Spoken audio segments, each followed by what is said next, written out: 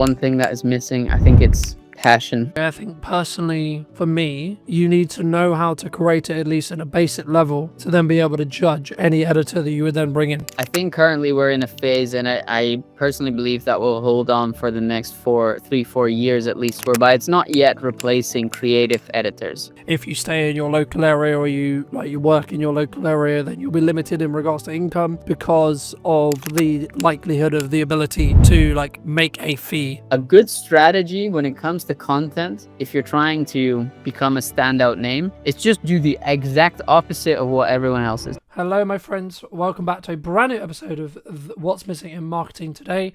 So this week, I'll be interviewing Ryan, who's a content strategist and also, of course, a video editor.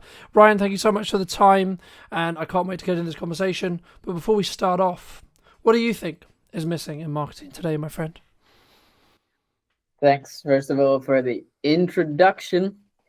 So I've been giving this one a lot of thought because that was definitely one of the questions that was kind of obvious that was going to come. For me, I think it's passion. If I had to put a stamp on it, what's the one thing that is missing? I think it's passion. And what I mean by that is, I think sometimes people confuse that with authenticity. And so, that is probably the loudest shout that I see on social media. It is make more authentic content. But when you break that down and try and understand what that even means, because often I think people misconstrue that with raw content or unpolished content, but then there's plenty of creators who make fantastic unpolished content and it gets 200 views. And then there's other creators who make extremely polished content, which is as far from authenticity as it could be, and it gets millions of views. So if it was just make authentic content, that wouldn't technically then translate to any views for those creators. And so for me, I think it is passion. And I think that just means people that can tell through body language, through energy, through the things that you say, that you truly care about that thing that you make content.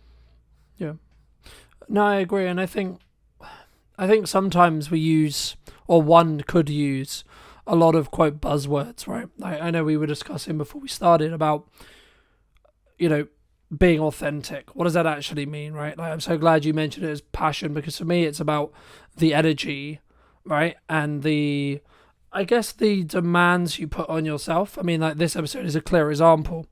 I feel fine. I sound like I'm dying, right?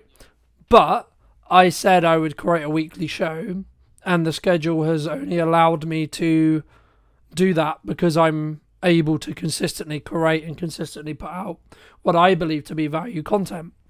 And I think for me, it's more about leading with what you believe to be your North Star, rather than, because something I was going to talk to you about was because some people would say, oh, but what if that video that gets 1 million views, what's it really going to do for me in regards to business, right? Because sometimes we look at it and we go, well, if it's the wrong people, then it maybe won't do anything.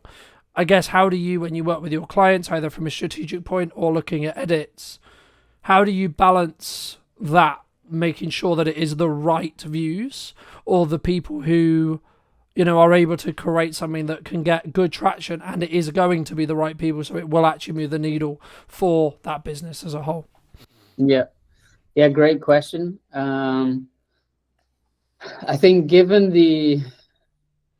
let's say the client, my predominant client base for who I make content,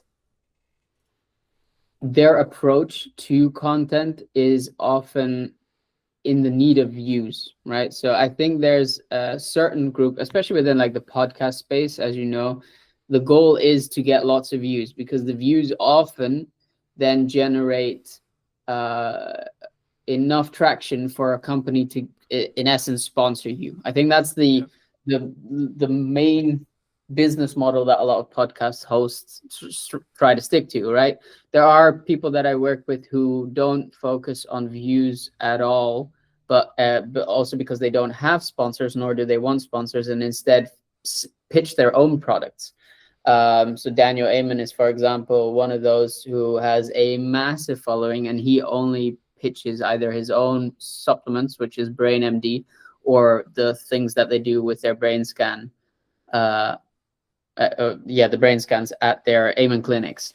And, for them, that delivers way more revenue than if they would do it in such a way that they do it with brand sponsors, because those people are already, that business model is so dependent upon trust that if people are watching the podcast, that time they spend with you, the more they engage with your content, the more they trust grows. So ultimately, it's easier for them to eventually buy when they're then ready to say, okay, I'm ready to figure out how I can improve my brain health. Yeah. And so in terms of what I do with creators in advance, especially when we're in the strategic phase and setting up, I try and ask them, what is the goal? Like, how do you intend to monetize this? And when it is through brand sponsorships, for example, I understand, okay, we've got a different type of content that we need to make. We need to, for example, have way more controversial hooks. We need to have way more baity lines, because usually that drives attention and views, and people get invested. They will feel the need to debate. And when that is gone and it's less there, we can focus more on value-driven videos, which is like in the case of the Amen clinics. Here are 5 things that you could do to improve your brain health today with supplements you have in your kitchen cupboard, so to speak. And then the rest of these like clickbaity hooks are not gone, because they still need to drive a certain amount of traffic, but they certainly become less important. Yeah, no, I completely agree. And I think sometimes the thing that people overlook is the objective, right? The thing that they're striving towards. Because if you're just looking for views, I would argue that's a business model that works for a percentage of people, sure. But if you're looking to build trust or build authority or etc. off the back of your content, then that should, in my opinion at least, come second, because you need to make sure that you're not, I'm trying to think the best way to describe it, but I guess it's twisting stuff to be a little bit too controversial, right? Like, just for the sake of, it will get, because it's a better hook, so it will get better clicks, etc. But then also, like, when you, I guess, acquire that audience or get served to that audience, you're then more likely to be serving it to the wrong audience, because they're going to care about the maybe the drama or etc. In that respect, rather than the transformation that you or I could create for a business.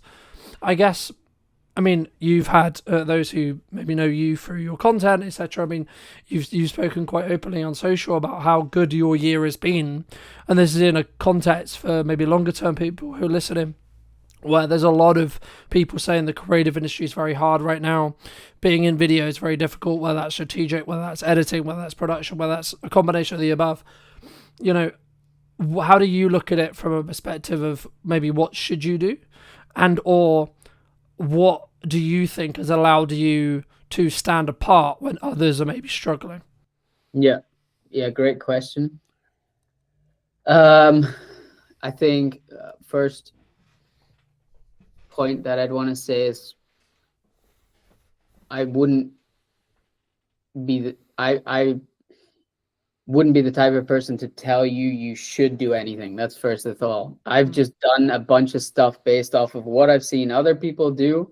I've taken advice where I felt it was necessary, and I think where I got good is getting advice early on in my career, especially when it comes to content creation, to double down on the things that are driving results.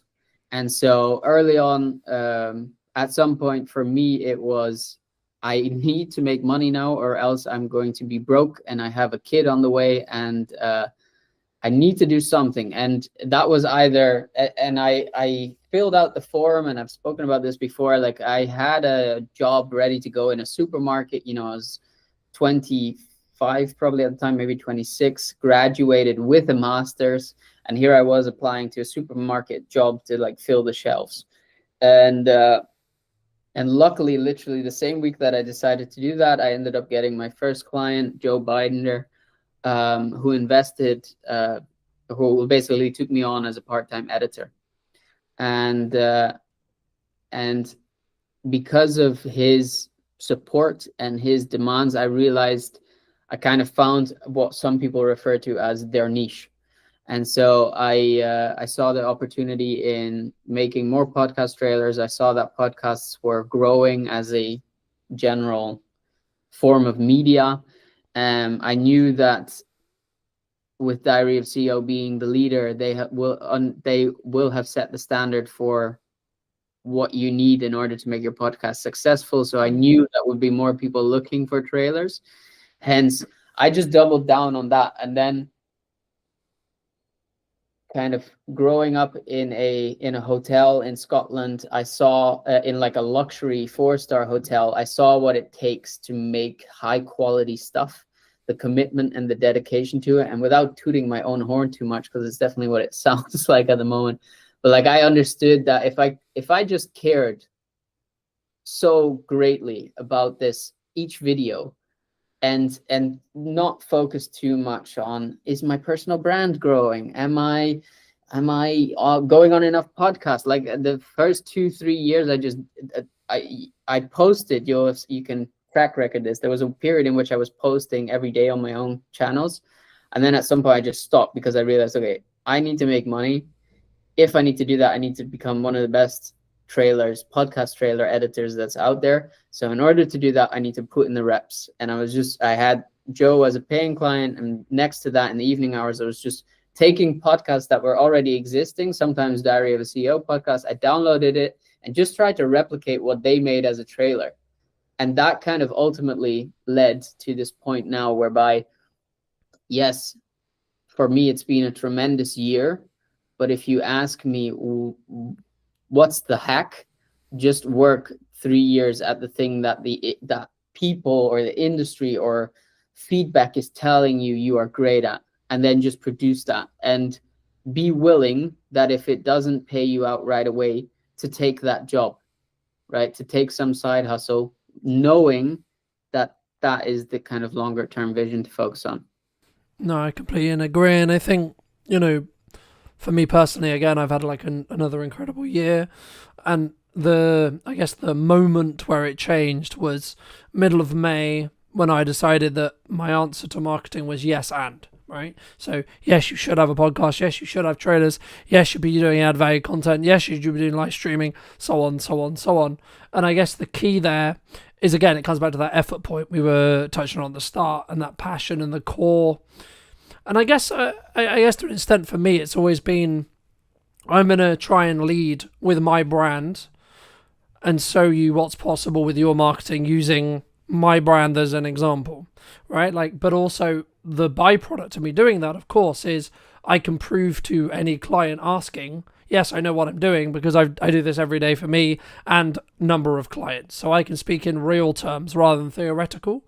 And I think sometimes people, wrongly or rightly, or whatever they end up having, they speak in a really good theory, especially in the space of like video production, where there's like this subculture around like, we're going to train you to be a really good video production professional, and etc. And like, I'm not trying to smoke on those people, but like for me, it's like, if you're not in the trenches every day, what worked for you 10 years ago, or what worked for you 5 years ago, or however long ago it was, may not necessarily work now. And I guess to phrase that into a question, is there, like, do you see the podcast trailering space, which I know is where you kind of niche into, is that something that's going to die, or do you think that's going to just be like maybe the fence or the line which a podcast, if it's taken seriously, has to have moving forward, would you say? Good question. Again, I don't think there are absolutes. I don't think every podcast needs to make a podcast trailer. I think there are certain ones, especially these ones which are like an hour and a half, 2 hours long, in which it makes sense to do that, right? Like the way I often pitch to clients is podcast. You probably wouldn't go to the movies if you haven't seen something in advance to get an idea of what you're going to watch. There are some people which do that. Respect. I can't, right? If I'm going to the movies, at the very least, I'm watching a trailer. Yeah, but the majority is lower, right? Like there is always an exception to the rule, but the majority of people aren't, unless they see some level of marketing towards that film. Yeah, exactly. So that is a little bit my philosophy behind podcasts as well. Is like, if we're going to get people to commit even an hour, but especially for the ones which are 2 hours plus of their time to watch this episode, don't you think at the very least we need to warm them up, to give them a bit of a feeling in advance as if what they clicked on or what they're committing to is going to pay off? And so I think that's what a trailer does. And then there's multiple aspects of, like, trailer also makes the guests look fantastic. It positions them as an expert, or at least as an interesting person, depending upon the angle of their story, which means the guest is more likely to share it.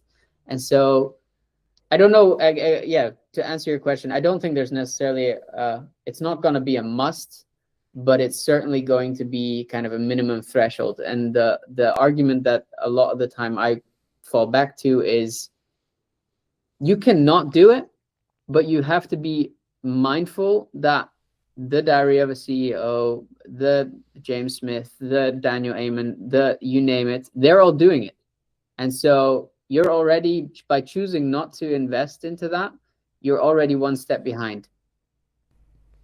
No, I agree. And I think, as someone who does do trailers, and I'm sure we'll get onto that conversation as well, but I think for me, as we are moving more and more into interest graph based algorithms, and in a world where whether you're service based, as in you're trying to establish an audience, establish rapport, establish trust to then potentially sell to a small number of them, or you're looking for larger numbers to then apply sponsorship and add revenue and etc., whichever model you're looking at, the concept of having a strong hook that then tells YouTube or whatever platform you're on that this is a good piece of content will always benefit you in the long term. And I think for me, I guess it's some way, if you were going to put it into like A, B, C, D, T tier, you need to ask yourself, do you want to start at B and then work your way up? Or do you want to start at C, or to start at D, or whatever, or do you want to start at A? And or do you have enough resources, bandwidth, etc., etc.? Like, if you're someone who's just starting out their business, they've got zero budget, and they're doing all of it bootstrapped, and they're doing all of it themselves, should you have a trailer? You should have something. Yeah, right? I think. But exactly. So as someone who had a podcast, who bootstrapped it, who didn't have any resources, I just learned how to make the trailers myself. By the very thing that I just said, of just copying to some degree what other people were doing. And that copying, yes, it might mean that it's not original content, or it feels less original, whatever. But it did mean that it gave me the skills to start learning and understanding what works versus what doesn't. And yeah, you can argue that you maybe don't have the time for that. Then at some point you have to question, well, something's got to give. So you have to make choices. I agree. I think personally, for me, you need to know how to create it, at least in a basic level, to then be able to judge any editor that you would then bring in, right? Like, because for me, otherwise, and this is the same with any marketing, this is the same with anything you do, you should be able to do it yourself. A, because when shit hits the fan, you might have to, right? And B, you also are in a position where then you can judge the person you're outsourcing your ads to, you're outsourcing your marketing to, you're outsourcing your video editing to, etc. But then also, like, think about it this way. The capacity you could gain by getting someone, quote, more skilled in trailer making to come in, someone like Ryan, for example, right? And then that gives you, we were talking before that it takes you like a day, sometimes 2 days to do a trailer. Okay, cool. So you're saying to me that I can get a trailer that's 2 days worth of work for X price. Cool. Okay, so my objective then is to spend that 2 days making more than that price. That's it. That's the only objective in that respect. Unless you're truly passionate and your core is, I want to become, sorry, Brian, one of your competitors.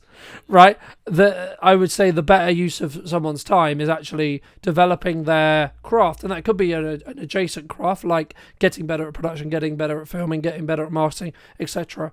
And then you can bring in someone like Ryan or a specialist to then do X, Y, Z, right? But especially if you're trying to keep consistency, The reason why I live stream the show, but then also then pre-produce it, is so I can have the best of both worlds, and I can just simply have more volume, and I can squeeze each episode a lot more when it comes to the output. Now, it doesn't mean by any means that, by me doing that, I'm necessarily going to have larger views. Is potentially the likelihood is yes, because I've got more content going out around the same topic. But actually, again, it comes back to that overarching strategy and what are you looking to do and how you're looking to do it. But I guess, in the research I did around yourself, it's actually, you said you aspire to be a Netflix documentary editor, right? I mean, how does that, I guess, there's kind of a two-part question here, which is like, number one, how does that influence your mindset if you haven't already touched on it today?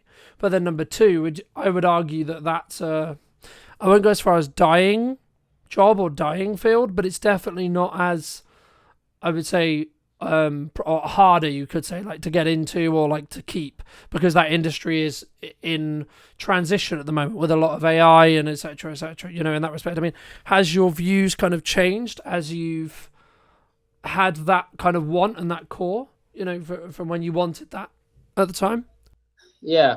No, I wouldn't say it has changed. But main reason for that is more so because I tend to be the type of person that really enjoys giving themselves a goal, and until I achieve it, I don't, yeah, it doesn't leave my mind, basically. So another example which still haunts me on the daily is that at some point I made it publicly aware that I wanted to write a book. And I wrote chapter 1, but so far I haven't gotten further than that. And that was, again, comes back to like this period in which all of a sudden I needed to make money, and that just became more important. There's definitely still the hunger in me to do that and to finish that, especially now I'm out the other side. Like the goal at the point was to write about the quarter life crisis. And as I was learning about everything that goes into that, now I'm out the other side and I kind of achieved what the intention of that podcast was. I feel like this, now I have the insights to write that book. So yeah, anyway, that was sidetracking. I still have the intention to do that. But to answer the question whether or not Netflix editor leaves my mind, even though it's a dying field, not really, because of this like innate drive to be like, okay, I've said I wanted to do that. It's publicly on my LinkedIn. I'm, for example, not getting called out seems hard. Called on it, like that gives me that ambition to keep pushing for that. And I don't doubt from experience that once I achieve that, I will end up finding something else to be a new challenge within that space. In terms of like the aspect of its dying industry, AI and stuff,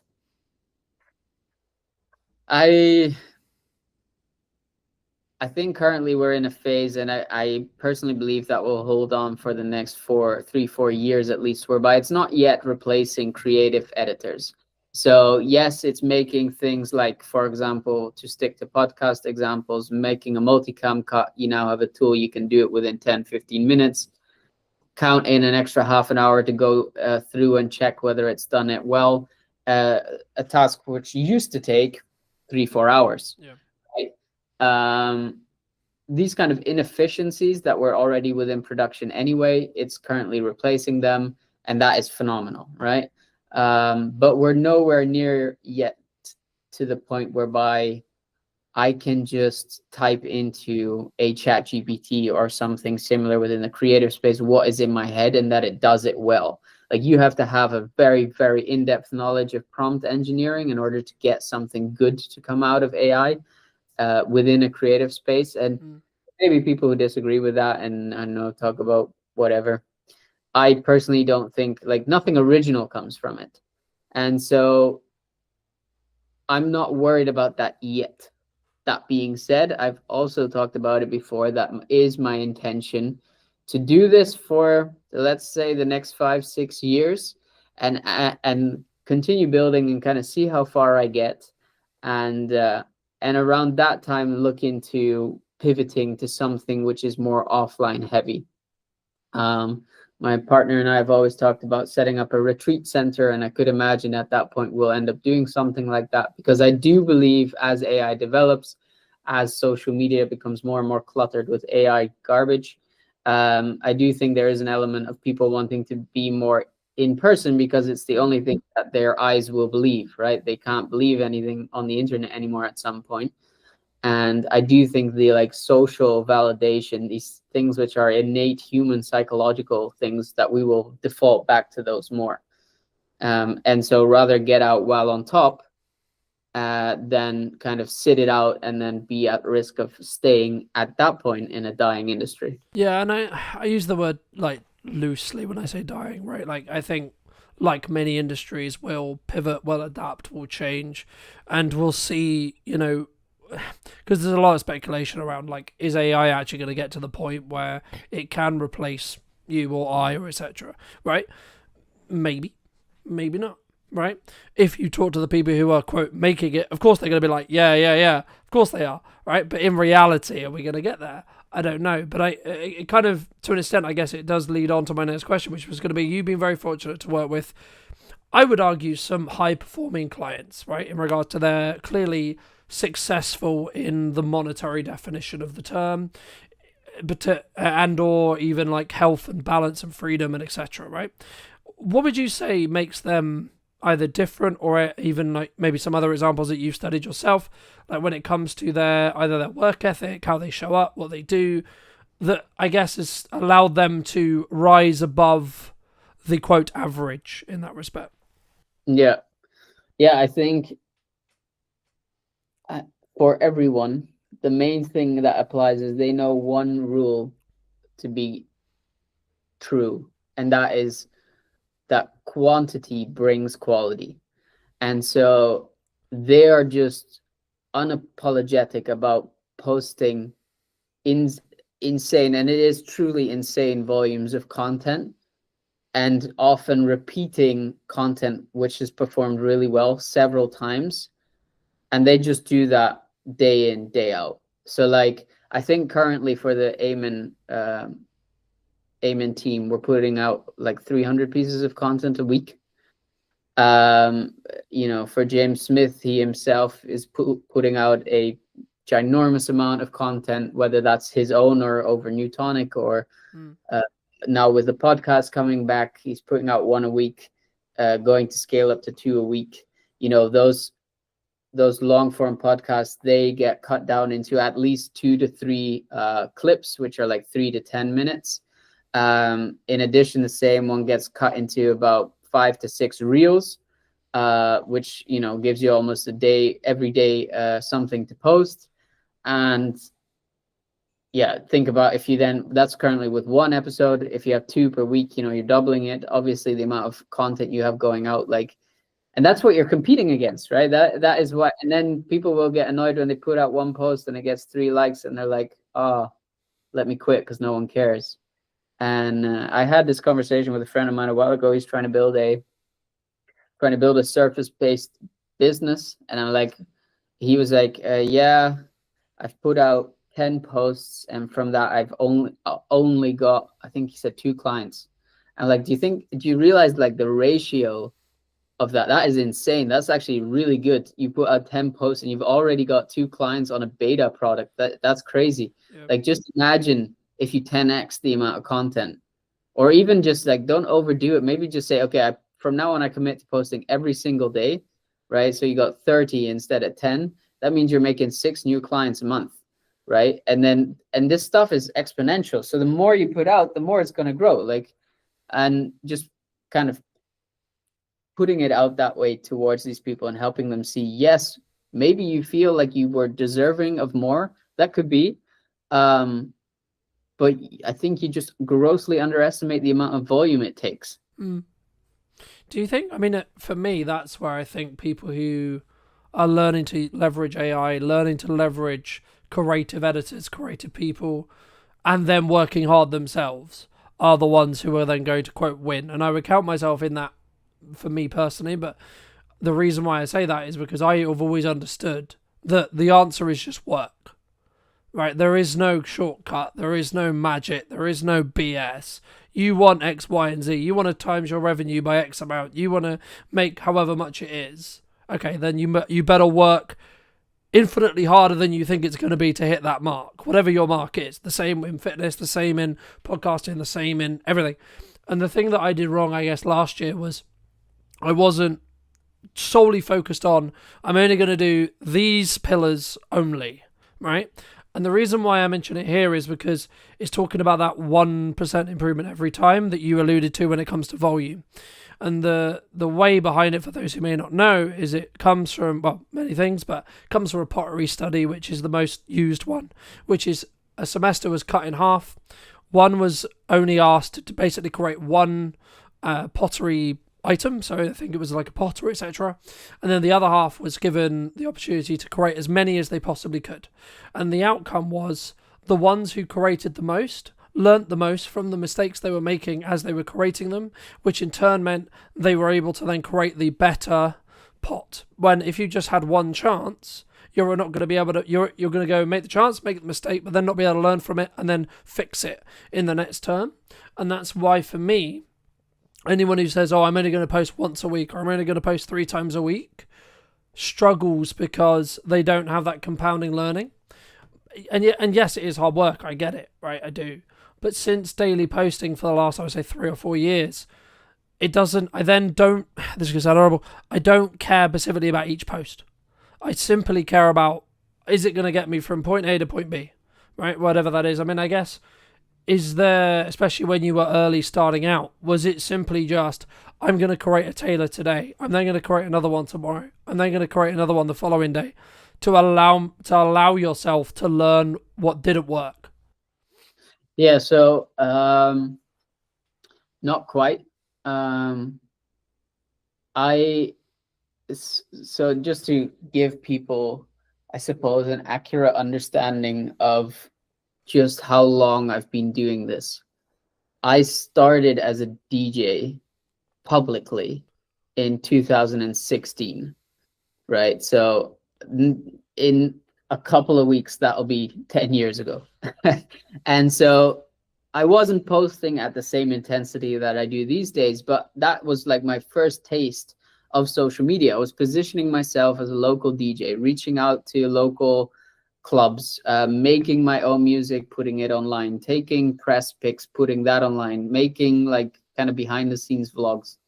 So then I started the side project, which was a let's say a platform for DJs and producers to ultimately give them more exposure, especially for beginning producers.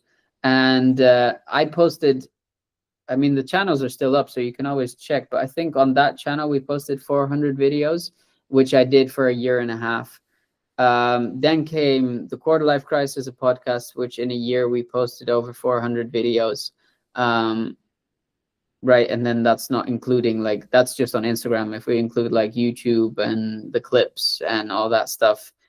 So like at this point, I've been in the business for 10 years. I've been doing this actively for like 4.5, and just put out so much volume, at least one post a day. And that was just for my own stuff. Let's like in the past 2 years, if we include client work, we're talking like 2,000, 3,000 videos. You can't tell, like, you're coming around the corner making your 10 videos and you're like, oh, but I don't have the same results Ryan has. Yeah.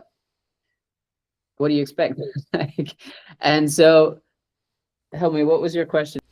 I mean, it was more around, I guess, like, is there a struggle around people simply understanding that it's just going to take them time, right? Because like when I started, there is this culture, especially at the moment, which is like instant. I want Ryan's views. I want X success. So on, in that respect. And I think for me, I've always understood, for as long as I can remember, that as long as I'm showing up every day, focusing on how can I get each thing I'm doing to be slightly better every day, by the time I get to the quote success marker, my success will change in respect to what my definition of it is. But I guess it would just be advice around like people who are struggling, or people who are saying, yeah, but Ryan, posting 3 times is hard because I've got a business to run, I've got this, I've got that, I've got a family, I've got so on. What would you say to those people? It is hard. It is. You're right. But if you want the upside of it, if you want the reward, you're needing to be willing to put in the work. And that is going to like, this is what I find tricky, because for me, the main reason why I did all of that I just explained was because, for me personally, the fear of needing to go back to my 9 to 5 as someone who is allergic to authority and being told what to do and when to do it, more importantly, like, that fear was more motivating than anything I've ever felt to this point. And so, and I still fall back to that now, whereby I think, if I don't know, if the business is like having a month whereby revenue is declining or something, I'm like, I need to do something, because I'm not going back to the 9 to 5.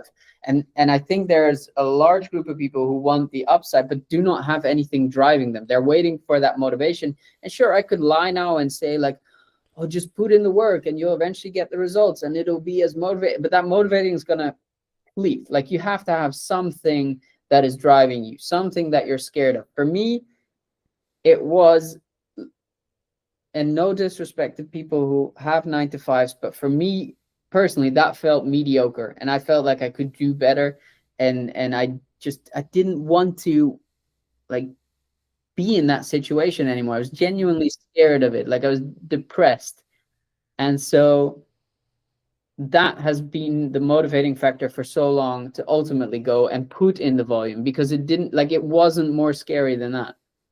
Yeah. And so that made me come back time and time again to just put out another post, and I get some very creative comments still from people who then hate in some way or whatever on the content that I produce or whatever, and I'm like, okay, but like, I could listen to you now, or to friends or family. Like, the family who was telling me, yeah, don't you think you need to get the normal job and stop messing around? Like, until this year, my grandma thought I was just, she doesn't understand what I do. She thought I was just messing around, and she was scared for me, which is meant very well, but, was not productive to what I was trying to achieve. And I saw other people do it, and I knew if they could, to some degree, I can. It doesn't have to be their level of success, but if they managed, I have to be able in some way to get a similar space of success. Like, I think we have a tendency to really downplay success. So, for example, if whether marriages, this is a good example. People say this all the time. They'll say 50% of marriages end in divorce, right? And while that may be factually accurate, the flip side of that is 50% of marriages are successful. And so you could choose to put yourself in a space whereby, well, 50% of marriages end in divorce, and so mine's going to end in divorce. Or you can put yourself in the position where 50% of marriages are successful, and therefore I will be successful. Yep. Yeah, the risk of being some spiritual guru, I suppose, there is an element of this is mainly a mindset game. And I do know the moment I started working with a mindset coach, things also exponentially started increasing for me. So I think, well, I mean, I don't know the psychology off the top of my head, but it's somewhere along the lines of like, we will only be able to see what's possible or what's in our surrounding area, right? There's been loads of studies that show like, if you stay in your local area or you work in your local area, then you'll be limited in regards to income because of the likelihood of the ability to like make a fee, right? To me to charge you something. When you look exponentially across the internet, the actual ceiling on what you can make is infinite, as long as you understand that you're adding value to a different market and then you can target that market, etc. But I guess the thing I also wanted to mention as well, I mean, I guess in some ways, some people say to me when their content isn't performing, or maybe it's like plateauing or etc. I mean, like, are they, quote, shadow banned, or do they, because I've always been of the view that when that happens, you need to mix it up. You need to change things because you're getting complacent with either the system which you've built to create content. Fair enough, great system. But the system is only as good as the results it creates. So if you're still making money, don't change the system, right? But if your objective, maybe you're in the camp that we alluded to earlier, which is actually we need to make more views because the sponsors are maybe unhappy with how X episode performed, what would you recommend? Or is it just simply their quote shadow banned? Oh, I rarely think shadow band is a thing. Maybe if you like swear a lot or you break a lot of the community guidelines or you're pushing a lot of like, I don't know, controversial things which don't speak in favor of the social media algorithm, right? Then I could imagine you get shadow bans. But if you don't do that and you're just an, let's say, everyday creator, I think it is indeed. I mean, algorithms do change. We see it on LinkedIn currently. Video was a period whereby you could put any piece of garbage on LinkedIn and it would get insane numbers, and now it's barely doing anything. And so I do think that is in part to an algorithm change, but I wouldn't go as far as saying you're shadow banned. And if anything, if you are in your core a creator, that should be the challenge, right? That should be the challenge for you to say, okay, I got here at some point by trying a bunch of different stuff, right? At some point, I found something which worked, and so I doubled down on that and decided to focus on just that and do nothing else anymore. And people like fatigue, people's attention fatigue, and if you're not bringing anything new anymore, at some point they've seen your stuff over and over again, and so it gets boring, right? And so they're looking for new stuff. And so if you are a creator in your core and you find yourself in the position you're talking about, I say a good ratio to stick to, especially in the beginning, is just 50% test content and 50% of what you think personally will most likely do well.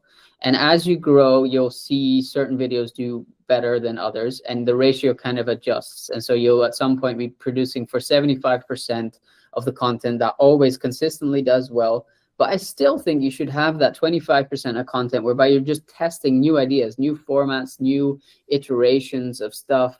And sometimes it doesn't have to be extensive. Like I produce a weekly show in which I break down how edits are made, right? And so I've been doing this now again for about 2 months.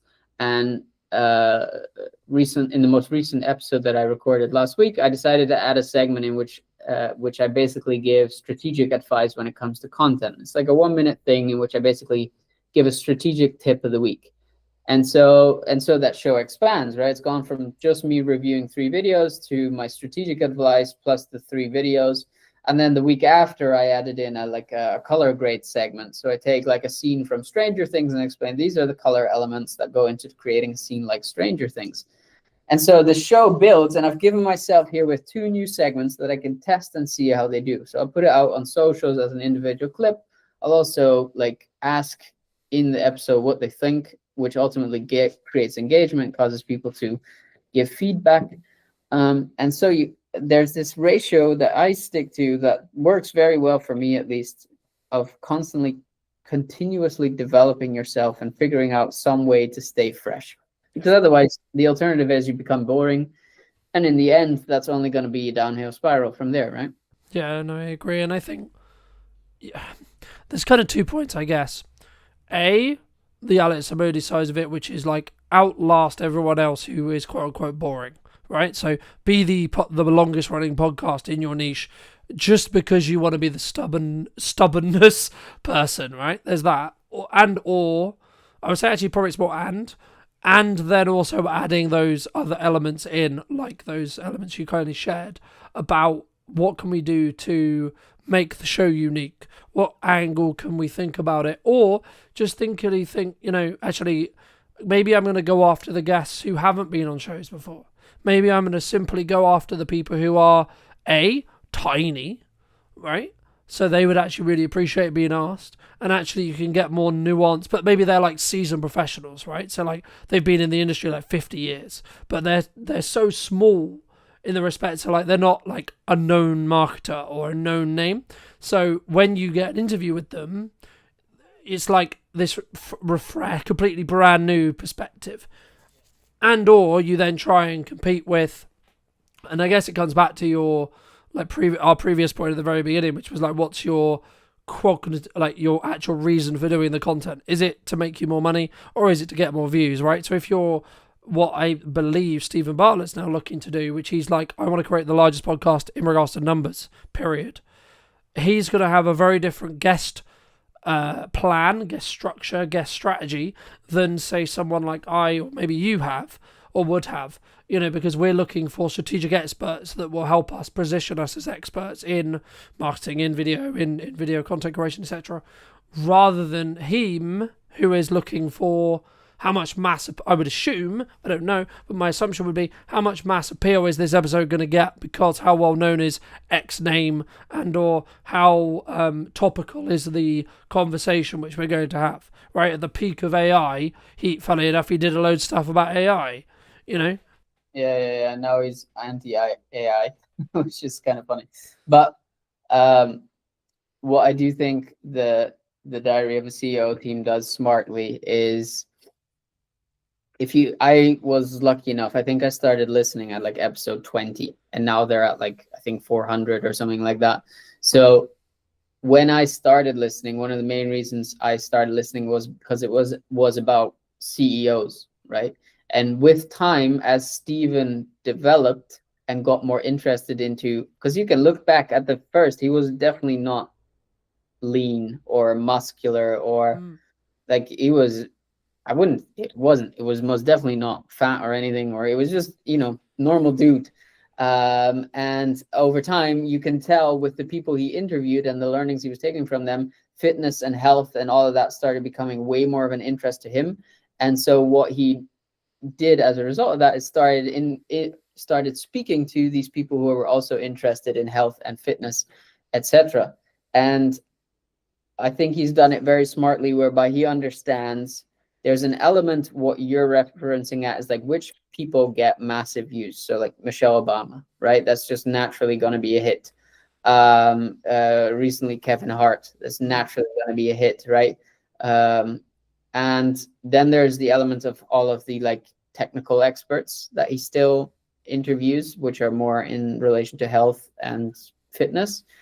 But then there was also someone, I honestly don't remember who, but there was someone more recently that he interviewed, which was relatively unknown. Like at the time, the first time he got Daniel Priestley on, at that point, I think he had like 30,000 followers, which sounds like a lot, but it's really not if you put it into context of the normal average guest of Stephen at that time.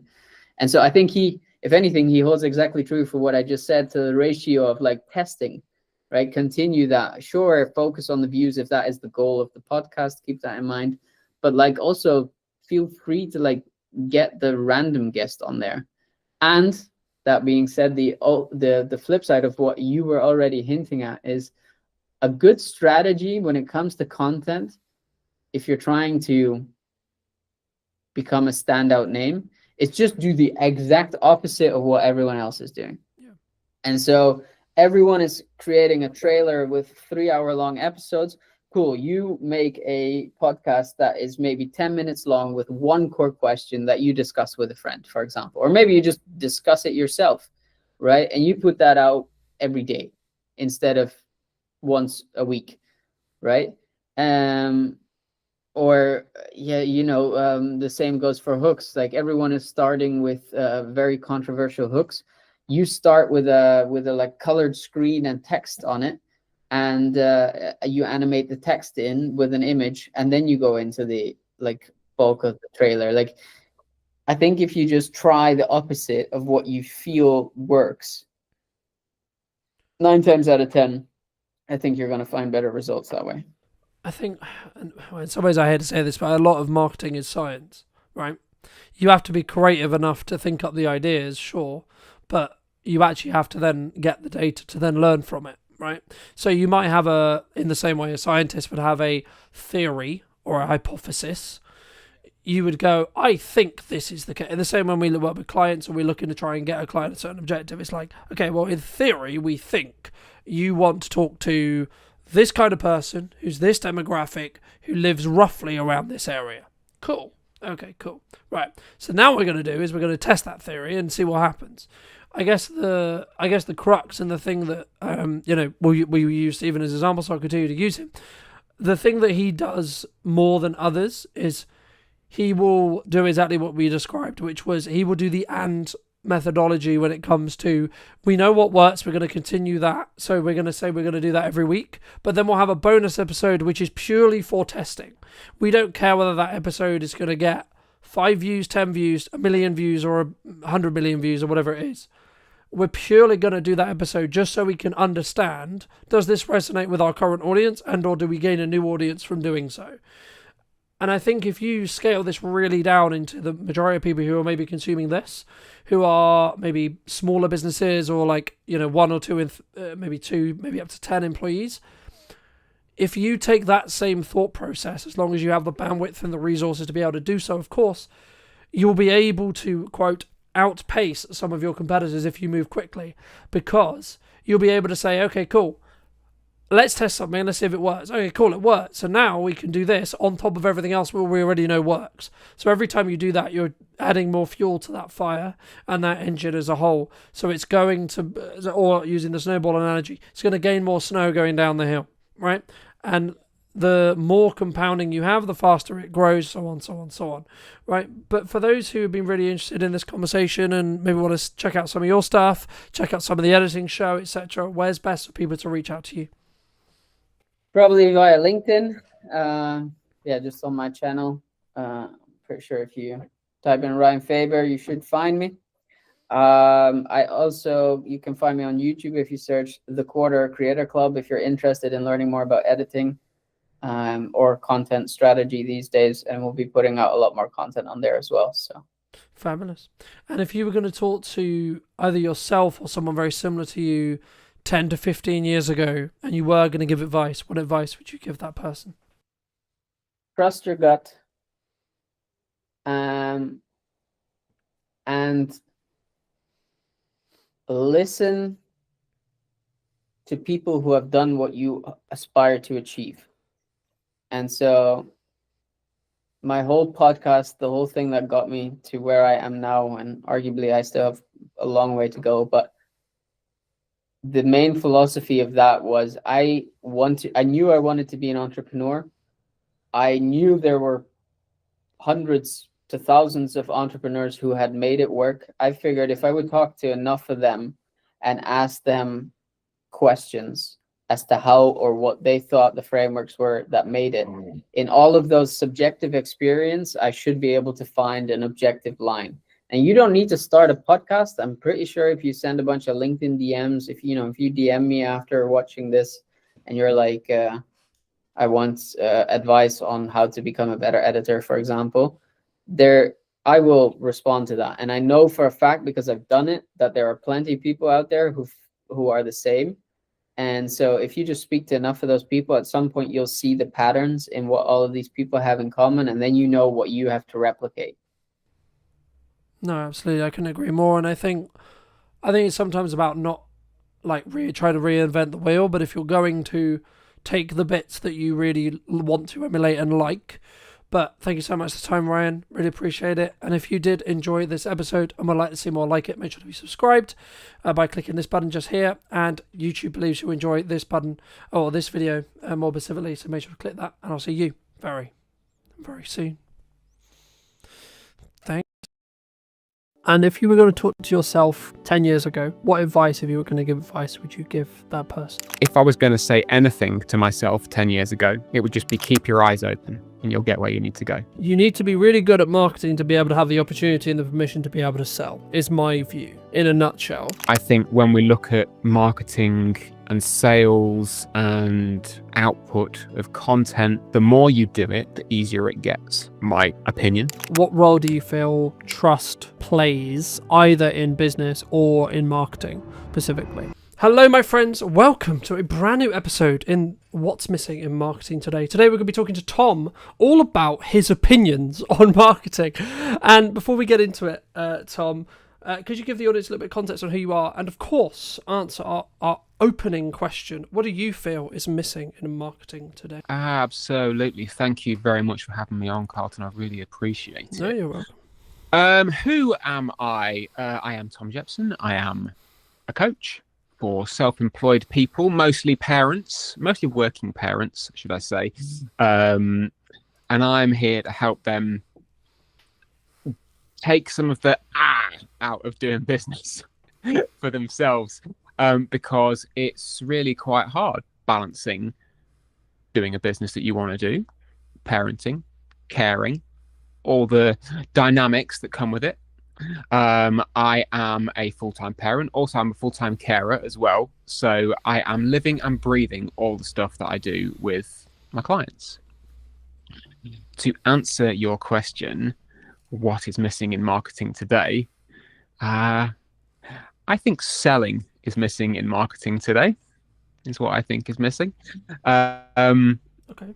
And I'm sure we can dive down into that hot topic momentarily.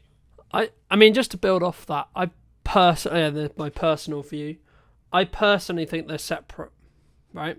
I think they are mutually exclusive. You can't have one without the other, right? But you need to be really good at marketing to be able to have the opportunity and the permission to be able to sell, is my view, right? In a nutshell.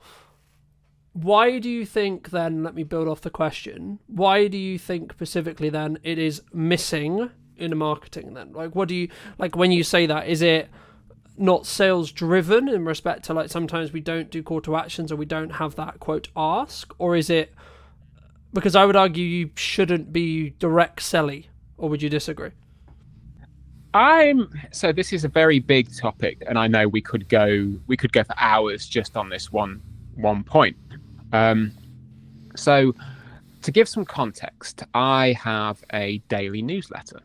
Daily, I send an email to a mailing list every damn day, and because I'm well versed at that, I am practiced in what I offer to people. There is a call to action which could be deemed as a sales pitch every day. Yeah. It's never like buy my stuff, because I'm not going to ram that down people's throat when they're actually, what I want to do is give them something of value. But I know that for some people, seeing a continual offer every day could be quite off-putting.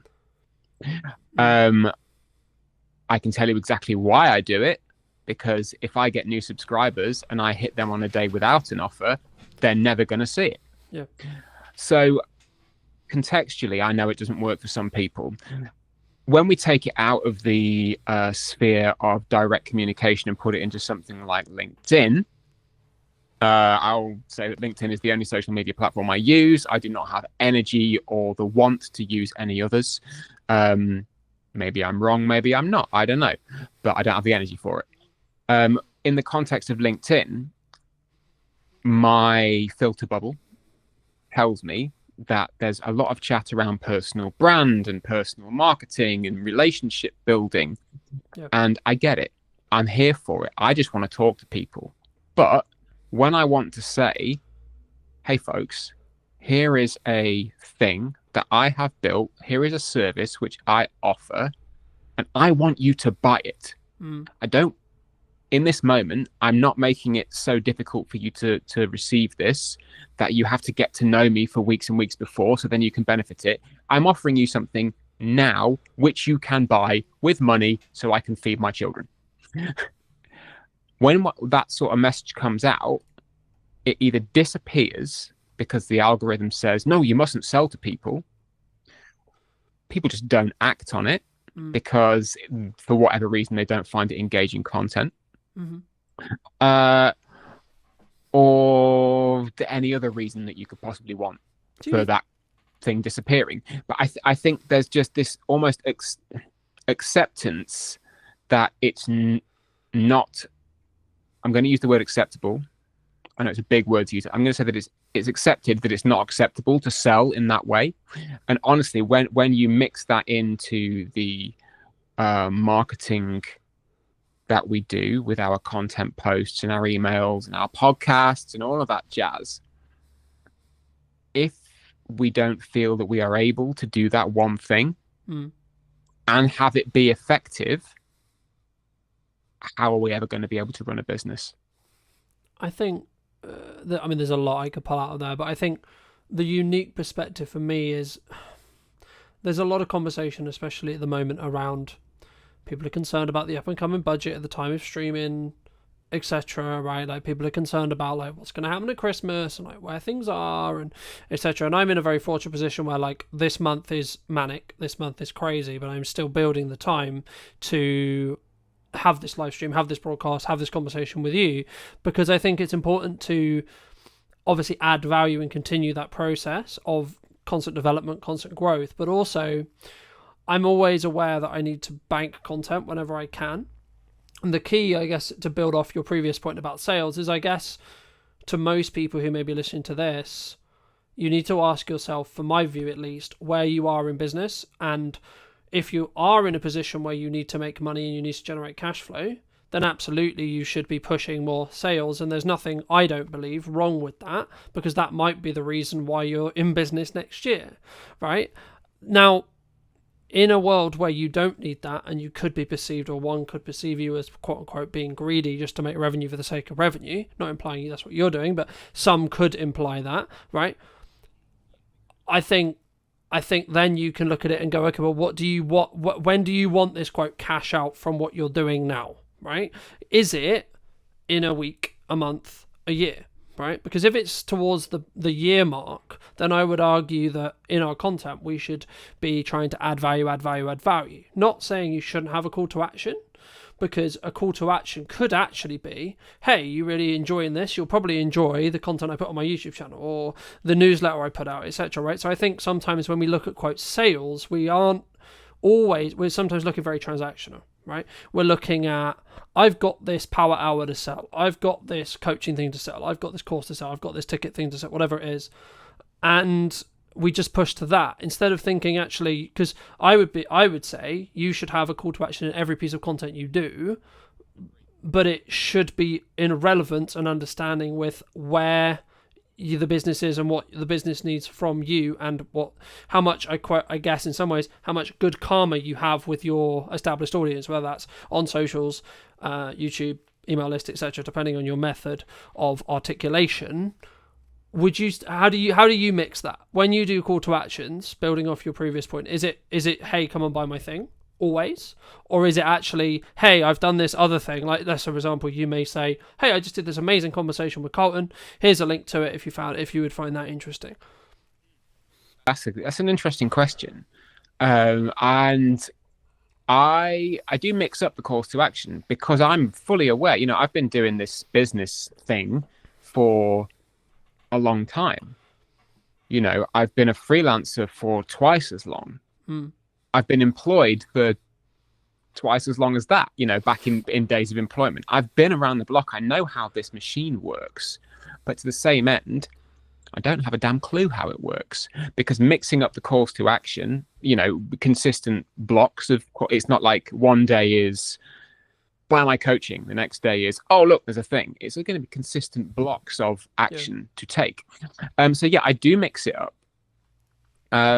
But to the same degree, it always comes back to the same thing of, this is the core thing that I offer. This is how I want to engage with you and how I would like you to engage with me, regardless of whatever medium, method or action we get there. If I'm posting on LinkedIn, chances are the call to action will either be connect with me here or sign up to the newsletter. Mm-hmm. Those two, because I know that if I get somebody into the newsletter ecosystem, they have actively opted in, and I can then actively let them know who I am, what I'm for, and what I can offer them, and how it will help. Yeah, and I think, I guess, go on. I was just going to say, I think for me, it's about understanding when you're serving and understanding how to serve. The point is, not to cut you off, but I think there's a point at which we say, should we not always be serving? Like everything, every action, every piece of content, again, my 2 cents, big chefy pinch of salt, everything comes with value. Everything comes with a desire of, actually, if I was sat down with somebody in a coffee shop, what would I want to tell them, and how would I like them to benefit from this conversation? It's not the generic, here's 10 lessons that I learned as an entrepreneur of 20 years old. You know, here's what I'm doing in Bali with my remote nomading, you know, and that's my high horse, which I'm sure we'll get onto later. But to like pull the thread of service, yeah, I believe that if you are in a business, no, retract, if you are in business, there is always going to be an element of service to your customers, regardless of whether it's paid, whether it's free, whether it's interactional, whether it's transactional. You know, put something out there, because that then is the marketing, and then you can direct the sale. Yeah. You know, I'm not an expert in sales. People know this way better than I do. Because they make jobs out of it. I haven't. But I do believe that aspect is almost becoming culturally unacceptable because people don't want to be sold to, and that's okay, but it doesn't mean we shouldn't do it. I think the reason why I paused was because I was just thinking, do people not want to get sold to, or do we need to position it in such a way where it doesn't feel like we're selling it to them? Right? What I think you're referring to there is like, I don't want to be hard sold to, right? Yeah. Like, I don't know you, but you can buy my thing, thanks. Right? For some, it works for some, and that's great. You know, I don't think it's ever going to work for me personally, so I probably would never do it. But in terms of, I don't want to feel like I'm selling to somebody. No, absolutely. I have to feel like I'm selling to somebody. Otherwise, what am I doing? I'm not. Otherwise, it's a hobby. Yeah. Like, at some point, I need to be in selling this thing mode. Yeah. You know, I'll offer somebody 45 minutes on the phone with me for free. I will pay attention to them. I will direct that conversation in a way which is pure coaching. I won't sell to them in the service element of that call.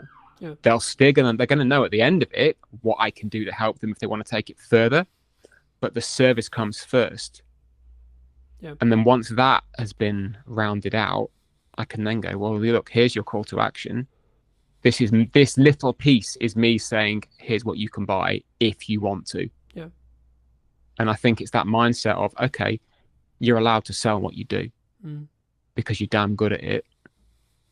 And people need to know that. Otherwise, how the hell are they going to buy it from you? When did you choose daily? Because I think so many people, they struggle with, I'm going to spam people, right? Like, I post when I'm not in like crazy work mode with lots going on, etc. Like, I would post like 4 or 5 times a day, etc. across socials. Like, I'll be very visible, but I'm aware of how interest graph works rather than social graph. So I'm interested to see how kind of like you thought about daily like email marketing. Why daily, right? Because I guess some people are going to listen to this and say, well, Tom, that's spammy, right? That's too much. That's crazy, right? You don't want to oversaturate your audience, etc., etc., etc. It's not for them then, is it? That's my answer to that. It's not for them. I started, my newsletter journey began a couple of years ago as a consistent activity. It started monthly. After 3 months, it went to twice a month. At the beginning of, where are we now? Nearly end of 2025. Beginning of this year, it went to weekly on a Monday. And then I got to a point in the middle of August, just before the summer holidays began, where I went, you know what? I've got too much to say. I've got too many things that I want to share with people. And I believe I have the energy and the momentum to do this. So I started winding it up a little bit. And as of the 1st of October, every day, it's 250 odd words of a story, something that's inspired me, something that I found funny or interesting, a life thing. You know, it might be a straight sales email. They can be peppered in. It's a business newsletter. Yeah. But I found that from the beginning of October to today, when we're recording this. Sorry for suddenly removing the evergreen content barrier, but we can say over the course of the last 5 weeks of doing this consistent daily activity, I have found that my writing has gotten better. Not to toot my own trumpet, but it was pretty good before.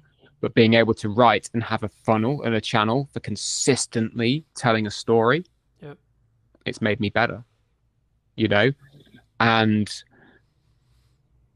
the performance has done what I thought it was going to do. I gained a handful of subscribers and I lost a handful of subscribers. About as many, it was about parity for the in and the out. And I knew that was going to happen because I was sending people something daily. I was putting an action in there daily. So like having it in the last 5 weeks and actually going, you know what, this experiment's worth doing and this is worth following. And I'm going to keep pressing on. From my view, speaking about like daily posting reels or daily posting on social across all platforms, blah blah blah blah, I think me it's very similar, right? Like I remember I did a workshop in September, and an old friend, but also someone whose wife followed me, said something on the lines of, "Fucking hell, Carlton, you're everywhere," and she ended up tuning off and like unfollowing me, and I was like, okay, cool, but would she ever buy from me? And the answer was no. I was like, okay, well then, in the nicest way possible, thank you so much for the time you spent with me, and thank you so much for the support you gave on the content, but actually maybe you're not the right person. And I think that's the key. And I think sometimes, like, I could quote a million people, but the crux of like any marketing is just a shit ton of work in a window of time to get a result, right? The work as a whole is probably going to be the same whether you do it across 6 months. Like if you want the result, you can do it across 6 months and get the results in 6 months, or you can do it across 2 weeks and get the results in 2 weeks. But you have to have the same amount of like output than you would have in that 6 months, in that 2 weeks. And that is going to annoy some people. That is going to quote, "Oh, fuck's sake, Tom, you're there again," right? "Oh, fuck's sake," etc. But like also the just to pick apart a little bit what you said, the key I think for the person listening who's maybe considering something like this, whether this is daily posting on YouTube, daily posting shorts, daily posting Instagrams, writing an email, whatever it may be, writing a blog, etc. For me, it's, can you make that 1% improvement? Right? Because what you're talking about there, the reason why you're getting better is because, and you may not feel it, right, at the time. It's only in hindsight when you look back. But if you go, like, if I look at where the podcast was and arguably, like, why is what's missing in marketing today, quote, successful or, quote, doing well? Actually, it's because I've 1%ed it every episode since June. Right? By the time this pre-recorded version of this episode I expect comes out, it will probably be 5 to 7, maybe 20 times better than as it sits today. Right? Why is that? Because every episode I'm functioning and I'm saying, and it comes with practice, right? Like anything, right? You can't expect to be in great shape if you don't work out every day, right? In my opinion, right? You can do 3 days a week if you want. That's up to you, right? In the same way, you can do 3 emails a month or 3 emails a week, etc. But it would be wrong of me not to ask you about like this huge volume, this huge value add, this huge amount of work, and not talk about, do you think the modern expectations of marketing can lead to, especially smaller entrepreneurial business owners, getting to burnout? There's the word burnout. Is that? I mean, just to give burnout its place for a moment. Yeah, I think that specific symptom comes from trying to do a lot of stuff that you don't enjoy, that you are not equipped to do. You might be capable of doing it, but in that moment you're not equipped to do it. And that you maybe don't acknowledge that something else needs to be set down. So to give burnout the thing, yeah, I think when we look at marketing and sales and output of content, the more you do it, the easier it gets. My opinion. if you come to it and say, oh, this is really hard work, I don't know what to post, I don't think I want to be sold to. For a start, you're coming at it from a place of fear for whatever reason, because you don't want to do it because it might feel a bit scary to put yourself out there. You don't want to do it because it might feel a bit scary about actually selling yourself. It might feel a bit scary to put your 2 cents on a live stream with somebody who you're really pleased to talk to. How dare you have an opinion, Tom? How fucking dare you have an opinion about something that might upset somebody? I specifically today, I had that conversation with someone on LinkedIn because they posted the very same thing. It's like, we just can't have a conversation anymore because you might offend someone. Like, it is up to us to communicate with our best intention. Whatever that best intention is, we've got to put it out there. How somebody receives it is not on you. And I think when we start to take on the burden of the recipient in terms of, and I feel like I should be careful about what I'm saying here because this could be very heavily misconstrued as me being a complete asshole. I care deeply about what I send to people and that they will receive some value from it. If they read it and go, no, that guy's a dick, that's not on me. I can't control that.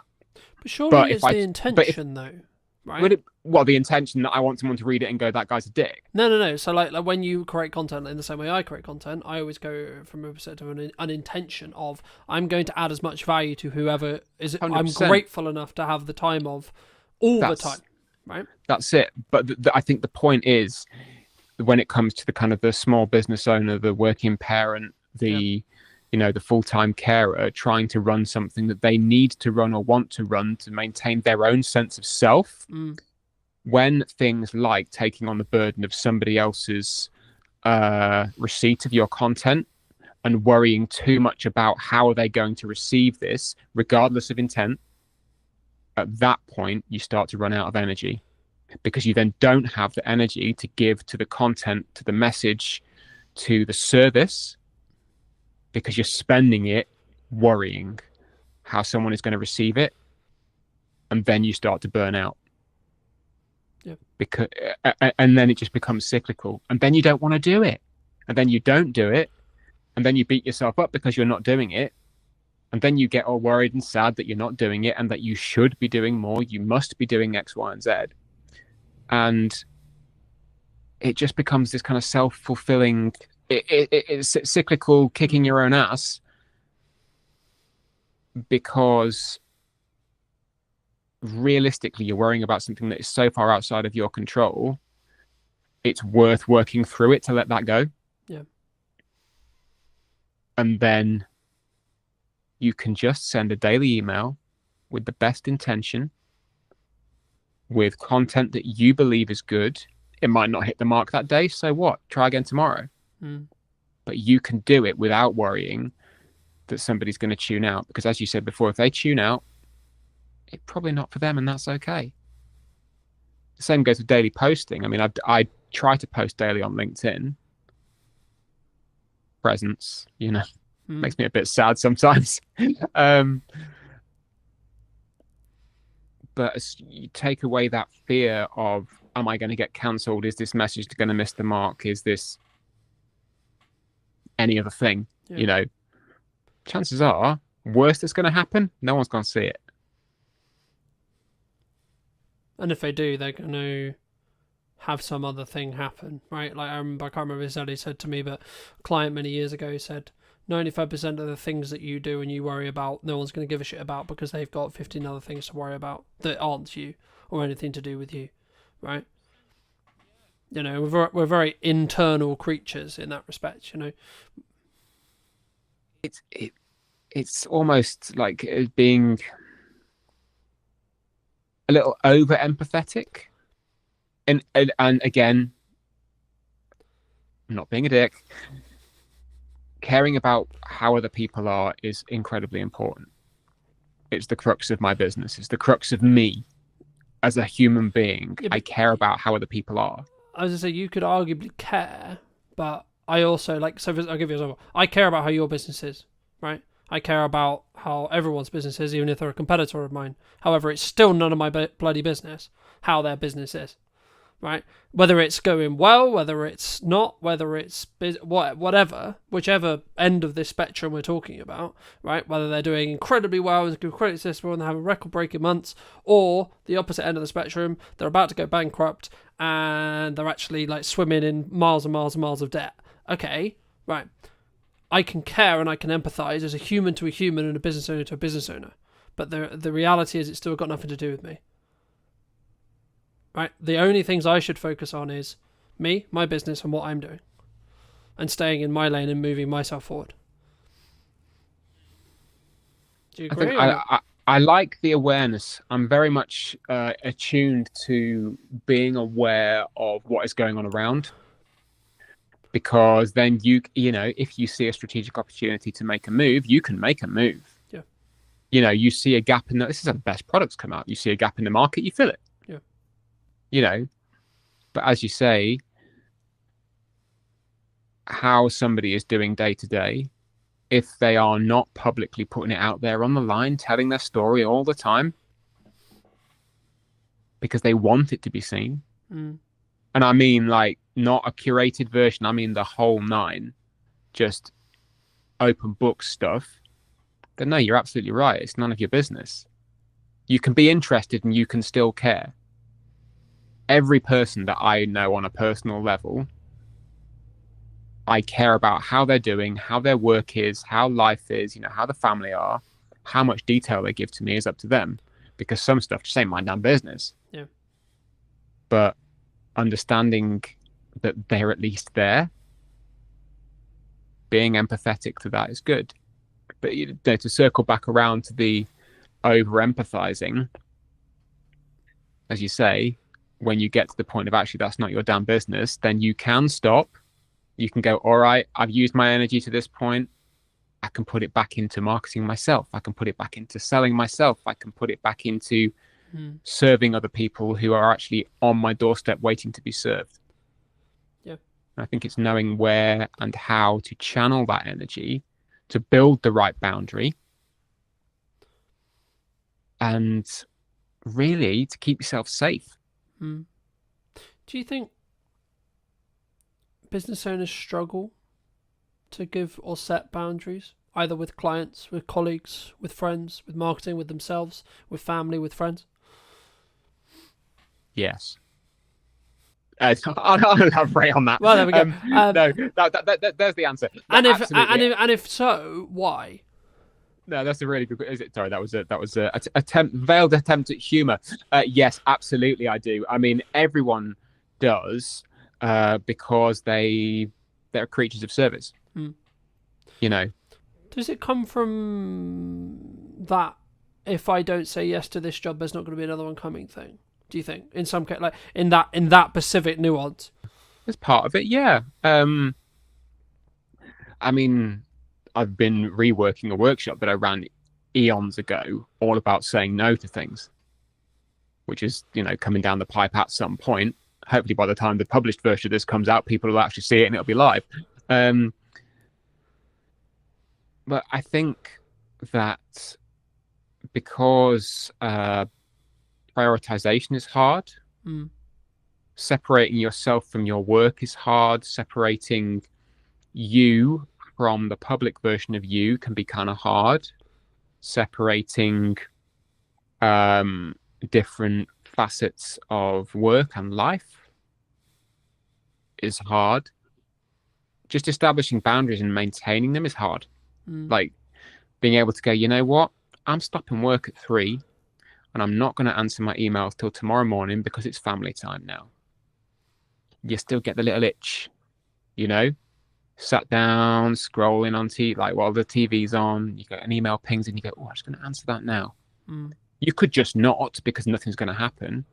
But it's maintaining that boundary because you get that little itch of if I don't do it now, somebody else might get there first, or I might forget. I might be busy. You know, it's difficult to maintain it. And again, a lot of the time, in my opinion, it comes back around to being afraid of something. forgetfulness, busyness. And sometimes you just kind of need to go, okay, well, if something happens, it happens. That's kind of a future me problem. Right now, I've decided that this is my boundary, and that's more important.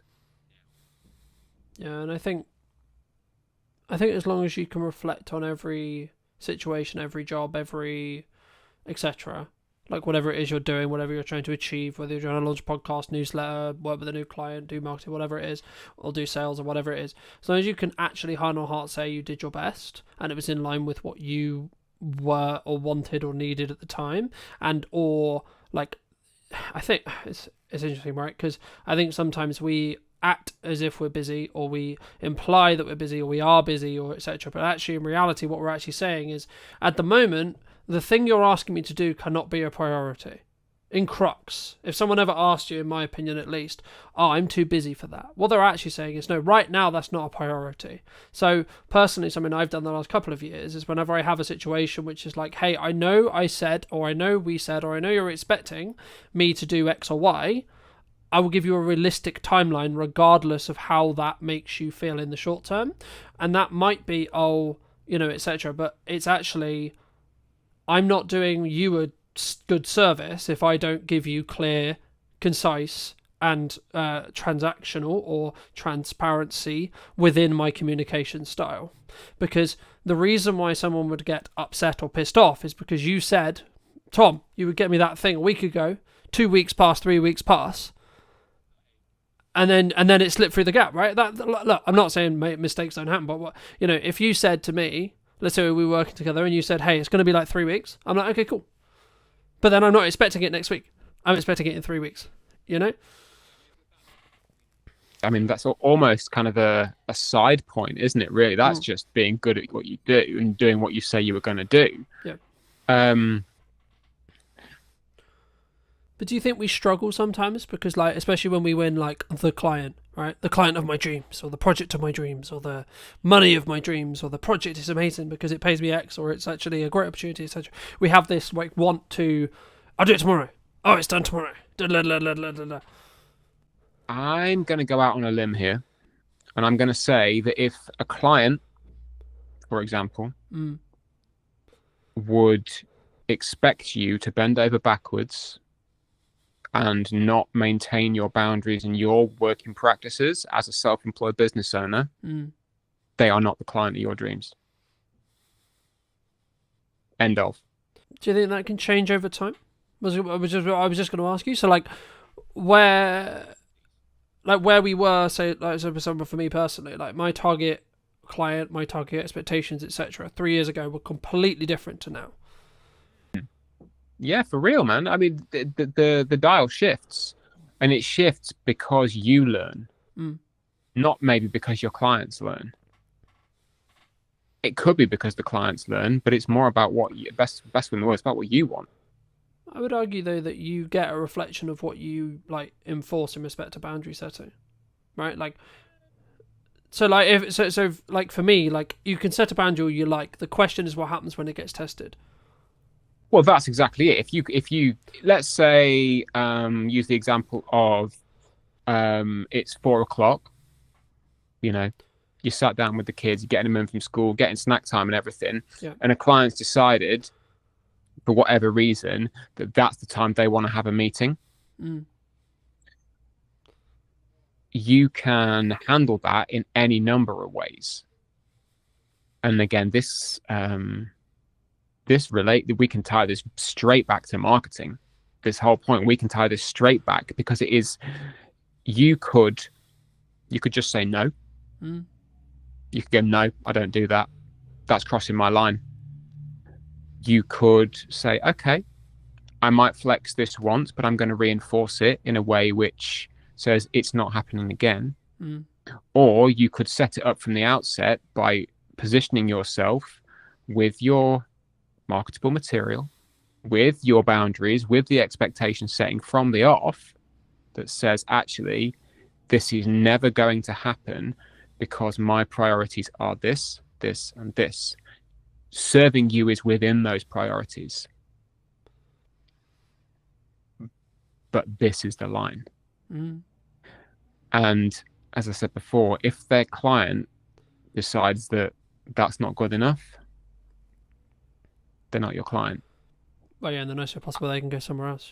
They can go. Somebody else will flex for them. Somebody else will flex. And I know that context is everything. Yes, there have been times when I have had to completely smash down my boundaries because the project scope of something has changed. Like, it's happened recently. It was very painful for me. Like, it wrote off days of time, weeks of time that I thought I was going to be able to spend with the family, but I had to do it. I had to because money would have been lost. And in today's economy, at some point, yes, you do need to go. I was going to say, does that come back to kind of what I opened with, which is like, you need to understand what the business is required for you? Like sometimes you need to eat the shit, so to speak. Sometimes, but at the best will in the world, I'm 42 years old. I've been doing this for eons. I ain't eating shit for anybody. I'm not doing it. Yeah. But in this occasion, I went, you know what? The scope of this has changed. You've acknowledged that it's changed and that the work you're asking me to do is borderline unreasonable. But I'm going to do it because A, I'm not a diva. I'm not going to throw my toys out the pram and say, oh, screw you guys. That's bad business. But the acknowledgement from everyone is that actually this is crossing a line. So yeah, context is everything, but being able to control that yourself is what is important in this. The client, because they know how I work and they know my boundaries, we've worked together for a long time, I marketed that to them from the beginning. Yep. I don't need to sell them on that. They already know. So having that within your control, I think, is also very important as to how you can put yourself out there and say, I'm the one who's saying when this line moves. Yeah. I mean, that kind of bridges onto my next question, which was going to be like, what role do you feel trust plays either in business or in marketing specifically? So if it's in a marketing context, it would be building trust with your ideal client, your ideal audience, etc. And if it is in a client context, it would be then how do you utilize and or keep that trust? Brilliant question. So I'll put my coaching hat on now. So for me as a coach, through my marketing, people need to know a small number of things. I mean, the first thing is obviously that I am a coach and that I am good at what I do. They need to know that from the off. Once they know that, we can kind of go, okay, that's the functional practical. We'll just cast that aside. I know this thing about him now. After that, it's then getting to know me. What do I bring to the table? Who am I? Who is this guy? And then through the stories, through the communication, the conversation, it builds this rapport. It builds the camaraderie. And eventually the camaraderie and the rapport turn into trust. Because that kind of communal safe space has been built through the messaging, through the back and forth on email, through the DMs, through the networking. And somebody knows they could rock up in a one-to-one with you and you'd have a great chat. Because at least the space you hold there together for that 30 minutes or whatever, you've established that and it's good. It does take time. You know, it's not just a case of me going out to people and saying, hey, I'm a coach. I'm really good at what I do. Look, I'm a nice guy. You're a neat guy. So it takes work. It takes a lot of trust in yourself as well to be able to go, you know what? This is what I stand for. This is who I am. And who I am is okay. I don't really need to flex or change or bend for anybody because this is who I am. How that is reflected into work once effectively you have somebody pass the post, so as we said before, that's just showing up and doing what you do to the best of your abilities. Yep. You know, I hold safe space for people. When we get into a coaching call, effectively this little oblong window, that is our safe space and our boundary. Nobody else is getting in there. Nobody else is hearing what's going on in that space. And I have to reinforce that explicitly. It's not a kind of an unknown, oh, is this safe space? Is this something that people are going to know? It's like, no, I will state it up top. This is what you can trust and expect from this interaction. And the kind of the same goes for the precursor with one-to-ones and emails and everything as well. This is a safe space. I'm not going to go and, publish the ins and outs of a social call I have with somebody on LinkedIn. It might inspire something. Yeah. But it's the trust is never broken in that way of like, I'm going to take exactly what you've said and name you. I think it's different, right? Like, again, it's context, right? Like, being inspired by a action or showing a behind the scenes process, like, for example, for me, like, people ask me all the time, so how do clients feel about the behind the scenes process? Well, like, me sharing production, me sharing how I do it, etc., right? Like, a lot of people, the honest answer is actually they like it. They like that extra exposure. They like seeing it from my point of view. But it's just part of my sales journey, right? It's something that I have a conversation with very early on, and I establish very quickly what kind of project is this, right? Is this going to be a collaborative project where we both win? They get great content, I get great content, and I get paid, happy days, right? Or is it going to be a very stringent, very NDA'd or non-disclosure agreement, very contractual, very show up, get paid, go home, F off, right? Kind of agreement, right? And, I guess, what do I do more of now? Probably the more collaborative side, right? Just the nature of the business, etc. Cool. But that's also, and again, I had a reality this morning, which was the same, which was like, actually the old of me would have been like, this annoys them, but the person I am now is like, no, that's just not me anymore.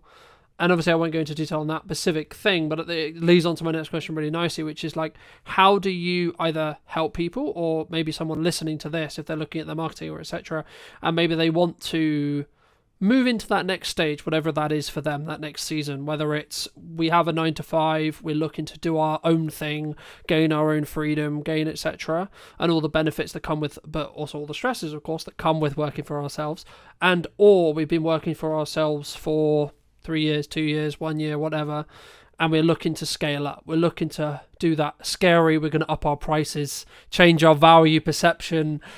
What would you say to those people who are, as I say, kind of, I think there's two camps potentially who are listening. A, in a 9 to 5 who are looking to make the jump, or B, maybe they've been doing it, they built good momentum, but they're kind of like, if I up my prices, I'm going to lose on my clients. I mean, that's a very specific scenario, the whole upping the prices, losing the clients thing. And it comes up more often than you'd think. Broad strokes, I would always ask the question, who are you now? And then, who would you like to be? And then, who now can help you become who you'd like to be? And it always comes back to the self, the understanding that the person in the middle of this storm in a teacup, in fact, the teacup in a storm, is you. You're the one who is steering it. You're the one who makes the decision at the end of the day. You have, I have, pretty much everyone we know collectively who is self-employed has had to have that pull yourself up by the bootstraps conversation and go, you know what? I'm leaving my job. I'm going to go and do it for me. And at that moment, you say to yourself, well, okay, this is who I am today, leaving my job. But tomorrow, who do I want to be? Do I want to be the person who's just left their job and is now running around like a headless chicken panicking? Or do I want to be the person who has gone, I've started something new? Yeah. Still scary. Talked a lot about fear in the last sort of 45 minutes. But it starts with you. Yeah. And I think just to build on that from a marketing context, I had a realization yesterday when I was talking to a client at the time of broadcast, and they were like, it's how they react. So we were talking about their brand in Pacific, and for obvious reasons I won't go into detail, but we were talking about how I perceive their brand. And what really stood by to me was then how they reacted to my feedback on what I was saying about their brand, if that makes sense, right? Because it was like, hold on, this person sees me as a pinnacle marketing voice, and that's why they value what I'm saying, right? It doesn't actually matter, in a nutshell, what I said, right? It was actually, and it was something along the lines of, hey, we really appreciate that because you're a strong marketing voice, etc. And yet, like, clearly, and this is the thing I was going to bridge in when you communicate, when you market. If you want the clients that are going to send you around the country, you want the larger scope, you want the larger projects, you have to ask yourself from backwards, and this is exactly what I did, that's why I'm bringing it up. You have to ask yourself, what content would they consume? How can I get their attention for long enough to build trust with them? But also, how can I show them that I'm worth the call? I'm worth the investment. I'm worth the, because etc. Not even like, first it's the time, then it's the money, right? And I think for me, that's the key, and that's where I think, speaking personally in my own marketing from previously, that's where I potentially was wrong, or where I was doing things unoptimally or wrong. And that kind of bridges onto that thing of, if you're going to post daily, it won't be for everyone thing as well, right? Like, especially if you're looking at socials, you have to have a level of volume to be able to rise above the noise, to be able to show up enough so that people realize, okay, yeah, you are serious. And regardless, I guess in some ways, as maybe like a footnote on that, a sign of success sometimes is actually other people talking to you in a more negative connotation at times, right? And what I mean by that isn't a direct client. It could be a quote rival podcast, a old friend, a old person. And what I always ask myself is, what is their intention when they're coming with that information, or etc., and or do they have all the context, right? But I guess the question that comes from that is, kind of, we've answered it in regard to hate comments, but I guess it's, I've had it personally in my own personal network at times where people have said, like, especially when I'm trying to build like a side plan marketing wise, or a side like revenue stream potentially that hasn't started making money yet, it's like, yeah, but you should be doing your client work. Yeah, but you should be doing the thing that previously worked. Especially if that comes from your mother, your sister, your brother, your friends, your close people, the people who are close to you. I mean, how do you, or would you say to somebody, if you're going to, talk to them about that, how would you recommend they, I guess, challenge that, deal with that, articulate that, reflect on that, etc.? Good question. When people come to you with commentary, we all get it. As I said before, I've had emails from people saying, love your content, stop selling every day. Which my answer is, thank you for your feedback. But no. but no. Not in so many words, although some days you would just like to go, well, fuck you, buddy. We don't do that. It's not particularly... Yeah, but also just to quickly interject, you have every right to say, well, look, if you don't enjoy what I'm doing here, you can watch something else, right? And or read something else, or consume something, etc. Again, context is everything. Thankfully, a lot of the time I can look at, I don't know, I never like to defer to data, but I can look at the numbers and go, well, has that person been subscribed to me for a long time? And if they have and they don't like the selling, and they still hang around, I know they can kind of ignore it and it's fine. But to come back to the question of commentary from outsiders,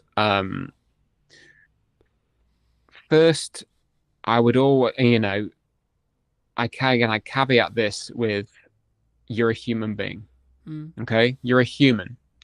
Humans react to things in very, very funny ways, whether or not you are a trained coach who knows how to be impartial, or you are a rocket scientist or an astronaut who is actually trained to be out in space when things are on fire.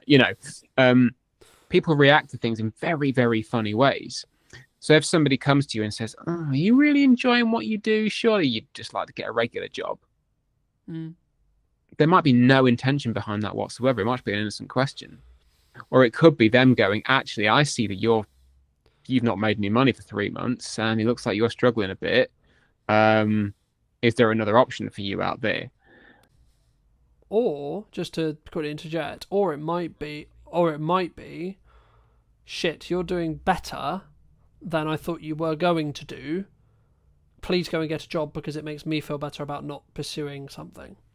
I mean, personally, I've never experienced that. If it was ever to happen, brill, because obviously somebody is seeing a margin of success and they're then envious, what have you. But again, as we said before, how you receive what you're putting out into the world kind of ain't on you. Yeah. Or how someone else received it, should I say. But being able to open the conversation is important. Yeah. If the conversation is worth having. Sometimes it's just not worth having. Someone coming to you and saying, "Oh, looks like it's a bit of a difficult one, should you not have just stuck with X, Y, and Z?" Or, depending on who they are, what they know of you, what they've learned through your conversations, communication, family member, client, ex-client, audience member, whatever. Yeah. Sometimes the conversation is not worth having because it just opens you up to expending your energy in a place where you're going to get no return. Sometimes it is worth having in that it's a learning opportunity for you. And that you can then potentially bring someone on side, or have them as a contrarian. Everyone loves a contrarian, but that, because again, they can teach you things. And that then immediately weighs into, well, if somebody is being a contrarian, and at some point they could potentially become a client. Now I can learn something and I can then talk to them better. Yeah.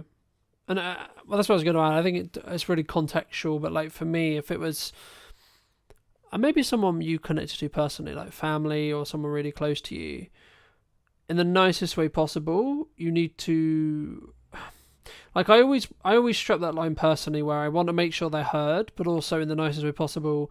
Again, it goes back to that. It's not really your concern, right? Like, what I do with the business in the nicest way possible, unless they're like directly involved in it. But like, if it's just like my mother, or like, and this is not aiming at any of these people, like, but just examples, right? If it's my sister, or if it's my brother, or it's my mother, or girlfriend, etc., boyfriend, so on. Normally it comes from a place of care. Normally it comes from a place of, hey, shouldn't you be doing something that pays money, right? Or shouldn't it be like, in some ways they're saying, actually, hey, that thing you're currently doing, I don't personally believe it's going to do what you think, right? Because they look at the evidence, and it's ironic because at the start of a business, when I remember when I was having the idea of Partner Media in my head, I was like, everyone was saying to me, "Oh no, go get a job. Oh, it's not going to work because you don't have the track record." But now I have the track record of making it work across the period of time I've made it work. I'm like, I just personally ask myself, is this going to move what I'm trying to do faster, forward, or is there a level of learning that can happen, or both, right? And when I ask myself, I mean, I'll give you an example. At the time of broadcast, it's incredibly busy with client work. There's lots going on, blah, blah, blah, blah. And I'm like, okay, nearly every single day is uncomfortable. This morning it would be like, actually, me doing this conversation with Tom, however valuable it may be, it's uncomfortable because I should be doing other things related to client work right now. However, in December, in January, when I'm going to look back and go, in November when you could have done that, when you could have weaved it in, and yes, it would have been uncomfortable, but you didn't, I can then not complain that things weren't busy if I don't keep things moving forward while simultaneously working everything else out. And I need to be okay with the fact that for me personally, I'm like, okay, cool, this is uncomfortable, but it's temporary, right? Me being uncomfortable right now is what is required of me from November. Okay, cool. So when we get to December, it will naturally become, because Christmas coming up, people spending time with, so on, right? I'll naturally have that release. So actually, me leaning into this comfortability is a learning opportunity. Yes, it's uncomfortable, but it will be a learning opportunity to go, okay, well, what is too much for me? Do you think people sometimes, I guess, stop before they hit that glass ceiling? Because I've always been of the view of you're maybe one email away when things are harder, especially looking at the current quote climate, right? Where people are like, oh, you're one email away, you're one post away from the opportunity that completely changes your business. Or your life in some ways as well. Oh, absolutely. You know, you never know what's going to come around the corner. You never know. Because you are never around the corner till you are round the corner. I have hit the wall a number of times. Overloaded with work. Overloaded with life. You know, bogged down by terrible employment, you know, whatever. And again, this cycles back around to understanding who you are today and who you would like to be tomorrow. It comes around to a boundary. You could say, okay, well, heart of hearts, this is what I want, this is my boundary, and this is what I'm going to stick to, having not lived it. And that's okay. You'll never know if it is or not because you've not lived it. You know, again, context is everything. I can safely say that I never want to be without a pair of shoes and having to live outdoors. I've never done that, but I'm pretty sure I can say that I never want that to happen, you know? Yeah.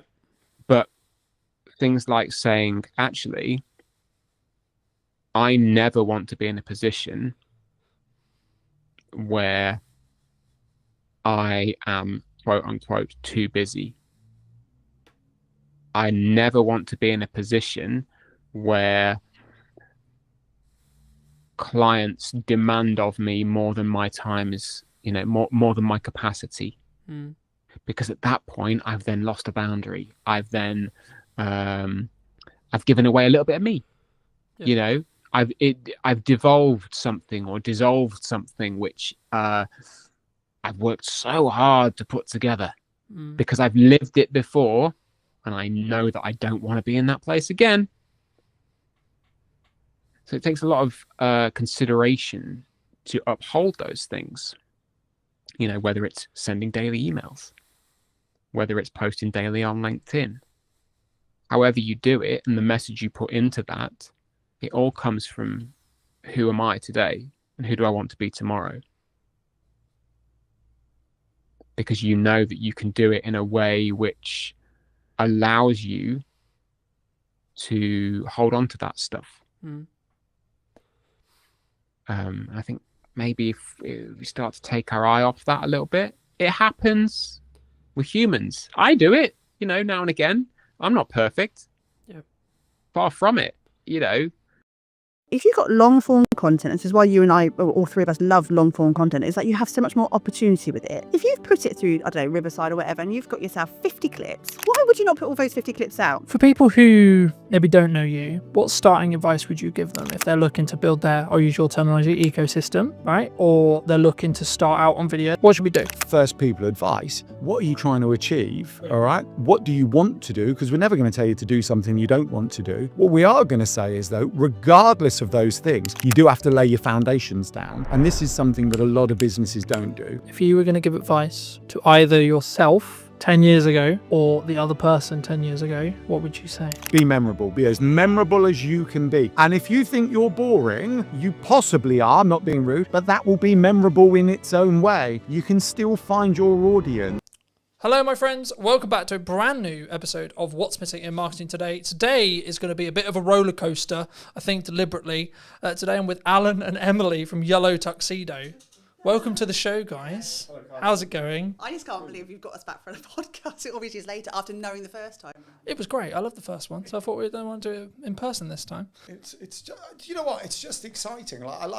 We like talking about what we do. We like chatting with other people. So this really is a kind of a no. And we let you out of the house. We had said that. We were just chatting to the others here. We're like, we don't get out of the house much. So when we do get out, it's like we have to remember to stop talking at times because we just sit opposite round our dining table working. So yeah, it's like we've escaped. I love it. I can't wait. But before we get into it too much, what do you both think? It might not necessarily be the same thing, but what do you think is missing in marketing today? Do you want to go first? No, you can go first. No, because we have this conversation quite a lot. And I think in terms of what's missing in marketing is simply the human touch. And I think we've got to the point now with a lot of small business owners where it gets quite formulaic because this is like how you market your business. And we forget sometimes that actually to be a bit more human, to realise to talk to people on a two-way street. You're really good at that, aren't you? Yeah, well, yeah. I think you just basically handed it over to me because you ran out of what to talk about. Yes. I think there's two things, actually. I think there is that human touch. There's still there's a large desire to broadcast. Let's broadcast. When actually the conversation needs to happen. We still, audience growth is what we're talking about. And I think audience involves an interaction. I mean, this is all buzzwords, but the principles sound, right? So we want as businesses to grow an audience of people who want to follow us, fans of our brand and everything else. So human kind of touch is an important part of that. And you see that, I'm not going to diss any social media platforms, particularly LinkedIn, but LinkedIn's very broadcasty. I've done this. And you sometimes go through the comments and they might have 5 comments and they've replied to 1. And it's like, take the time to reply. We're all busy. Take the time to reply. The other thing I think is missing, and human connection is like the big thing, like this art, that's what we call it in Yellow Tuxedo. The other thing is what we call and. It sounds stupid. But I think so many people think they can do one thing. It's like, I'm just going to go networking. I'm just going to do LinkedIn. I'm just going to go on Instagram or TikTok. And you know what? For an extremely small percentage, that will be fine. For everyone else, it's what else are you going to do? I'm doing this and I'm doing that.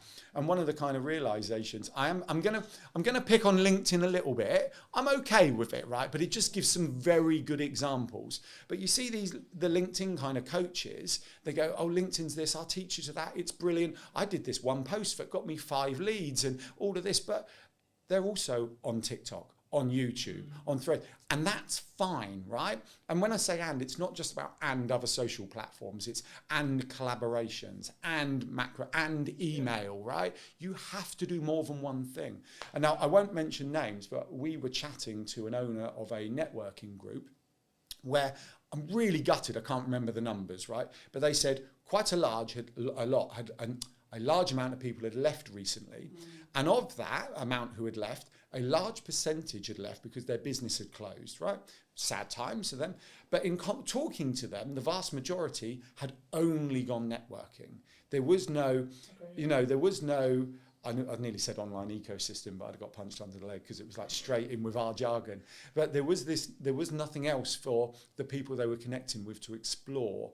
And in this very modern world where we jump from platform to platform, we consume email, even WhatsApp, right? We've got a WhatsApp group off of the Funpreneurs Big Day Out this year, in June. But people are still chatting from that day. And we all work in different ways. So we have to accept that people work in different ways. Yeah, I think that's really important because when I pivoted in May, as you may have seen the post, and I was doing certain things, like when we first met, really, really well. I was doing lots of things, but I was doing them really badly, right? And then through lots of things, I pulled back on loads of stuff. I was like, right, what do I actually want to spend a lot of my time doing? What do I think is actually best suited to the business? And what can I personally do to give the best, right? Yeah. To give my best. Anyway, fast forward to 2025 May, I basically then decided it's going to be yes and strategy. So as long as I can continue the consistency and everything that I'm sure we're going to get into and do it well, it will be yes and. Yes and a live stream, yes and a podcast, yes and content, yes and reviews, yes and an unboxing, etc. And the key that I found was that's why I'm now successful. That's why I'm now busy, right? Yeah. It's not just a binary, oh, someone saw me at a networking meeting and that's why, right? I personally only do content now, but that's just because of just the nature of the business, time and leveraging. It's efficient. It's efficient. It's totally efficient. That's why I love the fact when you said we're going live in this one today. I mean, absolutely. Why would you not? And if you can get past the confidence of being live on camera, you do that when you're talking to your customers directly. You don't go, sorry, can we just record this and send you this to you? You know, you would have that conversation. You'd have that in a shop. You'd have that in an office. So doing it as a live stream is so efficient. You get people who are watching live now, hopefully, lots of you. Thank you. Mum. Hi, nice. Hi, Mum. Can't even get onto an internet, let alone. That is true. But you do. But then you've got the content after that. Then you're going to slice and dice it and do what you do best. Why would you not be efficient like that? It makes total sense. People asked me the other day, they were like, why do you just not live stream it? And I was like, well, I want my source. I want to add, I want to have the trailers on the front end. I want to be able to multi-cut. I want to, etc. I want to be able to either utilize AI or do my own clips, etc. And I think you can, by building off our original point at the beginning, I think you can do all of it, right? When should someone not, though? Because we're talking as season pros, right? We're people who know we can do content quickly, right? We can distribute quickly. We can articulate quickly. We can articulate well. We know what we're doing. That isn't everyone. No, it's not everyone. It's not at all. Not everyone wants the same thing either, which is just that's a huge thing. Is that do you need to? Do you want to? Those two big directors there, but also. You're right. We are in the marketing sphere. You are in the market. It's just for the record. We're online visibility specialists. Of course. We're not marketing. And that's a very big thing. And we don't use the dirty word. Marketing's a thing, right? We're not that because we don't want to be in someone else's business and to get to under. We want to help you be more efficient, and that's a massive thing for us: is efficiency and time and space to be able to do the things you want to do. When it comes to a muggle. I know that's a question you asked before. And as a muggle, not everyone's got all of those skill sets. I completely understand that. But also, what are you trying to achieve with it? Where are you trying to get to with it? We need to obviously show best practice of what you could do and how far you could stretch content. Because obviously, if we can do that, we can help teach that as well. And we can show, like, we are doing this and we've reaped all of these rewards from doing X, Y, Z. When it comes to, I don't know, a forest bathing instructor or an artist or a plumber, they're not always going to have that skill set. But it doesn't always matter. I think we always show best, and I put a post on LinkedIn just yesterday, and all the marketers in the world are going, Emily, shut up. But in terms of email marketing, so I have a client I work with on a regular basis. It's a great story, isn't it? No, I was thinking about the marketers all DMing you, but they didn't actually. This is best practice for email marketing. Yeah. But he's been sending out a news that we worked on a strategy back in the spring, and we worked on a strategy, and he's been creating it, and he's doing it for himself, because we're very much about doing it for yourself if you can. And then about a week ago, he realised that all of his subject lines for the last 6 months had main newsletter. And he hadn't changed. He didn't know how to change his subject line. And then he was beating himself up about the fact that, I haven't thought about the strategy behind my subject lines, and I haven't thought about how to get them in the hook and what the hook should be and how long it should be and all the things that we kind of over-process in our heads. His open rate was 38%. Brilliant, fantastic. I'd love 38%. And his click-through rate was 4.6. Like, nothing had changed. Those percentages were fine. But we kind of put ourselves on this, you should be doing this, and it should be up here, and this should be the better, and you can't do this for yourself. But ultimately, yes, he could outsource that and get an email marketing company to kind of really shine and polish it. Would they always get the same return? I don't know. We don't always know that sort of grey area between the black and white. We don't know it. I think if you're at a point where you want to be out there a lot and you want to do video and you really can't pick up the camera, that's when, yes, absolutely, find someone who can help you to do that, because the block to the tech shouldn't be the reason that you're not doing something. So someone can always come and help you out that way. I think you want to say, Chachi in the corner. No, I mean, I agree. I think you have to choose a medium to start with, though, right? Like for me, I just did video because it was the one that suited me best, right? Now, you would say, and I would say, I need to be doing more. Yeah, absolutely. But I need to be doing it more sustainably, right? So when I do email marketing, I'm going to do email marketing in my way properly, right? When I do blog writing again, it will be properly. I've tested it. I know what I'm going to do. I know how I'm going to do it. But I don't turn on those taps until I know I'm going to be able to keep those taps running. The same thing with the live stream, the same with etc. Like I'm in a very grateful place, but still a stage where time is the main barrier, because I only have a certain amount of time. We're recording this like towards the middle of October. This won't be out until December, the pre-recorded version, and that's simply because the only way I can be consistent is by doing it. When I have a window of time to record some shows, I record some shows, and then I bank them and so on. For people who maybe don't know you, what starting advice would you give them if they're looking to build their, I'll use your terminology, ecosystem, right? Or they're looking to start out on video, they're looking to start out with blog writing, etc. How? What should we do? Well, all right. So I think the answer to this is also a carry-on point from what you were just talking about. You'll turn on the taps when you're ready. And that's really important. So it has to, you have to start with what are you trying to achieve? Yeah, that's the first thing, right? What do you want to achieve? Because if you go, I want global domination, then you get a list like this, right? And if you go, I just want to, actually, we got someone we can talk about. So Callie, client of ours, member of the Digital Circus, the team community we founded. And I remember when we first started, she said something like this: I'm just trying to make enough money to take the family on holiday, right? So she joined the Digital Circus. We've been working with her. She comes to the group sessions. There's no one-on-one in it particularly, other than just answering the odd question. And recently she's got, it's all kind of kicked in and working. I'm getting so many inquiries organically now that she said, I don't need to post on social media. And we take that as a win, right? She takes it as a win because she's got, she can pick and choose what she does. And we're going, we don't see social media as a bad thing, but it can be a bad thing if you're feeling you have to do it to help you get to where you're going, right? Because then the mindset's different. But for her, she's like, well, I just do the odd posts for the people who are trying to validate me, but actually everything's coming in through the online ecosystem she's built. And that's really good. So going back to first people advice, what are you trying to achieve, all right? What do you want to do? Because we're never going to tell you to do something you don't want to do. What we are going to say is, though, regardless of those things, you do have to lay your foundations down. And this is something that a lot of businesses don't do. And the foundations are as simple as making sure your website's working for you. Because if we hear again, I paid someone $1,000 to build my website, but it doesn't do anything, we go, why does it do nothing? You do. You don't. You say, why is it doing nothing? Why? It should be bringing you in kind of visitors into your audience, into your ecosystem.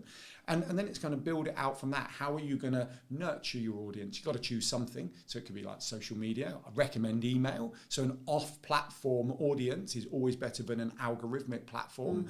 And email's so powerful because they want to be there. They give you permission to email them and there's no algorithm, right? Or even what you could do a WhatsApp group if you only want a small client base, so keep in touch with them. And then you build it out from there. So that's what you do. You align it to your goals, start with the website and build out. And the simplest thing of your website is imagining it like your shop, right? Like Tesco's and everything else. The way we explain... Or other supermarkets are available. We can talk about Aldi in a minute. We like that as well. They've got a good example to bring up. But think about your ecosystem, and what you're doing is building your Tesco's. And then this inner circle is like your kind of club card customers, right? And then the outer circle of this ecosystem is all of the Tesco's advertising, branding, touch points and everything else, which we would call virtual doors into your ecosystem. You're just building it out like that. But the second you put something online that's not connected up, not optimized, not leading back into your ecosystem, it's just a wasted opportunity. It's just a standalone post doing nothing, or a standalone directory entry or whatever, just not really connecting up. So make sure it's connected up. Start slow, align it to you. And know where you're trying to get to and how people are going to find you. The biggest thing. We talk a lot about keyword strategy with that kind of more SEO hat on. And I think so many people haven't even done that work to start off with. What do you want to be known for? And how is someone going to find you? And I think when we talk about Google quite a lot of the time, it's just one huge bookshelf, right? It's one big library.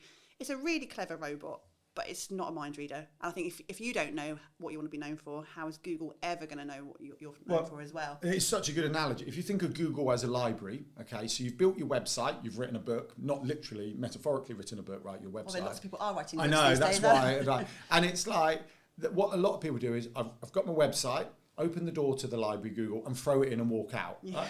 How the heck do you find that?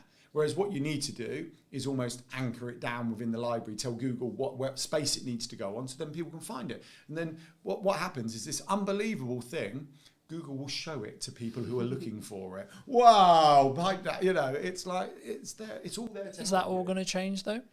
With AI?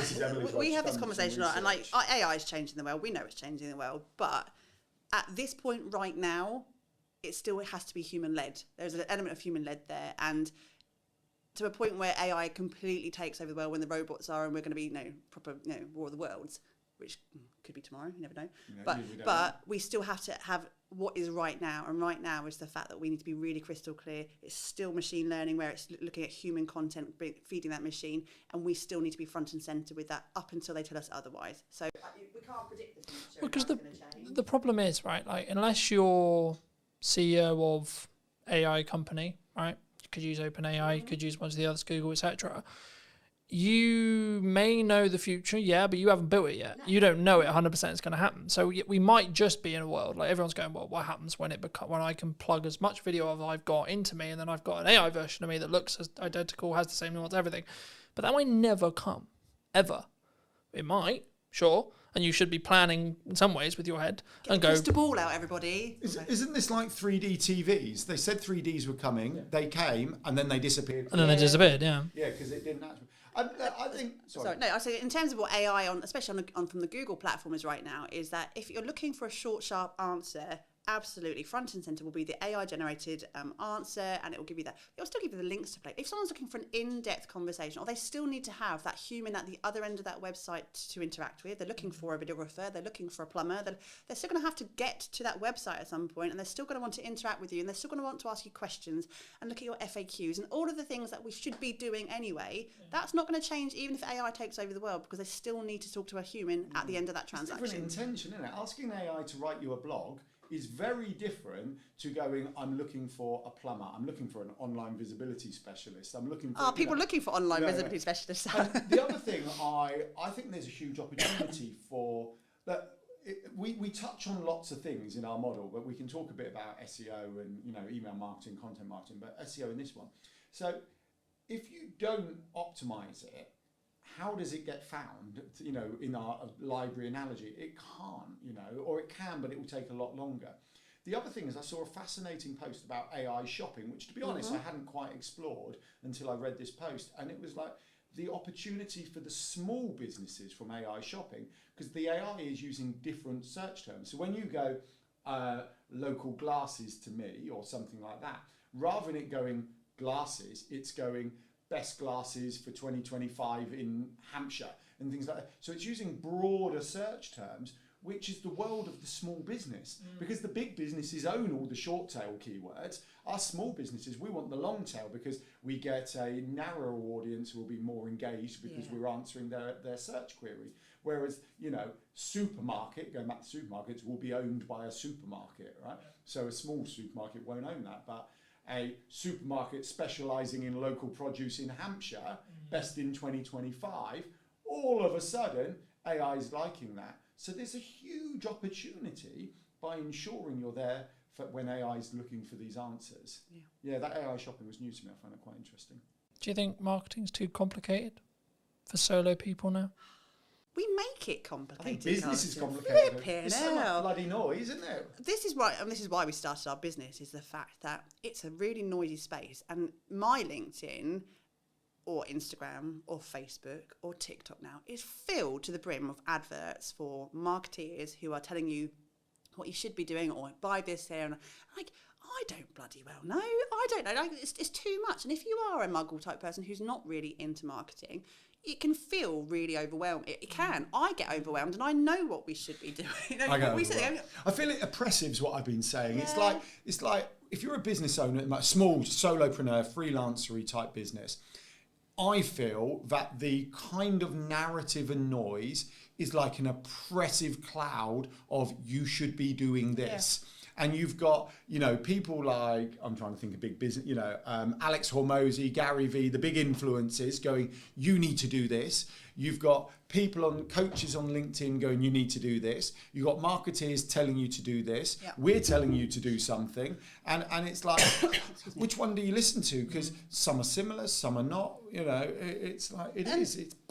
And I think it really is simple. You can extrapolate as much as you want. You can be really simplified. You can do everything like we were talking about earlier. You can do all of the things. No one can tell you you're wrong to do that. That's why I always get quite frustrated when you hear the influencers just do one thing and do this. Well, that's fine if it works for you, but you may want to do more. And in fact, fill your boots, crack on, do you. And I think what's missing these days is that we're so focused on the structure of marketing that we forget the creativity of marketing. And like, I look at our social, not ours, we look at other people's social media, and it's like really transactional. Small business world is, I have a thing to sell, buy my thing, I'm going to target my ideal client, talk to my ideal client, and hopefully you buy my thing. But you look at the big brands, like we were talking about Aldi before, weren't we?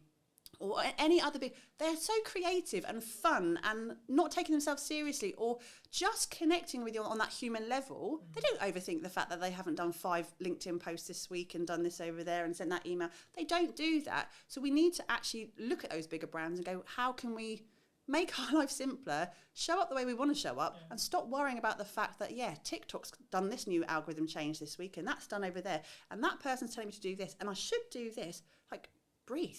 just breathe and do you. Done's better than perfect any day of the week. Well, that example of the email Exactly son, he got it out ultimately. The message in his email was brilliant. He still got people clicking through in that email.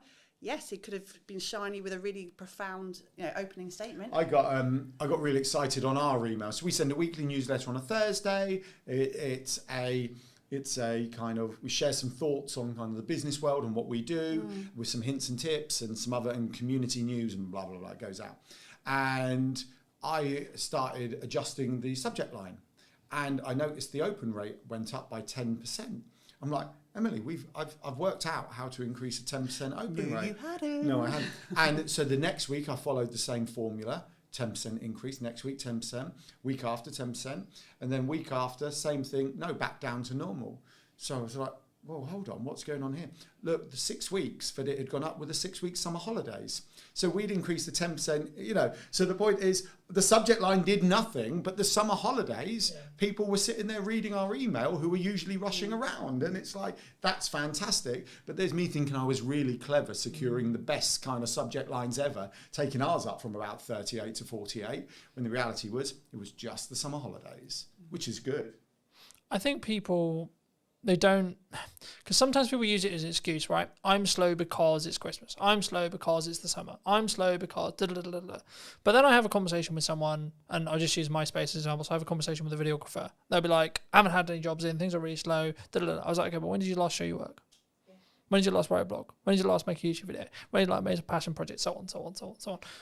And I guess there's a level of a self-accountability that you need to have yourself. So like for me, regardless how busy I am, Brunton Media will be the top paying client in respect to my output, because I know, unfortunately, right or wrong, some clients will still work with me. Other clients will choose to go different ways, go different paths, whatever. So I need to make sure there's a bloodline constantly, refilling that pipeline. And even though now, as the time we record this, I'm basically not looking for any more work to 25 at all. Not really at all.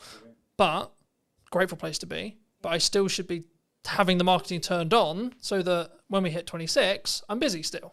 Right? It's not going to be magic. It's not going to just appear. And I guess that leads into a question of like, is it just doing those things and building those reps that you like, I'm going to commit to doing video because I love video, I love etc. Or I'm just going to do email, etc. And do we sometimes get dragged away from shiny things? Like, oh, shorts are really strong right now and I need a podcast. And everyone's got a podcast. And then people are doing live streaming and da-da-da-da-da. And that's the conversation we have so often with our clients, especially clients within Digital Circus as well, is that there is no magic bullet, right? There is no, but what you do need to do. There isn't a magic bullet, realistic. I know we've said and we've said human connection. It's doing the bloody work. It's just working hard, right? And like you can we're all adults. Well, majority of us are adults. A lot of Adulting is the biggest con in the world ever. Well, we can tell. We have a structure and it works for us, right? And we're not going to say it doesn't work because we spend a lot of time doing those things. It does take time. And yes, there are 2 of us. I get that. But it still takes time. We still run a family around it. We still try and do other things. We have to make twice the wage. We have to make twice the wage in our business. There is no plan B. So we have to do the work. And I can repeat it over and over to someone going, yeah, but you haven't done that. And you keep saying, I will get round to it. Just have some self-discipline and do it. And if you do the thing and it doesn't work for you, at least you can come back and say, I've tried, and then I'm going to maybe work on the next shiny thing if you really need to. But until the point where you just sit down, commit and go, this is going to take time. I have to find the time in my week. I only have these amount of hours in my day, but I'm going to have to sit down and do it at some point. Just do the thing. Do the thing. And then stop getting blindsided by, TikTok or Clubhouse. Is Clubhouse even still alive? No, it's not, is it? But we all run to it. But it's okay when it fills a space, because we know people who did quite well out of Clubhouse. Of course, but it's fine. But it's not long. Thing is, I think it's a bandwidth thing, though. Right? Like, I had this conversation with Chris a couple of weeks ago. We were talking about, like, you should be doing the authenticity, the add value piece, etc., stuff like this. But if you can trend jack on top of all of that, then absolutely you bloody should. Right? Because it will add into your overarching, the number of views I can obtain, which means conversion, blah, blah, blah, blah. But if it's to sacrifice the value add, just can it off, don't do it. Right, is my view, and it's purely a bandwidth question, and that's why I think you've got to have some level of tough love either from someone else or yourself, which is I think what you were talking about like you've just got to get it done, right? I don't think, maybe you've had this in friends and yourself as well, but like for me, unless you're close to me, I don't think people quite realize how hard I work. Right, everyone's like, "Come on, you're invisible all the time, you're everywhere." Da, da, da. Yeah, but that's because I work literally every single fucking hour of the day, right? And it's not that I'm just because there's then the smart versus the working hard argument, right? But the thing is with AI, if you're working smart hard for the same amount of hours I am, and it's just compounding on top of it, right? So I think it's not just a binary of, I use AI and then I can go and chill for the 5 hours, right? Because it saved me 5 hours. What you should actually be doing is, it saved me 5 hours, so I can do 5 hours more work of the work only I can do, right? And then you actually 5 times more, or etc. Yeah, or the thing you love, like within it. So, networking's a great example. And it's like, actually, even driving here. So we live half an hour away, and we're chatting to you for an hour, let's just say. And so that's 2 hours, but that 2 hours doesn't factor in walking, parking, popping, so it's 2.5, it's possibly 3 hours. Yeah. It's actually, if I'm brutally honest, an inefficient use of our day, right? Yeah. Because we've squeezed everything in the school run. But actually, we want to do it. We want to do this, and those systems, those automations, and the AI, whatever you're doing, allow the things you want to do to happen. So yeah, whether you're replacing it with something else or adding more in, or you're going, actually, I just want to talk to people. So I was chatting to an AI guy, James, I met from Ireland the other day. And we were talking about an AI CRM that looks at your entire online Stop presence. giving the idea away, because someone's going to go and build it. Yeah, and but we're I'm quite gonna miss happy that someone one. else build. We're not about to build it, right? But it was kind of, I don't actually want this, because it does something I don't want. I'd rather do so. But to the extent where it looks at your entire online presence, so it will factor in likes on posts, comments, email open rates, previous stuff, bookings, DMs and everything. And if someone went past a trigger, using AI audio, it could send them a voice DM, because that's our thing, voice notes, and it go, "Hey there, it's Alan here, blah, blah, blah. Would you love a virtual cuppa? I haven't spoken to you in ages, or would love to get to know you. Here's a link." And as much as I would feel that's not quite cool, what that would actually allow me to do is just focus on the chatting to people rather than working out who to chat to. And I really like that idea. I don't know how happy I would be with it sending a voice AI note, but we've played with it. At least to trigger who you need to go and send a message to. Absolutely. So if someone wants to build that, just give us a shout when you've done it, because we've got other things to do, like go on adventures, take people to Palms Park for the day.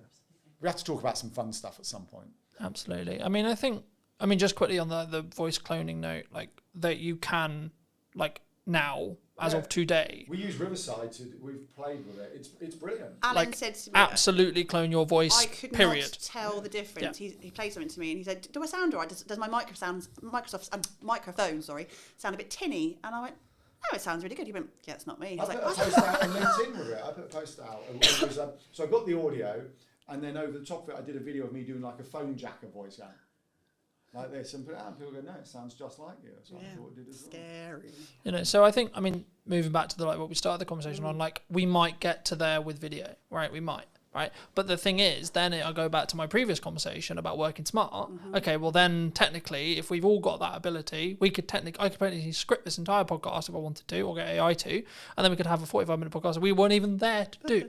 Now, should we? That then becomes a question, right? Because is the energy going to be different? Yes, AI can mimic us, but the nuance, is it ever going to... we don't know, right? And also, in terms of your own Sorry, self... it exists. Come back to it. It exists. I watched a video this morning on it. but forgetting on the output, it's surely about your own sort of, I don't know, self-gratification of enjoying to do these. As I was going to say, but having these surely if you enjoy podcasting, you want to surely carry on that's doing that. counterintuitive. You wouldn't AI it out if you enjoy doing it. No, I think but that's the what we're point. saying is like we can get so far from it, but ultimately, what is the end of it? What's the ROI? You know, the ROI would be, yes, getting some efficient content created, but the ROI also has to be You're so businessy. I'm sorry. You said ROI I did. and ideal I client wrote a blog today. that had ROI on it this week, and I kind of felt dirty. Honestly, who even are you? You've changed. Yeah, it's what you're trying to get out of your business, and I think something Alan and I have been exploring recently in terms of time and space in your business and what your bigger picture is. Actually, we don't get into business to go, what else can I do to be really efficient today? Like you go Unless your goal is, yeah. you know. But also, you choose your chosen field because of your love of the field, or the fact that you want to be outdoors more, or you want to chat to people, or you want to, whatever that is for you. I don't know what everyone else's sort of end goal is, but for me, I like humans. I really like humans. Well, some humans, not all humans, won't they? But yeah, I want to. No, we like chatting. I think in a world where I could not chat to another human being again, I'd be really, really flipping lonely, and I don't want that. So yeah, AI might be efficient, but I'm still going to want these kind of interactions. Yeah, but that's for me. That right? Hold on. AI video. So I watched a Casey Neistat on YouTube this morning. I think it only came out last night or this morning. And there's a new TikTok. I think it's called Saru or Sura or something like that by OpenAI. When you start it up, you scan your face like this, and then you go video of me 1930s James Bond style thing, and then you get an AI video of you. And he did a whole video of it, and he was talking about it's cool, but it's slop, and he explained why. And he said I'm not anti it actually, but so go and watch that. That's worthwhile. So it does exist. Whether it exists for 1 hour long form, I don't know, but that'd be interesting to see. It's how you take that and use it, isn't it? It's like if you're taking the piss out of yourself, absolutely. That's a great example of being able to use that kind of filterage type thing. We've had filters on your phones for bloody years. It's just not using that as gold for your business, and that's not expecting that's going to be the magic bullet. I think there was also, there's lots of trends that me and James talked about for ages. James Gale, whose space we're sat in, but like for me, we talk about like there's a monkey vlogging and like stupid shit like that. There's this is actually really creative, and this is actually part of the creativity process, right? And that doesn't take away from like me AI and myself. And I think actually, are we ever going to get to a world where we're completely AI? Probably not. I don't think society will accept it, to be honest. Are we going to be? Will we have the tech to do it? Sure, probably, yeah. I just feel like we're going to be, you know that Disney film WALL-E, when actually they're in a spaceship, there's big fat blimps just going around because they haven't. That's how I feel. We're probably never going to get to, but maybe our kids can tell us. We won't know. What's the other thing I was going to say? You're not the interviewer, by the way. No, I know. It was just following on the points. But the AI thing, I think, it's there for the things that aren't in your zone of genius or you don't want to do. And I think that's no different to outsourcing, right? No. People outsource their social media because they can't get their head around it, don't know what to do, don't know how to do it. Or just have no interest in doing it. Or don't have any interest. But they understand they need it for the business, right? Yeah. They want the visibility. They understand that opportunities will come if they're on it. Yeah. But the idea of them doing it is like, no.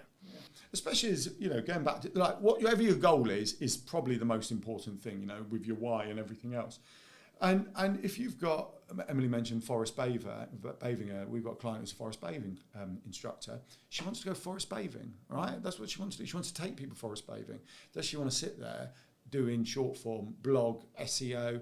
Probably not. No. So why would you not utilise what is about to do it? Now, we always say to a certain extent you should still input, because actually if you truly outsource your social media, it's never going to be you. It's never going to be you, right? It's really difficult to get it right. And actually AI would probably be more you than outsourcing it to an individual, right? A human being, which is... Especially if you become skilled at training AI, yes. Right? Which is the important element, right? Yeah. A lot of commonalities is people open ChatGPT, Perplexity, Gemini, whatever you're using, and go, write me a social media post for X business, right? And then they're like, why does it sound robotic? Why does it sound weird? Because what they're not doing is saying, here's stuff I've written. Here's what I've said. Here's my terminology. Here's the words I use. Here's the word I don't use, etc. And then once you do that, it's like, well, it actually will be pretty close. You should tweak it and you should read it and you should adapt it, right?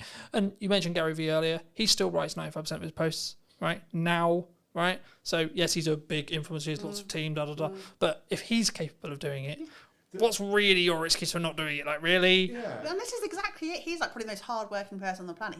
I don't think he ever sleeps, does he, at Gary Vee? He never does. Don't know. But it's like, do you live with him? No, close to one with the energy level. Thank you very much. I don't even know what my point was.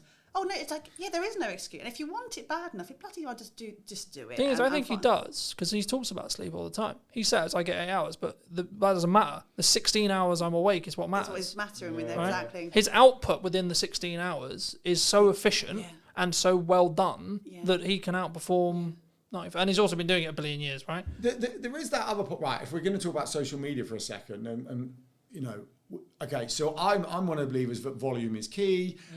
Actually, I'm okay with vanity metrics. I think they're an indicator. So if you've got one like and you've got 1,000 likes, I think it's fair to say that there's a potential that your 1,000 like account may bring you in more kind of inquiries. Could, right? Probably will, could. Depends on how engaged that one person is. I know, because someone will prove me wrong. You are right.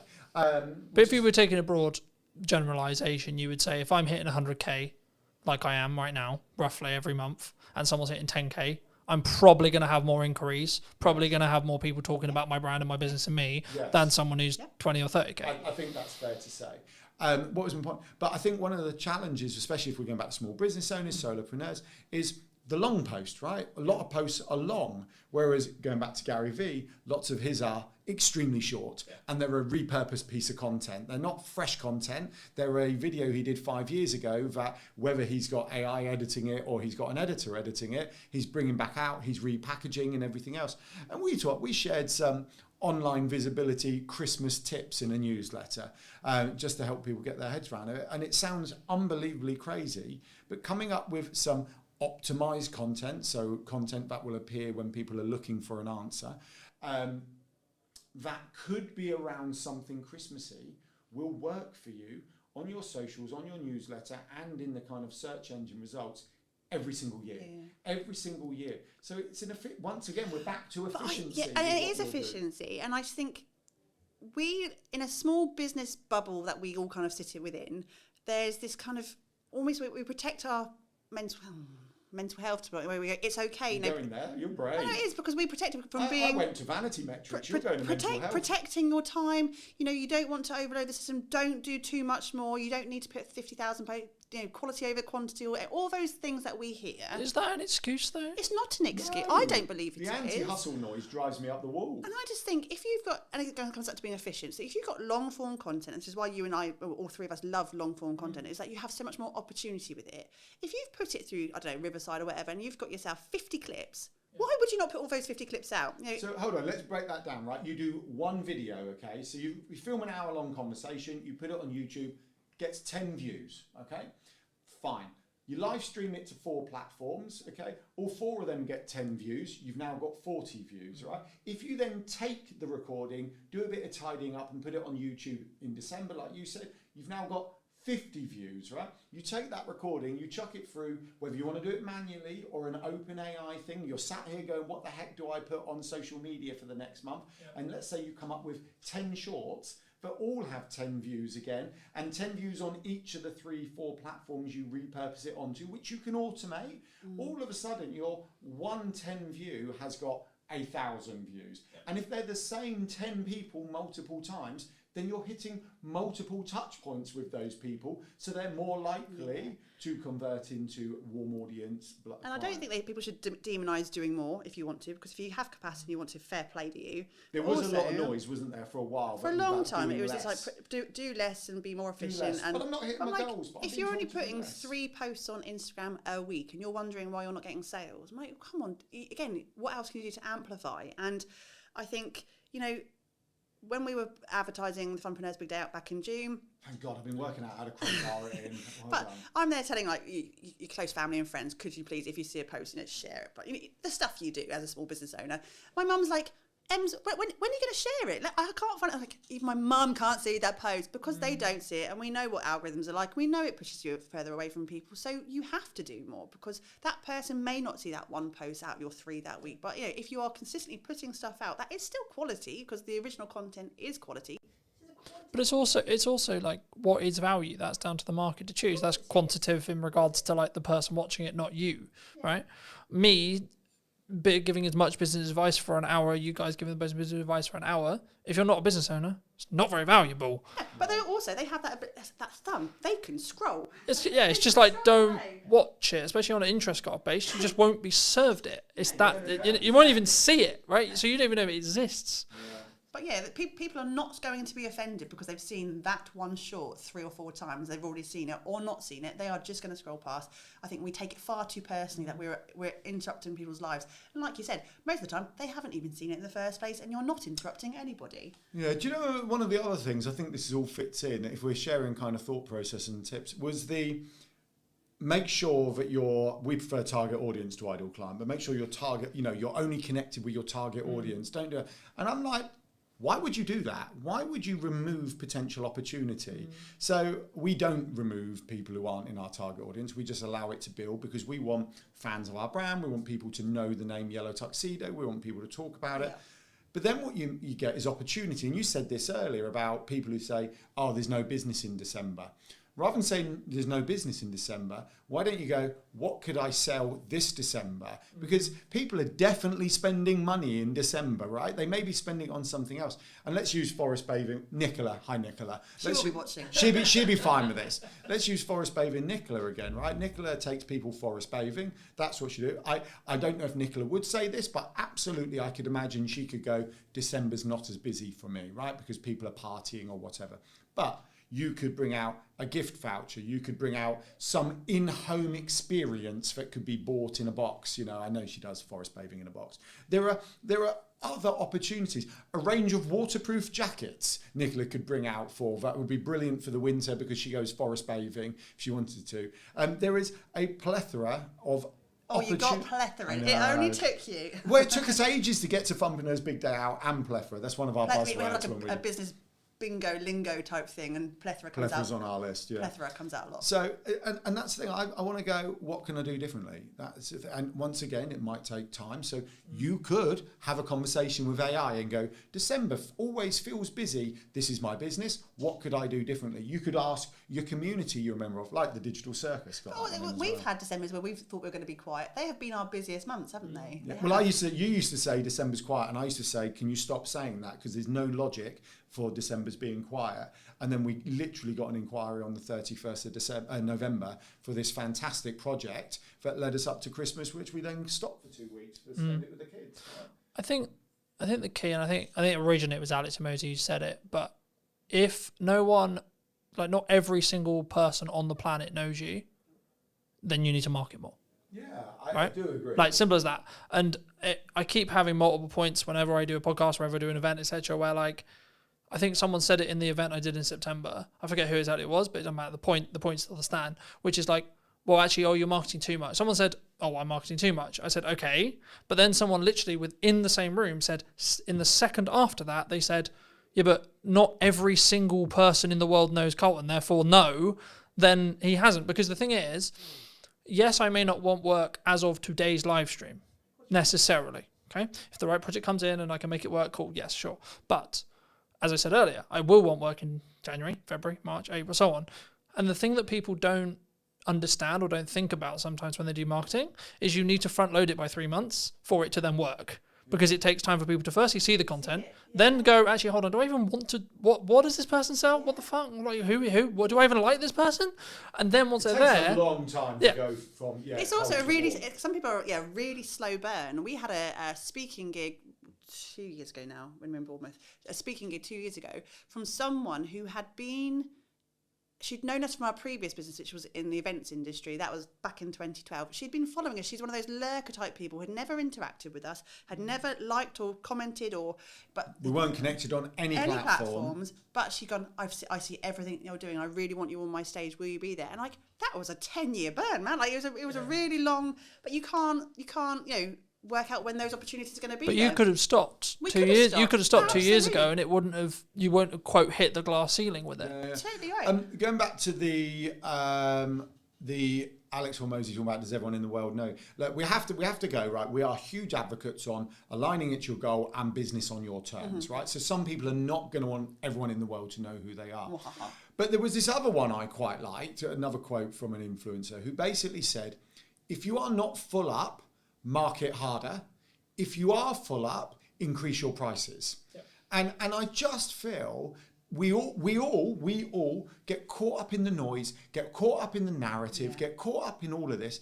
And I think there are some someone once asked us, we were talking about our online visibility model, and they went, how much time a week would you spend in this, doing this? And we went, as much spare time as we have, because that we are putting into our business. Because if we're not doing that, then we should only not be doing that because we're full up, or we're at the capacity we are choosing to be at. And when we're at the capacity we're choosing to be at, then we're going on holiday. We're going to the park with the kids. We're going on adventures because this is our, that's what we want to do. So But that's your decision to make, right? Absolutely. That's your life choice. And that's why it irritates me when people go, I don't have the work-life balance I want, right? It's like, well, especially if you're an entrepreneur, it really irritates me because I'm just like, then take on less work and be okay with making less money. Adjust what you do, change your business plan if you need to, come up with a slightly higher ticket item, potentially, right? That might help with that. I mean, there's a reason we're not in Barbados just yet. No, of course not. Yeah, but do you want to be on Barbados? Do you Well, want to I'm be? not going to say no if someone buys me a flight ticket. Okay, no, I don't want to. You know we don't. We don't want to, but we've designed it, and we talk about it's again so buzzwordy. We talk about like what life work blend, and it's going to be very much incorporated our lifestyle. And we can't, we don't have capacity to be 1,000% all the time. We can't. We'd burn out.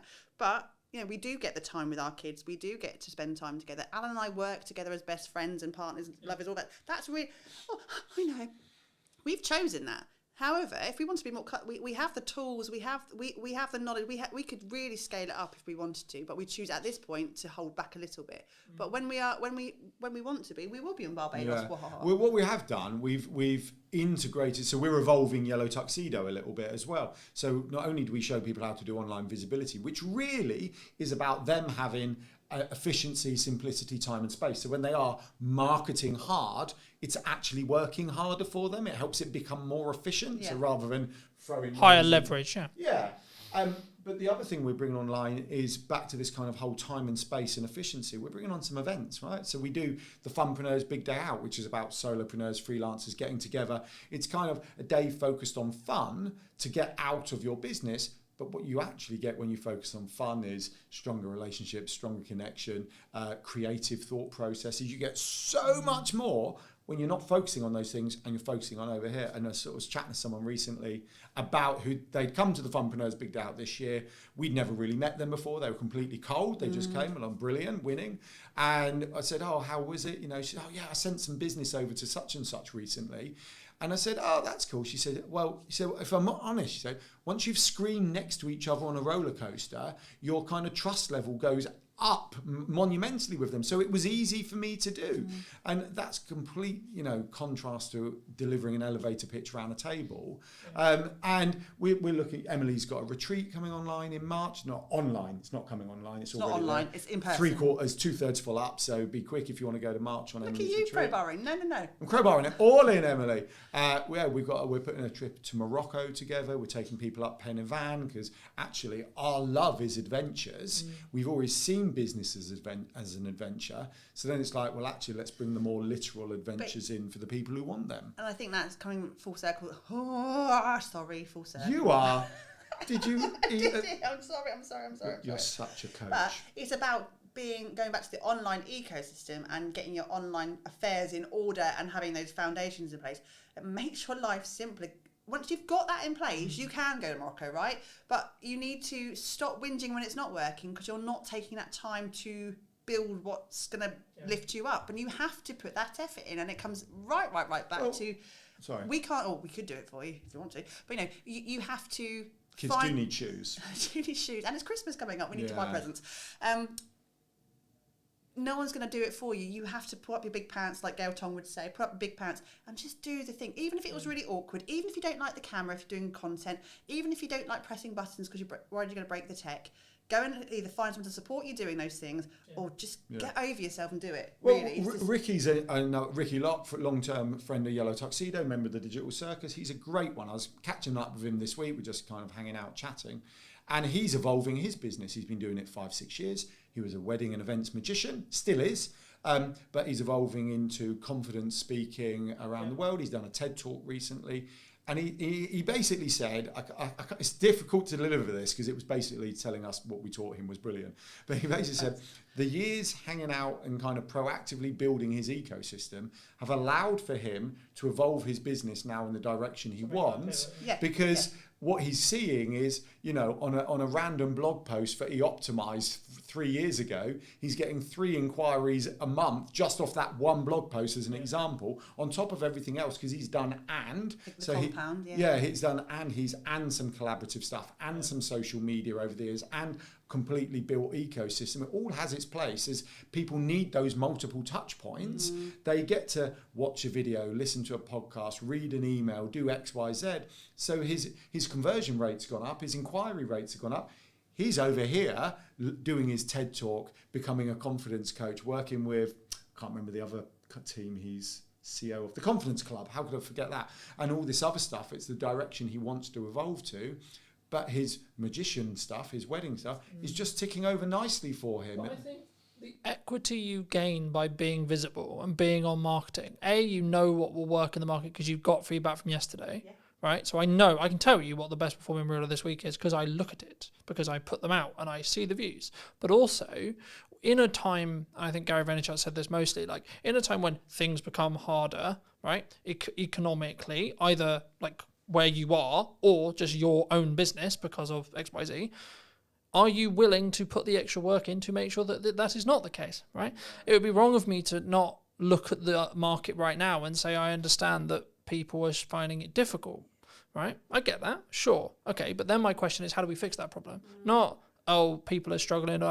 I was having a conversation with my partner yesterday, and I was like, people, like, because I think on the news it said, like, people are worried about their job security.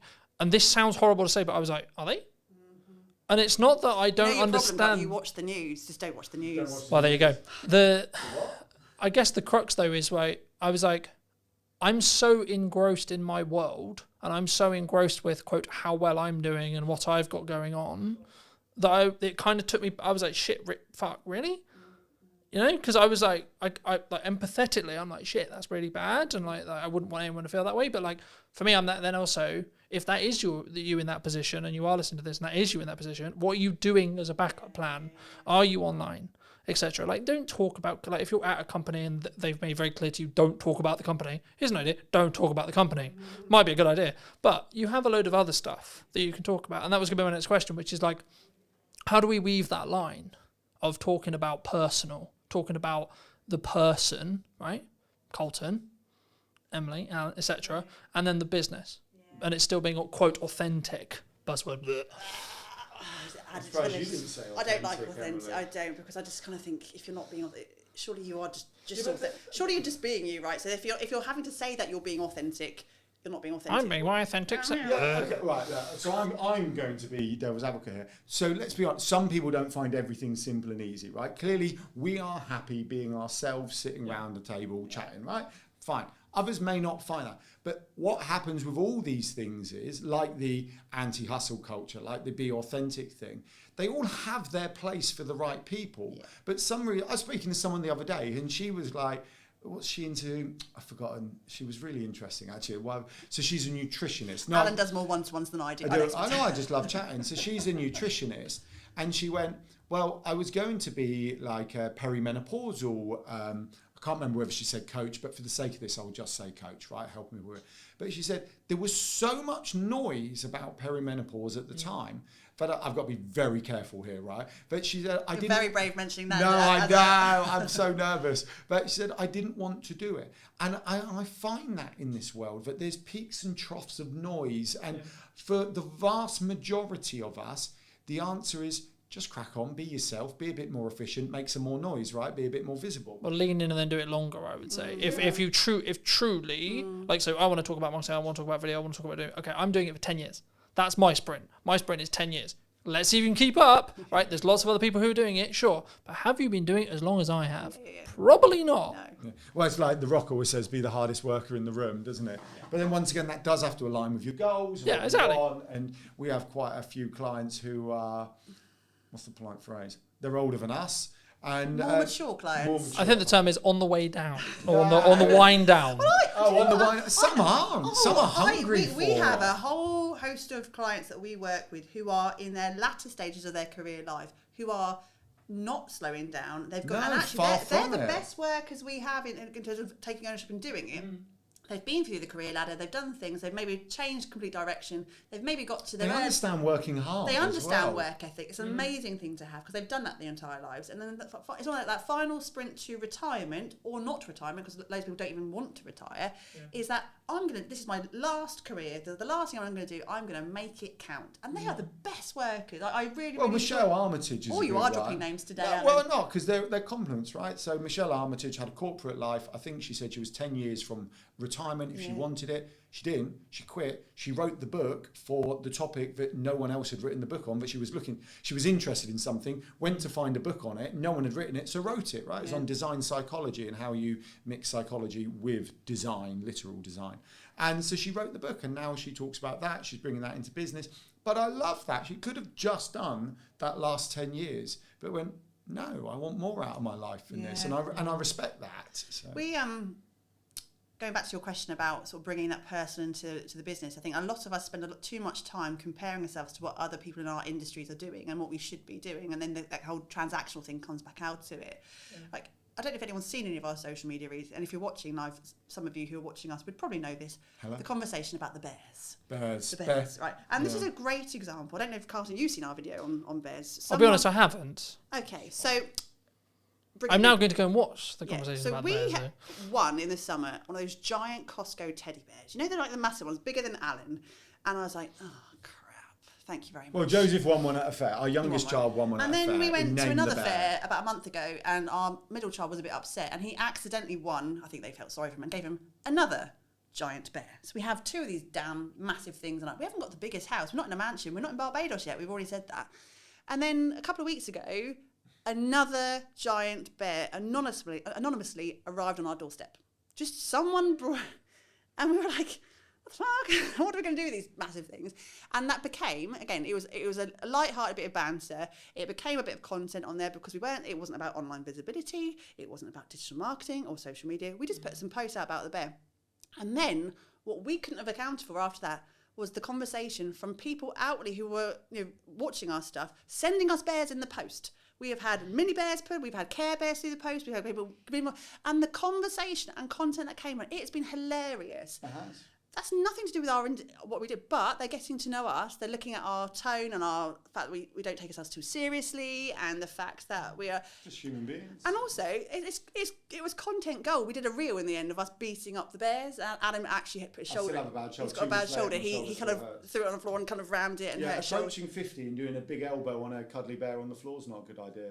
But we didn't go, do we have permission to do that kind of content? Does it fit with our content strategy? How are we going to tie it into some sort of really convoluted business message? I should have stood up and gone, join the digital circus. But I think... Because some business people would have said that. They would have seen that and they would have gone, what's the ROI on that? That's it. And that's what pisses me off. And for those who don't know, it's return on investment, right? But it really pisses me off when people do that. Every single post in their head, in that person's head. What's the business learning? What's the business ROI? What's the business ROI? And they'll put and I'll see a post that's different on LinkedIn in particular with this, and I get really excited because I can start to see someone just being a little bit more confident to go, I'm just going to share this today, and then I read the entire post and go, oh, there it is. There it is at the bottom. I'm like, you didn't have to do that. Do you know the challenges? We've always talked about this. The challenge with a black and white marketing strategy. And I understand, it's a bit like the law, right? When you're kind of doing, the law has to be black and white.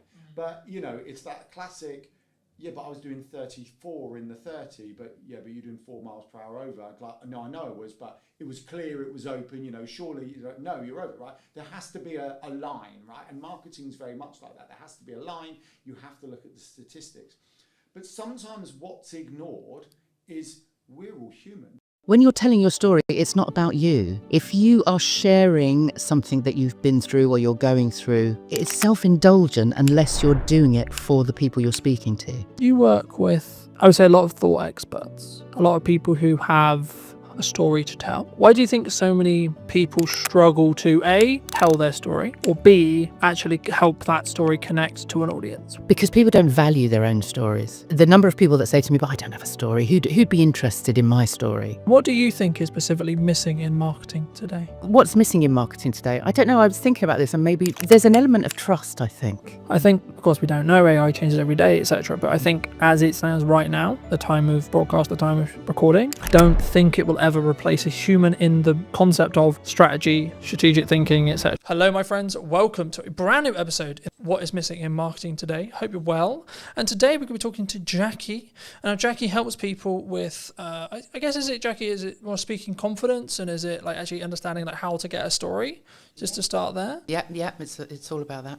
But before we get into, I mean, obviously speaking and I think content as well, I mean, what do you think is specifically missing in marketing today? Well, firstly, I have to say I'm not a marketing expert, but I help people apparently market themselves effectively with their voices. What's missing in marketing today? I don't know. I was thinking about this, and maybe there's an element of trust, I think, and that is off the back of AI. You know, nothing against AI. I love it. I absolutely do love AI. But I think people are just a little bit wary of what it is they're watching, because I think there's quite a lot of disinformation and lots of people trying to be somebody that they're not in order to impress.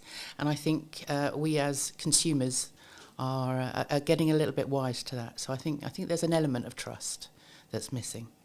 Do you think, because a lot of people talk about AI, they say that maybe we're all going to be out of jobs, or maybe it's going to replace. I mean, specifically AI has seemed to be targeting the creative sector as a whole, right? Maybe by proxy or maybe by accident. But would you say that is true? Are we all about to lose our jobs, and we're all, the universal income argument is necessarily going to happen, or is it more actually in the middle ground? I think we'll adapt, as we have with every other piece of technology that's come along. I think what is different with AI at the moment, as you say, it suddenly us creatives are thinking, oh, we didn't understand that somebody could possibly take away. I mean, we're all creative as human beings. Every single human being is creative.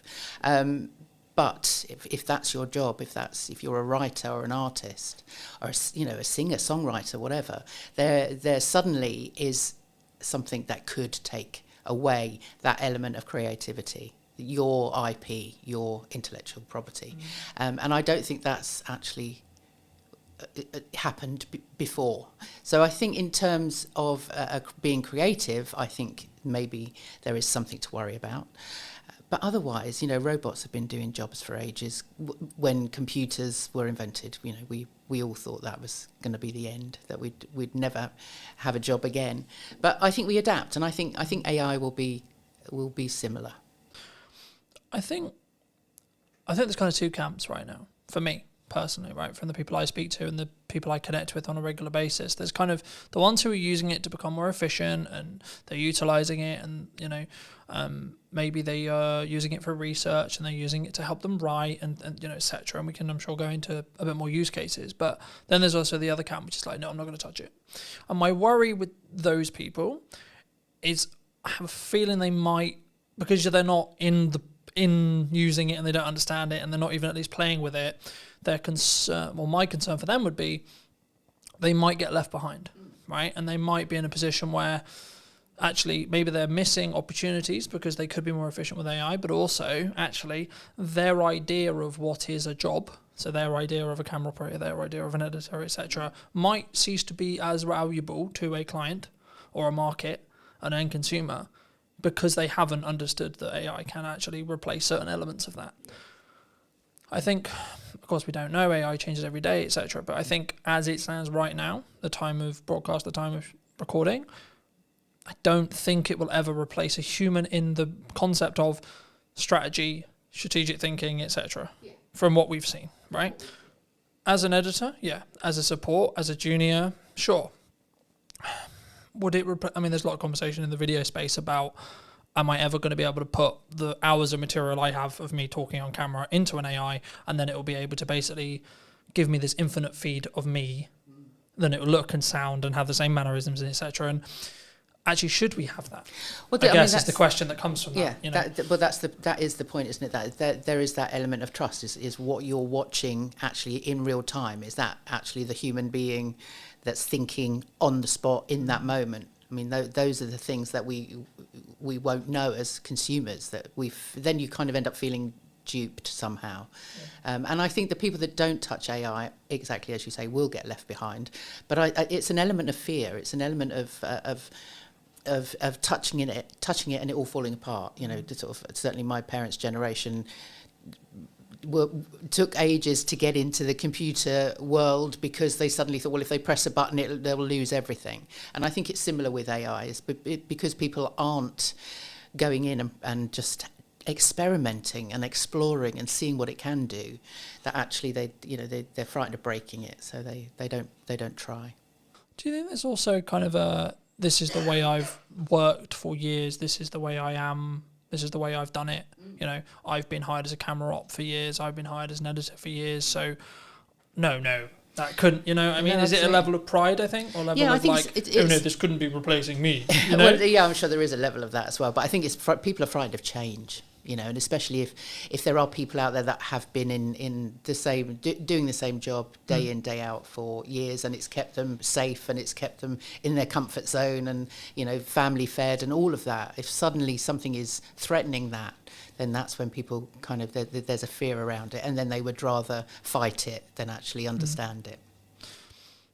You work with, I would say, a lot of thought experts, a lot of people who have maybe experience or a story to tell, perhaps. I mean, why do you think so many people struggle to A, tell their story, or B, actually help that story connect to an audience, would you say? Because people don't value their own stories. The number of people that say to me, but I don't have a story, who'd be interested in my story? But the part of my job that I absolutely love is going, okay, well, let's see. Let's start unpicking what it is that makes you you. And once you start getting underneath what they think they should be, that you suddenly then find these amazing stories.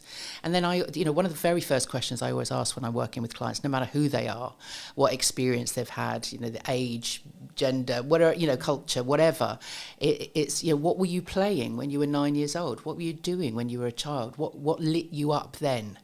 And usually I find that whatever that is that they were playing in the playground, you know, whatever they, you know, for me it was grabbing everybody, right, we're going to put on a play, let's, you know, and I'd write it and direct it and star in it, obviously. And then we'd play it, perform it to the class at the end of the week. So that was what I was doing, and that I can see that progression in me from that moment. And I think everybody has an element of that, no matter what they're doing, even if it is a sort of a day in, day out kind of job that they've done forever. There's a reason that they get up in the morning. And usually, especially with thought leaders, thought experts, subject experts, they are expert in that area because there's something in there that lights them up. There's something in there that they're passionate about. And you can follow that story.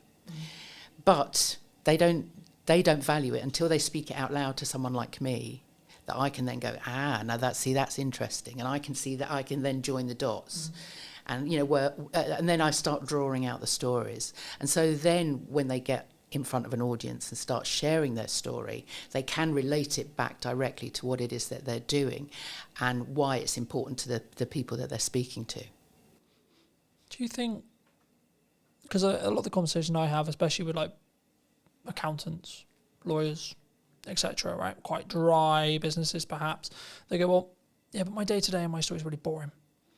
Yeah, but what I do is actually really boring and really dry and really just, I look at spreadsheets, I look at law, I look at etc.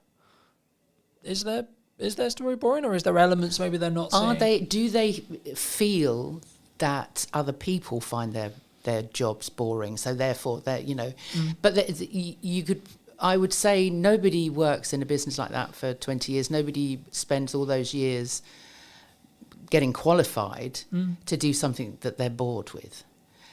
And so I think that's a cover. I think they say to other people, "No, I have a boring job. You know, don't talk about listen me to me. because it's don't boring. It's boring. You know, I just look at spreadsheets." But inside, there's going, "I look at spreadsheets. So, I'm so excited. I look at spreadsheets. That's what lights me up." And so there's a reason for that. And I always love to get to, what is that? What is it that makes you get up and do that every day? And there's always a story. Always a story. Do you think we sometimes, does it come from that I don't want people to look at me like, I've never really personally struggled with this, but I know many people do, which is the like self-promotion, especially as a business owner or an entrepreneur. We try and put ourselves out there a lot and say, well, that's what we should be doing in my view. But, it's the reason why I get the opportunities that I get. It's the reason why, quote, I'm as successful as I am, etc. But like, is there a hurdle there? Do people just like, oh no, it's a very British thing, right? It's very, I couldn't possibly put myself out there. Yeah. Do you think that's why? Yeah, that's why we have a deflection of like, oh no, I just have a boring job and I look at spreadsheets. Is that because maybe it's deflection to say, well, that's why I'm not doing it? Yeah, a lot of people don't like blowing their own trumpet, do they? I certainly don't. But there's something in people's people, you can be an introvert, and there are obviously, we're introverts and extroverts and people that are somewhere in between.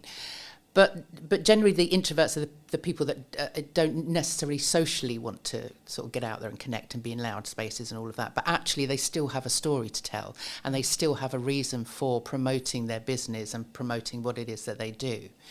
So I think it's not so much about them sort of getting out of their comfort zone, but just taking baby steps. What is it that they can do that will just take them a little bit further forward, and find a story or something that they can tell, even if they just start with a camera and just talking to a camera, just in little, and talking to family and friends and just starting to explain what it is that they do to other people.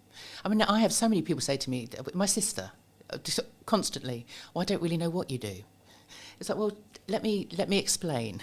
And everybody has that opportunity to explain what they do to somebody else. Just get used to doing it, and you will discover it's not until you start speaking your story out loud that you get feedback from other people.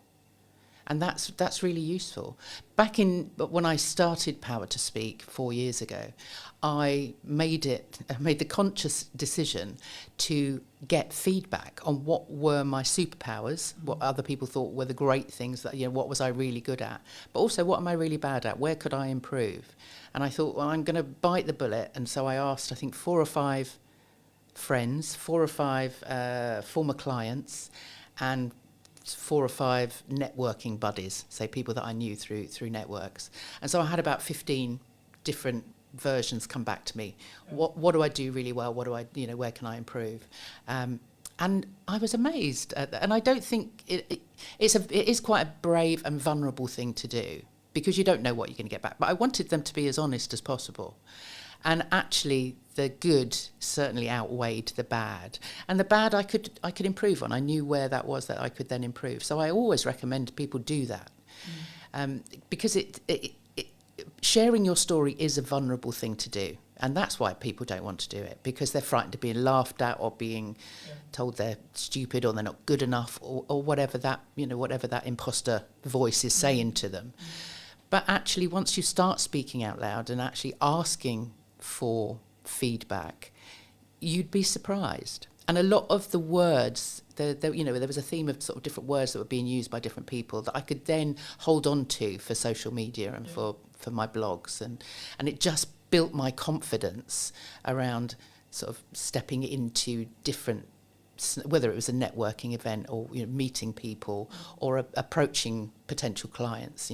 I had then the confidence because I'd had that feedback. It reminds me, and I forget where this story originated, so if it's a bit fluffy, I apologise, but I remember someone said to me, I think it was in a networking room or it was a business friend or etc., it doesn't matter, and they said, well, ask around people who your network is and ask, when you think of me or when you think of my brand or my business, what do you think of, right? So we'll do the exercise here really quickly. I mean, when you think of me and my brand and what I'm doing, what do you think of? I always think of that hat. You always it's gone. The hat's gone. But no, that, I suppose that and the waistcoats. So, I mean, you had that kind of the personality that came through the way you dressed, which you still a very dapper dresser. I'm not saying that, but actually, when I think of your brand, that makes me think of a brand that's creative and curious, which I think is good.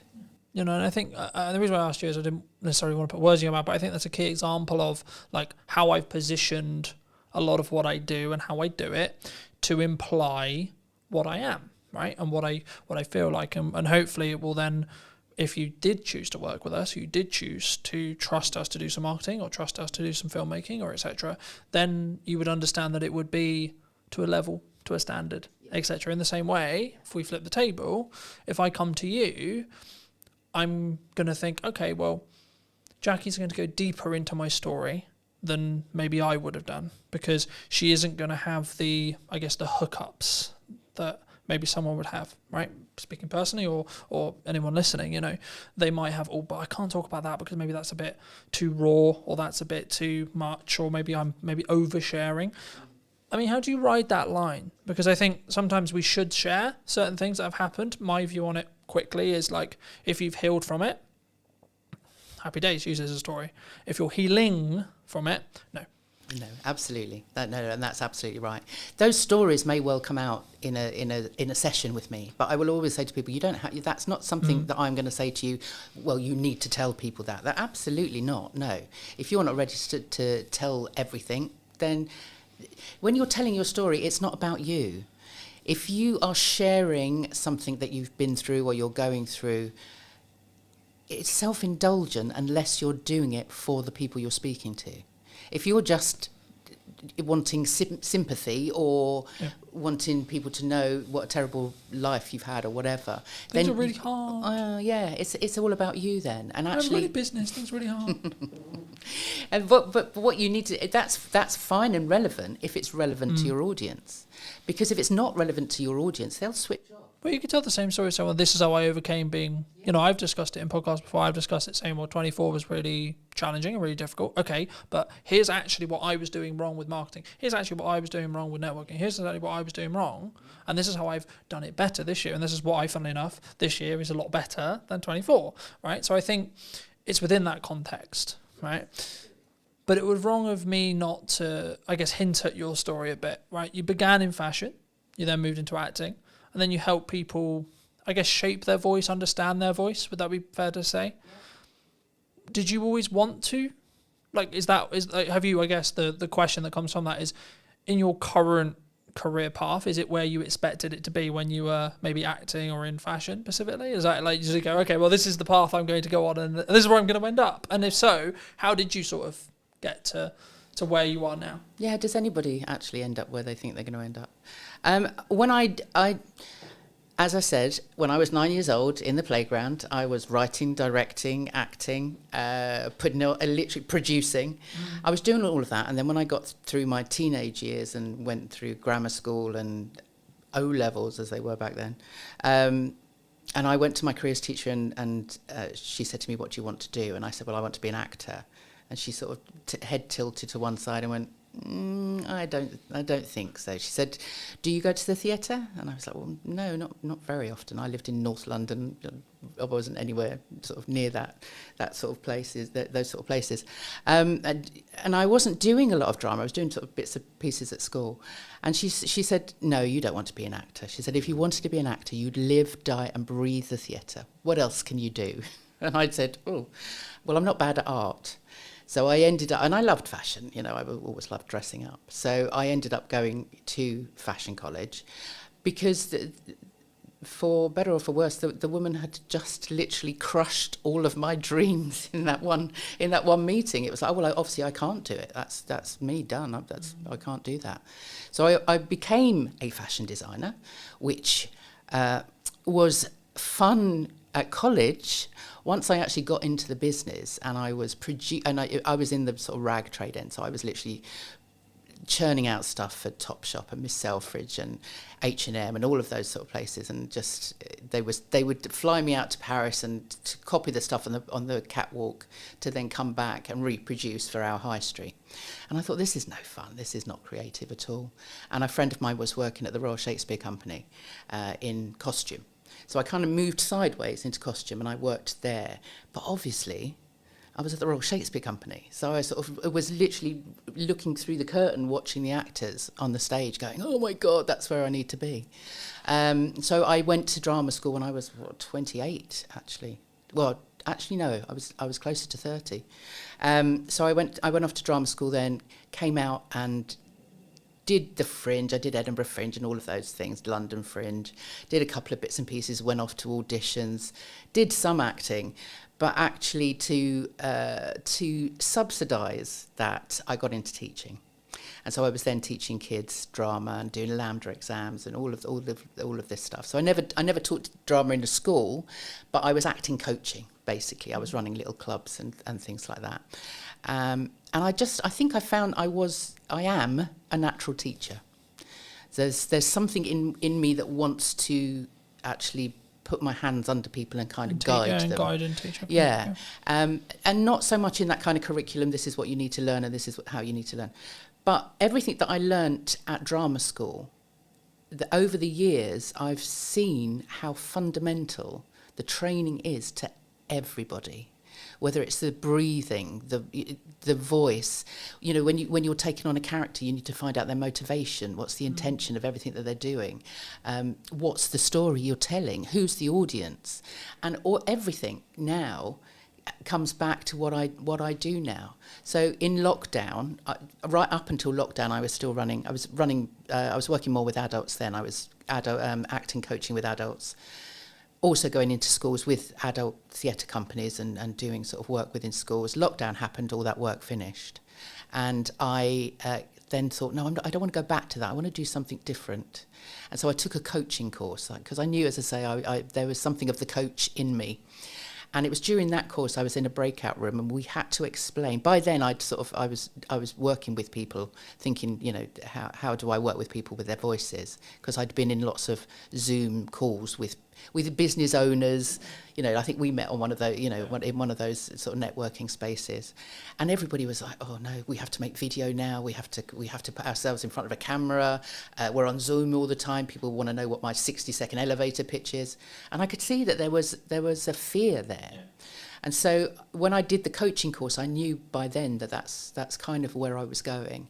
And the exercise within this room, there was only 3 of us in this breakout room, and we had to explain to each other what it was we did for work, or what we were planning on coaching. Mm-hmm. And so I explained what I did with people, and I said, okay, that's my minute. I've told you what I do. Now explain back to me, what did you get from that? What did you understand from that? And one woman said, you help people market themselves effectively. And I thought, I hadn't even considered that I was helping people actually market themselves. And the other woman said, you help people show up powerfully in the world. And I thought, I like that. and so power to speak. It was then all around, the fact that it is empowering when you give somebody that voice. And certainly in the 4 years that I've been doing it, it's just the transformation that I see in people when that kind of penny drops and they go, actually, I can just be me. Yeah. They take ownership of all of those stories and all of those experiences. And when they show up with that courage, then the confidence and the excitement of actually sharing that comes from there. It jumped to mind while you were speaking, so I think I'll mention it, but I remember watching a YouTube video a while ago that said, like, during COVID, when there was a lot of money flowing around, working in the arts seemed to be like just the thing, right? There was a lot of filmmakers, there were a lot of marketers, a lot of speaking engagements, etc. But like, I think the thing that sometimes people misunderstand or misthink about sometimes is actually being in the arts, whatever your definition of that is a privilege, right? Working for yourself is a privilege. And I think for me, having the work-life balance is a privilege, right? Like, and I can go a bit deeper into like privilege, right? We live in this a part of the world where I don't have to worry about a bomb landing on my house. I have clean drinking water, etc., etc. I can go down that road as well, of course. But I think for me, it's really important to establish when you are in a privileged position to be able to upgrade your kit, to be able to invest in the business, to be able to first come at it from a point of view of saying, I am in a privileged position and I am grateful for the privileged position I'm in. I guess the question that comes from that, though, is in marketing, in when people speak, in when they come across, maybe they don't mean to do it, but do they sometimes come over, not maybe at the start or maybe in their own way, but maybe they don't come over with that level of understanding, that level of privilege first, or maybe they should someone lead with that level of understanding that level of privilege first, or being grateful for the opportunities that they have. Oh, that is deep. because I think sometimes I use the word entitled. I paused because I didn't know what word to use, but I think the best way to describe it is some people can be very entitled. I'm entitled to people watching this. I'm not entitled to anyone watching anything I do. I hope they do, and I hope they take value from it. But that's actually down to the quality and the value that I add, which is subjective upon the audience, not me. My job is to do the best I possibly can in the grateful opportunities I have to hopefully add value to someone else. Yeah. I mean, I don't know how many people creating content in a privileged environment really understand that that's the case. I don't know how many people are actually. I think maybe with what's going on in the world at the moment, people are now kind of thinking, well, actually, my life isn't actually that exactly. bad, Yeah, I'd much rather be here than there, kind of thing. So yeah, maybe we are becoming more aware of that. I often get people say, if we're going through a talk or they're speaking to an audience, I mean, generally their audiences are potential clients, potential customers. That's the reason they get up and they speak to people. But they don't want to be seen as arrogant. But what I say is, it's more as long as you're confident, you're doing it. What you're speaking about is, like you were saying earlier, people don't like to blow their own trumpets. They don't like to sort of say, look at this. But actually, in some cases, you need to have that. I don't want to say arrogance. Arrogance isn't the right word. I think it's belief. But it is a belief, yeah. But it's arrogance with humility. Has this kind of it's the confidence to know that what you're sharing is of benefit, is of value. To know that the experiences that you've had and the accolades, awards, whatever it is that you're sharing, you're not showing off. You're actually saying, look, this makes me credible. This means, and hey, I work for it. Yes, yeah. You can trust me. I have the discipline to get myself to the. I am running a 5-day. I have done for the last 2-3 years now, a 5-day acting course for stunt performers. Okay. So stunt trainees, people that want to get onto the British Stunt Register, and actually. On day one, they come in and they're very, very nervous, as they would be, because they don't want to be actors. They want to throw themselves off buildings and get into fights with superheroes. That's kind of why they want to do it. But they have to act. They're on set. They have to be able to act. So on day one, on the Monday, they come in and they're very, very nervous. They're like, oh, but these guys are athletes. Guys and girls, they've been through the Olympics. They've done, these are like proper gold medalists. Some of them in all sorts, gymnastics, horse riding, all of that stuff. But ask them to speak and tell you what they've done, they don't want to do it. So on the Monday morning, it's like,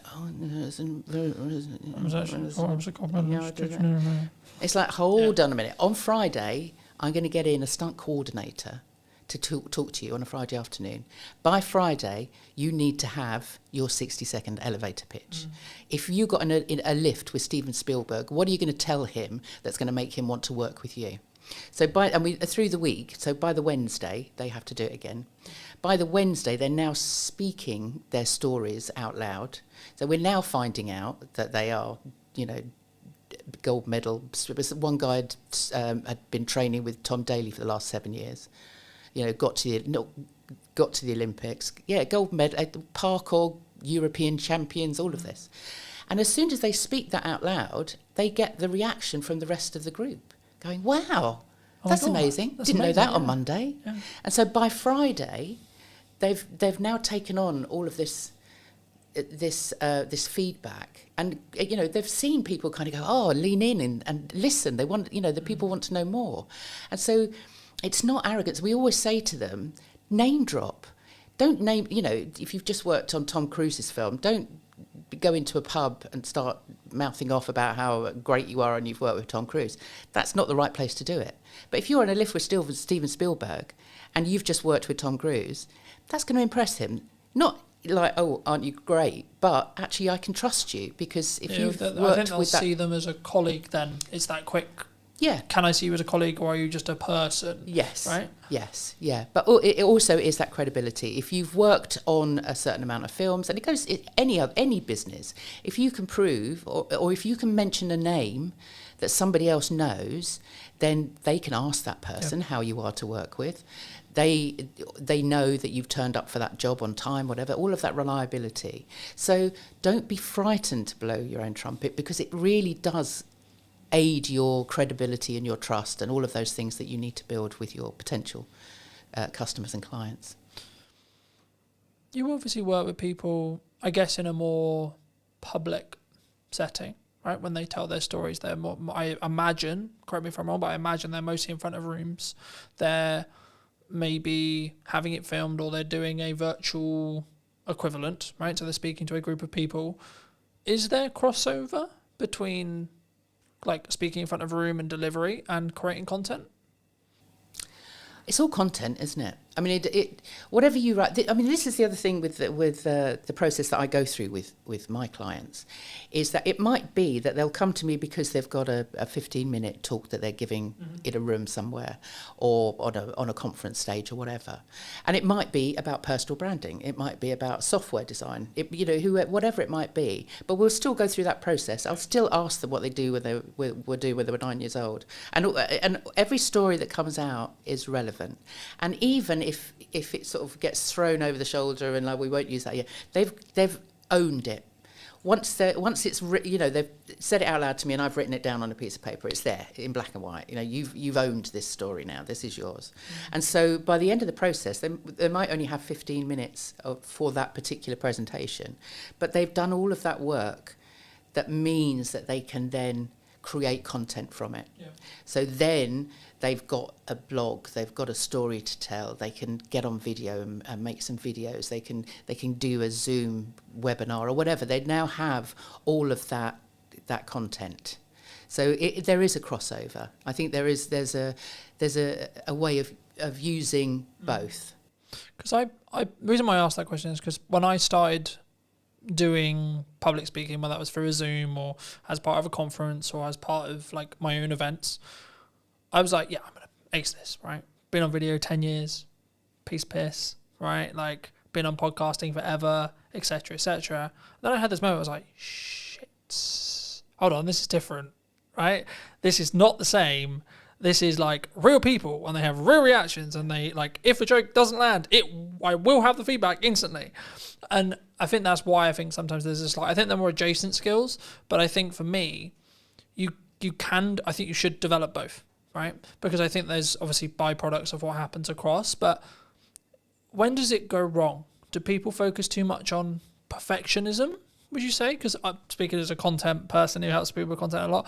Everyone's like, I'm not going to do that. I'm only going to overthink it. Can't do that. I don't have the podcast. Don't have this because it's not perfect, right? I don't have the perfect live stream. I don't have the perfect camera setup. I don't have the perfect microphone. So should I still do it? Yeah. Oh, yeah. I mean, done is better than perfect, isn't it? And there's no such thing as perfect at all. But having said that, I am the world's worst. I should be making more video. And I do make video, but they're still all on my phone. So I'll do it and then look at it and go, oh no, that didn't come out right, or my hair doesn't look right, or it's a bad day, bad hair day, or whatever. And so a lot of those things still sit on my camera. So it's a very vulnerable thing, but I think you do need to just do it. As I said earlier, just a little bit at a time. Just just get feedback. I used to hate seeing myself on screen. Most of the acting stuff I did was on stage, so I never saw myself on, it wasn't until Zoom, it wasn't until lockdown when we were all confronted with our own image on on a screen. Oh my God, is that how I look like? Oh my God. Exactly, is that what I sound like? All of those things.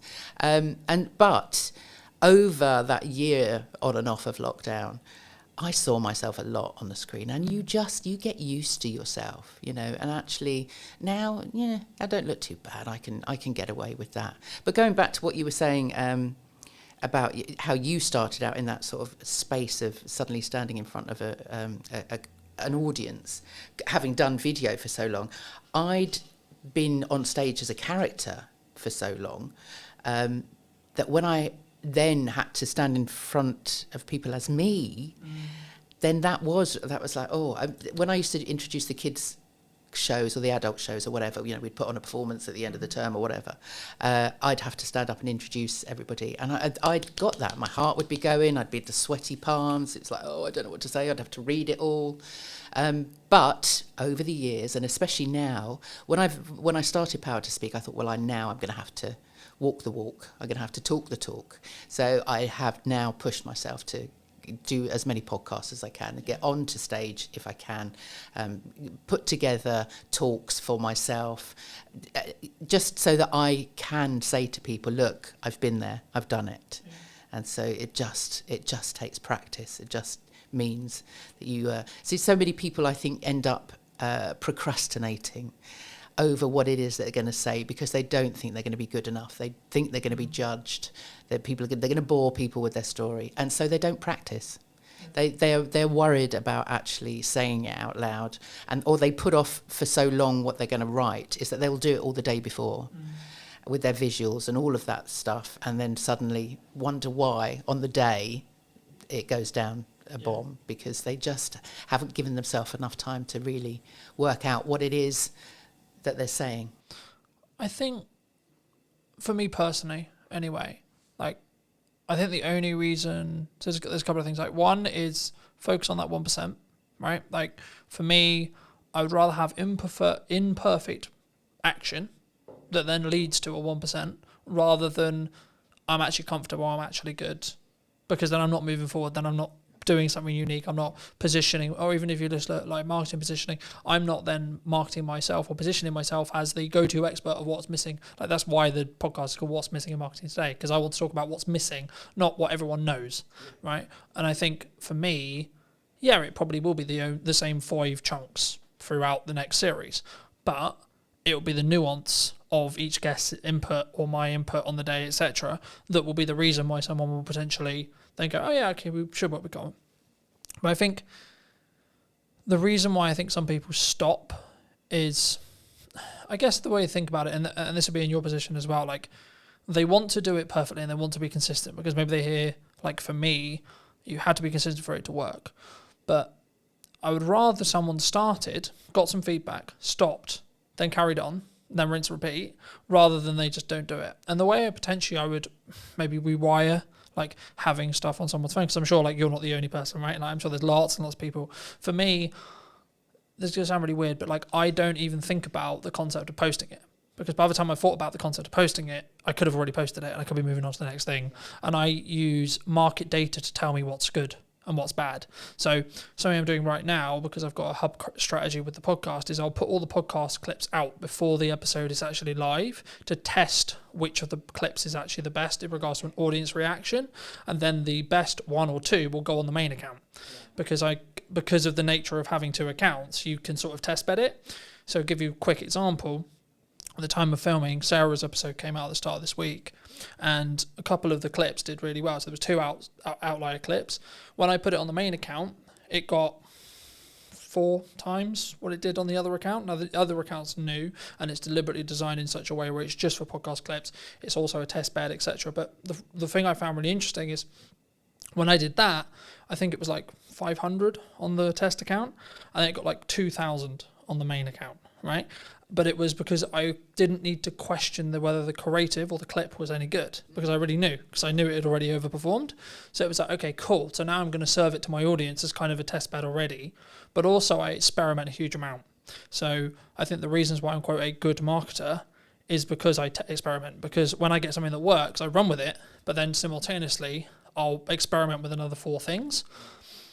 I guess the question in your space is, if someone's listening to this and maybe they have a talk coming out and they have maybe an instinct during their talk performance. So they have their prep, because they have that preparation, they know that they should be preparing, but they have an idea, right?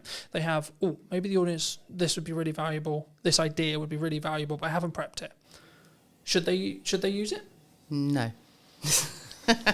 I'm thinking you've done that, haven't you? I have. and it so I'm partly asking selfishly, because exactly. I have done that. Yeah. And lots of people have. It really depends on your audience and what you need your outcome to be. Because what happens in that moment is that if, for example, you've been given 15 minutes and you're on a whole raft of other speakers, you've got 15 minutes, you've honed your talk, you've prepped it, you've practiced it, you're there, you're doing it, and then suddenly something pops into your head, you speak it out loud, and then you've got to find your way back to where you were to finish in that 15 minutes. Because time is really important. Yeah. And people don't seem to understand that actually, either they'll think, right, I've got 15 minutes, I need to cram in as much as I possibly can in that 15. I need to tell everybody everything.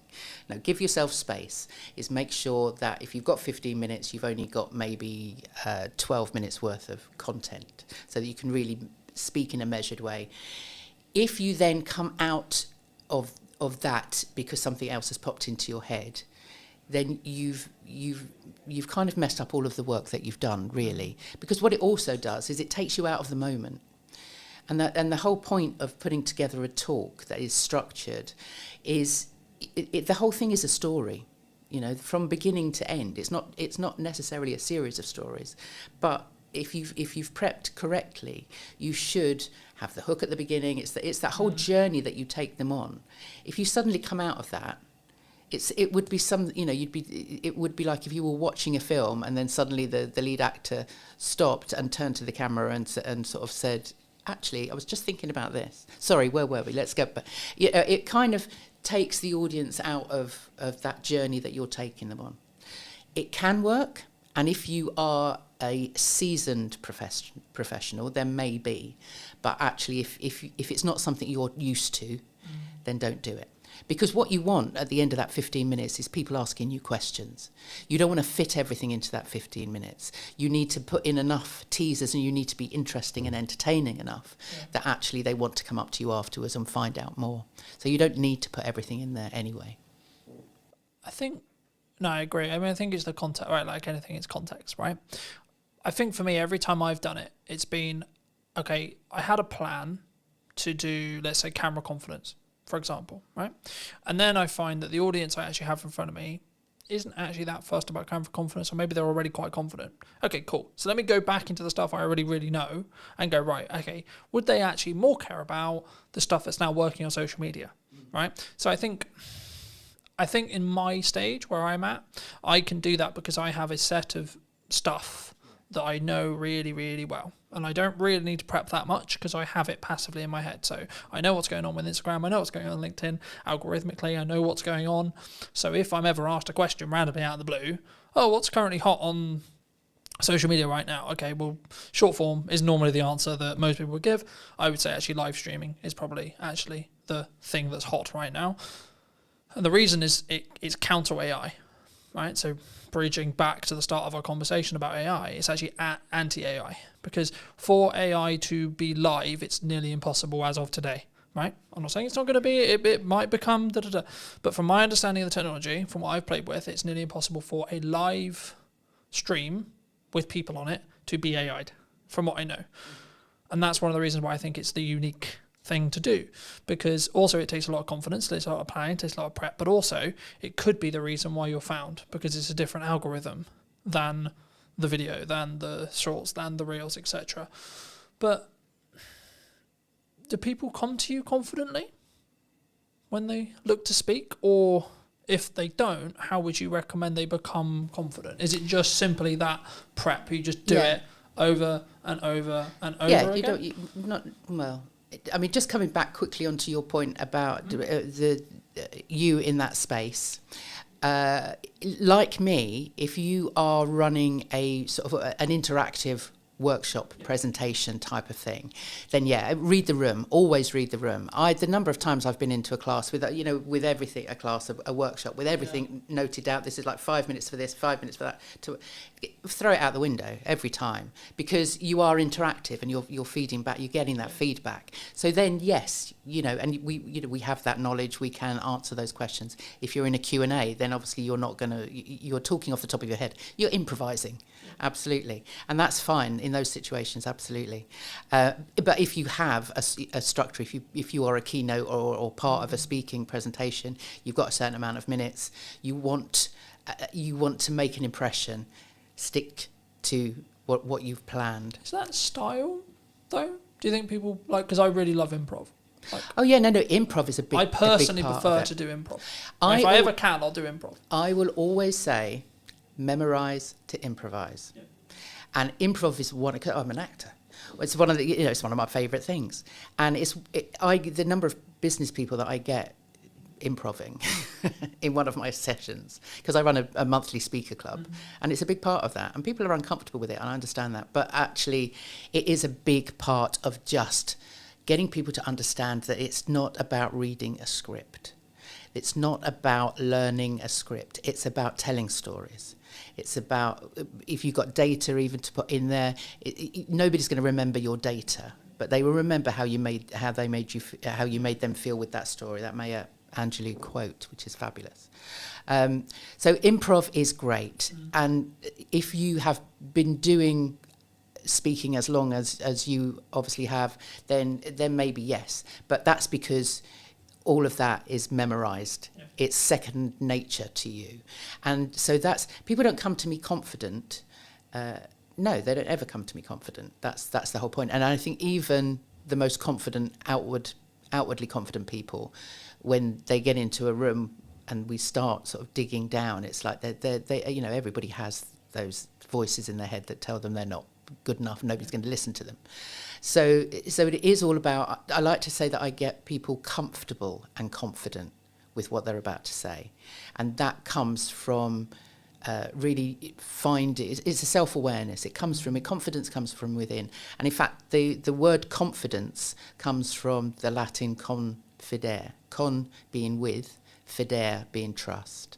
So confidence actually means with trust, and that trust has to come from you. I was going to say, it's that. So that we trusting. I trust in my ability to be able to do the thing, whatever the thing may be. In this case, it's speaking, but it could be driving, it could be backflipping, it could be etc.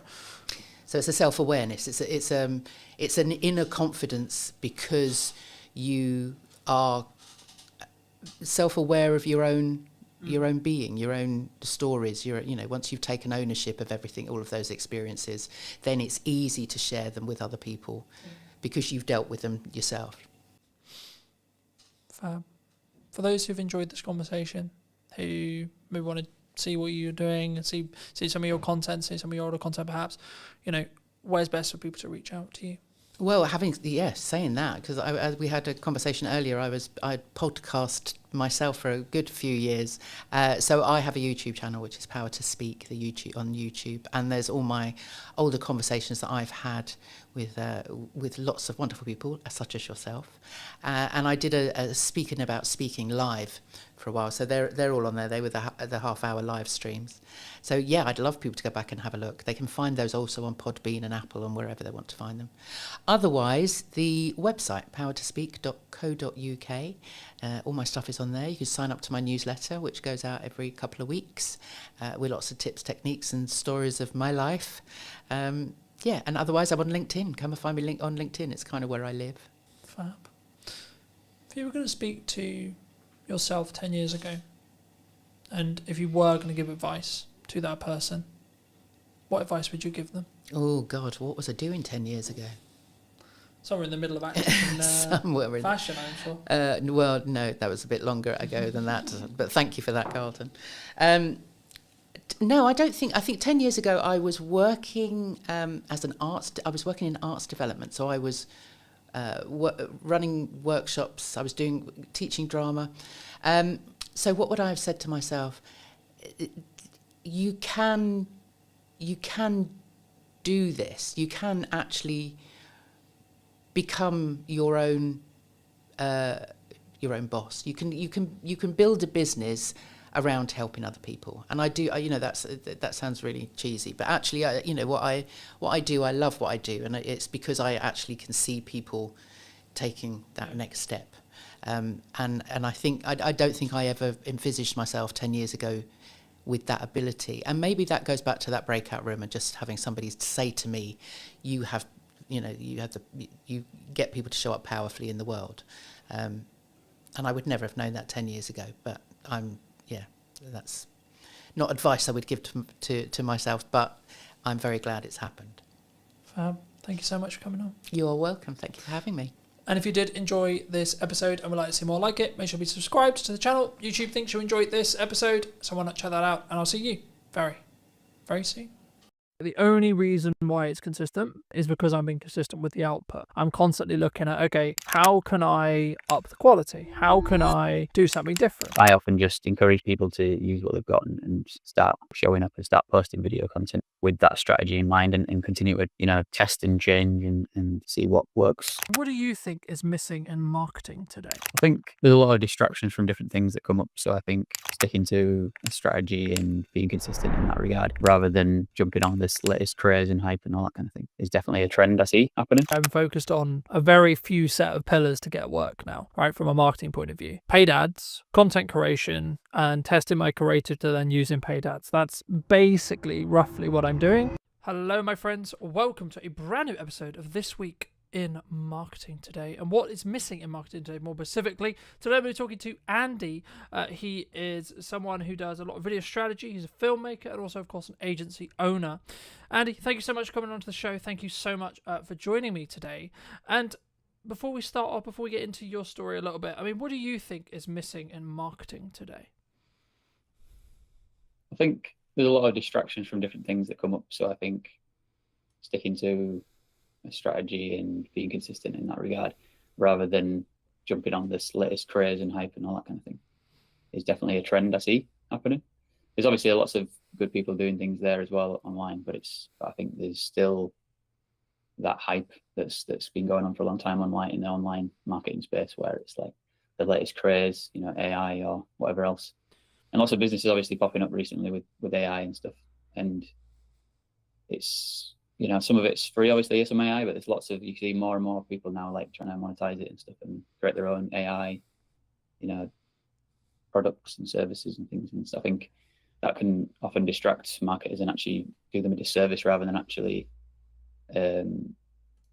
enabling them, because they actually might be, instead of being empowered to use that and have a strategy attached to it, they might not actually have the strategy side planned out enough. And I often just encourage people to use what they've got and start showing up and start posting video content with that strategy in mind, and continue to, test and change and see what works, find out more about your audience, do that market research, and just test what you think people will want and see. And then obviously also ask questions and start conversations. It's like, what do you want?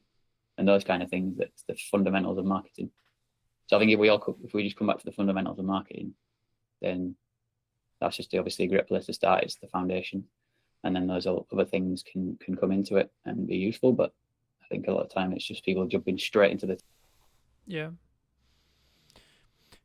Do you think? I mean, I guess my next question would kind of come along. I guess, like, should we trend jack? Because I think some people, within context and within like bandwidth, like my view on it very quickly is like, if you can do it whilst doing the stuff I'm sure that we'll touch on in respect to like the traditional marketing pillars, I think you should look for opportunities to get yourself out there a little bit more, and you should always try and be more visible, etc. But I mean, like, just building off your initial kind of answer, I mean, do you think people, they jump to trends maybe because it's easier? I think it's exciting and it's obviously shiny, and it's like it does get you more of your attention, and a lot of people talk about attention and like, oh, you have to do short form now. Yes, you have to grab people's attention, and it's like people don't watch for more than like 30 seconds or things like this, and it's people not understanding that if you understand the person that you're talking to, you can get them to consume long form content. And I think there's just different things like that that are going around, and it's been going on for years. Obviously, like people talking about their perspectives of what they see working, and it's like, yeah, that does work, but it doesn't mean that you have to always do short form. And it's like other audiences will want to watch that long form content, especially when they're like really interested in that one topic. So I think sometimes those different things that come into it, they're like different advice from different people.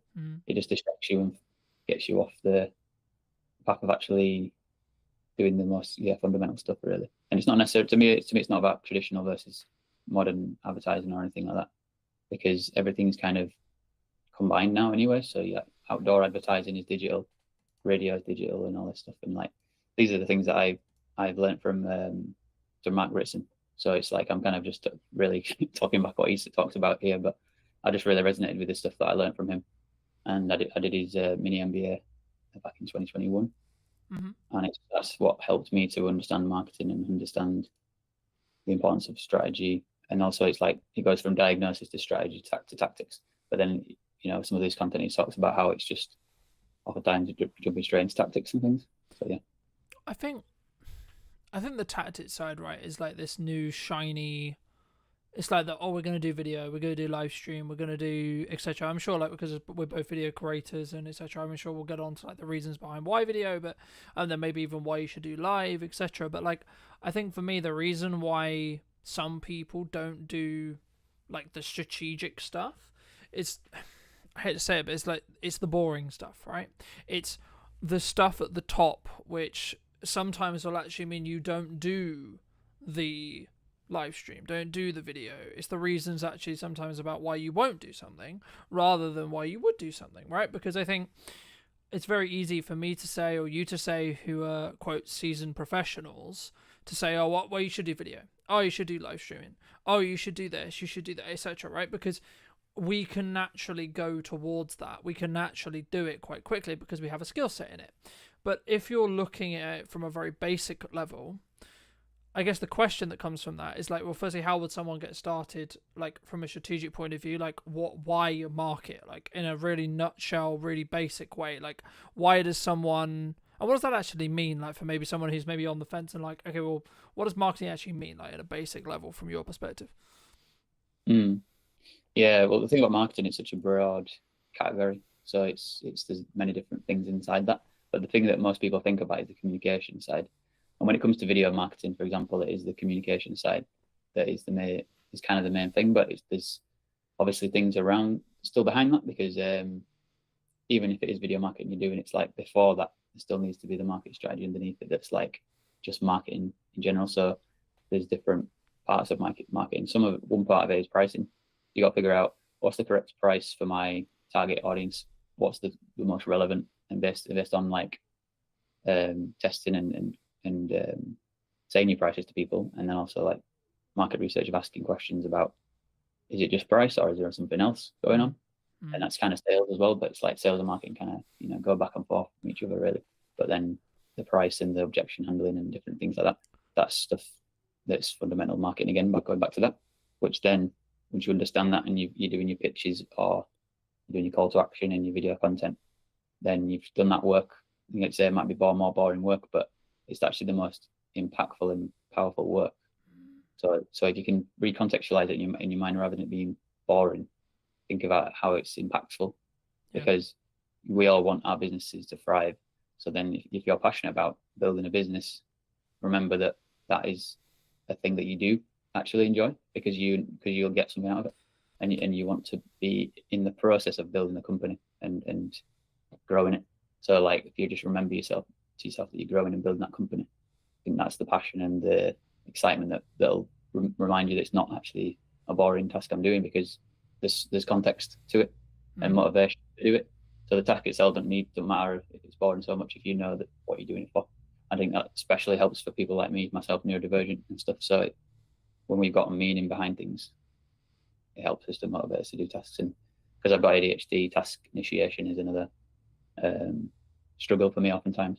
Yeah, I think for me personally, I've found it, like in the past anyway, like very, I guess in some ways frustrating when there isn't, and the reason why I bring it up is because I think there is a strong correlation, and this might be a commonality, where there's not necessarily I do this live stream, I do this video, I do this marketing effort, whatever it may be, right? I do this pamphlet, I do this print ad, etc. And then I instantly get a return, right? So the phone rings instantaneously saying, oh, hey, Andy, I love that video you did, etc. I mean, for me, like, if you're doing something now, in 3 months to 6 months, you might see a return, right? And the key there, and the reason why I say might, is because it depends on, as we've already alluded to, the strategy, how you're doing it, what you're doing it, etc.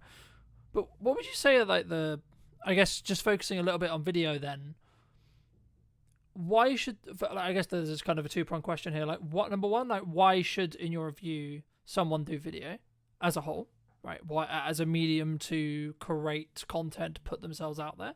But then number two, what would be the reasons behind A, why they shouldn't do it, or B, what are the hurdles they might run into when it comes to their fears, their worries, their concerns in respect to actually like doing this thing that we call a video, right? Because I think so many people don't do it because they're worried about it or because they're concerned about it. I mean, from your perspective, just to reiterate the question, why should someone do video? And then secondly, like, what kind of are the fears and the worries that they might run into? I think because something stood out to before what you said, I think I could tie it into what you said before, because obviously what you talk about before is ROI.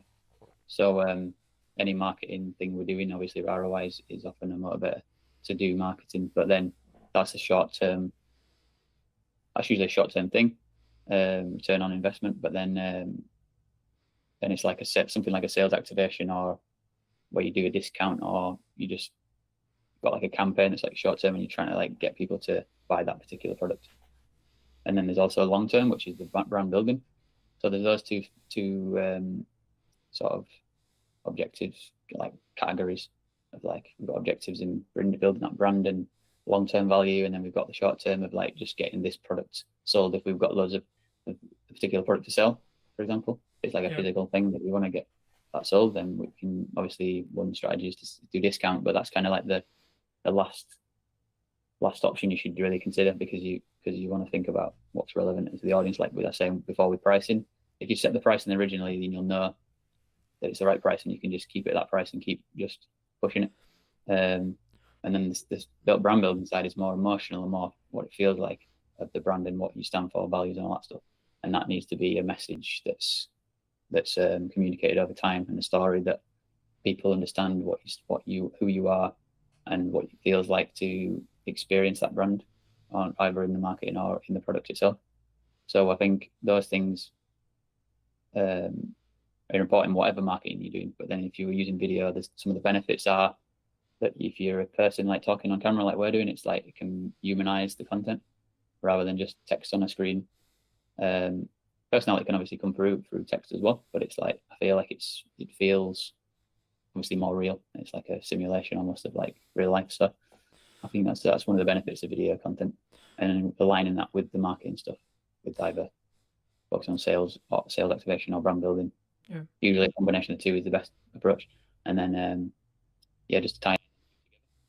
I mean, I agree. I mean, I think for me, whenever you look at maybe doing like a short-term campaign, as you like alluded to as well, like the video strategy or the ads or like the specific creative, so the thing you're going to be showing that audience, is going to be completely different in how it's designed, in my view at least, of like how we would create it if the objective is actually short-term sales. Like, we're recording this and it's going out live at the start of October, and you know, a lot of people are thinking about Christmas, right? Like, now, to be honest, I'm pretty much booked for Christmas, right, in respect to the campaigns I'm doing and the stuff I'm doing, etc. And the reason why that's kind of happened is because I did a lot of the Christmas marketing beforehand, right? So to give the audience some more context, I mean, for me, like, I start talking about Christmas, and there's kind of this joke in marketing, I'm sure you've heard of it as well, and others would have heard of it, where like you're starting to talk about Christmas towards the middle of the summer, because by the time you've done the prep and etc., and like maybe the actual production isn't until October, November,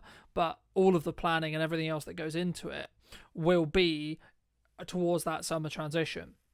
But I think for me, like, the point that I really wanted to, I guess, echo but also add to is, what is your objective? Are you in a position where for whatever reason you're trying to develop cash flow quickly, you don't have a strong pipeline, etc., then actually maybe marketing isn't the solution.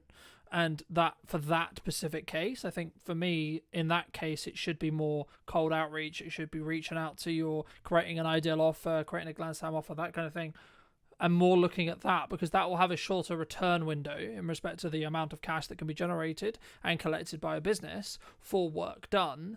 So let's say, for example, I'm in a cash flow crunch, and I'll go, okay, so I'm going to do a video, promotional video deal, for example, for X price. Cool.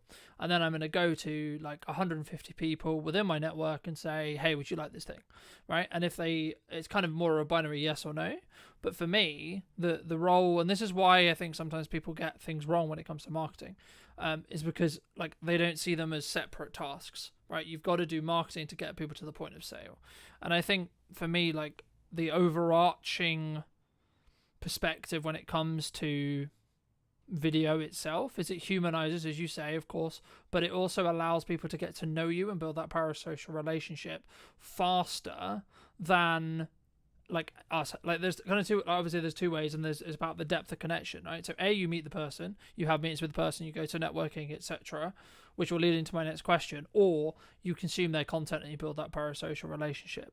But a way of building a parasocial relationship is by having one-to-many, e.g. a video, e.g. piece of marketing that can help nurture, can help build trust, know, like, and trust through your audience to allow you to then, so I'm going to spend time with you talking today, but actually this is going to sit online and it's going to potentially be a multiple set of touch points for multiple sets of clients. And then that's not even before you then start pulling out the, the smaller chunks, etc. But for people who are maybe listening to this who are like, okay, cool, I'm going to start doing video. How should we start?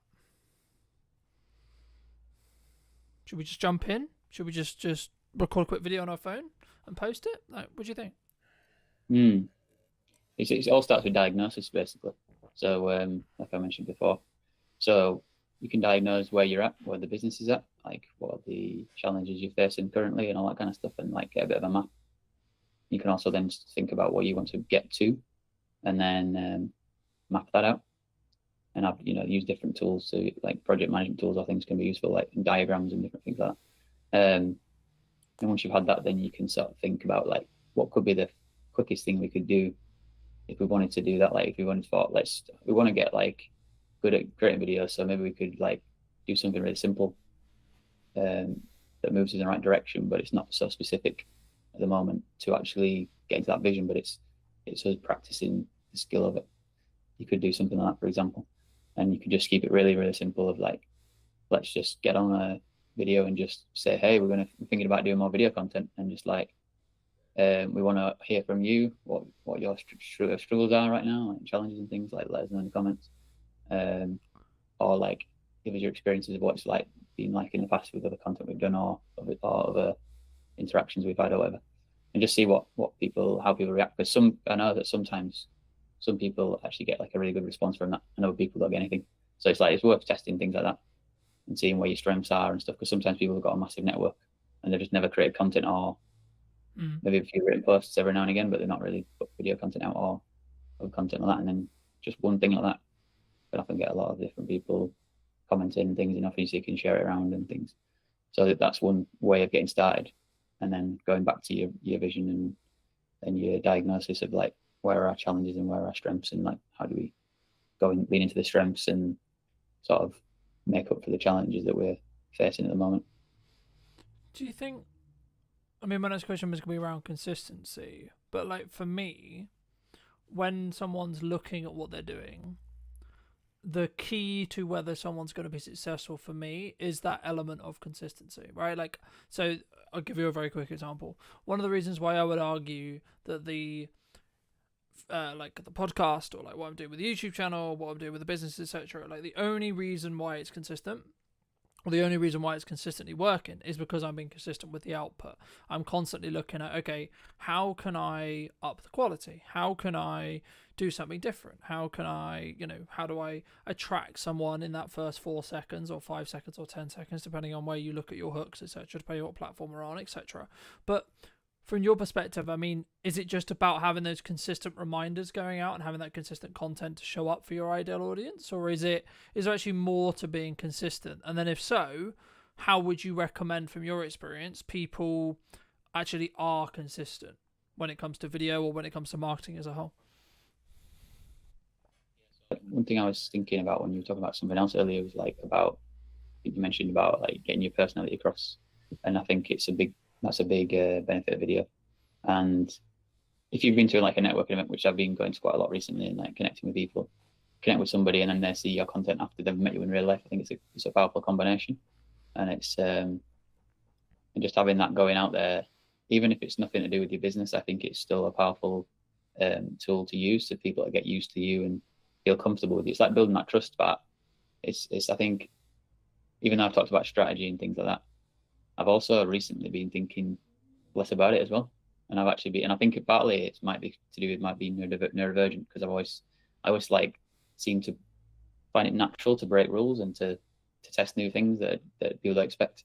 So like for me, I've been more like less strict about strategy and less strict about certain ways I show up to sort of say I do video content and all that, because I know that just showing up and being myself will like I say, will build trust, and people will go into my page and they'll see my other content I've done about video content anyways, and they'll see, like, read my headline, read my bio, whatever, or go on my website, whatever, and then they'll find out more about me naturally. So it's like having that faith a little bit that I don't always have to be showing up like a maniac talking about video content all the time. It's like I can just like be myself, and I can talk about the things I care about, which more of the stuff I'm planning on doing more content around is accessibility, inclusion, and leadership. So like these topics are the ones I'm interested in, I'm passionate about. So then me talking about that is just an extension of my personality, and it all motivates me to create more content. And then there's also going to be those moments when I go back to the expected thing that I talk about, which is about video again.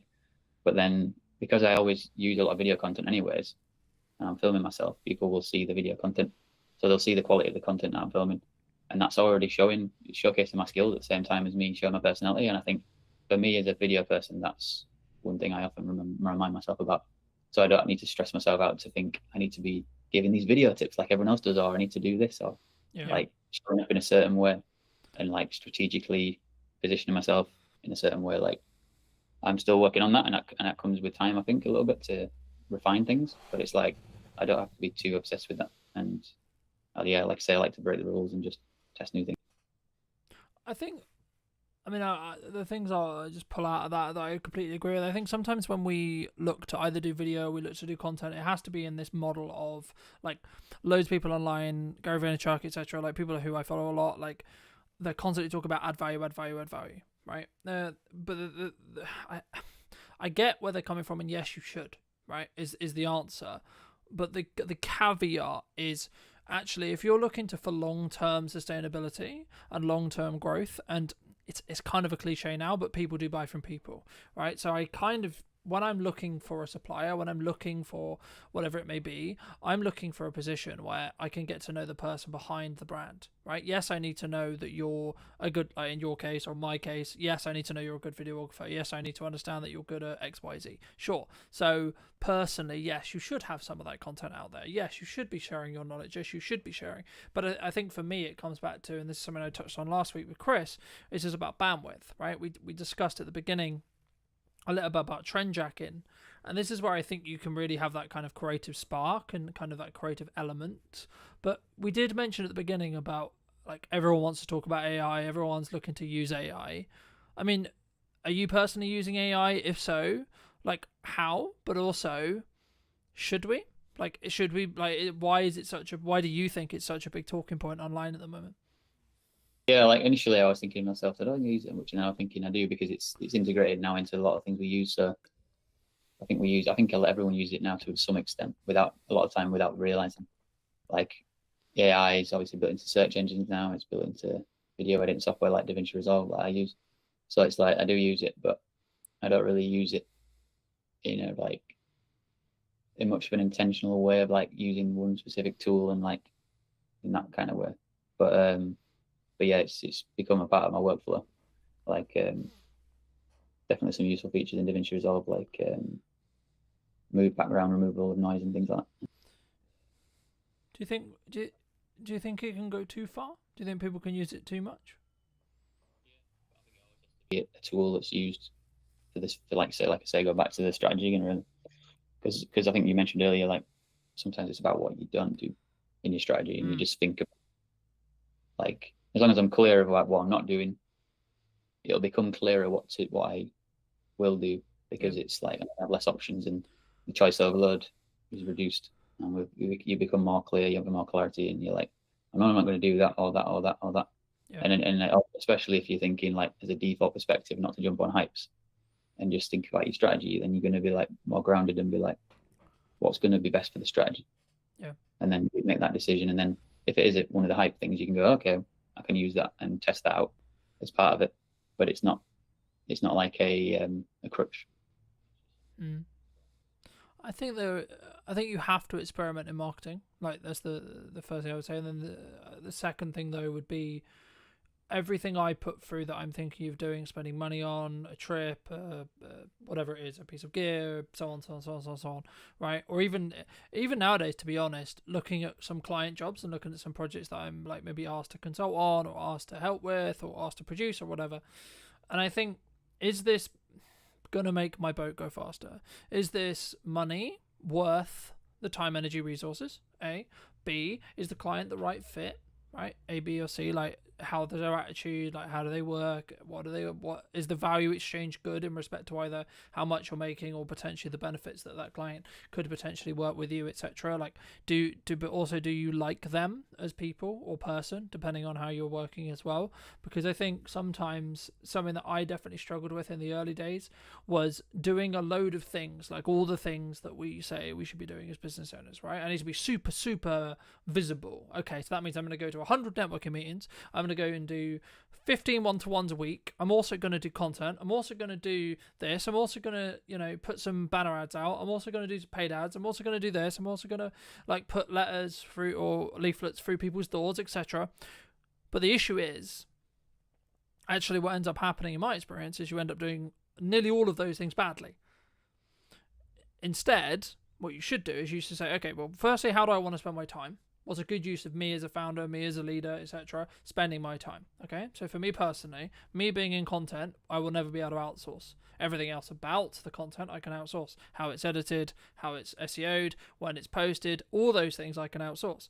Me personally being in the content, talking to you today, I cannot outsource. I never will be able to outsource that unless we get to a position where, of course, AI can generate my content for me. But again, I would argue those who already have an established brand will be the ones who win from that, because actually it's me AIing myself, if that makes any sense, but it would only be used in a context to allow me to accelerate what I'm doing. So it would still have my nuance, it would still have me, but that only matters because of the years of work I put into building brand, right?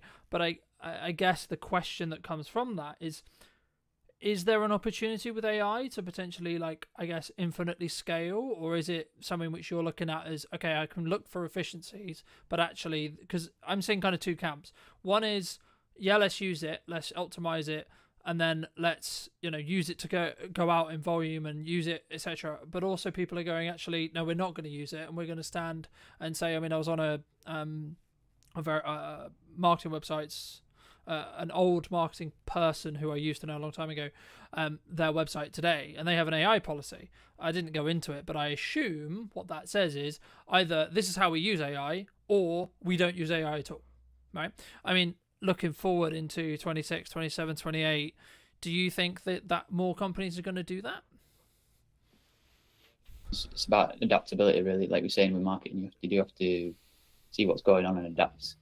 And whenever something makes sense, like I say, if it fits with your strategy and you think that could work to help us, that's a good thing, as long as you're not scrambling around and don't know what you're doing in the first place. Like with the overall strategy, you're all right to test and adapt. And I'm trying to think, what was the other topics that AI and it's specifically, I think for me, like, about, do you need to be doing everything, right? Like I gave that story of, I was doing loads and loads of things and then I was doing them really badly. So for me, I'm focused on a very few set of pillars to get work now, right? From a marketing point of view, paid ads, content creation, and testing my creative to then use in paid ads. That's basically roughly what I'm doing. I'm dabbling in a bit of blog writing, etc., etc. Like that's one of my unique kind of like testing things, and then I'm building out the YouTube channel potentially as another revenue stream, but also as another marketing source. So that's personally what I'm doing. Do you see people going down that route and just doing a small set of things very, very well, or do we think does one think that we need to be a bit more diversified as a whole when it comes to our marketing? I think it's more the first version, but also thinking about with your company, Brunton Media, it's your name, but at the same time, I think your content could be still not featuring you because it's a business. Yeah, and that's the way I look at my content is in the future, I want to get other people involved and it be a team effort. And I do enjoy doing it, but I don't feel like it has to be always me on camera. And as I go forward, I want to do more collaborations with different people. I'm going to be like putting more events together and things like that. That's definitely a part of my journey going forwards in the vision of what I've been putting together. And different communities I want to target and create those movements together in a way that gives back, and then also do a way to get my name out there and promote myself. I think it's a good thing when you can find ways to do both those things together. You're having a positive impact and you feel satisfied by the interactions with people, networking and being creative together and things, collaborating. But then you're also obviously putting your name out in the brand building side of things. And that's what I'm thinking about, is like things like podcast episodes, but also like creative sketches, like comedy sketches is something I want to do more of. And I'm going to be working more actors and things like that. And it kind of goes into the filmmaking path, which something I've always found tricky to actually execute on, because you kind of need like a bit of a team generally to make that work, especially obviously you're working with actors or whatever to really bring a story together. And it's something I want to experiment more with, and at the same time like be building my brand and stuff like that. So yeah, excited to do that. I think for me, this is something that I've heard a lot commonalities through episodes and etc. before, which is, I guess, the founder weakness, which is clients get to know, like, and trust you, right? So they get to know Colton rather than they get to know Brunton Media, right? Now, I was having a conversation with a client yesterday, and he was talking about the image perception of a Gmail account, right? Now, this is the first conversation I've ever had with a client where it's been actually like had a conversation or etc. with me about kind of, is there a level of perception? But for me, I can see it as when it's like Colton is the company, the Brunton Media, right? Like that's the main face. When you're starting out or when you're building it as a family business, then you should lean into your personal I guess nuances or who you are as a person, right? Because the likelihood is that when someone rings you, they're going to still ring you. When they connect with you on shoot, etc., or like when they hire you, they're going to work with you, right? The interesting step will be what potentially I do or you do or one does when they step beyond that, right? So first employee, second employee, third employee, etc., and getting to a position where, yes, Colton is the, quote, managing director or the person who is the top of the company, but actually it's how you, I guess, manage that risk from like, if they're speaking about on behalf of Brunton Media in videos, for example, like how would one, because I know there would be a side of my head from like a comms manager point of view, which would be like, can I trust this person to represent the company, right? And I guess, would it be as powerful as me saying it in a video, like just building off your point, or is there a risk for that? So I guess the question that kind of, is that something you're thinking about? Is that like a risk that you can see other companies potentially run into? And if so, how do we maybe eliminate that risk or maybe bring that risk lower? Would you say? So the risk, what's the risk again? The risk of... So I guess the risk, I guess, like in crux is me as a founder. I have to be in the content. I have to be on the shoot. I have to be on the sales call, right? Which then can be, and also as a founder, I was just thinking when you're talking, as a founder, you create the kind of blueprint of the company and brand and everything because of your personality. So all your values become the company values, which then, and you're the leader. So then what you stand for and what you care about is how you create a culture. And then that's something that I've become more interested in, the idea of creating cultures and become more passionate about. I wanted to step into that and be a leader and stuff. And like in my past, I never saw myself as a leader. And over time, I've seen like what leadership really is and understood it more. And now I see how I already am a leader, because we all are a leader in some way. Like a leader of yourself is one part of it. A leader in your family, because you influence everybody, whoever you interact with, friends and family. Like you are leading situations, or sometimes avoiding leadership decisions, and you know that you can look out for the opportunities and to step into that. So I think if you have that blueprint of your business and brand and stuff, and the values, it just ends up coming across in your content if you speak. But then if you clearly communicate with the people that you work with in the business, and they're already in the business and understand the culture and everything, then when you point a camera at them, hopefully it's going to come through. And if not, you can. I think it's a new skill set. That's something that I've found as I've got to work with new people, and whether it's freelancers or whether it's internal staff, etc. And this is also true when you work with clients as well, right? Like you'll become, to an extension, especially if you're handling their marketing, handling their socials, etc. You'll become an extension, and you need to at minimum understand their tone of voice, how they come across, what their maybe prestige is, what their understanding, like how they want to be perceived in the world or in the market. And I think, for me, that's maybe where that deep work, like building off what we discussed earlier, like that strategic side, where sometimes people get stuff wrong, right? We don't go into depth enough into understanding who's my ideal profile, who's my ideal customer, but also what market, quote, sectors are we looking to target, are we looking to talk to? But for maybe, those who are maybe watching this and listening and saying, well, okay, I'm a small business, right? And I don't have like 100K or £1,000 or £10,000 or whatever it may be, right? They don't have that nominal, what they would perceive as a large figure or a large budget to get ahead. I mean, how would you recommend they either start or, quote, get ahead without necessarily just throwing money at it? Yeah, there's always something you can do, like I mentioned before, with that idea of starting with, you've got a strategy and you've got a bit of a plan and a map and everything, but then you just find like a simple thing out of that and think, is there something in there that we could move towards the vision, or something that's, I don't know, just anything really that you think in a way we could just start, and it can just be simplified and not overthink it, just to be like, let's just make a video about, even just a video about making a video, because it's the actual process that matters, not the actual results so much, because that'll happen eventually over time.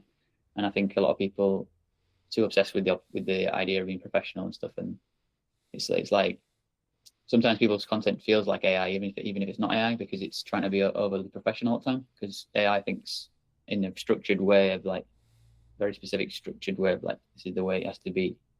So then it's like, it seems like people have that as well, like locked into it, these ideas rationally, rather than something beyond that could be more emotional, or could be more authentic and intuition going on and things like that. We step out of the fear and we just take action, and we just see how it goes, and showing up in a way that's not you're not scared, and you're just empowered to take action. People will resonate with that, and they'll respect you for it. Yeah, I agree. I mean, I think what I was thinking while you were talking, I mean, I think for me, it's about what do you want to optimize for, right? Are you trying to optimize for the algorithm, right? So getting that click-through rate, getting that high watch time, etc. Or are you actually trying to, quote, optimize for the human, right? For the connection, for the person who you're likely to connect with, even if it's one or two or three. And I think sometimes we don't feel great, right? We don't start the podcast, we don't do the video, because the nature of it is going to be, when we start, it's only going to be 5 views, it's only going to be 3 views, it's only going to be, my mum and my friend and Andy who likes my content, right? But actually, in reality, if I kept going for 2 years, I kept going for 3 years, number one, I'm going to get better every single time, I would hope, through time, but also is going to slowly build momentum, right? Those 3s will become 5, those 5s will become 10s, those 10s will become 100, then thousands, and so on, right? If you're consistent, in my view, right? And I think it's consistent in how much you're posting and what you're posting, but also like how you come across. And this is why being authentic to yourself is really important. I'm aware of times, I think let's wrap up soon. But for those people who have really enjoyed this conversation, who really want to connect with you, where's best for them to do that? So LinkedIn, it's the place where I'm the most active. So yeah, just connect with me on LinkedIn. Fair. And if you were going to talk to yourself 10 years ago, if you were going to give advice to that person, what advice would you give them? Well, I think the biggest advice would be to get diagnosed for ADHD. Because I didn't know that back then, that I had ADHD. So that's the biggest impact that's been on my life, is to understand my ADHD. Yeah. And then in terms of business and things like that, I think learning about the fundamentals of marketing earlier on would have been a big help. And then also like about the time things you talk about, like put your energy into things that are specific about what your strengths are, putting time into that, and then finding like support systems around other things to get help with. Like I'm working with the VA now, so like if I'd have started working with the VA earlier on, I know I would have been able to accelerate growth, eat quicker, and become more effective with my time and energy. And I also don't think of time, and I don't think of it as time anymore. I think of it just energy. So I just think like, what energy do I have in this moment, this present moment, and use that based on what I want to get, what I want to achieve and stuff like that, and what are the priorities and different things like that. So I'm like sometimes I'm just thinking of like, even like when I'm out and I'm at a networking event, I'm thinking, should I take longer and get a bus? Or should I just get a taxi and get back? And recently I've just been getting taxis because I'm thinking energetically, I'm thinking, let me just get the taxi and get back into stuff. And I've still got the momentum to finish work I'm doing or whatever, rather than saving money and do it and getting the bus or whatever. It's like different things like that. Like time is on one hand, and then the other is energy. And I've been sort of like noticing the difference when I'm making decisions based on what feels good in the energy. Well, and that's also like my personality too. Yeah, it's just as a final thought. I mean, for those who've got this far, I mean, thank you obviously for listening. But like something that really stood out to me from what you were saying, that also agrees with like someone else who I really respect business wise. He said, well, you need to specifically understand it's about fit efficiency, right? But also about how you set your mindset up when it comes to like what you're going to do. So there's kind of like two modes, the way I see it in business. We're trying to cut costs, we're trying to limit our risk, right? We're trying to bring down that overall cost. Or B, we're trying to push forward. How can we make more sales? How can we bring in more revenue? And I think once you're in that growth stage, now this isn't to say don't have cash discipline. This isn't to say don't have a cash cushion, don't do good money management, etc. But I think it's a different shift in your mind, and that kind of builds off like what you were talking about, the bus versus taxi thing. For me, the taxi thing is obviously a more efficient thing when it comes to time, but also it's about flow state, right? If you've got, say, this really great networking meeting, or you come off this live and you're like, actually, hey, this was a really cool takeaway, etc. Like, then you should potentially put yourself in a position where you can like get back to the studio, get back home, so you can then film that video while that energy is there, rather than I'm gonna have a downtime, chill, go on the bike. But also you might want that decompression, and I think they're the two differences. But come and relax straight away, and it's relaxing to have a taxi. It's more convenient. I get in it, go straight there. It's less complications going on, or risks of things going wrong or whatever. And then I can actually decide to rest or work when I get back. So I like having that because it's flexible, and it's like for me to figure out how to work flexibly. That's been a big part this year for me, knowing that I'm neurodivergent and realizing I need more time to process things and I need more space and flexibility and that kind of stuff. So that's like a massive learning this year, which I would have told myself 10 years ago. Definitely those kind of things. Fab. Anything else you want to mention before we part ways, Andy? I guess going back to just reiterating the part about energy versus time, and like thinking about what the energy and how it feels like, and following that can be a powerful place to sort of leap into, rather than us thinking about time all the time. Because sometimes I'll be pressuring myself through the day, thinking like wanting to do things all the way through the day, like because I'm thinking of it based on time, like I should be working from this time to that time and this time to that time, and it's like. But then I don't need to think of it that way. That's just a structural way I think. I can actually change that and flip it on its head and be like, what energy do I have in this moment? And then flip into that. And then do I need to rest? maybe rest, and then when I come back into things, I've got more energy again now. So then each task I'm doing I can be more effective at doing it. And yeah, and then having other support systems around me, I can ask people to do things for me that I don't really want to spend my time doing, or I have resistance. Like some things that are like reading documents or things where I've got to think like that stuff, and it's very serious stuff. Whatever. Some people are a lot better than me at doing that, and for me, I'll just get overwhelmed, and I'm like, I want to avoid it, and it's hard for me to actually face it.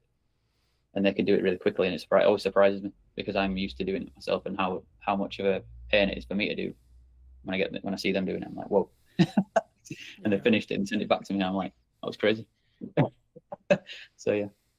Magic. Well, thank you so much, ladies and gents. I hope you took value from this episode. If you did, well, be subscribed. YouTube thinks that you enjoy this video right here, so why not click on that, and I'll see you very, very soon. Take care.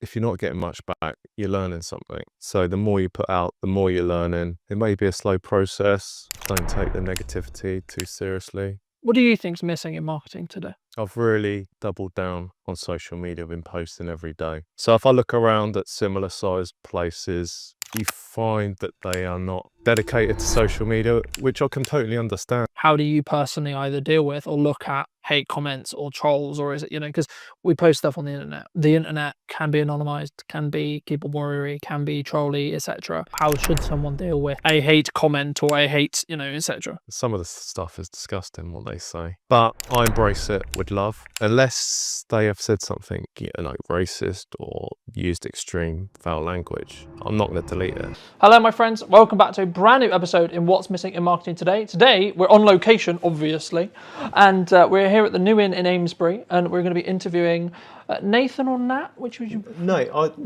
is good. Okay. Nathan is good.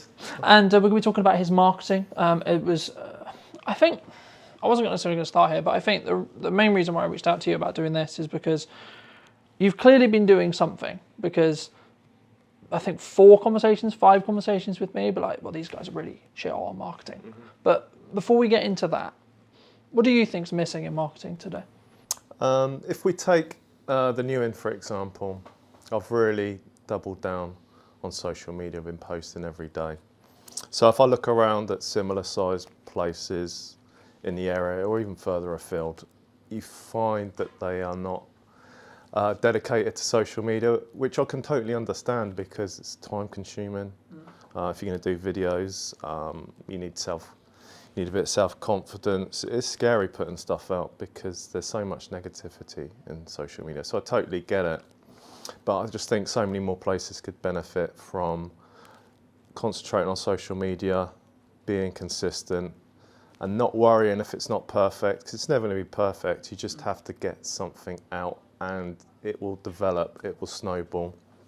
So I think that is the main thing that is missing from similar businesses in our field, in the area. Do you think, I guess it's a commonality, like people say to me, like, it's a lot of work, and maybe it's the ROI question or return on investment question around, like, I'm going to put all this work into social, I'm going to put all this work into posting, and then what's it going to like return me back? Do you think that's why people maybe don't? Probably, because in the short term, you might be posting and posting and posting, not getting anything back, not getting any traction. So I can understand that's why people may not do it as much. But people just got to realise if you keep on, then it will happen. And just by the very fact that you're putting stuff out, if you're not getting much back, you're learning something. So the more you put out, the more you're learning. It may be a slow process, and don't take the negativity too seriously. The negativity I see now as it's gold, because if someone's a negative troll person posting on your content, well, they found it. It means it's getting out there. And also, the good people, which is I'd say 99% of people are good, they would come back and reply underneath why they think that they are wrong, and they'd stick up for you. They might come back, but every time someone's commenting, more people are seeing it for what it is. So we're just honest, and people can interpret it how they want.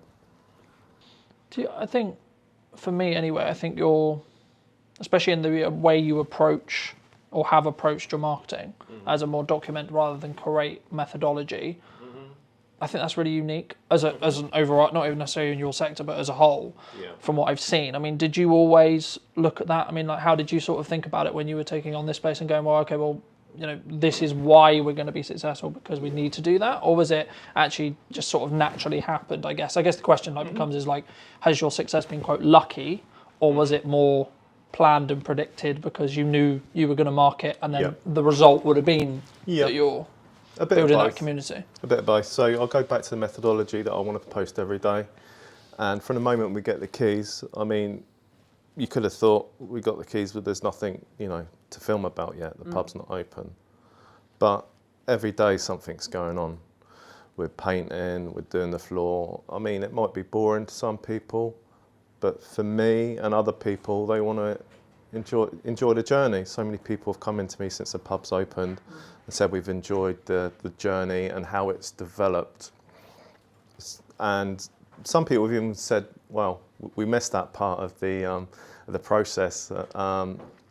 So that it comes from that.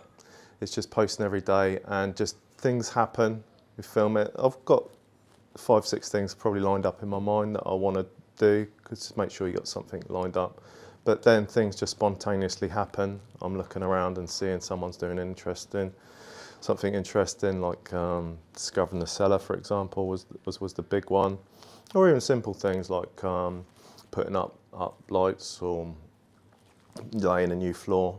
There is a satisfaction to seeing something that isn't right, it's tired, strip it back, and then see the end process in a short video. People find that satisfying. I find that satisfying. Why do you think people don't do that? And then you can either target this at your sector or in general.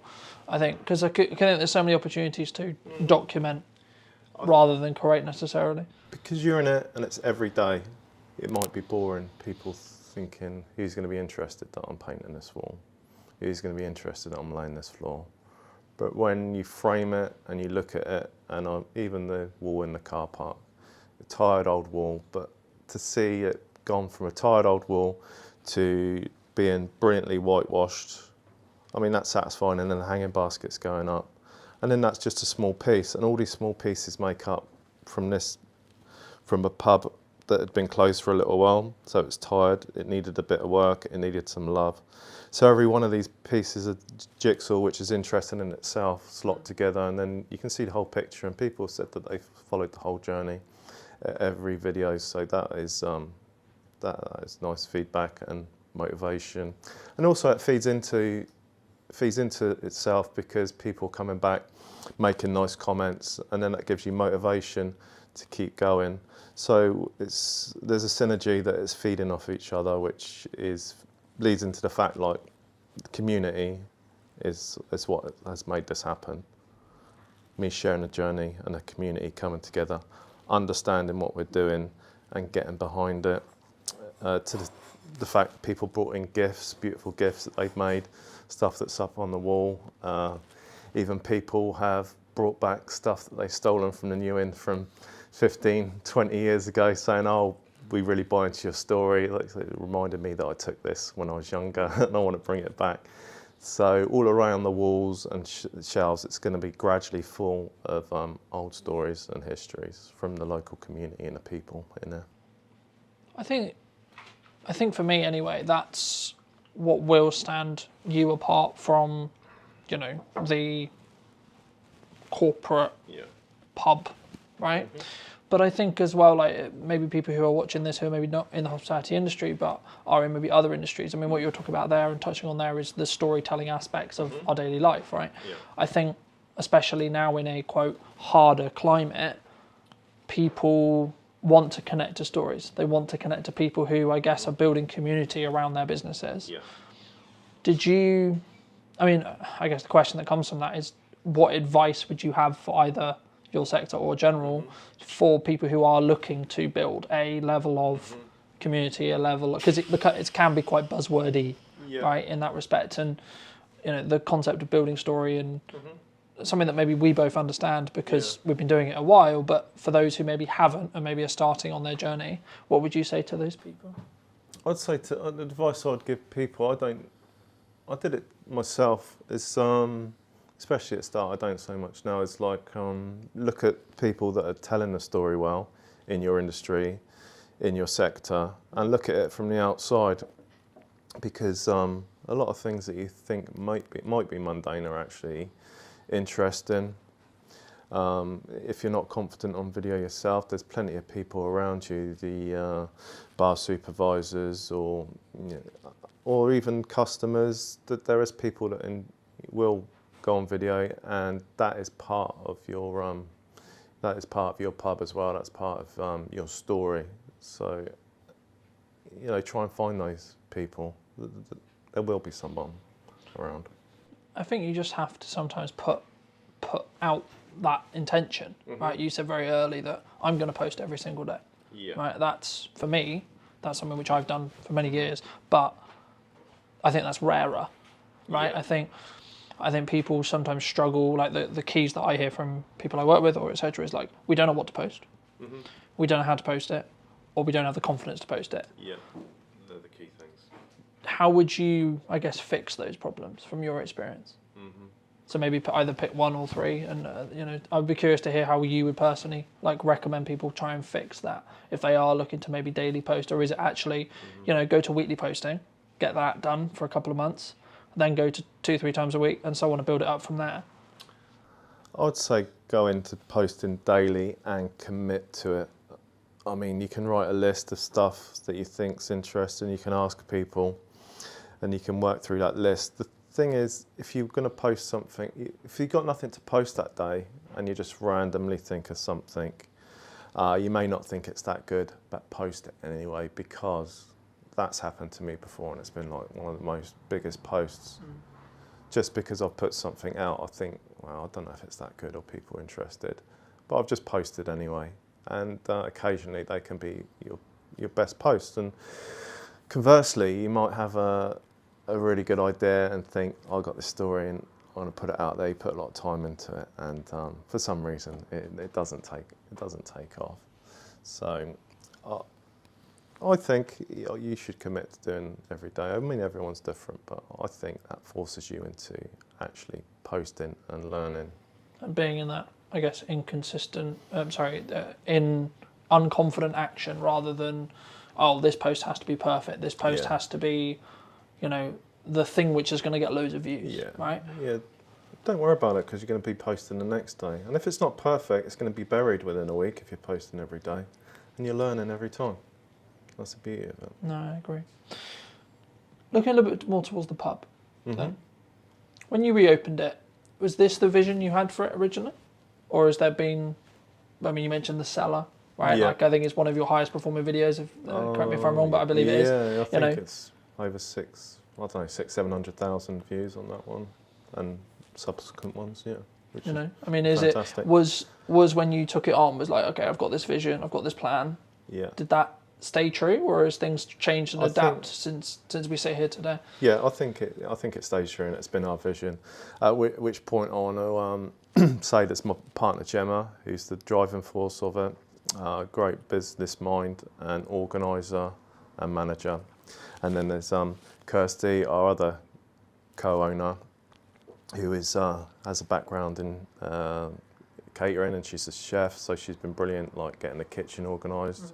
And her partner Adam, who's been doing some maintenance and some DIY stuff. So as we talk forward, I want just to acknowledge that it's like a massive team effort, especially Gemma being the driving force.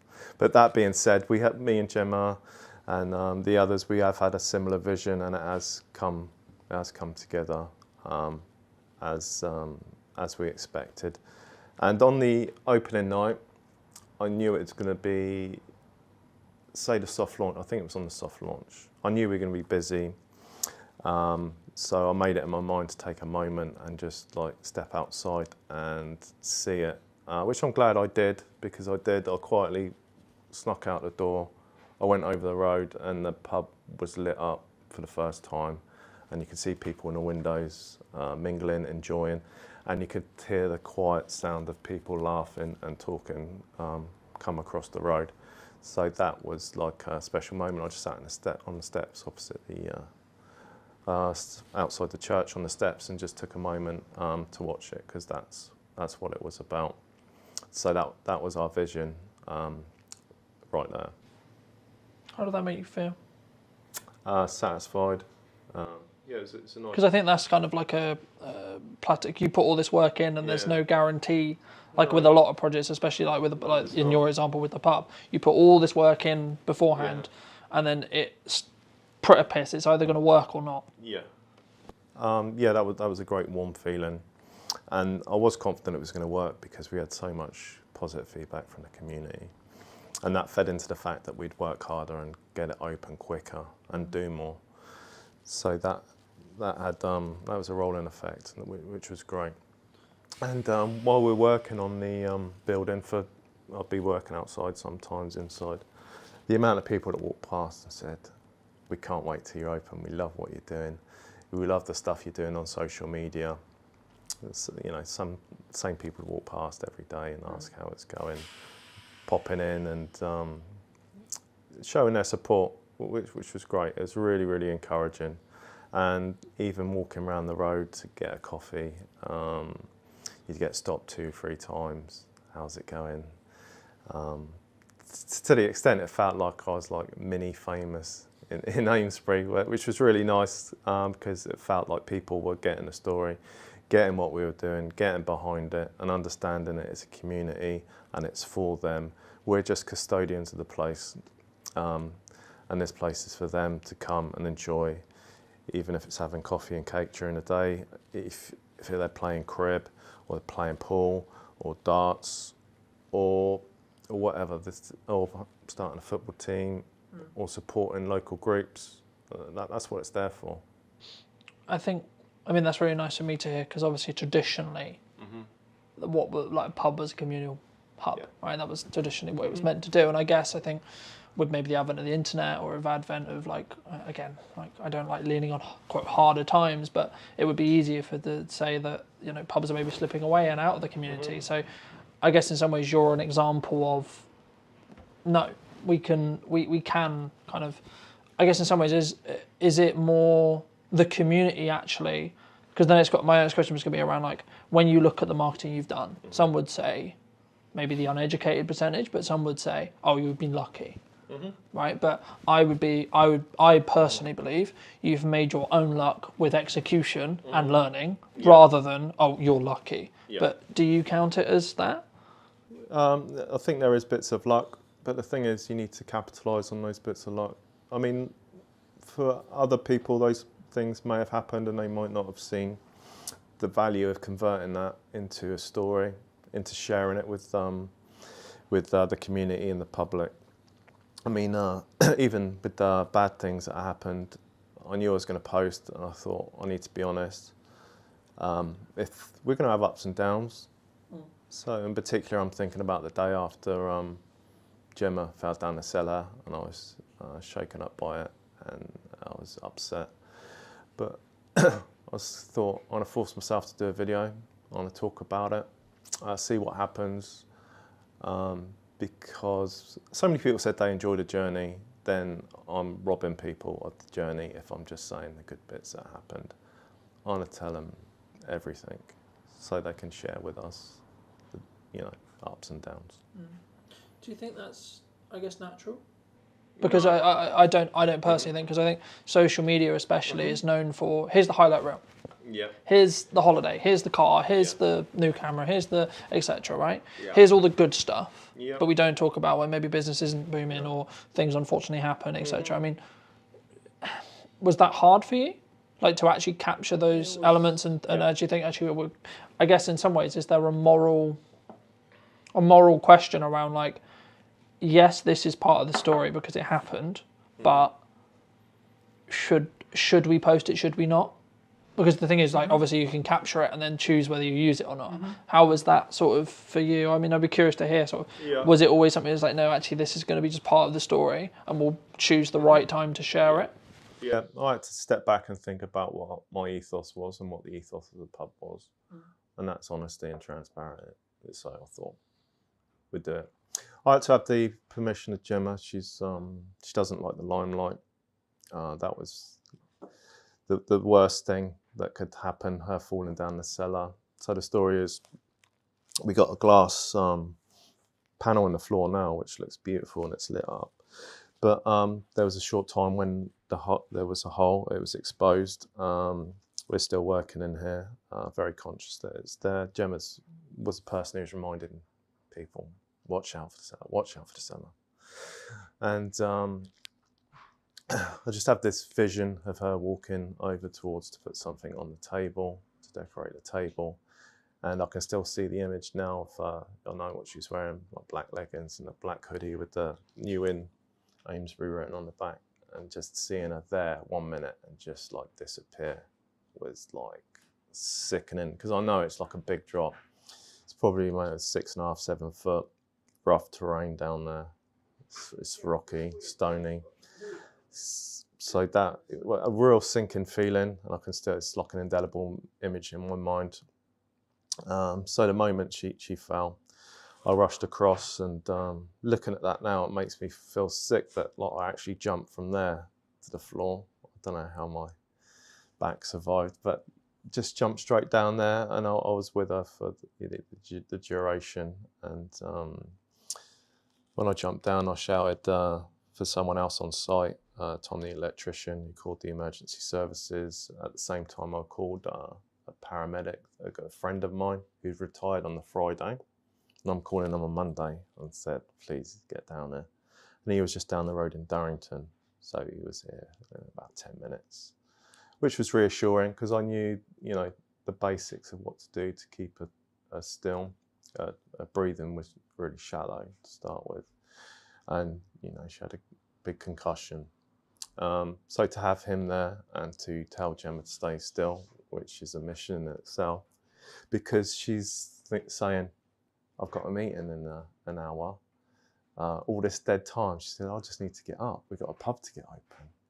And we're saying, Des is brilliant. He's reassuring her to stay still. We need to get her out properly. So the ambulance crew arrived shortly after, and they said, we need the fire brigade to get her out that small hole. And the fire brigade arrived, and then they said, we need a technical rope rescue team. So over the next few hours, this pub was full of emergency services, and they were all fantastic. This road out here was just lined up with emergency vehicles. So of course the jungle drums on the local Facebook groups were going wild with speculation of bombs or fires. You know what it's like. So that's also why I had to shortly after say, this is what's happened, just to knock that on the head. And as soon as we knew Gemma was okay when she went to hospital, I could put that out, and we had a great response. People that we didn't even know, so is there anything can we do to help? We'll come and we'll bring you this, we'll bring you that, we'll sit with Gemma. It was fantastic. People we know, people we don't know. The amount of flowers she got was incredible, which was really heartwarming. Yeah, and it makes me feel a bit emotional now, because that's what it's about, community. Yeah. Thank you so much for sharing that. And I don't know if the response, the initial response as a human is always, oh my God, this thing's happened. Is the person okay? Mm-hmm. Right?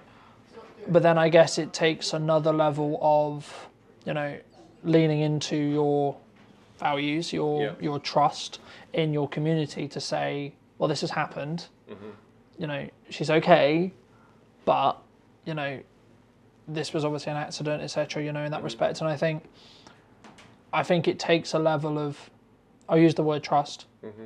to tell that to your community, because in another world, in another way, your response was very positive, but there could have been a world where the response could have been very negative, right? And it could have been very, this, that, Mm-hmm. I guess that bridges me on to a nice question, which is like, how do you personally either deal with or look at quote hate comments or trolls, or is it, you know, because we post stuff on the internet, we put our, maybe sometimes our vulnerability, especially in this case, out on the internet, and the internet can be anonymized, can be keyboard warrior, can be trolly, etc. Can be, yeah. You know, in that respect. And I think if people haven't been, quote, seasoned on the internet, then they maybe won't necessarily know. Like, everyone reacts differently, right? But I mean, if you were going to give advice to people, what would you, how should someone deal with a hate comment or a hate, you know, etc.? I can understand why that would put someone off, because it is, some of the stuff is disgusting what they say. But I embrace it with love, unless they have said something, you know, racist or used extreme foul language. I'm not going to delete it. I'm going to leave it there, and I thank them for taking the time to watch the video, and thank you for taking the time to make a comment and put a heart at the end. Other people see it and that they would like it. I mean, your initial reaction is quite different, but over the years, that is the way to do it. Either they don't say anything more, or occasionally they say, sorry, that, you know, oh, I didn't mean that, or they twist it back round. Very rarely do they double down. I mean, they can, but I'd just like double down on the love. And it's all good. You have to understand that some people are not, have problems in their own lives, and maybe they're using that as an outlet. Do you think that's a common reaction? To, quote, kill them with kindness? I don't think so, but it's the only way to do it. Because it would be very easy from an emotional reaction point of view to go, well, I'm going to start having an argument in the conversation now. It is counterintuitive, but it is 100% the best way to deal with it. Then don't give them the power to make you feel angry. Just accept some people like that. And the thing is, you just got to just know that 99% of people are good, and they're going to say positive things, or if they don't agree with it, they will say nothing. So just, I mean, you need to have trust, but I can totally understand why people would get angry about it. My partner Gemma and other people would, but I was saying, it's a good thing. Someone's seeing it, making a comment, that's fine. Looking forward. What are you specifically looking forward to? I mean, we're recording this just before Halloween. Is it just Christmas? Is it going to be into the new year? Like, what's coming for those who may be watching this when this comes out, that it may actually have happened by the time this comes out? Okay. So every single event we're going to look at, and we're going to keep driving forward. We haven't just opened the doors and that's it. We got the we've got a sports bar open now. Sky TV just went in yesterday. So we'll start advertising that now. We're confident that's up and running, because it's a nice games room with a pool table, dartboard up there. There's more work to do in there, pictures up and bits and pieces. I think that the amount of response that we've had from the games room, sports bar, is been fantastic. So we've got a bigger room that's a function room. So that'll be the next project. So potentially we'll start clearing that out. And I think that may be at the new sports bar, because it's bigger. We'll be able to get a lot more TVs in there, dartboards. The response for darts teams has been unbelievable. I think, you know, potentially we could have 2 or 3 darts teams and a pool team. So that's another thing to look forward to. And then over the summer, I showed you the garden, which we just made serviceable for now. It was all overgrown. That's a nice space. And by the time spring comes around, rocks around, then that'll be a beautiful beer garden. So that will always be stuff going on, and we're also led by, you know, what people want. So as people buy into it and spring comes around, we see what people want. You know, maybe a pizza oven out there, or do a barbecue, put the marquee out there, have an outside bar. All these stuff, you know, we got lined up in our mind. But if people are going to use it, then, you know, we'll do that. Do you think people? I mean, you're clearly investing time, energy, resources, money, etc. consistently here. Do you think that's rare in the hospitality industry, especially at the moment? Because it would be very easy for you to go, well, I put in X, so now I'm going to start wanting to pull some profit back. I think maybe. I don't look around too much what other people are doing, but there are some people that are doing what we're doing. Specifically in Amesbury, there's a new owner down at the Kings. He's investing some money in it, making it better. That brings me on to with the pubs, you need each other. Coming into this area, I thought I'd need to work on everyone to like work together. Because I know in previous years there's been a lot of backbiting and people competing each other in Amesbury. But the thing is, if you just have the new inn by itself and there's nowhere else, people want to come to a pub and have a meal and go to another place and come back or go to another bar. So you need the whole of Amesbury to be working together. And I want to make Amesbury busy again with the help of everybody around. Because we're not competing against each other, we're competing against people going further afield, out for a meal and a drink. We're competing about people staying in and buying cheap supermarket beer. We're competing with the cinema, we're competing with so many things, the internet, everything, but Amesbury needs to work together because we're not competing against each other. We need 4 or 5 nice venues, which we have got here. And everyone has been so helpful. When you open the doors and everything's brand new, no matter how much you plan, you forget something. On the first day we opened, someone asked for a bottle of wine, and we were like, oh, we ain't got a corkscrew. That's one basic thing that we've got. So I popped over to the George over the road, and they were like, no problem, here's some, have these. And same with the other venues. I'll try and list them all, like the Kings and the Dunkirk and the Anthropos and the Bell, and sorry if I've missed anyone, Piazza. They've all helped us with things that we might have forgot or change or support or sending people here, which is great. Even the offer of, we'd take some menus, and it's been fantastic. And that everyone buys into the same thing. It's been a great community amongst the bars. As I say, do you think that's...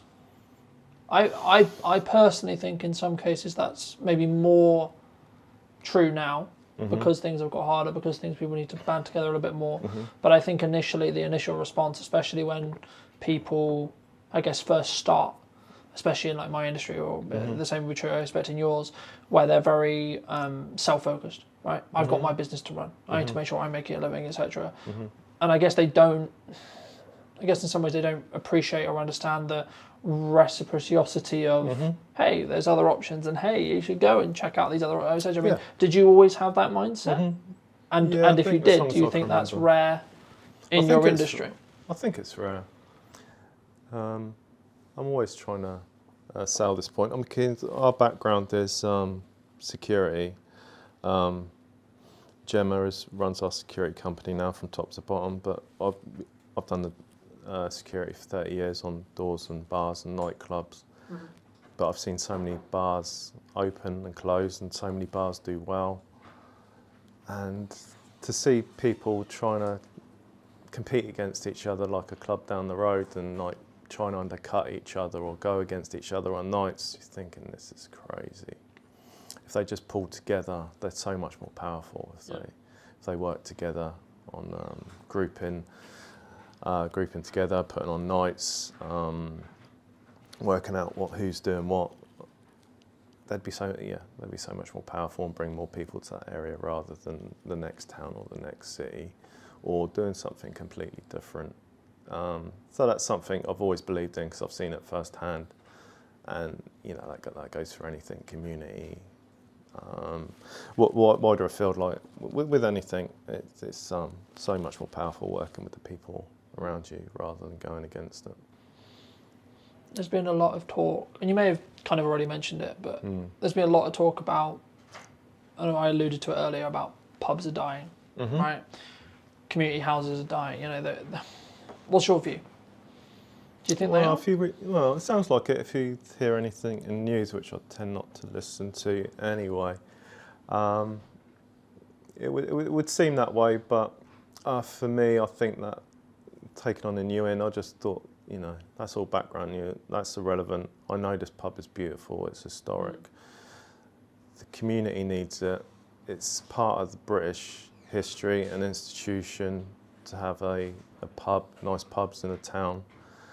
It is unique, and it's part of the fabric of the place. It might go up and down, but it's in our DNA.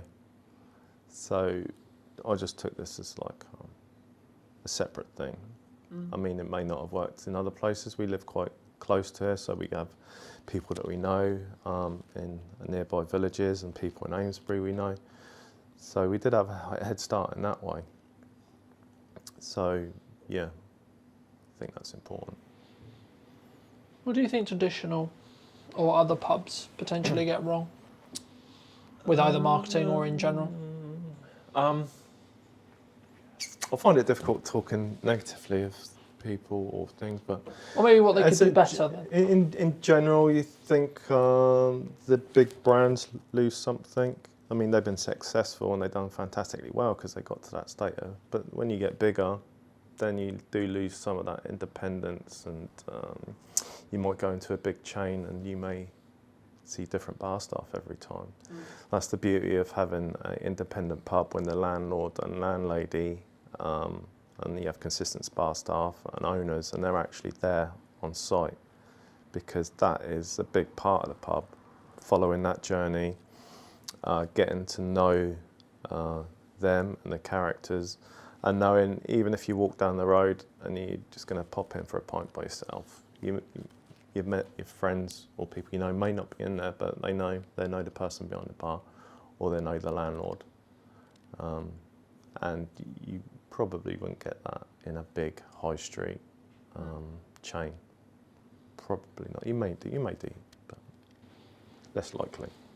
If people are interested to see more of your journey, where would you recommend they go?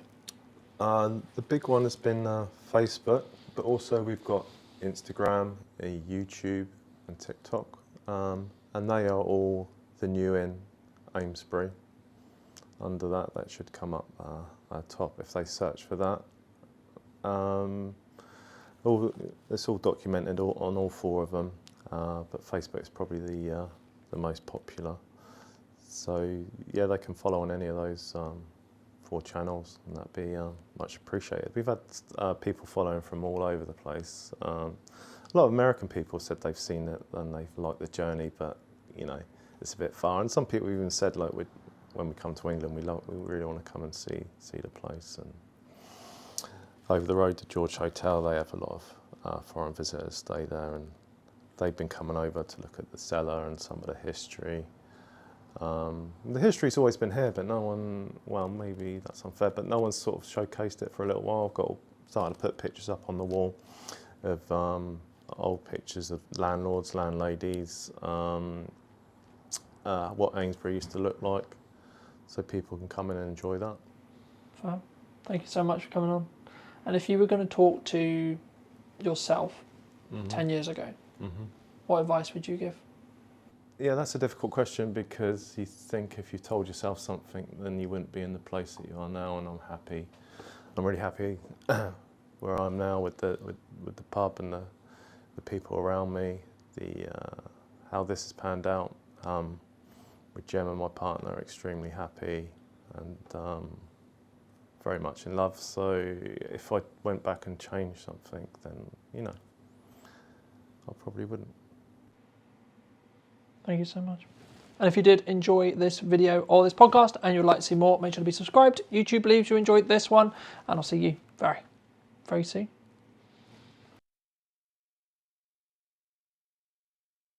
I've got my video goggles on as well, and I'm completely biased towards video because it is the most impactful content on social media. Full stop. End of. Key question for you. What do you think is missing in marketing today? What's missing in marketing today is emotion, authenticity, and consistency. If you were going to talk to Chris 10 years ago and you were going to give advice, what advice would you give him? The more that you are unashamedly you on social media, the more impact you will have in terms of reach, in terms of engagement, in terms of sales, everything. Hello, my friends. I hope you're well. I hope you had a good day, video night, wherever you are. Today, we're back with a brand new What's Missing in Marketing episode. Today, I'm going to be talking to Chris. I imagine all things about social media and all of those wonderful places to put our content. But first, Chris, welcome to the show. Thank you so much for the time, and thank you so much for coming on, of course. But key question for you: what do you think is missing in marketing today? Thanks for the invite. Really appreciate you hosting me today. What's missing in marketing today is emotion, particularly emotion, authenticity, oomph, and consistency. When you say oomph, what do you mean? Because I think sometimes some people will take that as energy, right? Some people will take that as how we show up. Other people will take that as, I guess, like the amount or volume or energy. Like, that's why, if you don't mind just unpacking that briefly, I think it'd be really helpful for the viewers.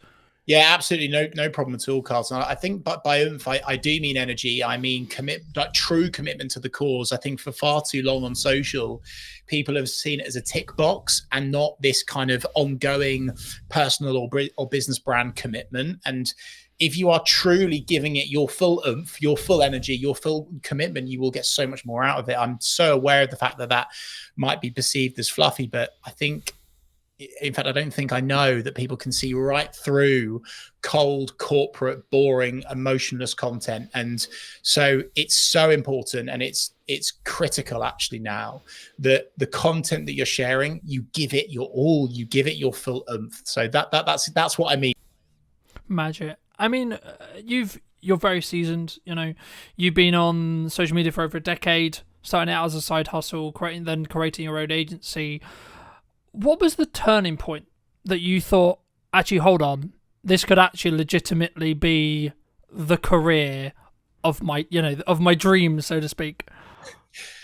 I became addicted. I became obsessed with the platforms, the algorithm, the opportunity, particularly because really with social media, you can honestly go anywhere and get into any audience and reach any person anywhere. Like how incredibly remarkable is that? And I think when I first started on social, I was gaining traction really quickly, and I was connecting with people in places that I could never dream of. And of course, most people on that tune into this podcast will understand the 6 degrees of separation, right?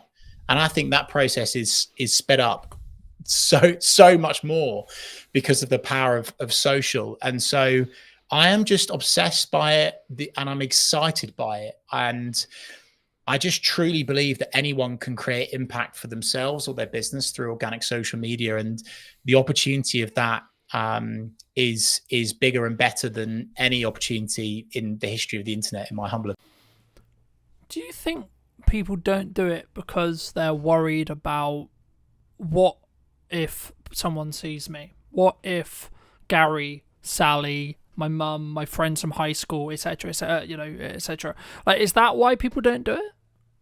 Definitely, Carlton. I think a huge amount of work needs to be done in terms of self-discovery and your why and your own self-psychology and having a coach. So many people come to me, Carlton, they say, yes, Chris, let's do social media. Let's get going. I want to do this. I want to go there. I want to achieve this. I want to achieve that for myself or my business. And on paper, that sounds amazing. But often comes the stumbling block of getting themselves out there, seeing themselves on camera, being okay with how they sound, understanding how to, have some confidence in your conviction, and being okay with people judging you. And that's something that is really, really tough for so many people. And I actually think is a great place to start this conversation with, Carlton, because before you get into all of the technical, geeky social media strategy, tech, platform, algorithm stuff, content creation, how are you showing up? How confident in your conviction are you? Are you okay with people judging you? Are you not okay with people judging you? Are you way too tuned into the vanity metrics? Oh, this post only got 2 likes, therefore I'm never going to do it ever again. So there's a lot of mental work that has to go into it, Carlton, and also again, that's not a tick box. It's not a one and done. It's a continuous thing. And the unsexy truth about social, and certainly becoming successful on social media, whether that be for your business or your personal brand, you are going to get people that criticize you. You are going to get people that disagree with you. You are going to get people that leave you snidey comments. But with that growth comes huge opportunity, both financial and just general impact in whichever way you perceive that to be for yourself or your business. No, I mean, I completely agree. And I mean, I think, but I'm also aware when saying that, though, that we come from a place of privilege because of the years we've been doing it for. If someone's listening to this and they're maybe concerned about, okay, I've got my first hate comment, what do I do? First of all, pause. I think so many people just jump into it, Carlton. They'll get a bad comment and they'll react emotionally immediately. Hold the line, folks. Calm down, breathe. First step. Second step is linked to that is make sure it's okay to just sleep on it. If someone leaves you a comment like that, just sleep on it, come back to it the next day. Okay, this is all quite starter pack stuff. But where I think people then make the mistake is when they go back to that comment, they will react perhaps in a passive aggressive way, but perhaps they will hard disagree with that person. But the thing that's always worked for me, both personally and professionally, given what I do in the media world as well, is that I always respond with empathy, with kindness. And I understand that the reason why that person is leaving a comment on your business page, on your personal page, they're going through some stuff right now. Okay. So coming at it from a genuine place of empathy and killing them with kindness. And from a business side of things, it's an opportunity for you to show off your exceptional customer service skills by going back to that angry, frustrated customer or someone within your network or your audience with genuine kindness and empathy and care. And it can only help your brand, and understanding that actually, if you respond to that comment, it's going to help your post perform better and stay in the feed for longer anyway, right? So there's a whole lot of stuff on that, and I could go deeper into that, Carlton, but that's what I'd say to begin with is sleep on it. Kill that person with kindness, right? And don't make any harsh, strong statements and react emotionally. Just create some space, have some digital downtime. I also I completely agree, but just to add to that for those who are listening, I think for me, it's about like whether you're willing to give that power back to them. I forget the initial quote, but it was something along the lines of, when someone drops a comment on your post, on your video, wherever it is, if you respond to them, you're giving that power back. So if you can see it as kind of a power exchange, when they comment, they're giving you that power to see how you react to it, etc. And if sometimes you don't need to comment back. Sometimes you don't need to necessarily engage in that conversation if you don't feel it will necessarily be, I guess, mutually beneficial for the conversation, or like you're not. Like, there's a balance, I think, between building community and building real relationships with people, and then also having people who are just there to maybe stoke the fire, maybe get a little bit controversial, etc. They're there for maybe rage bait, right? But you've had a lot of experience with, managing other accounts and working with other accounts, etc. And, in my notes here, I've got, you've managed over 250 accounts, which is across multiple industries, which is a big, big thing to say, right? Is there like a specific lesson or a specific like thing that you've noticed in that process that's like, this really works? Or is it very specifically industry based? Is it very specific timing based, would you say? In terms of content, in terms of responding to criticism, what do you mean? In terms of, I guess the question comes is like, what because then it's like, maybe someone's listening to this and go, well, why is everyone on social media, right? Like, we want it to work for our business, okay? But some people said to me, you need a niche, right? You need to niche down and do just content about X, okay? But at the moment, and this is a video I have up and coming, I'm going to talk about a hub strategy very quickly. You have a core Instagram, same is true in every platform, but core YouTube channel, core Instagram that you put your flagship content onto. Then you have spear or supporting accounts. So I have one for this podcast, I have one for my aerial work, etc. And they all then get invited as collaborators whenever there's a main post principle. But for me, like, you can niche, but because we're an interest-based graph now rather than social-based graph, in 95% of the case, I think LinkedIn's the only exception. Correct me if I'm wrong. I'd be interested in your thoughts on it. But like, for me, in most cases we're interest based, especially on short form, infinitely scrolling feeds. In that respect, actually followers become irrelevant. So actually spinning up these other brands, spinning up these other accounts, you could actually get some decent numbers. And even if it's just awareness traction to push to your main account, where you can then have more value-led content or quote conversion content, etc. And that's quite techie. But I think for me, that's like the key, I think, to understanding what content, like what this piece of content, what a piece of content serves. So I guess to like reframe it into a question, in your experience across all of those accounts and across all of your industry, do you find there is commonalities when it comes to strategic content pillars? The unsexy answer and the truthful answer, and I would be waving a big red flag if someone said that there would be something that works for all 250 plus accounts, right? I think that's a little bit disingenuous. In fact, it's massively disingenuous. And the reason why, Carlton, is on social media, there are thousands of variables, thousands. And we're talking like the algorithm, we're talking about the type of content, the headline used, the question, the value, the audience, the timing, the media. I could go on and on and on and on and on and on and on, right? And so I think what I always like to do with our clients is, to begin with, you have to understand who you're talking to, the audience, right? There's no point getting going and serving up content that's not going to convert because you don't understand who your audience are, right? So that's the first step. Who are your audience? Who are your people? And then the second thing, and maybe the thing that could apply to the majority of those, is having this kind of mindset and oversight and umbrella, if you like, of serving and not selling. I think that's really important. Of course, there's times in content where you would add in a call to action or, you know, send someone somewhere to do something. We have to do that to make money, right? But having that mindset of serving, not selling, across a board of whether it's a business account, a personal account, small, medium, large organizations, that's something that I would say works for the majority of those accounts. Of course, execution of perfection, consistently turning up, not getting bogged down in this kind of perfectionism mindset. I think people have this misconception with social, Carlton, that the perfect social media post exists. And I'm holding my head because it just it happens all the time. And someone's like, "Oh, well, that wasn't that good," or "That didn't work." Yeah, but my feed looks beautiful, Chris. And we're now away from that, right? And I think, you know, and I'm so happy, Carlton, that you have the understanding around, you know, interest-based content and followers being almost not applicable now. Like, they look good, they make you look more credible, but ultimately, if you are leaving a consistent digital footprint, I'll call it, across a variety of platforms where your audience are hanging out, using keywords within your copy that people can hang on to and find you via, that is where the impact comes with social.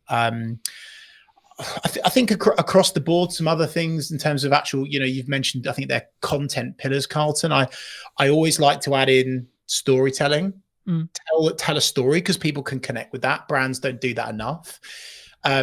Make sure that at some stage you are telling someone to do something. If not, they will not do anything. Okay, so that's important to add in. Social proof is always good. So adding in, again, like what's worked, why has it worked, someone else talking about how good you are rather than you. I call it weeing everywhere, which is quite cruel.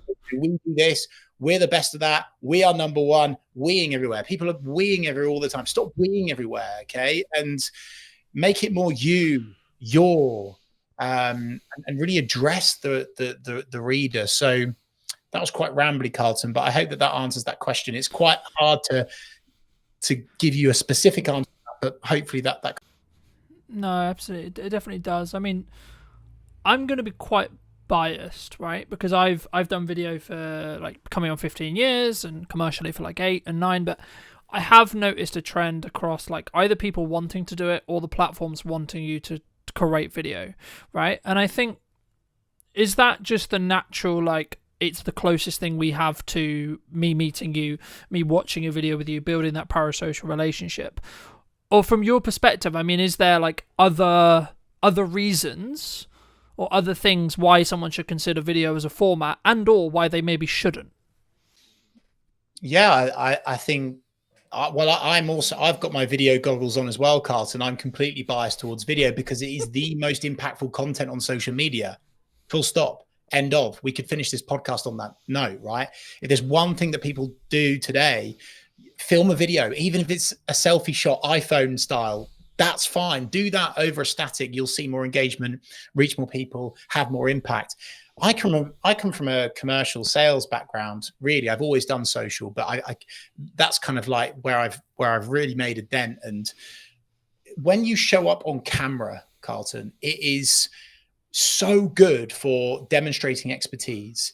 It accelerates relevancy, relatability, trust, because it feels real. And in this AI bot, cold corporate fake world that we seem to be drifting into, it is more important and more impactful than ever before to jump on video. So this isn't just me saying do video because it gets you more engagement, it helps you reach more people. It's, well, actually, even if you only had a LinkedIn network of 4 people and you showed up on video, it would definitely be more impactful than just normal static stuff, right? Because of a sales piece versus an algorithm piece, if you like. So for sure, I'm a huge advocate of video of all shapes and sizes. I think there's a place for long form, definitely. I certainly think there's a place for short form.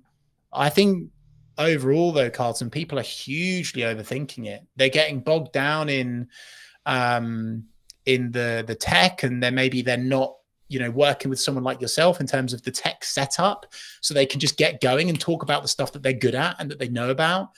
And I just want people to get into this mindset of execution over perfection and, relatability, being real, even if you're walking down the street. And I know it's brave and it makes you look a bit silly, but even if you're walking down the street and you're just sharing a few words about your day with your camera and you're posting that as your content, that's a good enough start. It really.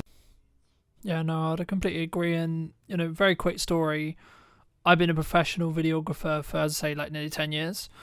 I do a couple of phone videos every now and again, and I'm almost willing to bet, I haven't checked yesterday's one, but nearly every single phone video, I think, it's really bad for me to say, but I think it over-indexes in respect to views for, like, on Instagram especially, but even on LinkedIn and other places as well. Like, I've noticed there is a algorithmic boost for phone content if it's executed well, right? Granted, right? And in the one that I'm specifically thinking about, I did tell a very cohesive story. I did give a very specific setup and then a very good resolution, but that was because I'm in the process of creating good content consistently and doing those reps. So whether I'm filming it on a camera, and the reason why I mention it here is because I think some people, they look at like what I'm doing with like the trailers and it looks good and it sounds good and I've got professional mics all the time and then I'm flying a drone and they're doing all this stuff, but it's like I don't have that, so I can't do it, right? I don't have the microphone. But you do have a phone, right?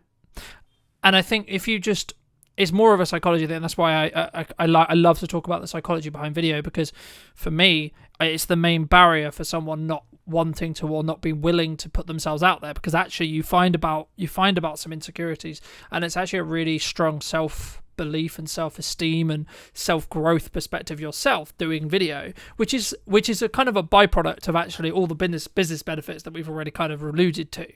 But I think for me, I mean, if you were going to, and I know when I come on your show I went into depth on like the psychology, but from your perspective with your experience, I mean, what outside of doing it, what would you say to someone who's like either maybe looking to start doing their first post, tipping their toe in, or they maybe want to start on video? Like, what would you say to those people?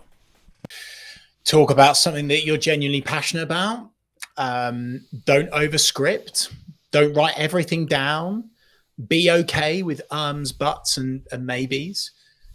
You will stumble. You will stutter. You will. There will be a moment where you accidentally say something you shouldn't, and keep it in.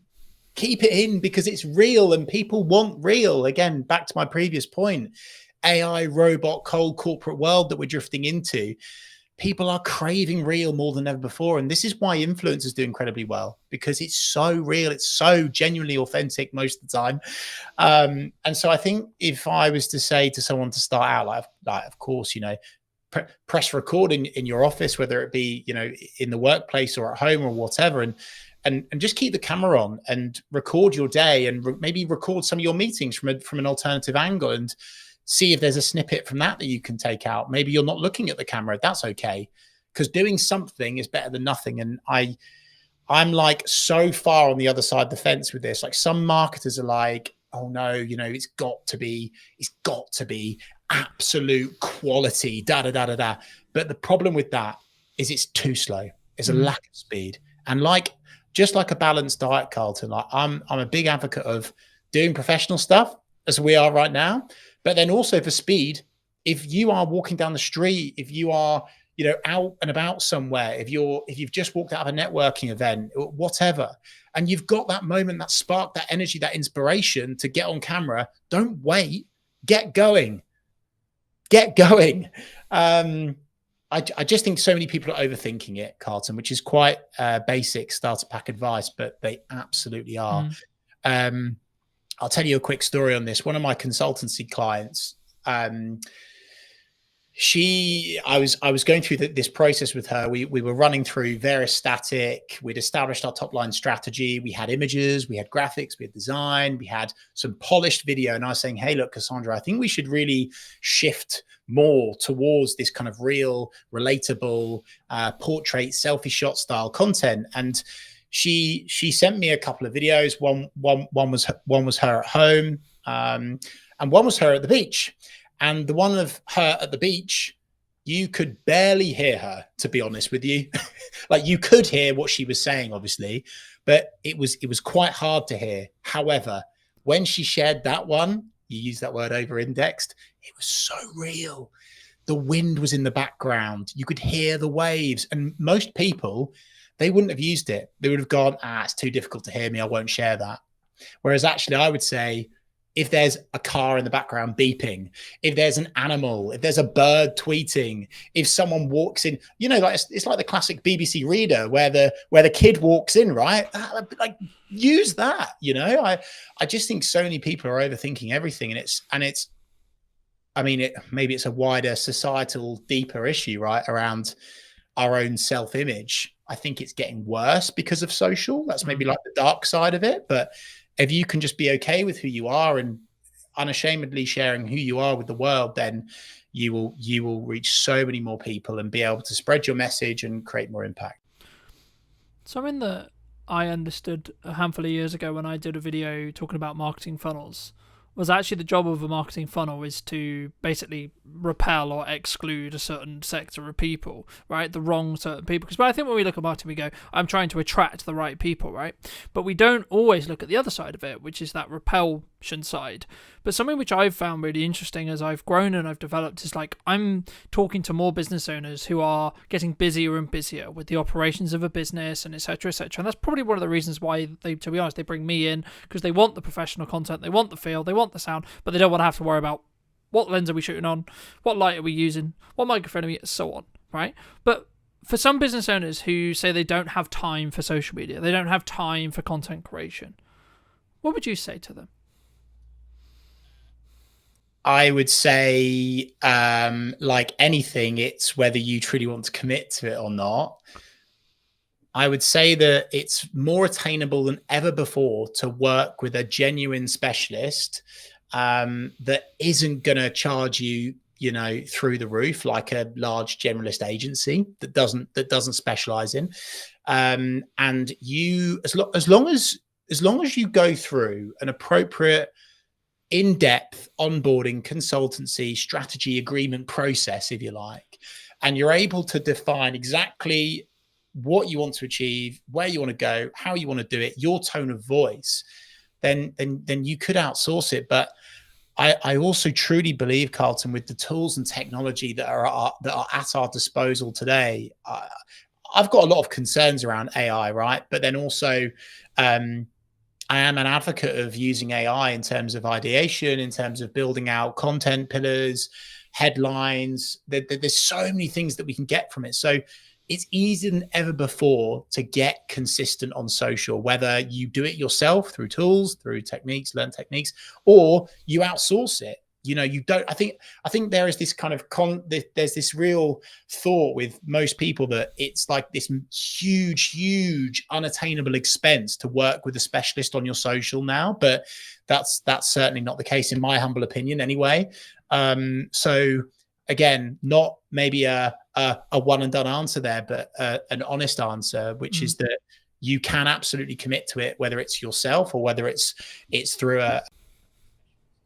I think for me, my answer would be like leverage, right? Like, it's what are you leveraging? How are you leveraging your time, assets, resources, etc.? Like, you could, using like what I did for a long time, hire someone to follow you around with a video camera and document rather than create in a Gary Vaynerchuk style, and or actually, like as you've already mentioned to it earlier, record what you're saying in a meeting. And this does one of two things. A, it gives you infinite content opportunities, especially if you're going to use things like ops clips to do the editing for you, because you're only doing it for short form.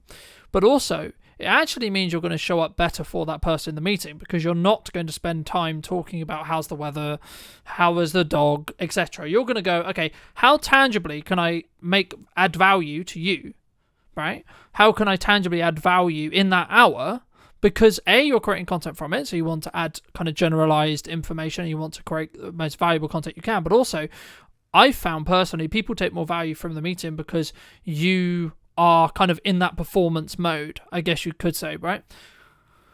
But this does kind of link in, I guess, and it'd be wrong of me not to ask you around. You know, you've been very fortunate to speak on stages. You've been fortunate to, I believe, correct me if I'm wrong, but like run your own radio show on the BBC and co-host it and etc. I mean, like, for people who are maybe listening to this and that's maybe like an avenue of their business, so maybe they have a speaking opportunity or they have been invited on the radio, but they're not sure, well, like, what's it going to do for my business? And like, why should I? And like, do you see that as important for you personally?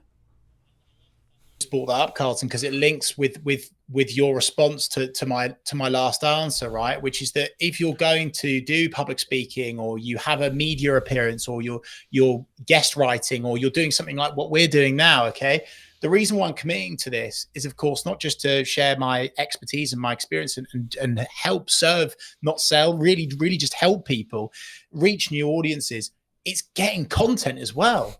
And you've mentioned Gary Vaynerchuk, huge advocate, very grateful to have met him a couple of times now, a really real massive inspiration for me. And one of the things that he talks about is content pyramids. And many people just, and it again links back to your having the time bit, Carlton, they don't realize that us doing this, what is it now, half an hour, 45 minutes, we'll do maybe an hour today together. This will give me content for weeks. I could pull out of it a long form video. I could pull out of it multiple blogs. I could pull out of it, I mean, with your help, especially Carlton, so many short form video snippets, right? That I could run evergreen on my personal or business account for maybe the rest of this year, for goodness sake, right? And it's a massive frustration of mine, actually, Carlton, as well, because when people get these opportunities, public speaking, media, podcast, etc., they don't maximize the opportunity and they don't use it to their advantage. So they do it, they reshare it, and that's it. And it just kind of dies or fizzles out. And they don't realize that actually by doing this today, I'm getting loads of content that I can use over and over and over again. And that is an incredibly useful trick that so many business people are well, not just business people, all people are missing out on the opportunity from. And of course, by me doing this appearance with you, it's going to highlight me as the expert, the person of expertise. Whereas if I'm doing this on my channel and it's just me and it's on, here you go, me, we, all of this again, people don't quite believe it. But the fact that I'm doing this on your show can actually create so much more trust, so much more respect, and really build you as the key person of influence. I think a book that I'd highly recommend to, and I'm sure loads of your community already know it, Carlton, but Key Person of Influence by Daniel Priestley is a brilliant book to read, to really understand and simplify personal brand. And it gets you in this thought process and concept and strategy of, you know, using these opportunities to build you as a key person of influence so people trust you more. And if they trust you more, they buy more of your products and services. It's a simple mathematical equation, if you like. And so again, that's why I would hugely recommend that when you do these appearances, you really, really milk them for as much as you possibly can. And also, I think, you know, I think sometimes people see like filming a talk at the front of a room or filming a podcast as like just a cost. And until you break that framework down and you look at the visibility that you're potentially going to get, and I think at the moment we relaunched the podcast account, I think it's now like 24 or 22,000 or so within like 2 weeks or so, just under 2 weeks in regards to like monthly views. Now, yes, we're using a strategy which involves a level of volume to create that, right? Each reel is maybe only getting 300 or so views at the time of filming, sure, but the point is, how many people, with even if we take 1%, okay, that's close to 2,000 people that potentially could convert in my business within the next 3 months, right? And that's just on Instagram alone. You then add the potential revenue opportunities that come from having a monetized YouTube channel and etc., and like building side revenue, especially if you're in what I would call a up down business, so like you're very project by project based. You could build yourself an opportunity, and I'm personally doing this with the brands I'm building and in the content I'm creating, where you could have infinite marketing content because you're going to put it out on all your social media, linking out to your YouTube, etc. But also, if you strategically think about it enough, and you can build a strong niche for that YouTube clarity, which is what YouTube specifically cares about in all the research, all the people I've spoken to right now, and that's why I have a different channel for the podcast rather than Brightner Media, etc., is because algorithmically YouTube wants to have clarity over who to serve those videos to, right? But the key there is once it gets to the point where the YouTube channels are big enough, they will become their own revenue stream. And it might be £100 a month or etc. Sure. But that what does that do to your business? That changes your baseline revenue. So if you are project by project based, that means you can potentially pay for another SD card, or you can pay for another microphone, or you can pay for a bit of lighting, or you can pay for a bit of consulting, etc. Or just hold on to the £100, right? And it's about, I think for me, how you think about that from a longer term. But do you think people sometimes underestimate like the other opportunities that could come from like either that or the lurkers that could come on social media from creating content, Chris, do you think? Yeah, for sure. I was going to say, though, something that you've brought up there, which is a huge gap for the majority of people. Unbelievably, they are not using and making the most of the second biggest search engine in the world, which is YouTube. And YouTube Shorts right now are so hot. They are absolutely flying. They are getting so much organic reach. And so even if you were to set up your own personal YouTube account under your name, right, and you just share all of these little videos that you do from various appearances, public speaking gigs, talks, meetings, whatever, wherever, however, getting your name on YouTube and giving these AI tools, hey, by the way, something to grab onto because then you're the expert, boom. And that is a massive gap for so many people. So again, link back to your previous question, Carlton, we're doing this in a funny order today. That will hugely help people. So definitely jump on YouTube and really, really capitalize on that opportunity by using that video content. And the great thing is with YouTube is by tweaking, tailoring, optimizing, making something, amending something, is that it can go viral like that. Okay. So with LinkedIn, with Facebook, with Instagram, if you edit something, if you edit a social post, it will penalize you, right? YouTube is phenomenal because by simply adding a new thumbnail, changing the headline, adding more to the description, all of a sudden your video can blow up and it could completely change your business forever. And that's not pie in the sky, blue sky thinking stuff, right? That's very real and it's happening for so many people. And so again, another takeaway for people listening to this is please jump on YouTube. Please start publishing to YouTube. Yeah. And I mean, we've talked a lot about like the commercial benefit of doing content, the commercial benefit of like why I should be looking at marketing, how I should be consistently marketing. But you've done some incredible work through your Big C initiative about, specifically raising, I believe this is correct, do correct me if it's wrong, raising up to about £40,000 for the charity involvements and etc. I mean, how specifically is that kind of, I guess, purposely shaped your work, or like how did that kind of come about? Like, because I think that's really rare in the business landscape, but also in the social media landscape as a whole. I don't think we sometimes think, hey, I could actually do something really good and really meaningful here. Love that, Carlton. And we're talking here about, business and doing all this. But hey, actually, what charities are you passionate about? What do you want to change in society? What legacy do you want to leave? You can use social as a tool to support with that. I'm so proud to say that we've now got up to over 50,000. I think we're almost knocking on the door of 51,000, right? For a cancer charity that supported my mum before she sadly passed away in 2007. And my mission is I want to get to 100 grand before I retire, right? And I will get there. But the takeaway and the learning from that is all of that money was raised because of the power of social media, specifically the power of building a engaged community. And we jumped on YouTube lives. We were talking to our subscribers. We did a 24-hour watch along, which was phenomenal. And we raised, I think it was like annoyingly, it wasn't 24,000. It was 23,000 in 24 hours. And that was on YouTube, one platform. So again, like, if it's not enough to already jump on social media for your business, what about the stuff that you're passionate about? What about the charities that you want to help and support? It's definitely the right thing to do. Do you think AI is going to change this?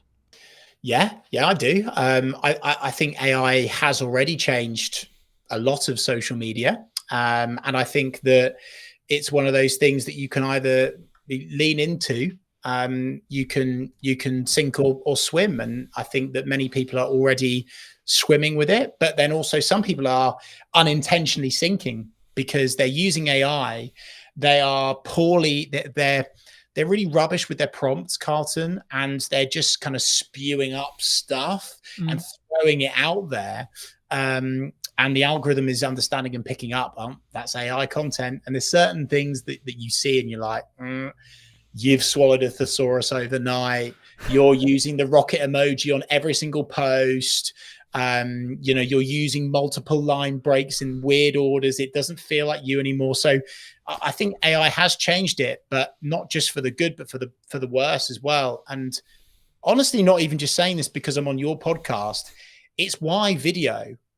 I mean, I didn't think video could be any more I didn't think it could be any more valuable. AI coming in has made video work even more valuable for you and your business.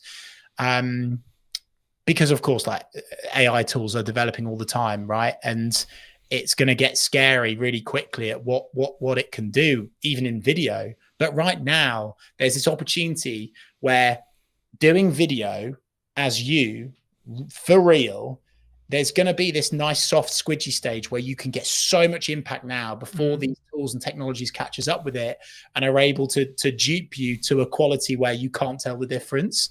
I don't think that's going to be long, by the way, and I'm quite scared by that, to be honest.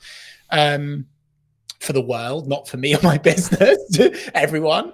But for the next year and a half, 2 years, I think there's a real moment where you can jump on video, make loads of money, create loads of impact, help support causes that you care about. I think AI has made things really good in terms of getting people going, ideation. But I actually also think it's really showing people up, and it's making jumping on video even better for showing off your expertise, your knowledge, your wisdom, your skills, because that's something that AI can't do. Yeah. How shouldn't we be using AI? How shouldn't we be using it? Putting it. I'm not going to try not to swear, just in case you're monetizing this. By putting a rubbish prompt into ChatGPT, copying and pasting any old nonsense, right? If you put rubbish in to ChatGPT, you will get rubbish out of it. And people aren't even proofing, Carlton. It's so scary how lazy humans are. It's so scary. They're literally putting a rubbish prompt in, getting a rubbish answer response out of it, copying it, whacking it in LinkedIn and sending it. Yeah, that'll do. Fact checking it. And some of the stuff I've seen, it's like the worst thing to do for your personal brand. It can literally destroy your personal brand in an instant because the facts are wrong. The stats are wrong. They're not right. And it's because partly of the prompt, but also what AI is currently still latching onto. So as I say, I'm not an AI denier by any stretch of the imagination, but I think that's where people are getting it massively wrong. They are not understanding how it works, and they are shortcutting it. They're thinking it's accurate, and it's not. It's actually, you spoke earlier, Carlton, about, a video / social attracting or detracting for your personal or business brand. And my goodness gracious me, is it detracting from some people's businesses right now? Algorithms change constantly, right? There's constantly a new thing, there's a new trend, there's a new, like, Reels have just launched, Stories have just launched, Snap Spotlight is just launched, etc., right? Like, it's a full-time job on its own, right, that I'm sure we both spend quite a lot of our time because of the nature of our business. But to the person who's maybe not in the space every day, what advice could you give them as we go into 2026 and say, okay, well, this format, this trend, this idea, this concept, this thing is underrepresented and is the quote opportunity right now on social? Well, I think what's always going to be safe, is educational content, serving, not selling, especially when the content that you're creating is non-time sensitive. That consistency is going to be more impactful and work over and above trends. I'm really cautious with trends. Trends are fantastic at creating virality and going big, getting loads of vanity metrics. I'm not sure jumping on trends is something that a business should be leaning into too much, because actually I think it detracts away almost from your commercial objectives. Heck, I saw a competitor the other day post something on their social, which was so detracting away from what good customer service, client service looks like. And I was like, oh dear. And it's because they jumped on a trend that, like, other people are doing, but you don't have to jump on every trend. So I think video works. I think doing lives works and will work very, very well. If someone is able to do content where they are getting connected, exposed, and accelerated into another network of people that they want to reach, is also good. So Instagram collaborations, live broadcasts like this, very, very good thing to do. But Carlton, I do fear that question will almost strike fear into people, and they will go, oh no, I'm overthinking it again. I can't do the right thing. So again, I just want to go back to basics: execution of perfection, give value. I'm creating now, as we speak, 52 videos, and I'm going to do one per week for the rest of next year. Like, I'm practicing what I preach on that. And I'm not worried about the trend at the time, because I want to leave a digital footprint. I want to leave little magnets, branches for my audience to hang on to with keywords of service areas that I want to sell more of. That's what I'm all about, right? Leaving this footprint that people can grab onto. So trends are great. You don't have to jump on all trends. And in terms of like what's safe for 2026 and what is going to work still in 2026 is short form video content. Make it real, make it authentic, whether you do it professionally with someone as good as yourself, Carlton, or whether you selfie shoot it. But again, balanced diet point. Do both. Why not do both? Yeah. Work with you, Carlton, or another video provider. Won't be as good, obviously, to batch create loads of video content, evergreen, non-time sensitive. So you're talking at least once per week, and build it and build it and build it. And that's how you can grow your account. No, I completely agree. And I want to build off just before we wrap up the trend thing, because I agree, but I also kind of disagree. And it's kind of a bandwidth question, right? So I'm going to caveat my answer with, if you have the bandwidth to do this and you have the systems in process to be creating all the polished stuff, all the value add, everything that me and Chris have been discussing for the last hour or so, then yes, do that first. That's always going to serve you. That's always going to be a good idea. However, if you want explosive growth from an awareness point of view, and you have the bandwidth to jump on a trend fast before it becomes saturated, then you can commoditize a load of attention that will then lead into your value-led content. And that's where it really comes down to, in my opinion, a yes and thing rather than a yes or thing, right? We've alluded to Gary a lot, and I will link some resources down below for those who are interested, but like this is one of the things that Gary talks about a lot. It's like yes and you should talk about your hobbies, yes and you should talk about, I think he had a video that got like silly views, like millions and millions, and it was like him talking about like a fruit, right? What ROI is that? Well, actually, probably quite high, because what happens is people, if you look at everything you do as a part of a marketing funnel, you need to ask what piece of your content is going to do. You can trend jack and get a strong piece of awareness content.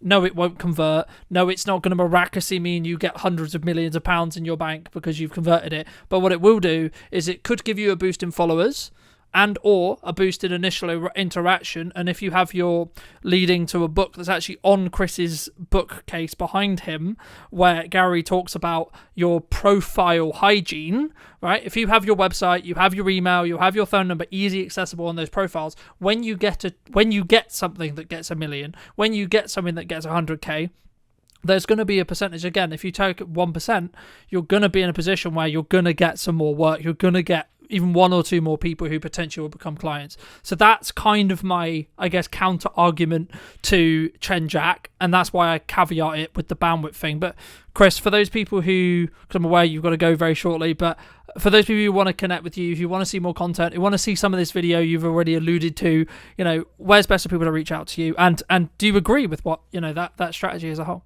Well, I was going to say, I just looked at the time and I went, oh, that's a shame, because I've got so much more to give. And for people that have kind of liked the cut of my jib today, I'm serving up a ton of value over on my Reeve, REEVE social media, Reeve social media YouTube channel. I'm doing live broadcasts, one of which is with this guy. Incredible value in terms of video psychology, which is the most important thing before you get going. We'll leave that alone for now.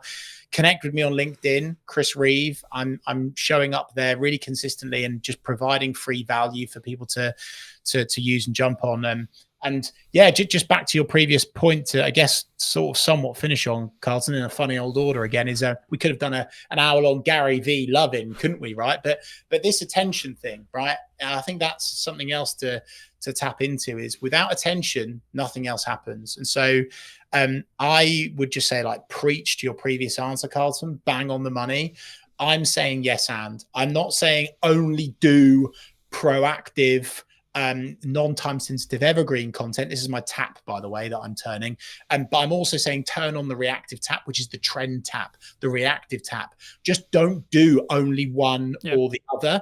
Do both, but it has to be attainable with you and your business, Carlton, which is where I think we're totally in the agreement of. I'm just so fearful that some trends that people are jumping on detract and they turn off your ideal customer profile rather than turn on.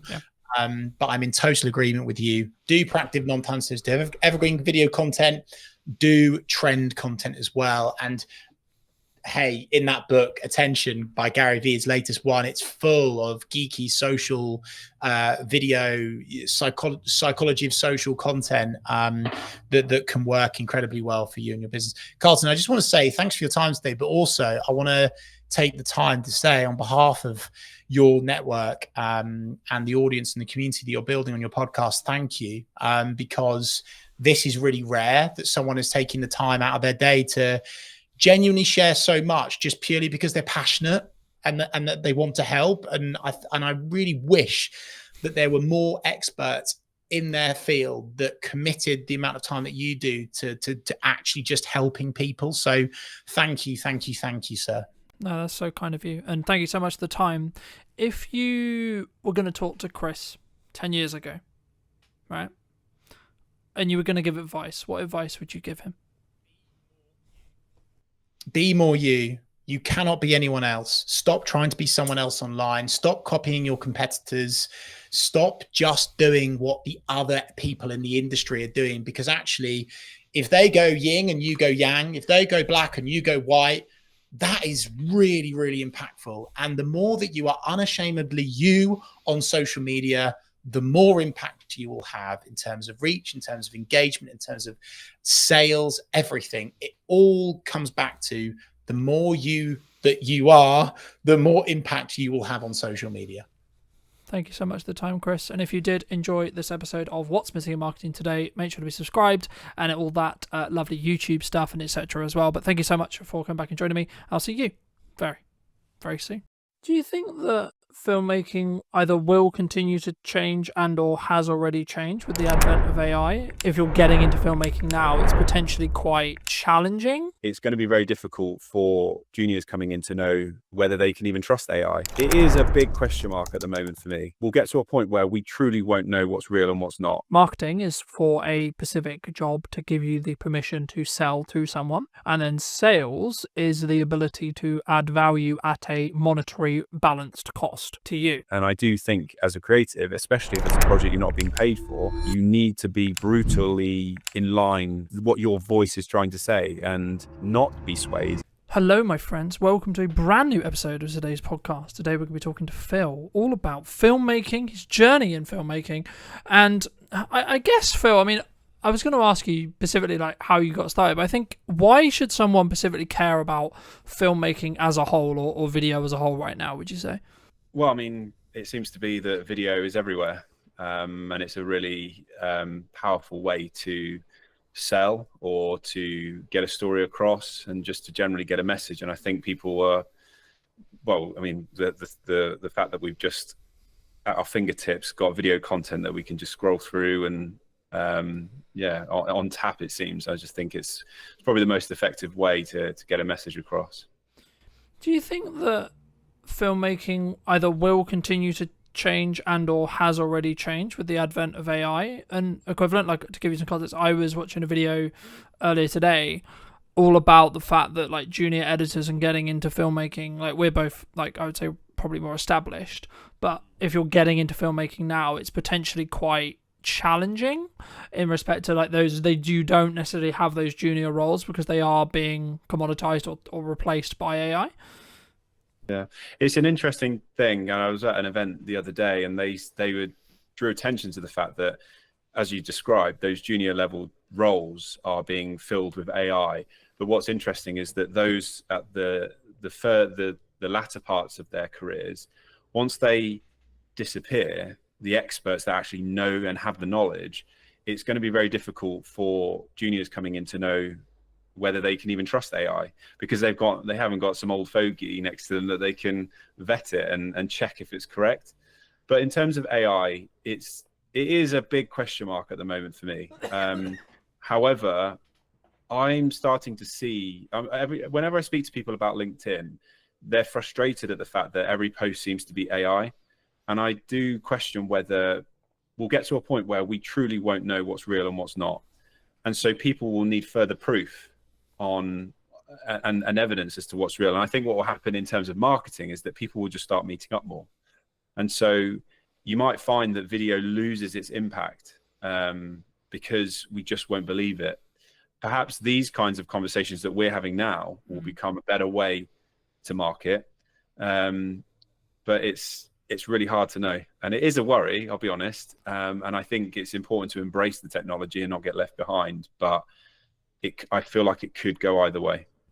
As I say, I mean, for me, I think it's kind of one of those things where you've got to kind of use it to like leverage what you're doing, but also be aware of where it's going. So then you can maybe pivot, change, adapt what you're then doing as a filmmaker, what you're doing as a marketer, etc., either for your clients or for you. I mean, I agree with your like the perspective or the analysis, I suppose, that people are more pushing towards in-person events and more community-based stuff, because I've noticed that with my own in-person event, but also in general, people really seem to, I guess, resonate more in some ways with in-person connection as AI becomes more dominant. But I guess maybe the longer-term thought process is like, is there a can we marry the two in the respect to like actually a lot of the stuff and a lot of the grunt work will always be done by AI, and does it maybe cross out? Maybe the line is that maybe when it doesn't cross over into like the creative stuff, I guess, do you think could it replace the creative thought process? Because I don't personally, I think it will struggle to do that, and if it can't, then we're actually fine as filmmakers. I think we'll be just kind of optimized by AI in some ways. There always has to be in some form some sort of director or operator, and I just think what will change the most is the location at which we're doing our job. So rather than like today going out and filming in person, it might be that we're sat behind a desk and we're the ones providing the prompts.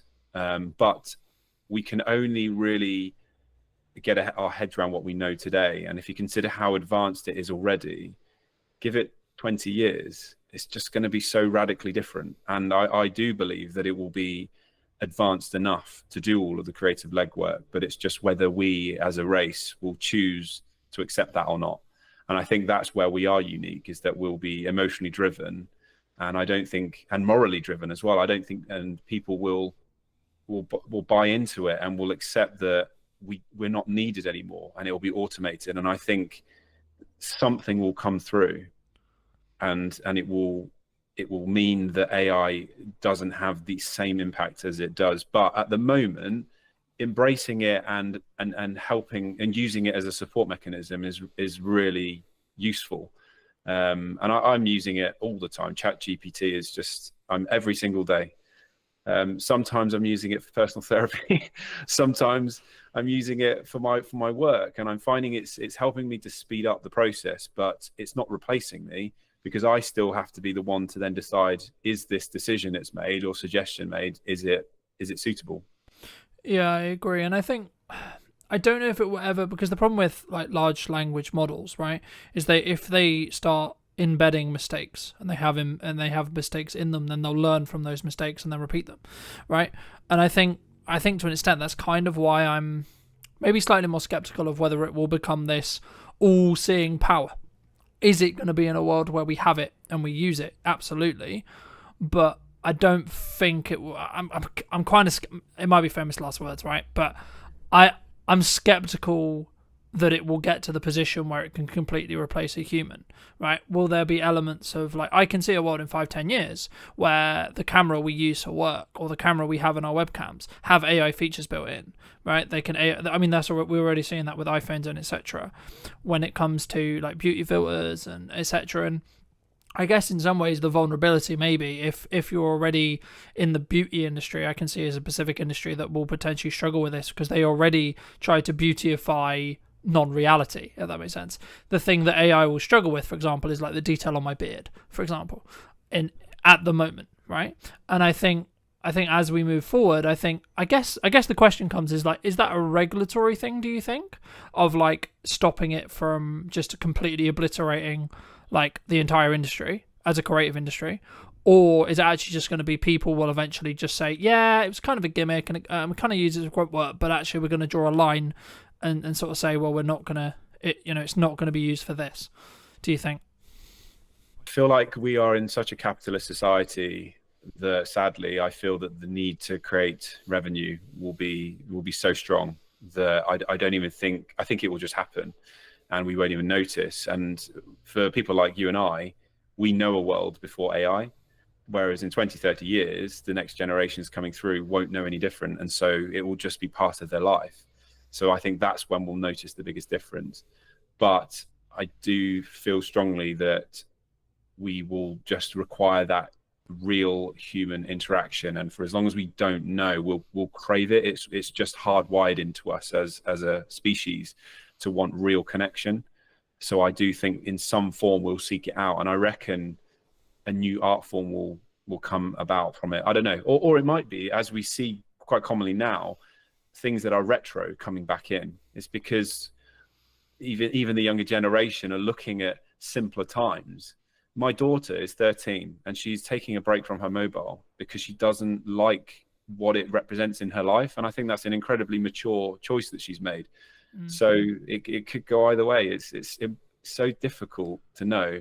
But what I do know is that we can't be those that turned our nose up at, back 100 years ago, the car versus the horse, because it's just inevitable. And you have to be, rather than just rolling with it, what I'm realizing is that I still feel like I'm behind the times, whereas what we should be doing is being a pioneer. We should be the ones perhaps steering the direction of AI, making use of it, and rather than sitting back and waiting for it to dictate our life, we can be the ones to say, well, this is how I plan to use it. and we can make choices now that then steers the direction.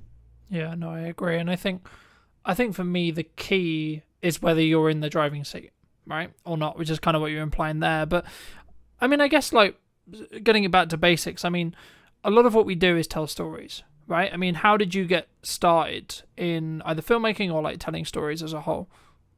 So I went to university, started in 2004, and I did a 3-year course, video production in Gloucestershire. And it wasn't until the last year that I really started to get a sense that I could direct. And so I did that in the final semester and really enjoyed it. And then I left university and spent 5 years working for a video and photography studio, worked my way up to producer level. So I wasn't really telling stories, but I was starting to get a sense as to what it meant to create content for clients, understanding budgets, their needs and things like that. And then I set up my own company in 2012. And that's when I started to get that itch and that need to want to make content for myself or to prove that I was more than just a corporate video producer. So I made a music video in 2014, which was my first ever real creative, in inverted commas, personal project after university. And then I made a Christmas film called Love is a Gift in 2014, which went on and did very well, oddly, when I re-released it in 2018. And that's when I started to get a bit of a reputation for being a storyteller and a director. So since then, it's always been in my head, this sense that I want to tell impactful stories. When I'm doing my day-to-day job as a head of creative, it's a catch-22. So I've got this desire and need to tell impactful stories, but sometimes the projects don't need it, or they don't need the amount that I want to put into those projects. So I have to be careful not to overinvest and drain myself emotionally on every single project. But I do have a need to, at least once or twice a year, tell a story that I feel resonates with my viewers. Do you think a lot of people struggle, like, I guess in some ways they're always in the rat race, especially as filmmakers, right? They're in that corporate kind of revolving wheel of I need to create something, I need to create something, I need to create something for a client. And maybe they don't step back and say, well, why should I create something for myself? I mean, is that something you've always done, or was that just to like sharpen your craft and lean into that more creative side that maybe didn't necessarily fit the client's vision, would you say? When I started making, kind of the reasoning behind, I guess, why you still create, or why you did create your own stuff, rather than, because I guess in some ways some people would say, well, you don't make direct money from it, so why would you invest the time, energy and resources in doing so, right? Yeah, it was a twofold thing. So when I made the film, it was because I was, I guess, sick to death of doing interviews, and I wanted to demonstrate that I had more to give. So there was a personal need there, but it was a marketing piece. I truly believed that if I made this Christmas film, it was going to promote my company and push us into new territories. I wanted to create TV adverts and music videos, and I wanted to be paid to do them. So I thought, well, if I just make something that demonstrates my capabilities, well, then I'm doing that's the best thing I can do. And it's paid off. It took 4 years for that film to gain the traction that it did, but I've had some successes off the back of it. So I think it's really crucial that creatives don't just sit back and wait for the brief to come in from the client. They play their part in steering the direction of their careers, and then that influences who then approaches them and the briefs they receive. It's like a self-fulfilling prophecy. They'll receive the briefs that they want to receive because they're demonstrating what they can and can't do. Do you think, I guess, I mean, that's always been an approach that I've had, which is like, if I want to make the step into a specific area of work, I need to kind of do spec ads or free ads or etc. around that thing, or a personal project to sort of prove, I guess, in some ways to that industry for me to have the right to then potentially pitch for stuff. Do you think business owners, creatives, I don't want to use the term they're lazy, because I think that's it's kind of up your own arse kind of opinion of saying that, but I guess the approach could be like, if their back's against the wall, maybe they don't appreciate that marketing is the understanding, or maybe they don't have the runway financially to think about what we're doing in 3 months' time, right? Because a project like that, I haven't done one to that scale, but I expect it didn't exactly take a week, right? I mean, did you specifically plan like, oh, I've got this 3-week window and I know I'm going to be good for client work, etc., and then make the decision to do it? Or was it in a down period? Because I think sometimes we can go into this spiral of, oh, I'm just going to go get a job, or oh, I'm going to play video games and sort of wait around and wait for the phone to ring, right? Yeah. For me, so Love is a Gift, the Christmas film, I was on a run and the idea came to me, and it was just before Christmas. I think it was early December, so I was quite late in the day to get something made, but I didn't hang around. So it was a Sunday, I ran home, literally sped up to get home to write it, and then I'm pretty sure it was the Tuesday that we just made it. So I'm very impulsive, which is a good and a bad thing, but I don't like to hang around. When I get excited about something, I just want to get it made, and I think that's the best way to be, especially as a creative, because the moment you pause, you start to second guess, and you start to worry about, will it be successful, or will people like it? Is this right timing for me? And then you just end up talking yourself out of it. And there's a danger as well with the second guessing, is that you start to lose. When I was running, I wasn't thinking about who was watching it. I was thinking about the story I wanted to make, and it was all coming from a deeper level. It's dangerous to get into a place where you start thinking about how people will consume it, because you lose your identity a little bit. And I do think as a creative, especially if it's a project you're not being paid for, you need to be brutally in line with what it is, what your voice is trying to say, and not be swayed. And I think as creatives as well, we're all incredibly unique, and there's an opportunity there to do something brand new rather than recycling what might have been successful by others. So in terms of fitting things in, I have to be really mindful, because I've got a job that's full time and I need to squeeze things in there. But if I really believe in it, I'll make it happen. I think if you're so passionate about something, you make it happen, don't you? And I guess, yeah, brutally, if you don't, you've only got yourself to blame. Would you have done it if there was absolutely no guarantee, or absolutely like the likelihood actually in general was that you probably wouldn't make any money off it or get any more projects off it? Will you still made it? Do you think, in hindsight now? It's a really interesting question, because at the time I didn't know, but I still made it. But yeah, there was always that hope that something good would have come of it. So if someone said to me this would be a waste of time, truthfully, I probably wouldn't have made it. And I'm aware of that. That's something that it's a drawback, in a sense that you could argue I should be making stuff just for me. But let's not forget that I'm doing this for a career. I want progression, but also there has to be a viewer at the end of it. We're broadcasters. We're creators of content that has to be consumed. If no one's watching it, then you're purposeless. So I am mindful of that, but I try not to let that be the driver. It's a strong part of it, and I'm aware of it, and I've actually had to work through that, because external validation is something I do seek. But I'm better these days. And actually, the film I made last year was the first one I truthfully made it for myself. I wasn't conscious of whether people would enjoy it or not. I truly felt this story was strong, and I was working with an actress who I knew would be able to help me tell that story, and I just wanted to make it. But I would be lying to suggest that if no one had watched it, would I have been disappointed? Of course I would have. I think there's a difference, in my view, between whether you'd be disappointed and whether you would have still done it. Because I think in the act of doing it, you develop your own skill in being able to create a piece like that. So there's benefit there. Number two, maybe you haven't given it the timeline yet. Maybe you haven't actually marketed the film, right? Because I think sometimes when we look at filmmaking as a whole, the short film genre is maybe something that I would say is probably kind of prone to this.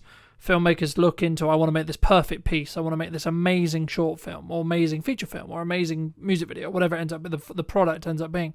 But you don't necessarily, in my experience at least, on average, until you specifically think about it and you really plan it properly, I think you should personally plan the marketing of how to get the right people, or people in general, to see the thing you're going to create first. And I'll give you an example. So I'm doing an event on probably by the time this comes out it would have already happened, but on the 11th of September. And my plan wasn't, let's film or plan out everything I'm going to do in the event, like piece by piece by piece. My plan was, let's build the marketing. How do I want to market it? How do I want to get the word out that I'm doing it? And then I'll sort of figure out what I do in the event after the fact. Do you think, to phrase it into a question, do you think filmmakers, people in general, especially like solo operators, video production companies, maybe less or so, but especially solo operators or people who are starting to get into the space, maybe they don't look at that marketing piece enough? Do you think? Massively, yeah, and I do think it's a missed opportunity as well. I've worked with many production companies. I've had my own, and there's a lack of strategy behind the content that's being suggested, and thought as to who's watching it and why, and how does that fit amongst a much broader marketing plan. And so thankfully now I'm in a broader creative role, and that's exactly what we have to do. And video is just part of the puzzle. And that's been a real eye-opener for me, because video was always my world. But now I've realized it's not the be-all and end-all. There's so much more that surrounds it. And so I do feel that production companies should be way more vocal, or should be understanding of that broader marketing plan, so that when they're pitching ideas, it's not just, this sounds nice, let's hope for the best, because the client deserves more than that. So that is a trap that solo shooters and actually lots of production companies that are well established fall into.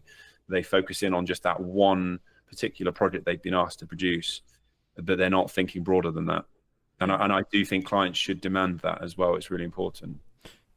Do you think that would be a way for us to protect us from like the future of our income, the future of our business, the future of our career from AI to an extent, if we focus on that strategic side? Potentially. However, ChatGPT is incredibly strong at coming up with marketing plans and content strategies.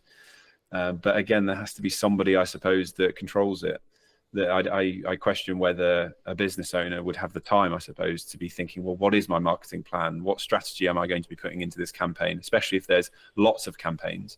So yeah, that's a really good argument there. If video producers can get on board with that and bridge the gap, so that perhaps you don't want to get rid of marketing agencies altogether, but for those smaller projects where they just need a video or a suite of videos, yeah, that's a really good way to add value. And whether they charge for it or not, I don't know. But then a client or a customer would come to them seeking that value.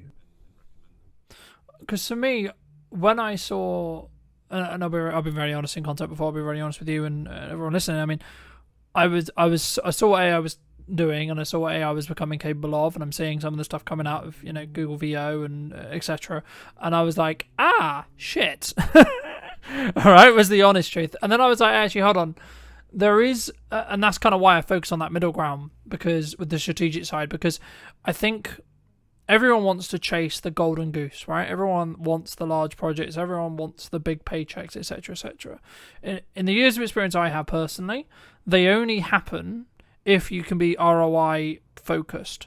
And for those who don't know, ROI means return on investment, and it's basically just focusing on, because at that point, if you can, no one can ever guarantee like a strong ROI, right? You can't. But what you can do is you can stack the odds in your favor, right? So something that I'm trying to do a lot of at the moment is be very omnipresent in my marketing, right? Like, this is the first one that was streamed, right? I'll be curious to see where the podcast is in a year when it comes to the quality of streams, how I stream, how I record it, etc. But the key for me is to either utilize strategies from either older content to distribute on other discoverability platforms to give me the opportunity to potentially reach a larger audience, for me personally, and or potentially everything I'm experimenting with, everything I'm trying to move forward with, I can then, when I work with a client, I can say, well, actually, this is working for me. Have you considered doing this, this, and this? I mean, is that also, I guess, part of the argument or part of the thing you would personally say about why someone should make a music video, should make a short film, should make, their personal documentary, their personal project, etc.? Not necessarily about them, but they should make that personal thing that they're not necessarily getting paid for, would you say? Yeah, I mean, arguably, then you're kind of looking at yourself like a client, I suppose, aren't you? Rather than, that one big shiny video or whatever it is, asset that you think will win everybody over and go viral. Like, that's the term that everyone seems to sway towards. Like, will it go viral? It's like, well, it's impossible to gauge that. But yeah, if you can demonstrate how you can add value across multiple platforms, or if you've created content to then repurpose it and recycle, then that's definitely going to help you. But I've never really thought about that, to be honest, because I'm guilty of just coming up with ideas and making it and then moving on. It's a real short attention span that I have for my own content, but drawing up your own marketing plan sounds like a great shout. I feel like we should be having a conversation offline. I don't know whether I'm just unique in the way I think, right? But I've always treated and continue to treat Brunton Media as the highest paying client, right? Now, the reason why I do that is because it allows me to be what I believe and where I am as the cutting edge of what I know is working in marketing, and then using video as a vehicle to do that. And I think for me, that's maybe one of the reasons why maybe I'll win a project over someone else, for example, right? But you've been very fortunate to work with some quite well-known names, right? One of which being Lewis Capaldi. I mean, how did that kind of come about? Because I think, especially maybe starting out people, they look at that and go, "Oh my God, wow, that's such a great opportunity." I mean, if you don't mind, just how did you sort of get that gig? Did you like put it into tender? Like, did someone reach out? Like, how did that all work?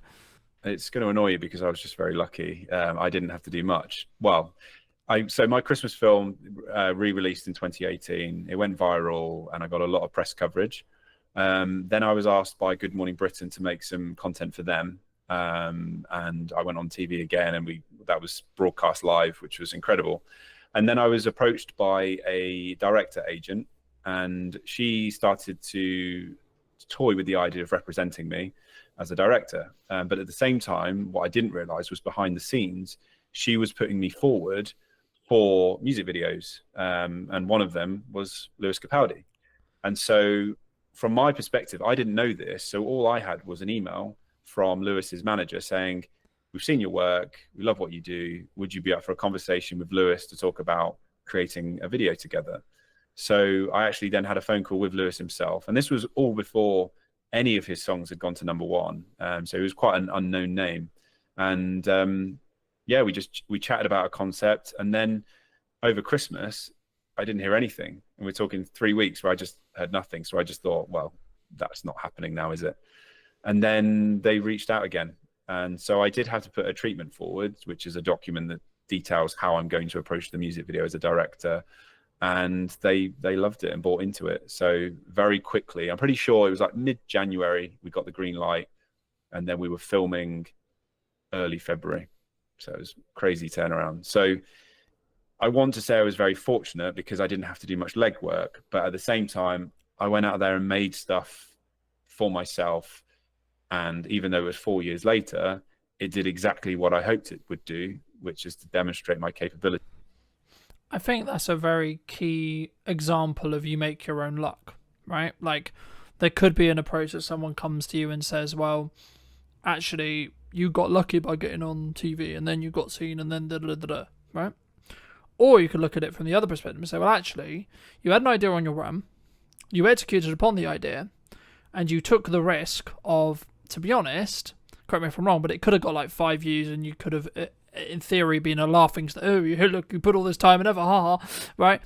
But in reality, what actually happened was it took a while, from my understanding, but then it went quite viral, and then that got you the right attention of the right people, which is exactly what we want in marketing, right? In a nutshell.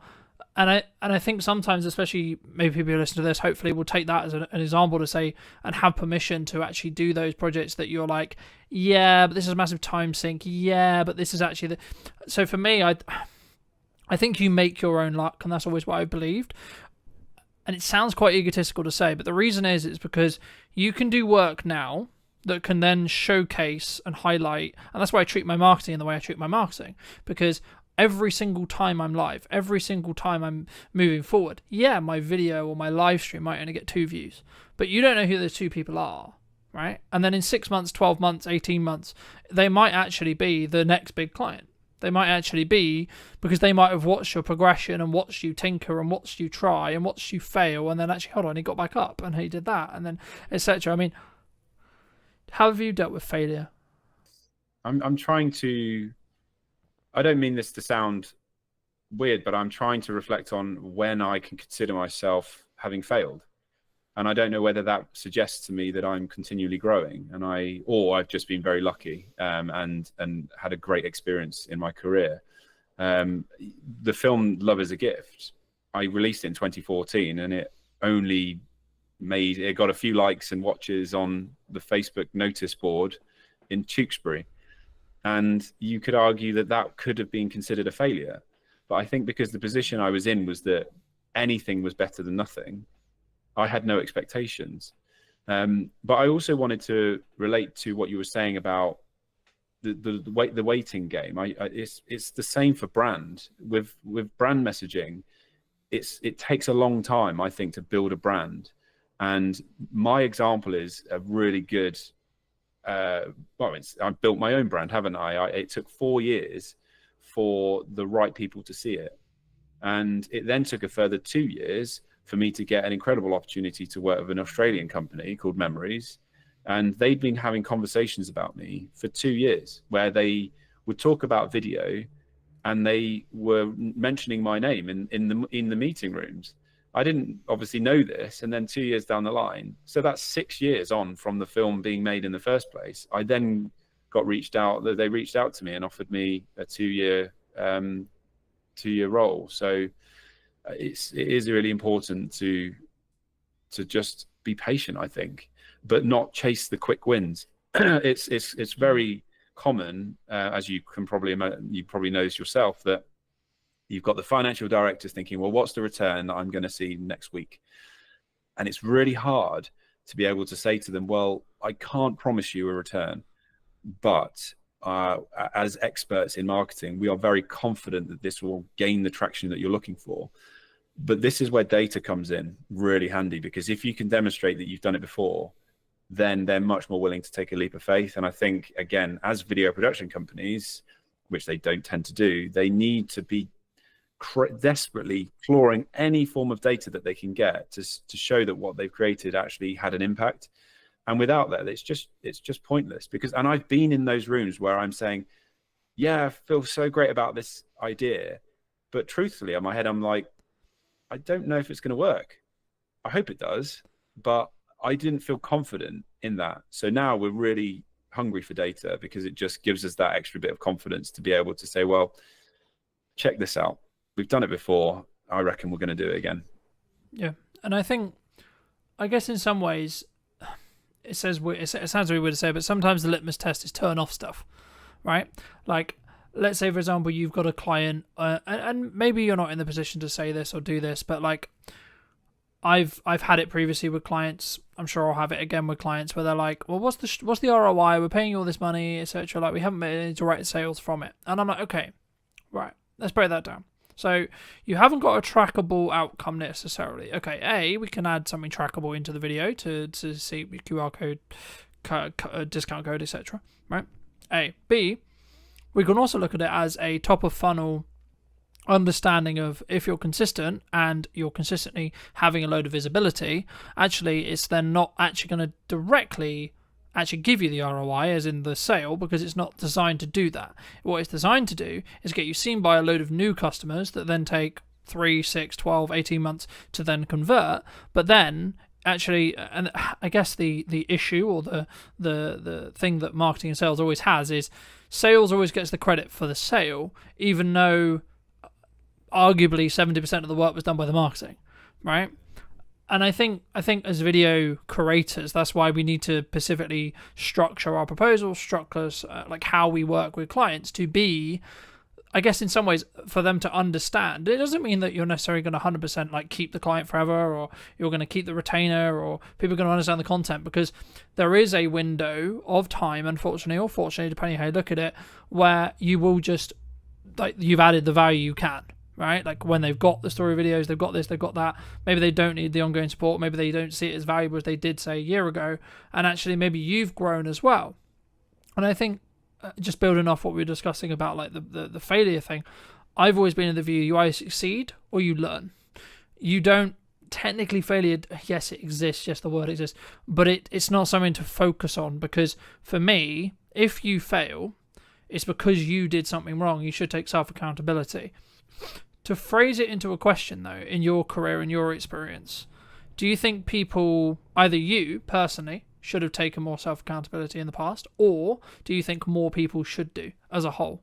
And do you think they would have a better outcome when it comes to what they're looking to do with their business, potentially? Yeah, 100%. And I think it goes back to what I said about seeking external validation. I think if you're constantly measuring your success of other people's metrics that come from your external viewer, then you aren't taking any accountability. It just becomes a bit of a blame game.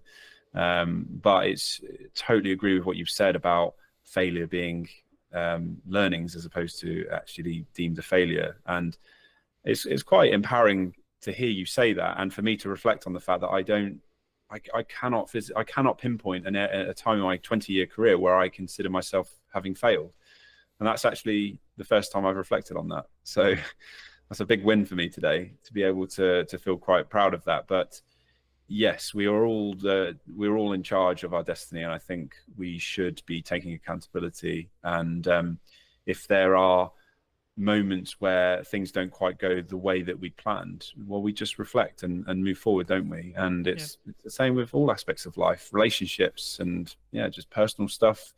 It's every obstacle is just it's something you can look back on in later life and almost be grateful that it happened, because it just gave you some further clarity.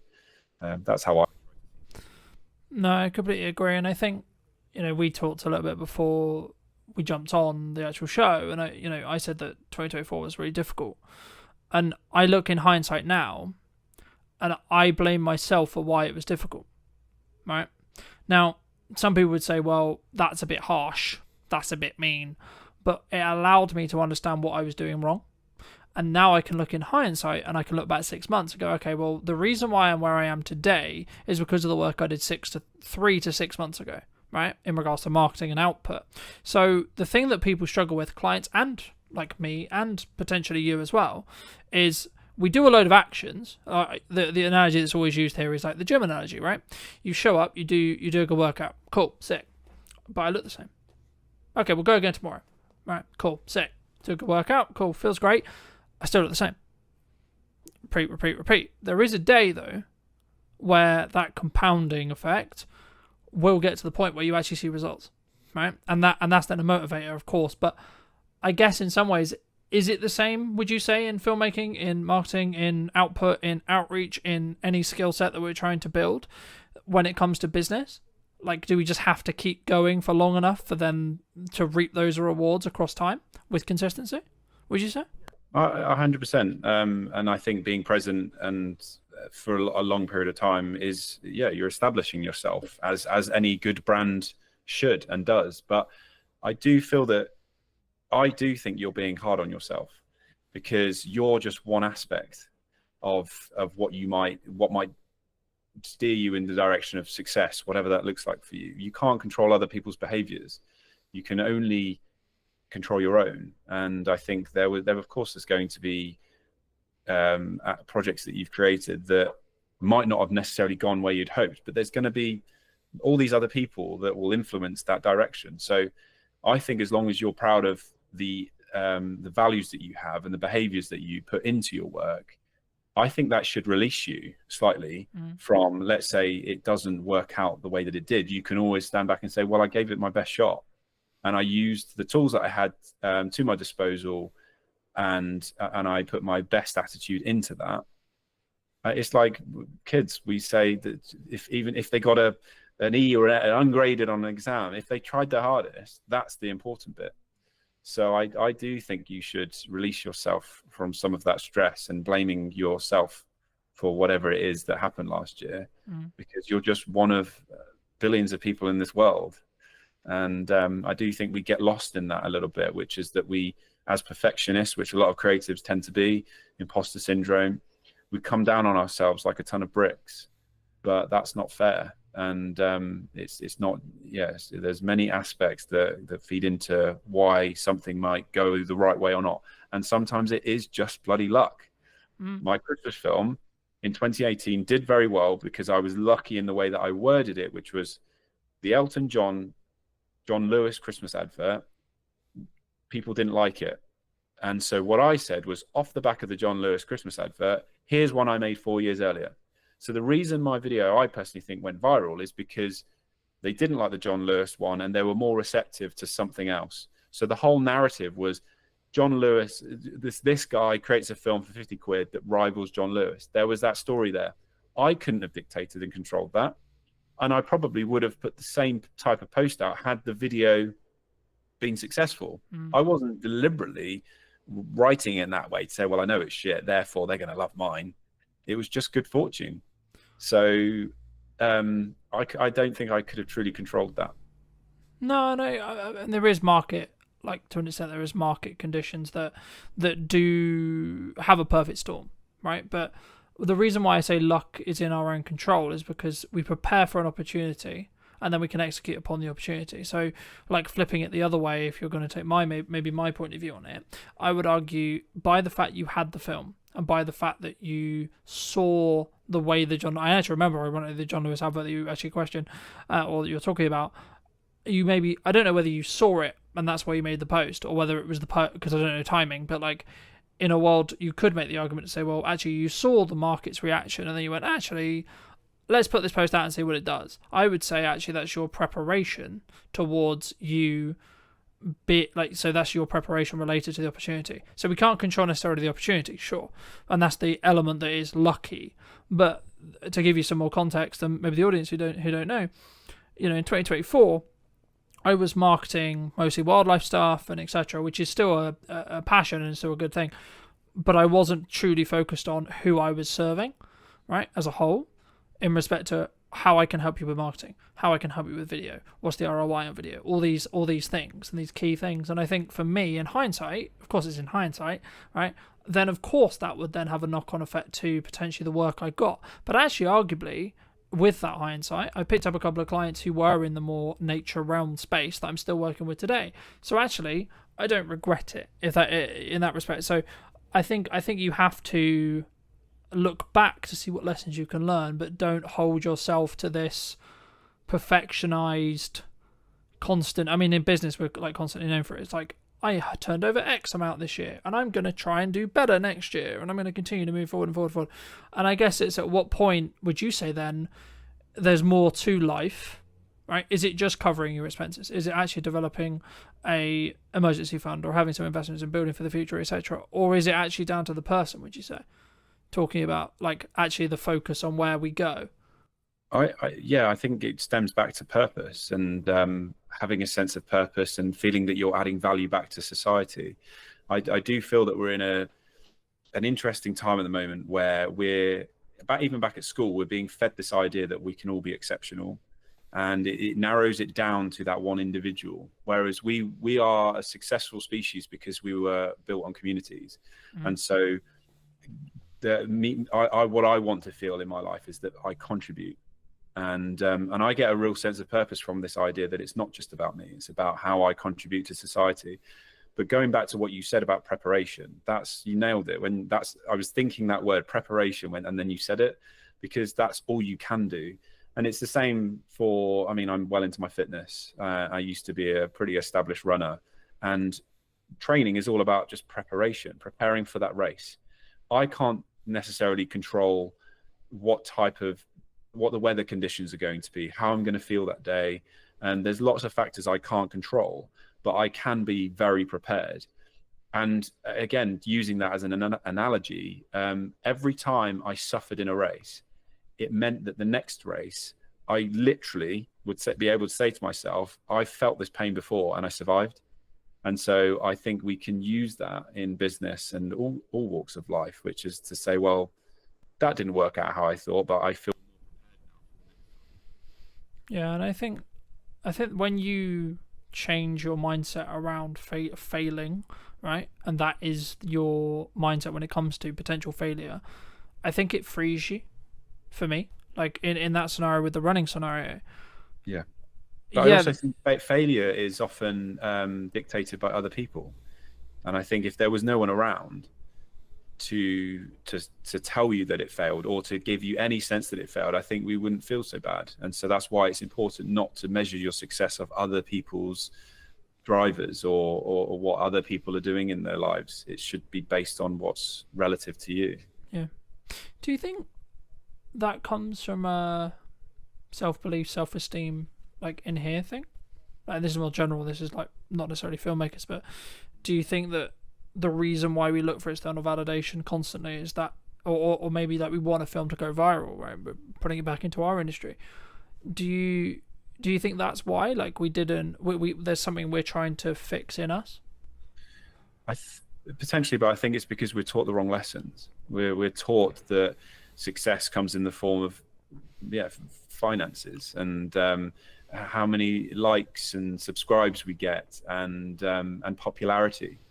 Whereas if we were fueled this idea that success came from making someone smile, it's just a whole different vibe, isn't it? And that's raw human nature. And I do think we all have it in there, but we're just being fed this dopamine hit constantly, and the need to want to be popular, which is just that again is a human natural thing, an instinct to want to be popular. We want to survive in our community. So I do believe that from an early period in our life, we're taught the wrong lessons. Yeah, I think that's true, and I think it takes some rewiring sometimes to, and also from speaking personally, like some internal work on why do I look for X or Y from that perspective. And I think you have to take it into two, just maybe lean a little bit back into business. You have to take it from two sides. One is, I'll use your example. I'm actually completely cool if this video gets 3 views.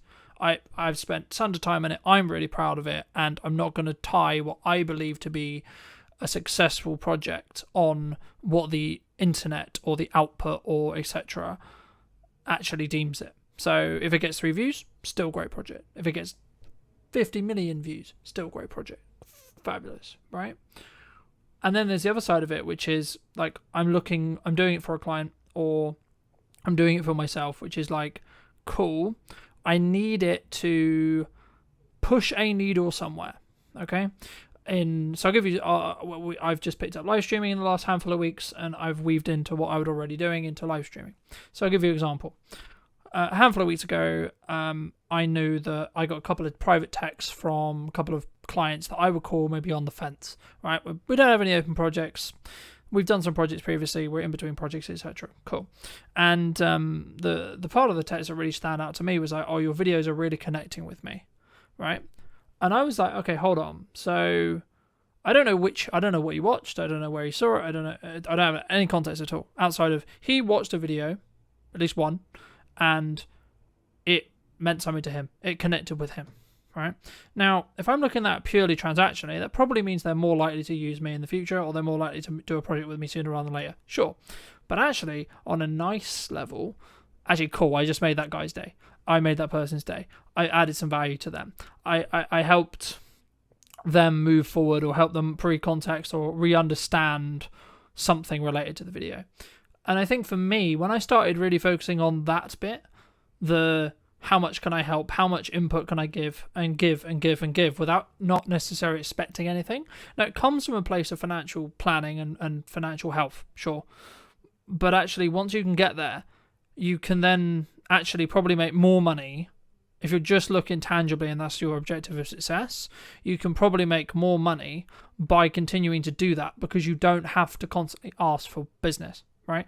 I mean, just as I'm aware of time, so I think let's wrap up soon, but for people who are maybe listening to this and thinking, okay, I'm going to start creating my own projects, I'm going to start creating my own content, where should someone start, would you say? Well, I mean, we've all got smartphones. They're very capable now. We've seen it with 28 years later. Obviously, they had some pretty sexy lenses on it, but it was shot on an iPhone. So we can all be going out and making our own content. But I think in terms of learning, it's important to surround yourself by other creatives who are perhaps further ahead, and go in really hungry with a positive attitude to want to learn. But just to watch and see what's going on. And I think being broad with that as well, and getting a different spread allows you to understand, well, what is it that I want to be doing and what do I enjoy? But I truly think the best, if you want to be a content creator, you have to create. and you can't sit back and wait. It's on your terms. And I think especially younger people, they've got less ties, perhaps, financial restraints. I think it's a great opportunity to use that time to explore. But it's also being mindful of the fact that you might not figure it out for a long time. But if you imagine there's an infinite number of doors in front of you, all of those doors could be open, but it's up to you to open those doors. You don't have to walk through every door, because that could be careless. But if you're just stood looking at the doors, then that's the bit you can control, is to open those doors and see which is the one that you want to walk through. So, and I know it's a cliche, but I do believe that those, you can have an incredible skill set, but if you're an actual arsehole, people aren't going to want to work with you. But if somebody who knows nothing but has an incredible attitude, I'll remember them. I'll get them back on board. I've done it before. There was somebody who had an incredible attitude, and I put them in front of the right people, and now they're living in London, having an incredible time working on TV commercials. And that was her attitude. That's what mattered to me. So that goes back to what we said before. It's about behaviors and how you feel you can contribute back to other people and make people feel something. And those people as well, they're the ones that are best at selling, because they can sit in a room and it's not about them. It's about, well, how can I want to add value to your life, to your business. And they truly, truly believe it. And the best brands in the world are positioned in that way, which is that they truly add value, and it's on the customer's terms. So yeah, that can definitely be taken into, for any young filmmaker or creative. Try to see how you can add value to the person that you're working with or speaking to, and get a mentor as well.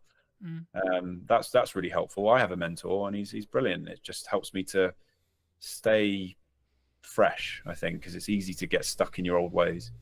No, I completely agree. And I think also, like, giving without expecting a return, and just, I'm going to use the term like showing up repeatedly in a good manner. It comes from understanding where you are in your career, A.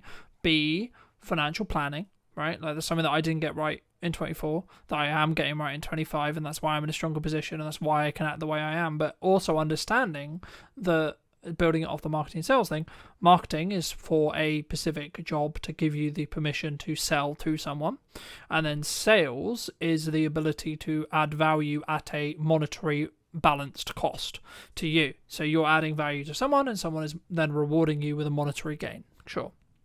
Right, but what people sometimes get wrong, in my view, is they don't understand what camp they need to stand in most of the time. Because if you're really strong at marketing, you actually can be less strong at sales, or have an easier time selling, because you'll A, have more qualified leads, e.g. people who actually want what you sell, and B, they'll have less questions or less objections, right? And this is where you should know how to objection handle to an extent, but I find it a bit corny where there's a lot of content online going, this is how you objection handle, because that's just about, in my experience at least, pressure selling people, which in turn means they're probably not really going to get the value, and you're going to, like, the fuse on that client is going to be a lot shorter than someone who's consumed your content for say 6 months or 12 months and then understands completely what value you could add to their business, and then be like, actually no, we're going to give this person like 6 months to before we actually, like, they'll always look at ROI, they'll always look and judge it, sure, but they're going to maybe give them a little bit, like me or you, a longer window to actually add that value, because that's how long it took them to potentially convert, if you want to go down into the business road. But for those people who've enjoyed this conversation, for those people who want to connect with you, want to reach out to you, want to talk to you, want to maybe hire you to do stuff, etc., where's best for people to reach out to you? Probably the best starting point is to go to my website, which is philbeastall.co.uk. Phil with one L, Beastall's BEASTALL.co.uk.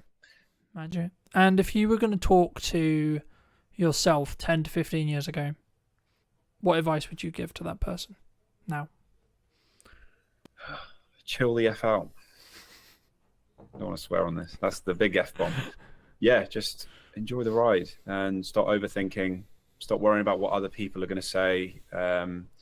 Do what feels good for you, but continue to work hard and show up. And thank you ever so much for coming back and joining me. If you did enjoy this episode and you would like to see more like it, make sure to be subscribed, follow, all those lovely things, and I'd love to hear what you think in the comment section down below. And I'll see you very, very soon.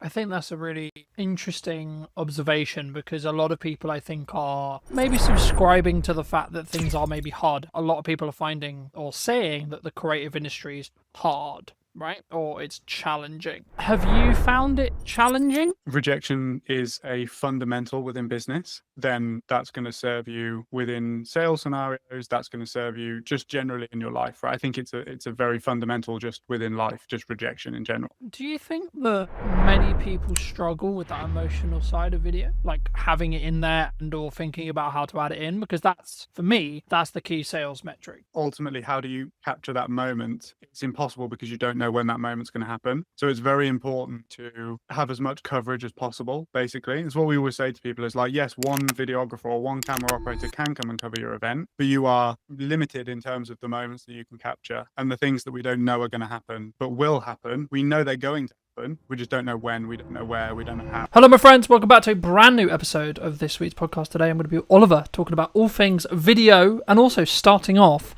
with niching, because it's something that we actually both kind of do opposites, I would say. For those who don't know, Oliver, like, firstly, I guess, like, what niche do you operate in? And then secondly, why did you choose to go into that niche? Yeah, it's a great question, man. So first off, happy to be here. Thank you for inviting me on. Excited to chat to you for the next kind of hour or so about everything events and video and marketing and all of that sort of stuff. So ultimately, the question around niching, we've been doing this for nearly 5 years. We've dotted around a lot of different service offerings and niches and markets, if you want to call it that, and stuff. Really, the decision ultimately came because of the ambition that I have for the company long term. I want to scale. I want to grow. I want to specialize within particular areas and stuff like that. And I think ultimately, if you're looking to do that, it's much easier to do that when you decide on a niche or a market or an industry that you can really kind of get your teeth into and become an expert in. I know that it's cliche, but it's kind of that classic saying of like GP versus brain surgeon, you know, who gets paid more. And it's the person that is a specialist. I think if you had a problem with your brain, you would much rather go to a brain surgeon than a GP, and you would probably pay the money because you know that that person is going to be able to solve your problems, basically. Yeah, I mean, I completely agree. I mean, I guess the critical part of my head is like, so how was, obviously we didn't predict COVID, no one could predict COVID, right, in the respect to like how drastic it was in respect to maybe how it changed the event industry, etc. But like, I know that the event industry as a whole was maybe one of the ones that was hit harder. I mean, how was that from because that would be like the counter argument to like, well, you kind of got a risk in that respect. Like there is an argument to be made about the specialist, absolutely. And I'm sure we'll get into that a bit more. But did you, in some ways, I don't really use the term regret, but did you regret that during COVID? Well, COVID was kind of the birth of the business, right? So we were still playing around in the very early days when COVID first hit. But yeah, I do know that obviously the events industry was hit really hard. From a video perspective and a video production perspective, I do know that a lot of the agencies or production companies, shall we say, who made the pivot to hybrid production and live streaming and that sort of stuff, when they kind of had that as a string in their bow, let's say, they did really well because it was kind of a select few companies that were doing it and doing it immediately. So yes, I think you can make that argument. There is the other side of the argument that is that the events industry came back stronger probably than most industries, I would say, as well. I think that a lot of industries, let's say like high street and product and e-commerce and that sort of stuff, that was hit really hard after COVID, just because it was very much like a paradigm shift in people's minds, like they didn't need to go to the high street anymore. Whereas the events industry is ultimately built on human to human connection. And we hadn't had that for so long that I think it really bounced back quite strong. But I just wasn't involved in the industry at that point, so I couldn't really comment on kind of what I saw from a business perspective. Mm-hmm. I think that's a fair assumption. I mean, I guess I was going to bring in AI later, but I think now's a really great time. Do you see maybe an increase in demand? Because I think people are kind of going two ways with AI. Like, a lot of people are utilizing it. A lot of people are using it for efficiency, sure. But maybe I guess in some ways wanting that emotional connection, wanting that human to human connection, whether that's in person or equivalent, maybe more, because things are becoming, I mean, maybe this is just a byproduct of what happened with COVID, right? Because we were all locked in our houses and talking through Zoom and this kind of thing. But for me, it was really interesting watching and relaunching this series of the podcast as a hybrid kind of approach, right? Some episodes will be like this, other episodes will be in person, etc. And I think for me, it's been very interesting to see the difference in reaction when it comes to, I guess, some people wanting to have that more human-to-human connection. And I'm starting to feel that there is a different energy that does actually happen when you're in person. I mean, do you think that's kind of, I guess, one of the unique selling propositions of events going stronger to stronger in respect to, like, maybe in the next couple of years, as a lot of people would say potentially the economy maybe continue to be challenging, right? I think it's something you can overcome, of course, but just to reiterate the question, do you think that more people are going to be driven towards in-person stuff, even with the advent of AI and etc.? I think so. I think that ultimately when you have a strong trend heading in one direction, there's always a counterculture group of people that ultimately reject it. Like, think about when the internet came in. I'm sure that those people that loved reading books and kind of going to libraries and stuff like that, that had a massive boom. Ultimately, with the conversation around AI, I don't think it's worth rejecting, because it's here and it's here to stay, and it's going to revolutionize so many different industries. But ultimately, the events industry as a whole is pretty well hedged against AI because of that human-to-human connection, right? I think that it will do a lot with regards to, let's say, the ticketing process, the operational, the logistics, all of that sort of stuff. I think that will really help because there's probably a lot of human error that's made as a result of just having to check so many names and so much data and all of that sort of stuff. However, I think that what it will do is it will weed out the events that don't really have a strong selling proposition. And I think that the events that do have a strong selling proposition, i.e. festivals or really solid business conferences and stuff that people get a lot of value from, I think that those will be held in an even higher regard than they already are, because of the fact that it's so different to what people are used to experiencing on a day-to-day basis. I think that's a really interesting observation, because a lot of people, I think, are probably maybe subscribing to the fact that things are maybe harder, right? Like I've been filming a handful of podcasts across the last couple of days, and a lot of the conversations I'm having in them is about a lot of people are finding or saying that the creative industry is hard, right? Or it's challenging. Have you found it challenging? And if so, how did you change, like when it was maybe challenging? Maybe it isn't right now, but if it isn't, how have you pushed through that? And is it just because you niche specifically, do you think? I think that that's probably part of it, for sure. I wouldn't lie to myself in the sense that, well, we didn't pick events purely because it was hedged well against AI. It's just worked out really well. I think that if I was a production company, let's say, who niched into like animation or explainer videos or something that could quite easily be done by AI, I would probably have a plan B in terms of like pivoting. But I don't know. I think it's an interesting question. A couple of things that I'll say is that I think that your mindset and your perception around things can entirely dictate how hard things are for you. So if you believe it is hard, then you will unconsciously do things that affirm that belief. So I think that's something that people have to look out for. Ultimately, there is going to be, and there already is, a gap in the market for people that do things not with AI. Like some of the YouTube series and stuff that I watch, at the start of the video, they have a disclaimer that says like proudly produced by humans and stuff like that. And for somebody that values that and values the human input into creativity, for me, that's an even stronger reason to continue backing and watching that channel, right? So that's kind of just like a micro abstraction just there. What it's definitely done and what I've seen is on the post-production side of things, we're certainly less involved than we used to be. So I feel like internal marketing teams are utilizing, let's say, like AI short form editors.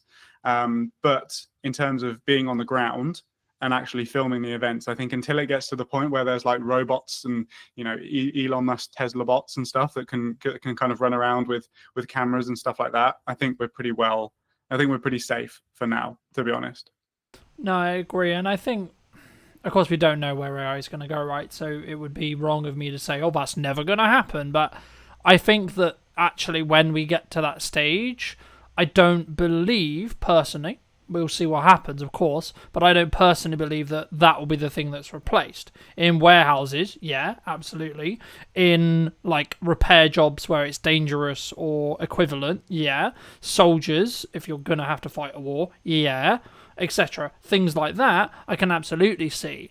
But just quickly on the event side, I mean, do you see people maybe underutilizing the concept of, like, a hybrid event still? Because it's not, I guess, as cool, I was going to use the term, but, like, not as maybe ROI positive if you want to, like, lean into it business wise, because we're not in COVID anymore.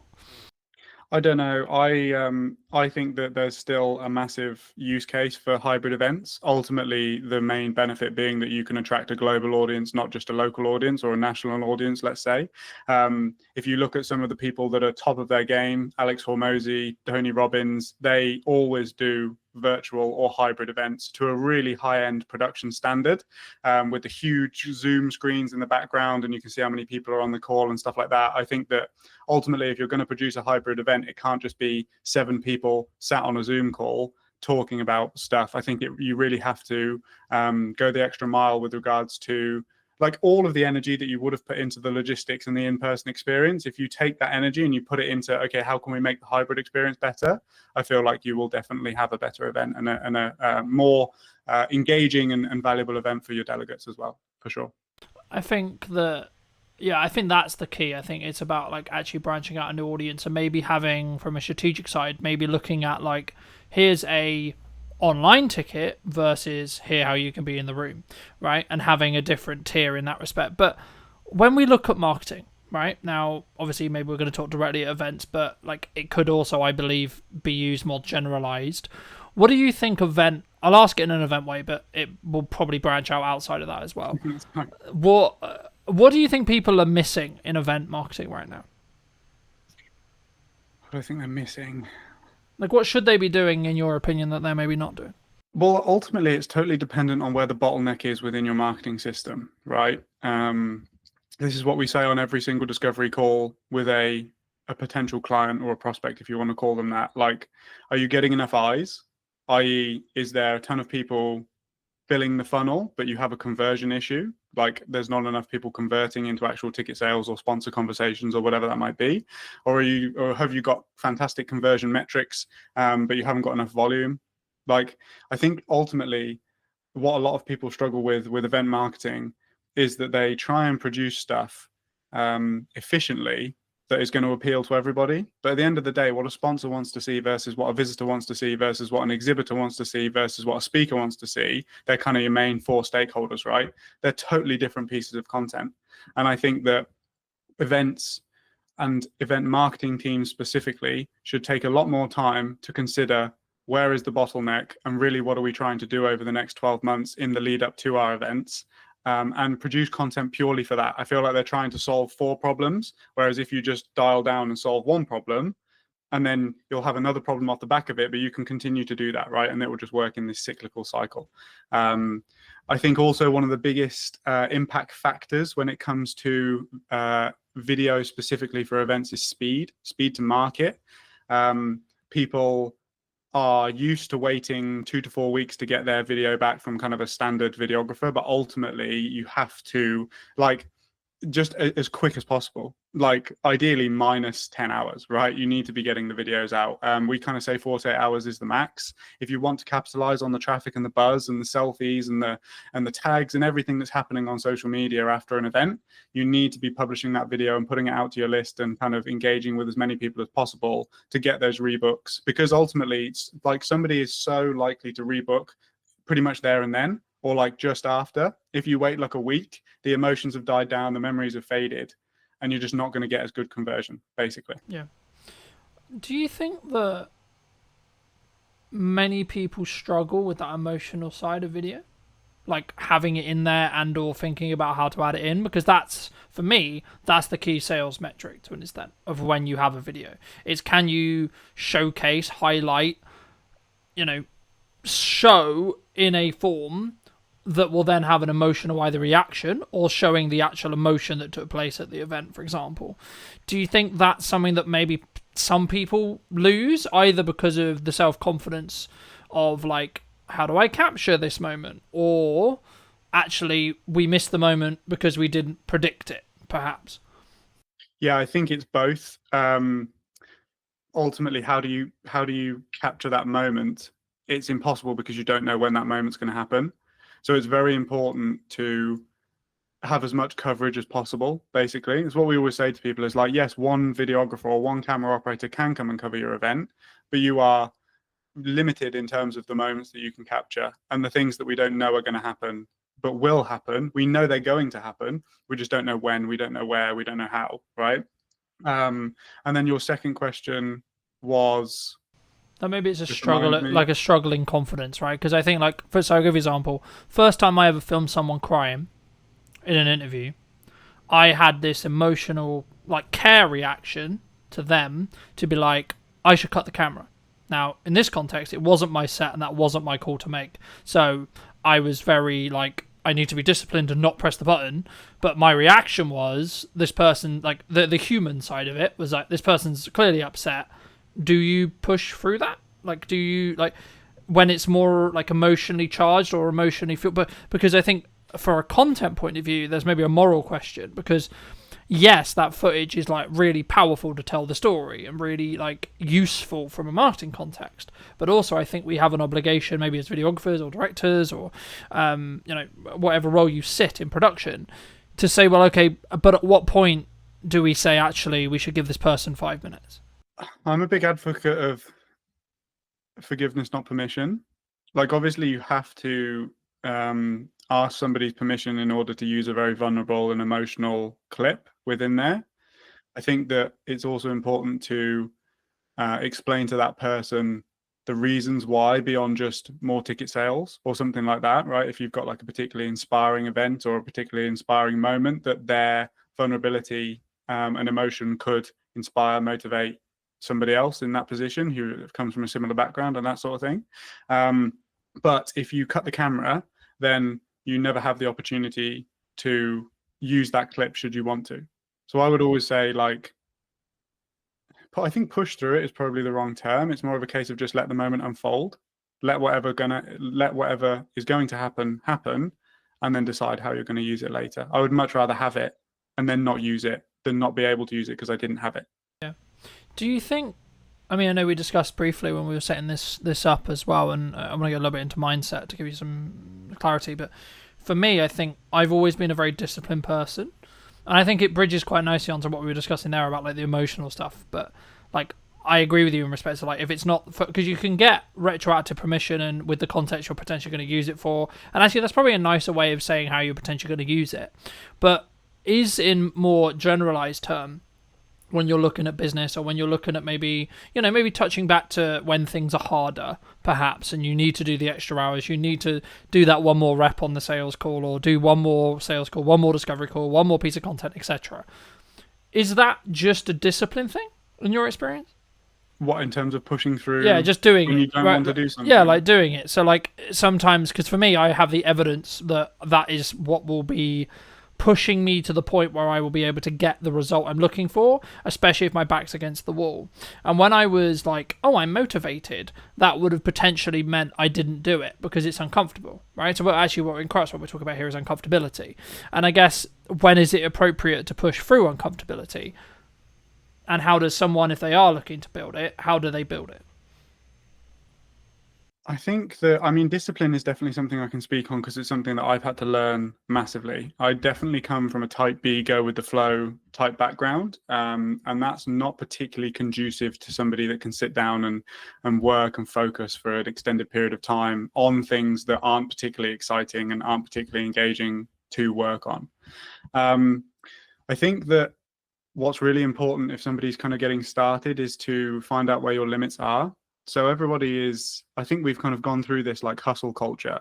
And then on the back of that, we've kind of got this, like, for want of a better word, like snowflake culture now at the moment, which is very much like, if you don't feel like doing it, don't do it. If you're nervous, that's okay. You don't have to do things, etc., etc. There's definitely that kind of energy around at the moment, and I think that it's really useful to know where your limits are and push yourself to the edge, so that then when something like that comes up, you can ultimately kind of just look with a bit of foresight and say, okay, yes, like today I might need to work 12 hours, but that might mean that tomorrow I can only work 6.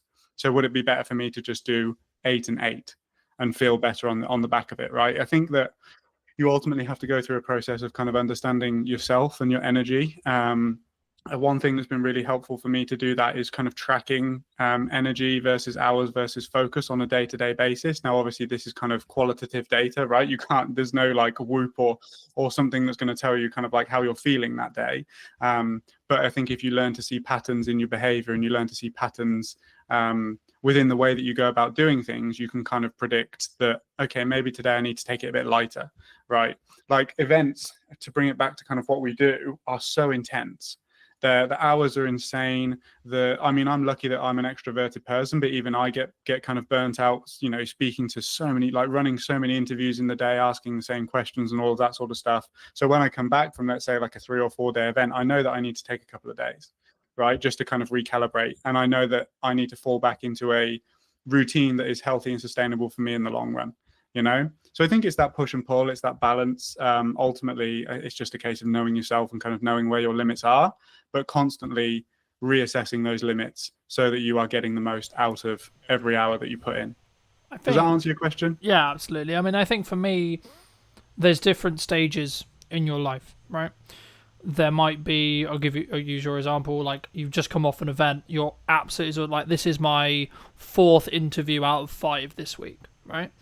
And I'm like, okay, I'm aware that like my performance may start to like pull or start to be not as sharp as I was in the first one, so I may pull back after this 5, right? And that's a key understanding. But also, like, what else is going on around those interviews? Well, actually, all I've got is editing time, so doing the editing things that I need to do, and then the general working out or other, social activities, etc. So actually, in reality, my focus can be given to this hour, and my prep can be given to this hour, and etc. So the key is, for me, is actually like, it's about working hard and working smart, sure, but it's also about understanding. I work in sprints personally. So I will sprint to the point where I'm like, fucking hell, I'm about to burn out. Then I'll stop, look at the data, and now analyze what I did, analyze how well the interviews did, watch them back, etc., make a debrief report, and then I'll go again, right? And rinse. And what ends up, I think, personally happening, from my perspective at least, is you end up getting more 1% wins. And something I wanted to touch on as well that I think your niching approach really, really focuses on and allows you to become very efficient at what you do is, and I've noticed this since I've really focused on like 2 main pillars of content for like a chunk of time. So previously, before I did this, I was very, I've got some podcasts, cool, we're going to post them, then I'm going to do this, then I'm going to do this, and then I do this. And of course, in hindsight, I could say, well, of course I didn't get traction because I wasn't looking at the micro improvements upon each interview. I wasn't looking at how far ahead can I get, for example. I mean, we're filming this towards the end of the summer. It won't be released until back end of October. And for me, it's about then saying, okay, well, in that window of time when I have the buffer, it's not that I'm not interviewing. I can then like do the stuff in the business to keep the business alive, right? And I don't have to necessarily worry about where the podcast is. But just like looking forward specifically on ROI, because I think people will look at a podcast and maybe like think about, well, what's the ROI? And it bridges into how do you look at it from a perspective of why should a sponsor or a event provider or etc. like, where does is it just a marketing budget that someone has for the event in your case normally, that's how they do the video work with you? And then if so, like, what's your ROI metrics on those? Well, it's always about value. So whenever we're in if you want to call it a sales situation, like it would be sales, right? But I'm always very keen to constantly bring the conversation back to the value that we're providing rather than the day rate, let's say, or how much or what our prices are, for example. really it's about understanding, okay, cool, how many sponsors are you looking to bring on if that is your objective? What's the standard ticket price? What's the tiers? Okay, so reasonably we can expect that if we did bring on, let's say, 3 new sponsors over the next 12 months, that contributes to X amount of revenue for you in the long run, right? So then you compare it against the value, and ultimately then the marketing budget might expand a little bit because of the potential that can come off the back of it, if that makes sense. Now, in terms of ROI, I've always found it, and it always will be, I think, relatively difficult without the advent of kind of paid ads and stuff like that to track the ROI on video content. Like, how do you do that? You just can't really, and it's always been a struggle that we've kind of faced, because ultimately there's a lot of inference that's kind of involved in those conversations.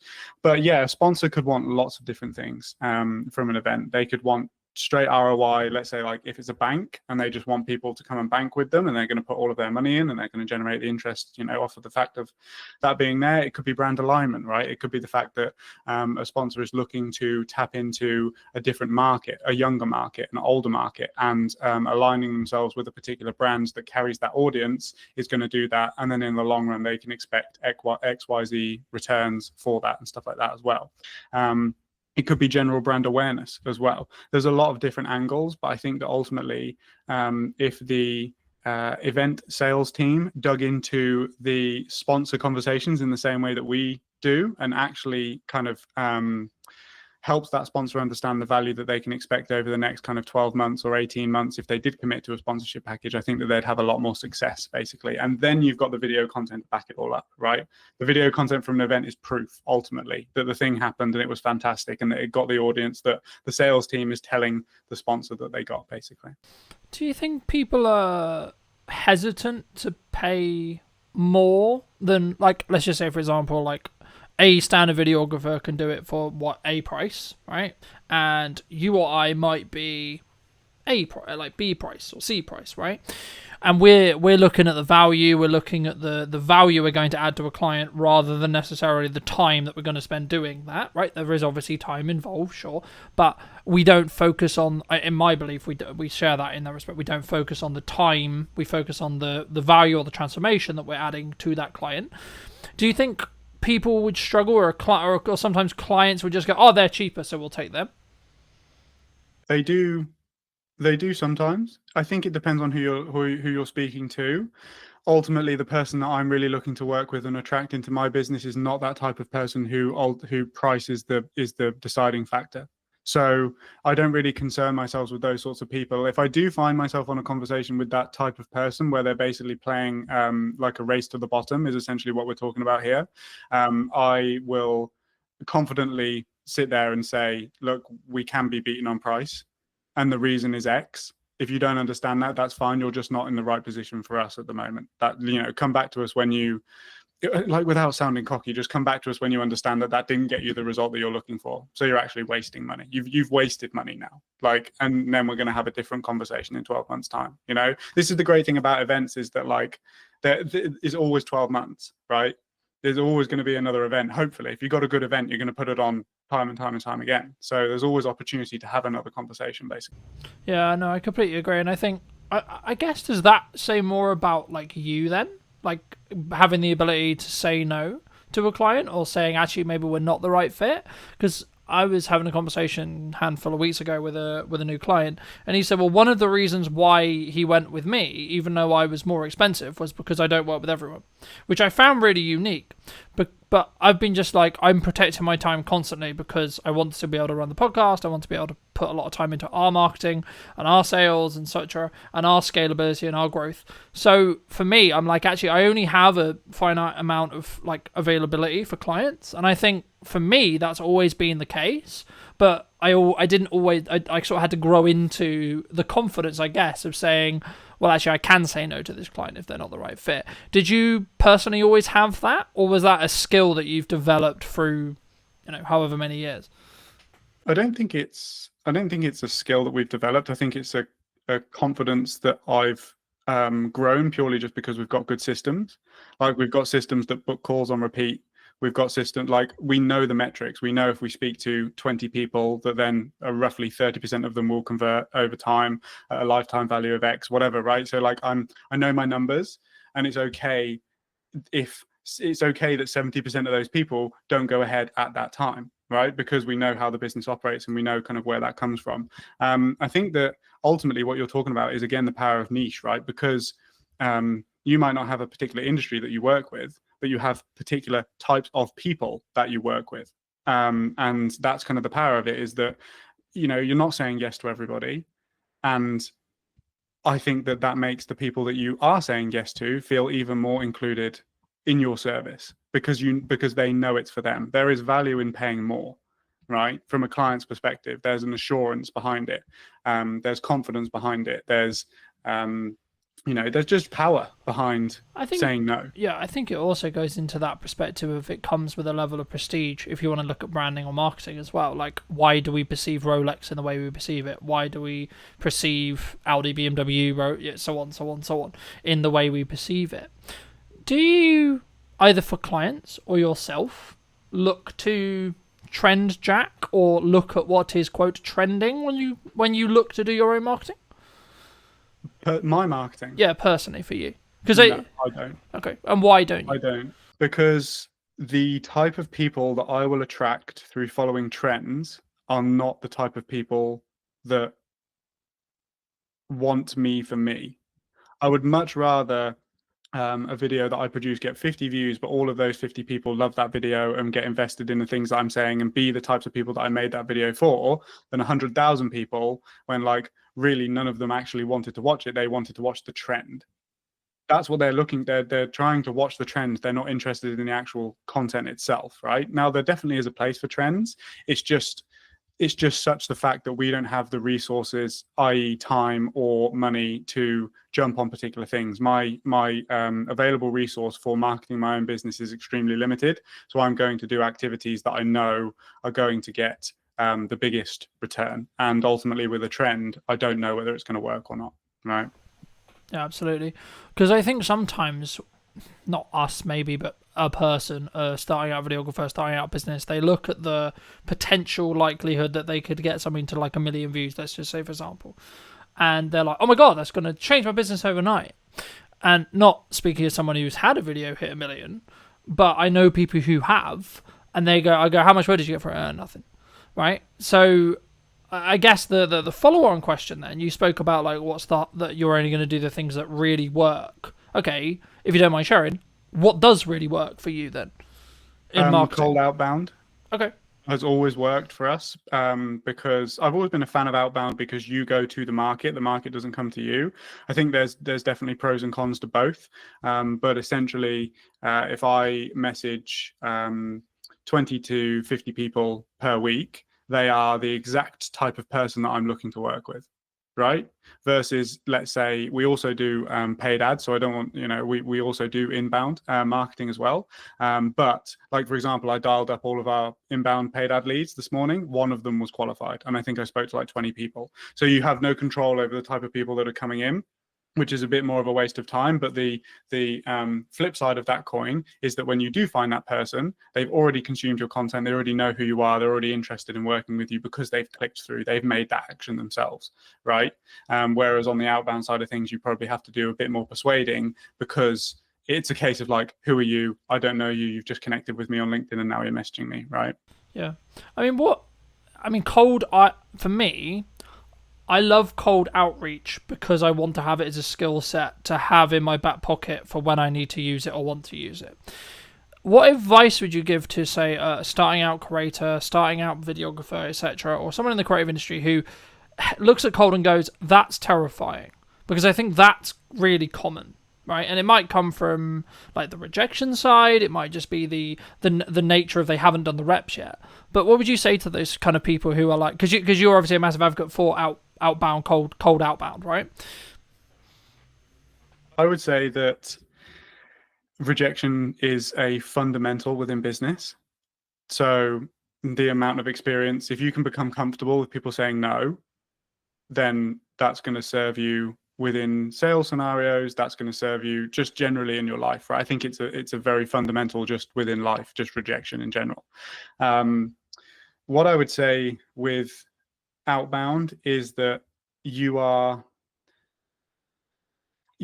people severely underestimate the volume that is required in order to get returns. People think that they're just going to send like 10 messages and get 5 clients. It does not work like that. For example, our metrics on purely cold people is like a 4% appointment booking rate, and then off of those appointments, I'll convert maybe 30% of those people into actual clients, right? So let's say that you did 100 outbound cold approaches. You're going to book 4 people, and you might sign 1 client. So it's going to take you a long, like it takes volume, it takes time. And then obviously with that volume becomes skill. You learn what works, what doesn't. You learn how to say things. You learn how to deal with objections in the DMs as well. Like a lot of people aren't saying no because they don't want to work with you. They're saying no because you're a stranger. It's just like when somebody knocks on your door, right? You're trying everything in your power to get out of that conversation. But ultimately there could be somebody that knocks on your door that could change your life. You just don't know.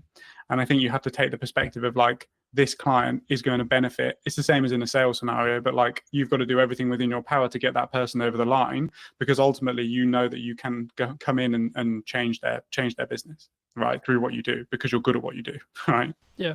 And I think for me, I mean, the mindset I heard from a fellow guest a handful of weeks ago was something along the lines of, I'm doing them a disservice by not allowing them to understand that I exist, right? Because exactly, and this sounds hugely egotistical. It does, right? It does. But the key is I know I'm really good at my thing, and I know I can create really strong results. So actually what I'm doing by making it appealing, obvious that they should work with us is actually I'm making sure they don't make a mistake on who they hire, because I don't want my potential client to lose money. Right? And with that rewire in my head, you then can approach cold differently, in my view. Now, there is an argument to say, like, is it in stages? Like, would you only do it when... Because I guess the perception for cold is you only do it when your back's against the wall, you need to make money quickly, right? But actually, in correspondence to what you just said, that's counterintuitive, because you just said it would take a long time. So, is that true? Or is it actually just something that you just gain the reps of and you just do consistently, and that's why it works? No, I think that it's for us, it will always be a system that we have within the business.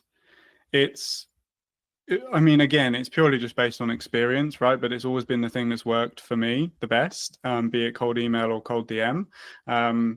The thing that people don't get is that, like, for one, you have to be intelligent about how you message people insofar as you're not going to piss them off, right? You're just looking for a yes or a no to essentially have a call and see if it could be a good fit to work together. You don't need to do like tons and tons and tons of follow-up and like ultimately just get that person in a position where they don't like you because you've messaged them so many times or whatever.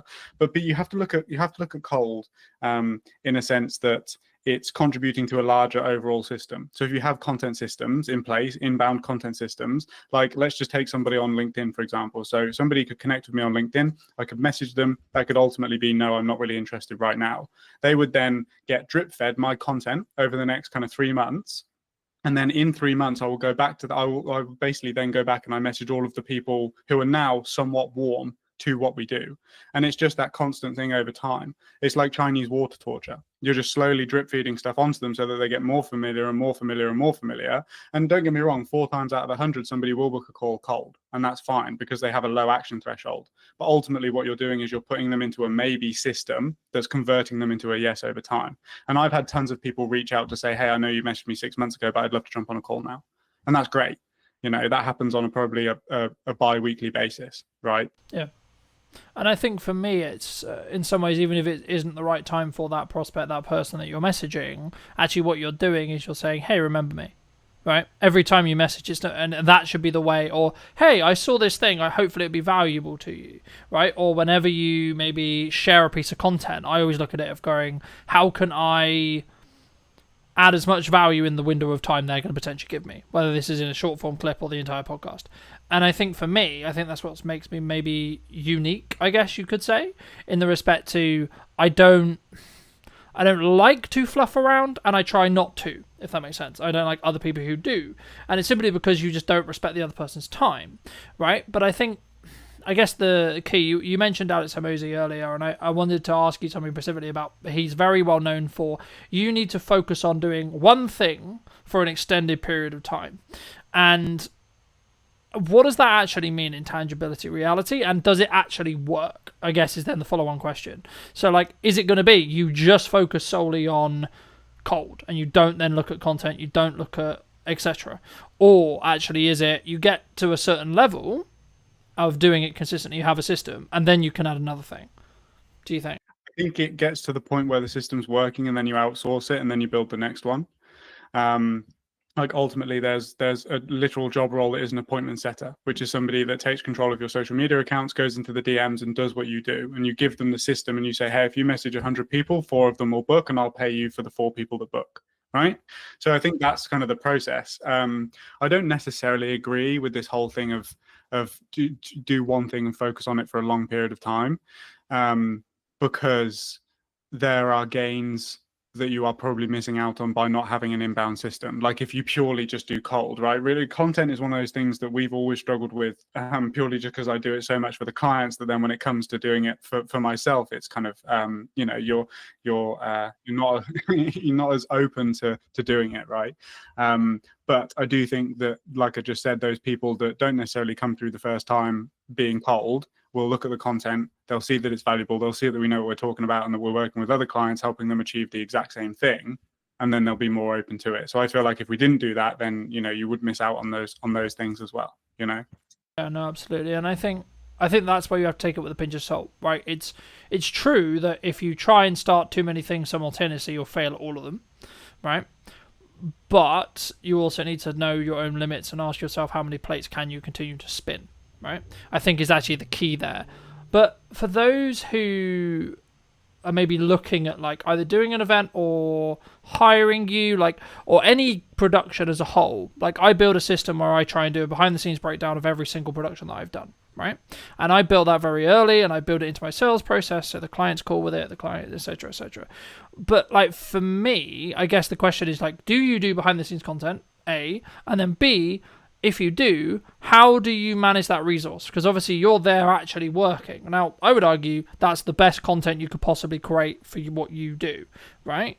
Because it shows you in your element, shows you problem solving, etc. Like, is it just a matter of like hiring another videographer and maybe you take a little hit on the profit to follow you around specifically, or like is it in more depth than that?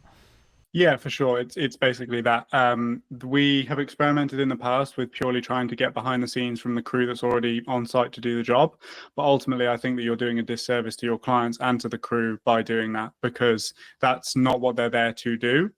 The client hasn't hired you so that you can make an amazing behind the scenes film using the camera operators and crew that they've paid for, right?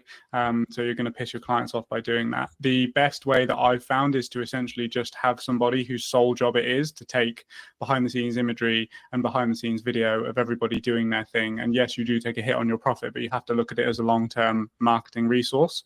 One thing that I want to experiment with doing that we haven't done just yet is to cut out the talking to camera aspects of the behind the scenes video, because no matter how hard I try, I can't focus on 2 different video projects at the same time, right?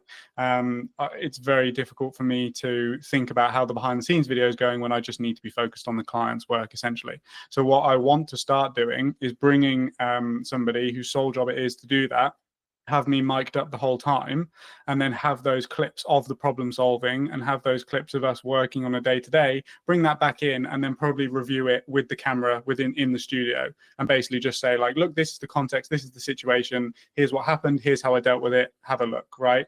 That I think is going to be a much more valuable resource. And I think that we'd be able to turn one behind the scenes video into probably 5, because there'll be multiple instances of problem solving over time. So that's something that I've discussed with the team, and that we're going to start doing moving forward.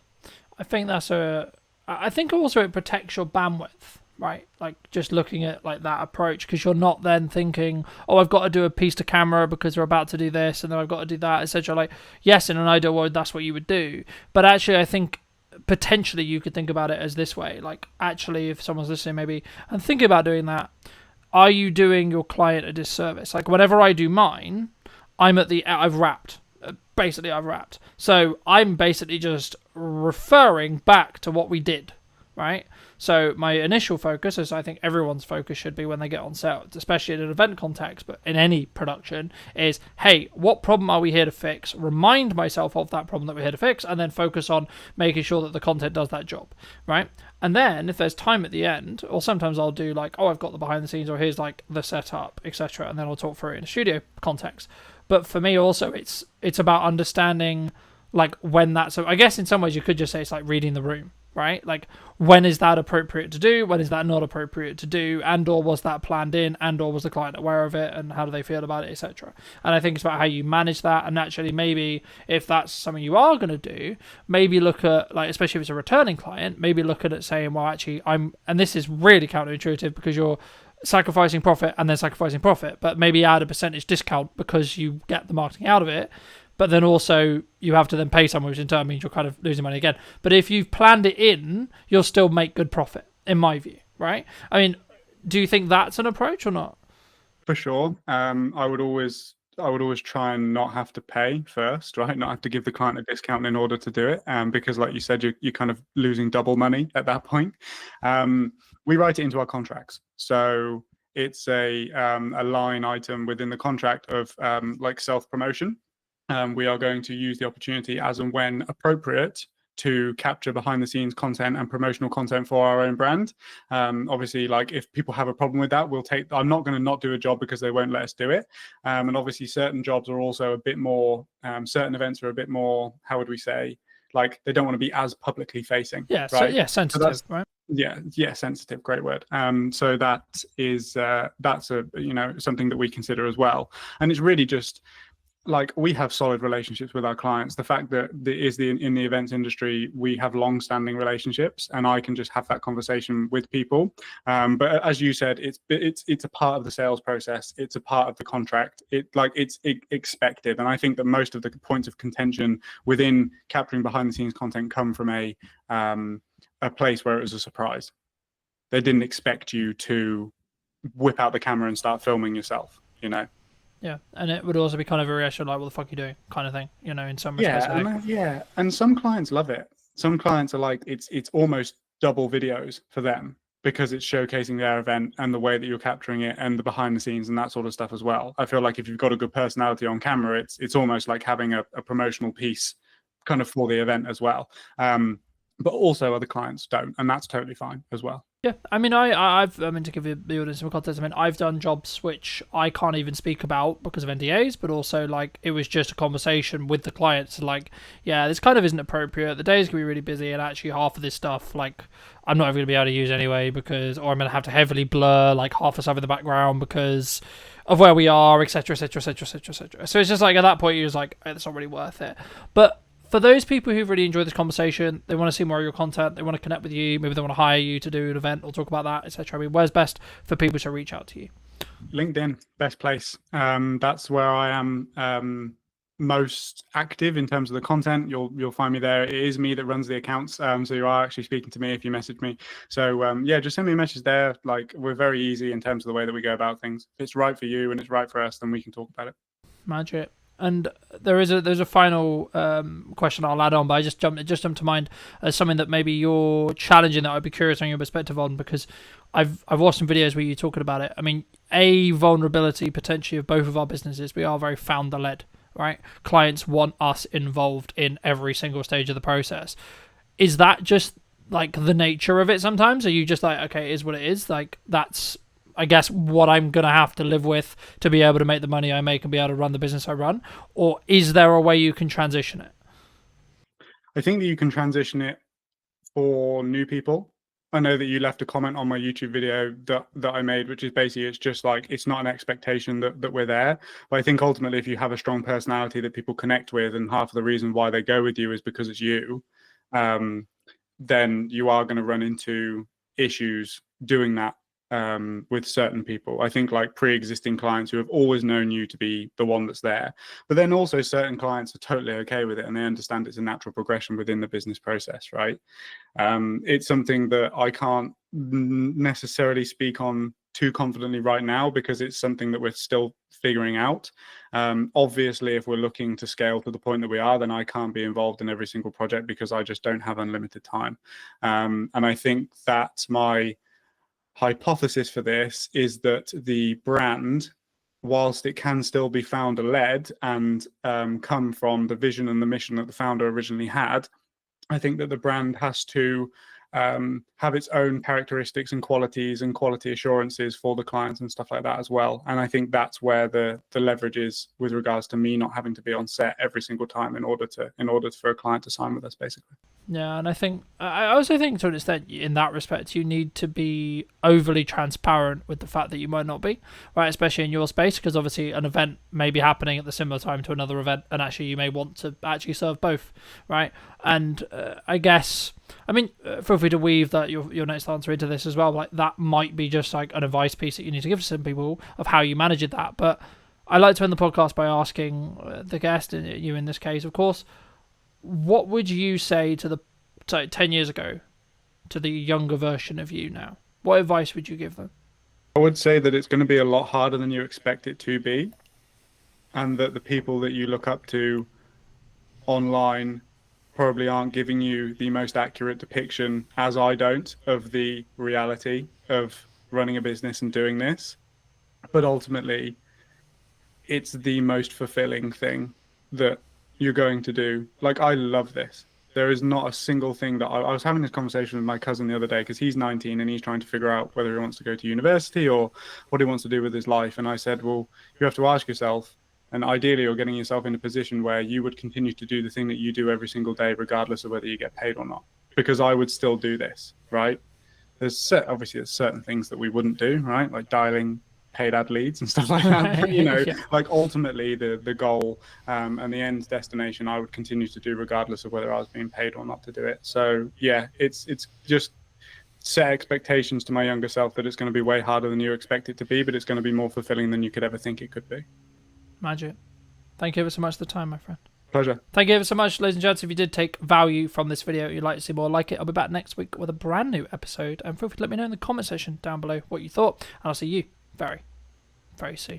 If we're doing things that push us outside of our comfort zone, we're naturally developing more and more resilience, strength, courage, all of those things. What do you think's missing in marketing today, from your perspective? I think what was missing then is the same as what's missing now, and that's really the understanding of buyer psychology and the way that buyers make decisions. Do you think trust can be built quite quickly, or is it just the nature of you spend time with someone, whether that's through content, actually physically with them in meetings, etc.? Is that where trust is rooted? The way I build trust is understanding my customer really, really, like, what are their needs? What do they care about? What's their mission in their organization? How can I help them be successful? Did you know that 93% of you are not subscribed? So if you could please do me a favor and you're enjoying the show, then subscribing would mean the world to me, and it would allow me to grow the show and continue to get larger and larger guests and continue to bring what's missing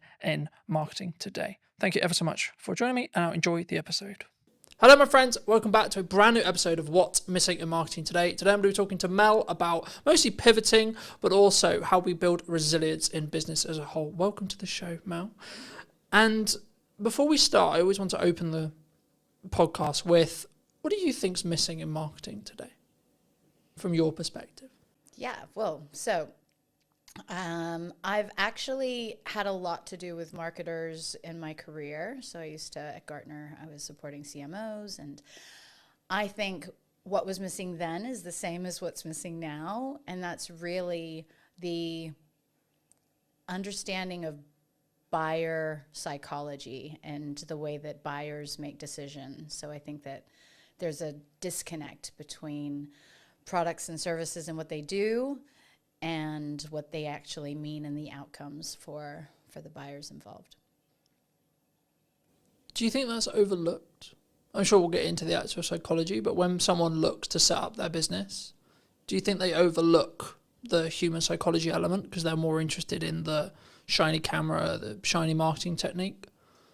Do you think? And are you so I think the majority of organizations don't consider marketing as a key strategy. Often it's an afterthought. So the people setting up the businesses are usually excited about the products and services or the technology. Very rarely are they sales marketing kind of led unless their products reflect that. I think the majority of them are not thinking about marketing from the beginning. Do you think that comes from a lot of people we work with are very founder led, so founder person led?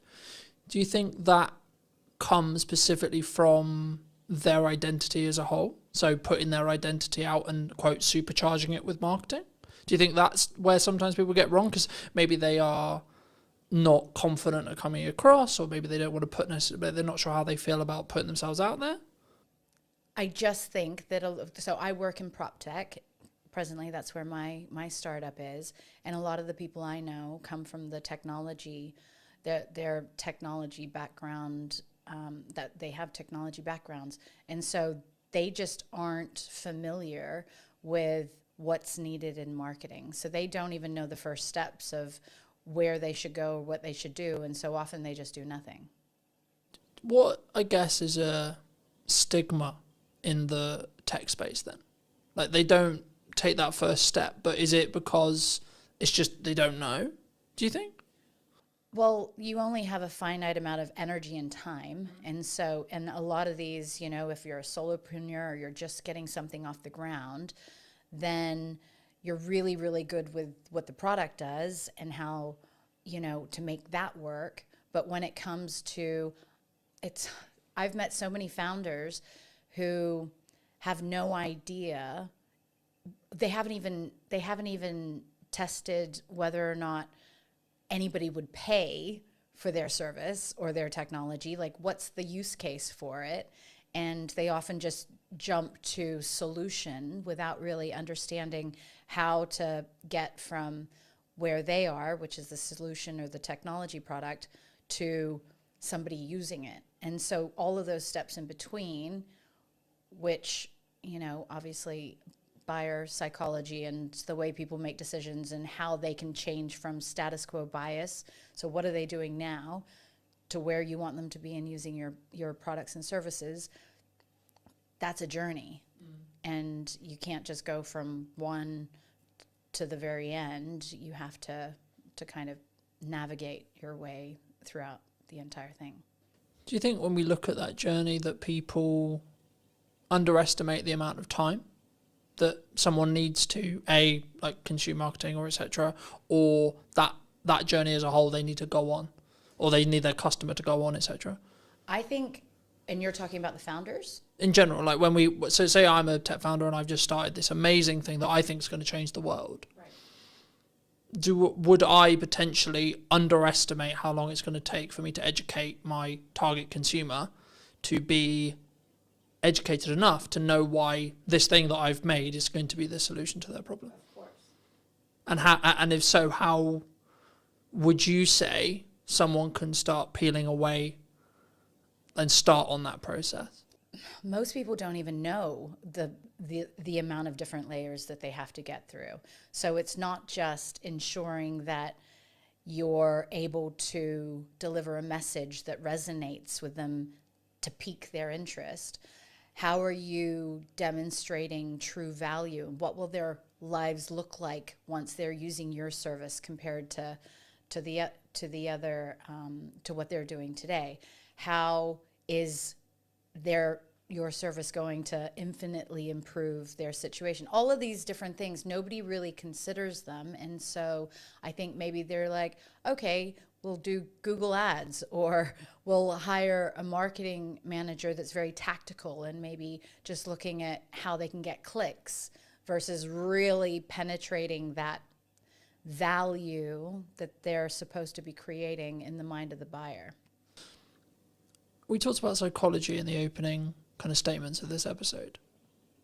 I think it's an underrepresented concept as a whole across the business realm, not even just in marketing. In my view, I don't think we talk enough about actually A, buying psychology, or B, the ticks or the the seeds that we need to plant psychology wise. But from your experience, from your perspective, what actually happens, like from a psychological point of view, when someone is maybe looking for something? So when I was working for a consulting firm that focused purely on the psychology and neuroscience behind how people make decisions in sales and marketing, I was amazed to learn that, so we're all programmed to stay safe. And the part of our brain that keeps us safe doesn't like change. And that's just the way that we're built. So if you want to get somebody doing something new or different with your product or service, you have to disrupt that status quo bias that is designed to keep people safe. And there are several reasons why people stay with the status quo. And so if you're not being very intentional about the psychology that keeps people doing the same thing that they've always done, I mean, there's so many instances where people come out with these amazing products. This will save this amount of time. It'll save you this amount of money, da, da, da, da, da. And everybody's like, yeah, that's great. But it needs to feel so urgent and so important to them that they have no choice but to change. Otherwise, it's easier, it's cheaper, it's easier, it's safer to stay with what they're doing most of the time. Do you think we can overdo it though, as a society at the moment? Because everyone is like shouting at the start of their videos, or they're making really clear statements, etc. Because of that pattern interrupt bias that we're looking to break. How does someone maybe listening to this, I guess, position themselves maybe in the middle ground? Because I think if you go too far and it doesn't align with the promise maybe that you're making in sales, or the promise you're making in a video, that would then backfire potentially. For sure, but some of those people, they're not focused on buyer psychology. They're just focused on getting attention. And attention is very different from intentionally wanting to help a customer. And so if you have something and an intention to genuinely make a difference in a buyer's life world, then you're coming at it from a totally different place. The people who you're mentioning right now and capturing attention and doing all of that jazz, you may interrupt what they're doing, you may get their attention, but the trust and the rapport that you need in order for someone to buy, that's never going to be there until you go through all of those steps and demonstrate the value. And so I think that you definitely have to follow a process, and it has to be intentional and value driven. And what you're talking about just sounds like pattern interrupts that, is just more distractions that people will forget you as quickly as they stopped. I guess it comes to a longevity question. My next question was going to be like, roughly, do you think trust can be built quite quickly? Or is it just the nature of you spend time with someone, whether that's through content, actually physically with them in meetings, etc.? Is that where trust is rooted, either from a psychology point of view or just your thoughts around like, how do we build trust? Because I guess that's the next question, right? Like you say trust is a key buying metric or key reason why someone would buy. Okay, well then the question becomes then how do we build trust? Well, so it just so happened that I took a different angle with this when I was doing performance coaching and sales consulting. And in the sales training for these organizations, we were actually helping sellers build trust based on personality profiles. So understanding different personality profiles and the behaviors that people would exhibit and what they would need to see in order to feel most comfortable. And the reason why I say that is because if you have a salesperson that's really dominant and is just, moving very quickly and not giving all the detail, but then you've got another person who you're trying to sell to who cares very much about the detail and the information, and you don't slow down and you don't meet them where they're at, then you're going to miss them. And those people are the most risk adverse buyers out there. So I mean, there's just layers upon layers of different ways but I think that when you're dealing with humans, taking these things into account, it is a unique position that as humans we can navigate that technology can't yet.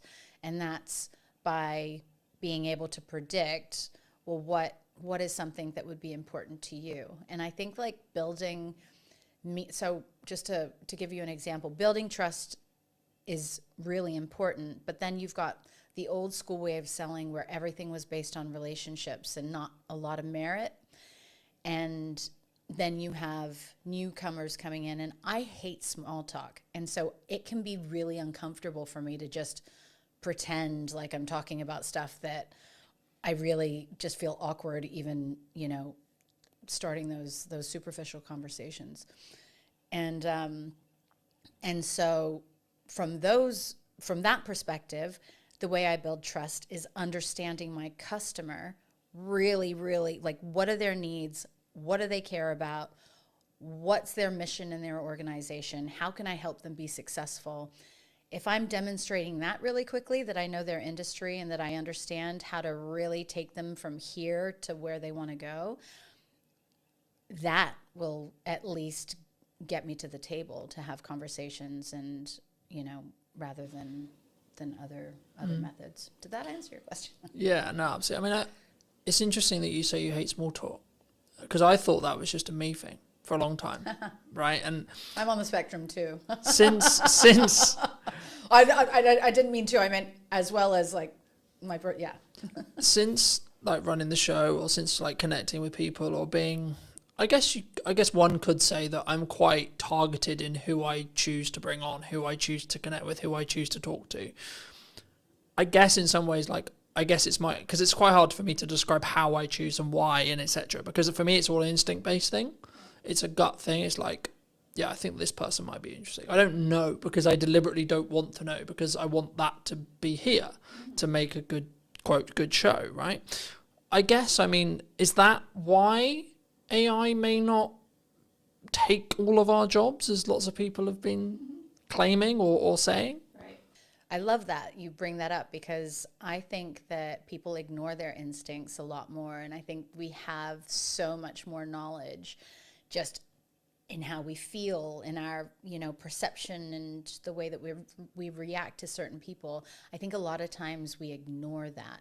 And so throughout my journey, as I've gotten to understand myself more and more and more, I firmly believe nobody, especially this year, has come into my peripheral and had meaningful exchanges with that haven't made me think that was absolutely meant to be. Like, my energy field, if you like, AI is never going to, whatever technology is, it's going to be very difficult to replace that. And so you can use technology to do certain components of roles to, for efficiencies and cost savings and stuff like that. But when it comes down to actually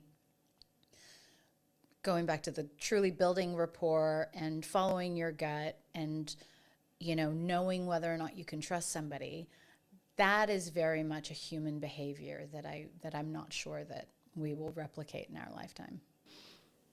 And I don't think we should. No, for sure not. I think that's, I guess, if you're going to be corny about it, that's what makes us human, right? Mm-hmm. But I think for me, and we talk about a lot of this in marketing, like, however you want to be tactical, right? We're going to do social content. We're going to do ads. We're going to do our podcast. We're going to do this. We're going to do that. The reality is that's the middle bit, right? That's how do you get me as a human to talk to another human? And that's why I'm interested and also like to talk to people about psychology, because if you get the psychological stuff right, actually you can have mediocre middle bit. Mm-hmm. Or if you really want to do it well and do it scale, when you get the middle bit right as well, you then compound on those decisions. But just as you were discussing that, and it jumped to mind to me, so I'm going to mention it. I think it was Alex Hormozi who said, there's some points where you have to push, and there's other points where you have to pivot. Mm-hmm. In your experience, how would you, either for you personally or a friend of yours, when would you say that someone should make that decision? Paint that picture.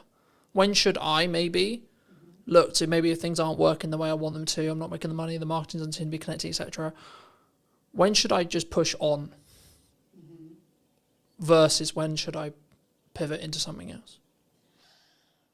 Really good question. So again, it's being able to trust yourself, I think, is a very, very big thing. I have tended more recently to become a bit more philosophical about these things. And if something's not working, but you know that, it's really hard, because is there a need? So let's assume that there's a need for what you have to offer, that it's coming from the right place, it serves people, it's a value. I think that the ability to pivot means that you're flexible enough to realize that maybe the way that you're going about something isn't the right way for you to achieve success. And so, I mean, I've pivoted so much in my life, but and in particular the last few years, but I think that a lot of people become really, so part of resilience and part of emotional intelligence is the ability to be flexible. If you're really rigid about, no, it has to be this way, and not curious as to, maybe I hadn't considered all of the factors, or maybe I don't know as much as I think I should, and then you go and get outside opinions or consultants to help you or whatever. So feedback and you know, rounding out your hypothesis of what you think you should be doing. If everybody's telling you that you should be going down a certain way, then yeah, I would say continue on. But if you're not validating the direction that you're on or testing it, and then how do you know it's the right one? So you've got to learn how to be flexible and try different things. And do you think emotional intelligence is missing in marketing, in sales, in business, in human? Sure, in human. I was going to go with like in business as a whole, or when you're building relationships, etc. But actually, yeah, let's go more broad. Do you think people don't invest in understanding and building emotional intelligence and then using it? Yeah. So everybody would have a different idea of what emotional intelligence encompasses, but for me, I think it's just being really self-aware and aware of others. So you can't actually understand others until you understand yourself. And that's never taught. Like, where are we learning that? If our parents haven't learned it or gone and educated themselves on this, then schools aren't teaching it, and then parents don't know. And so then you get to adult life, and then you just think everything should be transactional. But once you start, I think, becoming really curious as to, you know, what's your purpose? Why are you here? It's not just to make money. It's not just to have a house and a nice car and da-da-da-da. Like, no, the real meaning is deeper. And so I think getting to those layers means that you have to be able to sift through, I think, a bunch of junk that, you know, has kind of been piled on top of us from childhood. And then so once you've gone through a lot of that discovery, I think that builds the resilience and emotional intelligence and all of those things that make us better human beings and better marketers and better salespeople and all that stuff. Do you think it comes from, I guess, a fear of not? Because as you were talking, I was thinking, like, does it actually come from, I'm going to make decisions because I don't want to deal with the dark stuff potentially in my head, right? The reason why I can't be emotionally intelligent is because I hire you just to do the job, right? To jump to mind from a networking thing many years ago, when mental health came up as a conversation, it was like, well, no, I'm paying you to do the job, just do the job. And obviously I don't know in this person's case whether it was they haven't done the empathy work or the inner work to be allowed to be empathetic. And I know I have some people close to me who their view is business is business.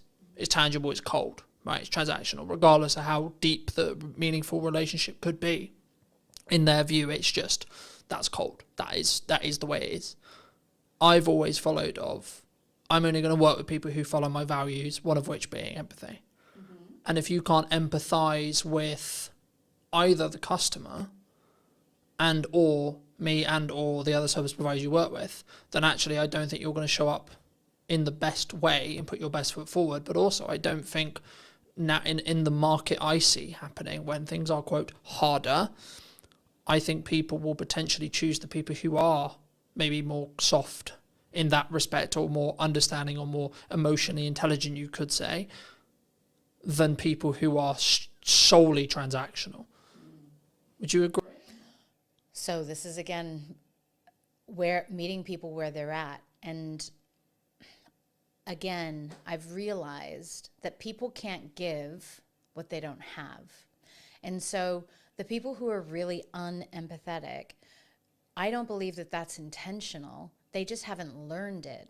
And so, in fact, the people who are very transactional in business and who think that it's just like money, money, money, and, you know, deals, and it's not about the people, they would be the harshest on themselves.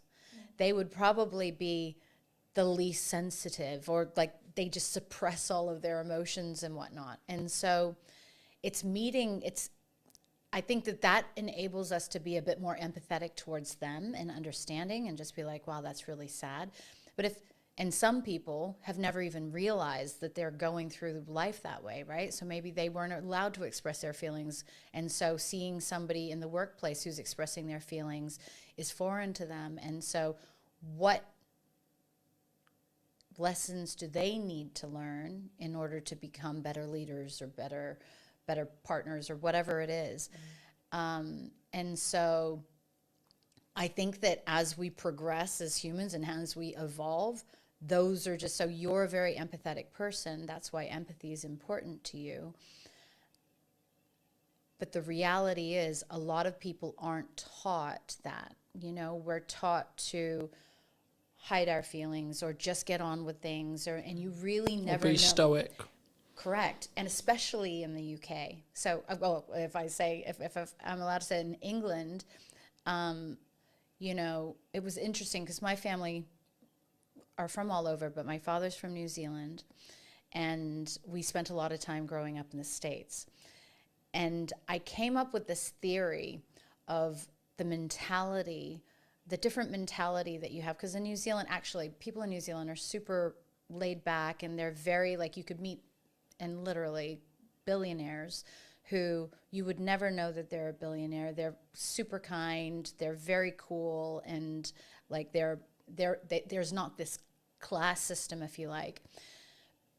However, they're taught to not show their emotions. And if you think about, and then I was like, okay, well, New Zealand's still a relatively new country, so is the States.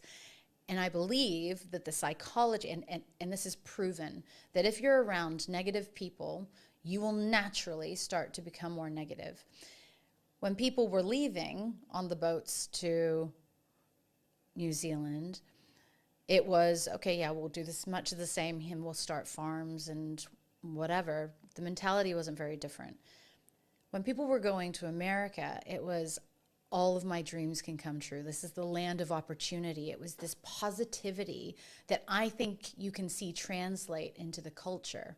And so it's going back to how are we teaching, and how are we teaching ourselves, and are we challenging ourselves to be more empathetic? And if that's not important, so that boss that you were talking about, or partner, the business partner, if they are at home like that, and if they're not empathetic, well, that's going to hurt them at some point, right? And then they're just going to start seeing that actually the happiest people are the people who show up exactly as they are at home, as they are at work, as they are in a coffee shop, and there's no big changes in their personality or their behavior. No, it definitely did. I mean, for me, I think that's what will allow you to stand out in a world where you can be perceived as like every videographer is technically the same. What we sell is the same. Every marketer is technically the same. We're going to sell you roughly the same thing, right? Roughly, in regards to tactics, we will. It's then, I guess, the approach and then how we do that from a customer service point of view, where maybe that's the thing that will distinguish us. The question that jumped to mind, though, for me, and this is something which I've toured with for a long time personally, but also in the people I want to work with and I work around, is should we look, or do you feel at the moment anyway, people don't have self-accountability, self-reflection on, so when something goes wrong, mostly this will be the context, like my reaction always is, what did I do? Why did it go wrong in respect to what I did? Not, oh, it went wrong and it's your fault. It's, okay, it went wrong. What can I do to make sure it didn't? Or how did I contribute to potentially that going wrong? And did I actually do my best or not? And the more people I talk to, the more people I connect with, I sometimes find that's maybe lacking or quite a rare perspective, because I think maybe it's a culture thing, I don't know, but it's easier to go, well, it's your fault. Do you think that's missing at the moment? For sure, but everything we've been talking about has to do with somebody's ability to self-reflect. And if you can take accountability for things going wrong, then you probably have a growth mindset because you want to improve. And a lot of people, so it depends, because when you talk about that, I just think of, if people who are afraid to be wrong were probably criticized a lot, or they got in trouble if they were wrong, or they did something wrong when they were kids. We are all walking older versions of our younger selves. And so it's like, what are the things, is that holding a person back? They may be really happy living their life that way, and then maybe just not having many friends, right? But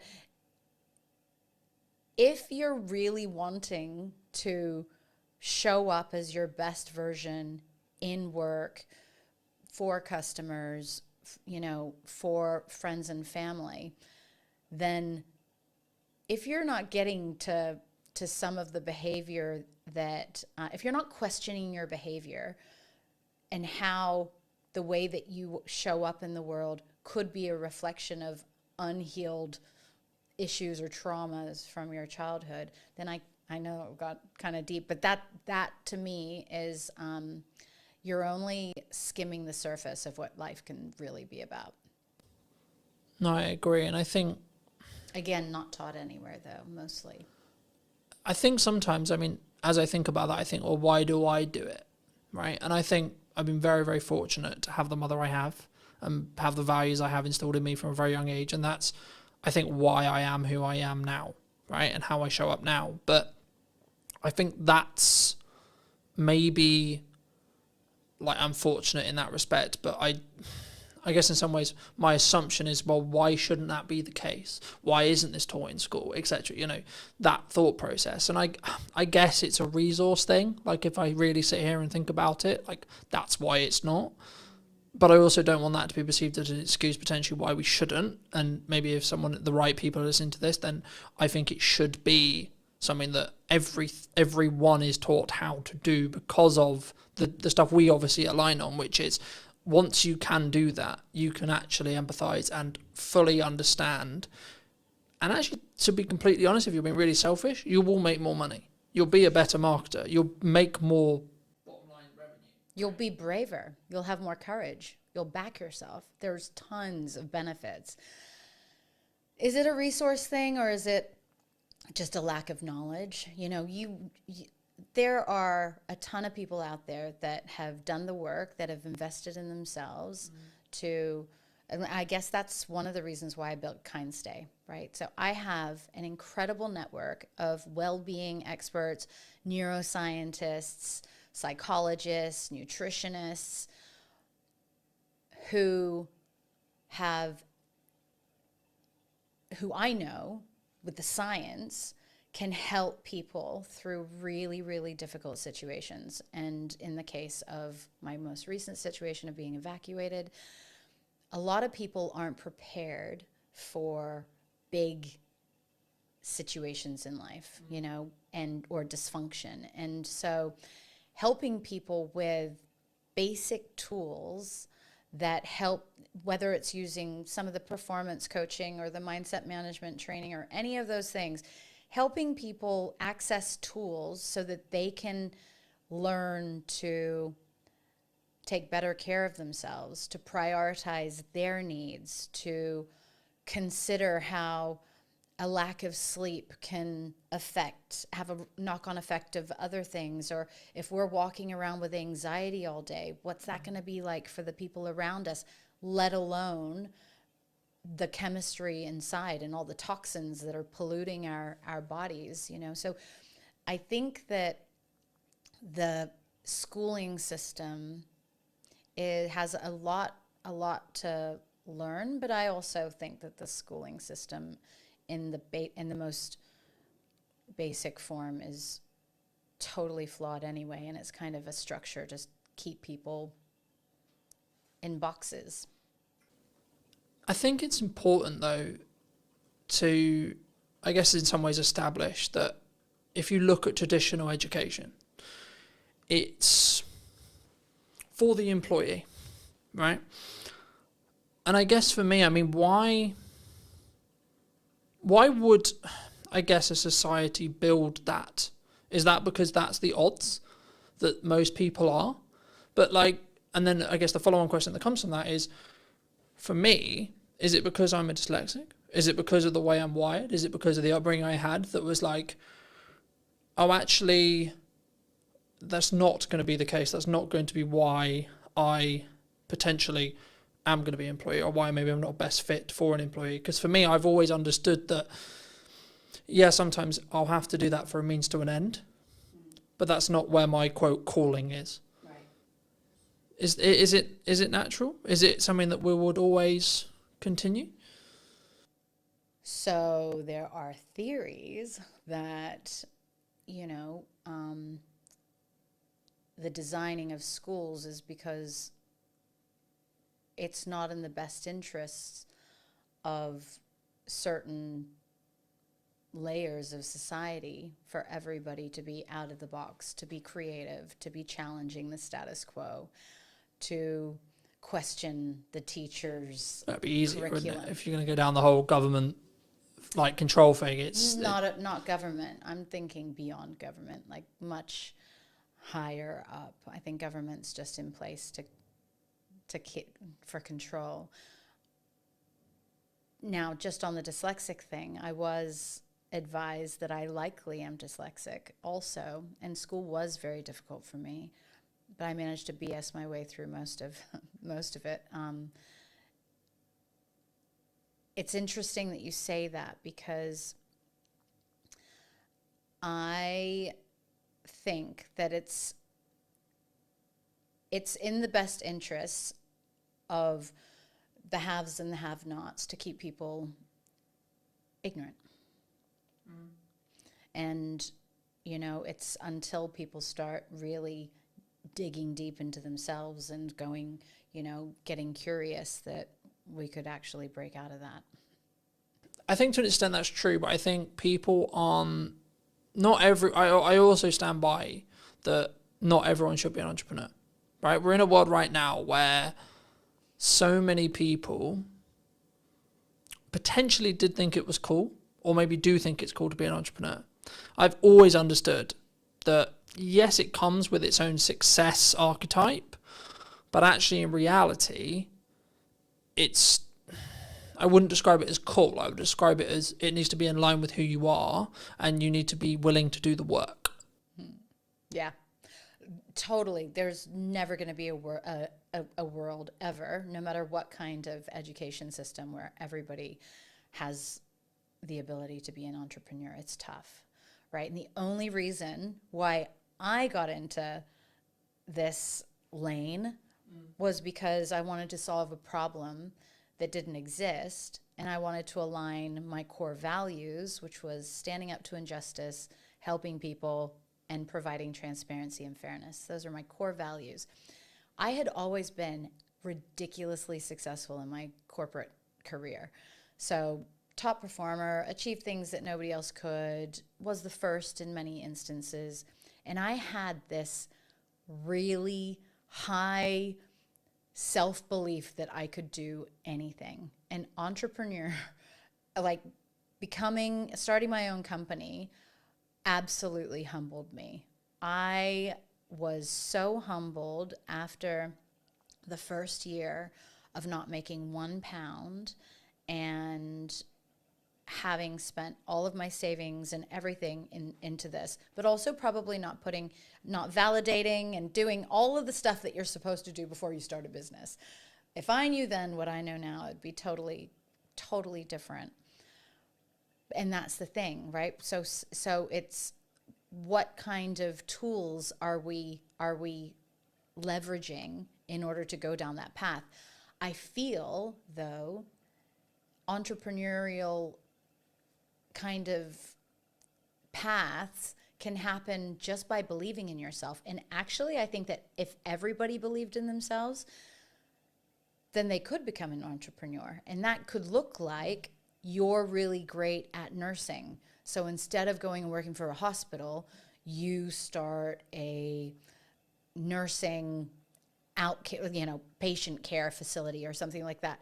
Or it could be that you become a consultant because you're a really great engineer and you know lots of companies need your assistance instead of going and doing the 9 to 5. I actually encourage as many people as possible to take all of their amazing skills and work for themselves instead of working for other people, because you will be infinitely happier and you'll also probably be infinitely better off. But you have to go and get the business and stuff like that. So it depends on whether or not the rest of the stuff adds up. Do you think that's a lack of confidence thing? A lot of times, yeah. Because I think for me, I've always understood that it's in my control. If it goes wrong, it's on me. But also if it goes right, it's on me. But I've always understood that, and that's why I guess I have the self-belief, self-confidence, etc. from me personally. But I guess people want the security, they want the excuse, they want because I kind of agree with you, but I also in the next breath don't agree with you in the respect that everyone can be, but I don't think everyone should be. No, 100%. So I think everybody can be, but actually because of our personalities, there are personality types that naturally are risk adverse. They need security. They need stability. They're happy doing the same thing over and over and over again, never getting promoted, never doing the same job for 40 years, retiring, and then they've got a pension. They feel happy in doing that. I couldn't imagine doing that. But we're all built differently, and I feel like we all have different levels of evolution within us, because yeah. But I think that needs to be, it needs to be you. That needs to be your decision. That needs to be your core, right? I've always understood, and I was out on a run yesterday in the rain, that was okay, I know for a fact that 95% aren't going to do what I did today. Right, and I know that that's my advantage. Right, the grit is when things get hard, and I need to lean in. I need to do the difficult things. I need to work the extra hours. I know that is my advantage, but I know that through years of doing it, and I know that's what I get fired up for it. I'm yes, right, okay, let's go. And I don't wish a bad economy or a bad situation on anyone, but I know when things get quote harder, I'm great, I'm gonna thrive then because I'm leaning into that uncomfortability. Mm-hmm. Do you think naturally we pull away and we stay inside our bubble, comfort-wise? 100%. We're psychologically, we're scientifically programmed to stay safe. Now, just the exact example that you just gave, when you are pushing yourself to do things that you don't want to or that most people wouldn't, you're actually building layers of resilience and courage and strength. And I would have those exact same thoughts. So during the winter, I think I started just before this year, but I decided on New Year's Day that my Lumi cold water pool that was sitting on the balcony full of water, that every day I would go and sit in that for 5 minutes. And, you know, even when it was below zero, so it was pretty cold. And as I sat there and I was like, all of these, even billionaires, like I know tons of really, really successful entrepreneurs or whatever that would not be sitting and doing what I'm doing right now. And it gave me a level of confidence to tackle the day or to go and do something that I didn't like. That, that grit that you're talking about, doing things that are uncomfortable, stepping outside your comfort zone, even doing this today, like that's uncomfortable for me. But if we're doing things that push us outside of our comfort zone, we're naturally developing more and more resilience, strength, courage, all of those things. Is it a muscle? Yeah, well, I treat it like a muscle, but I don't know for sure.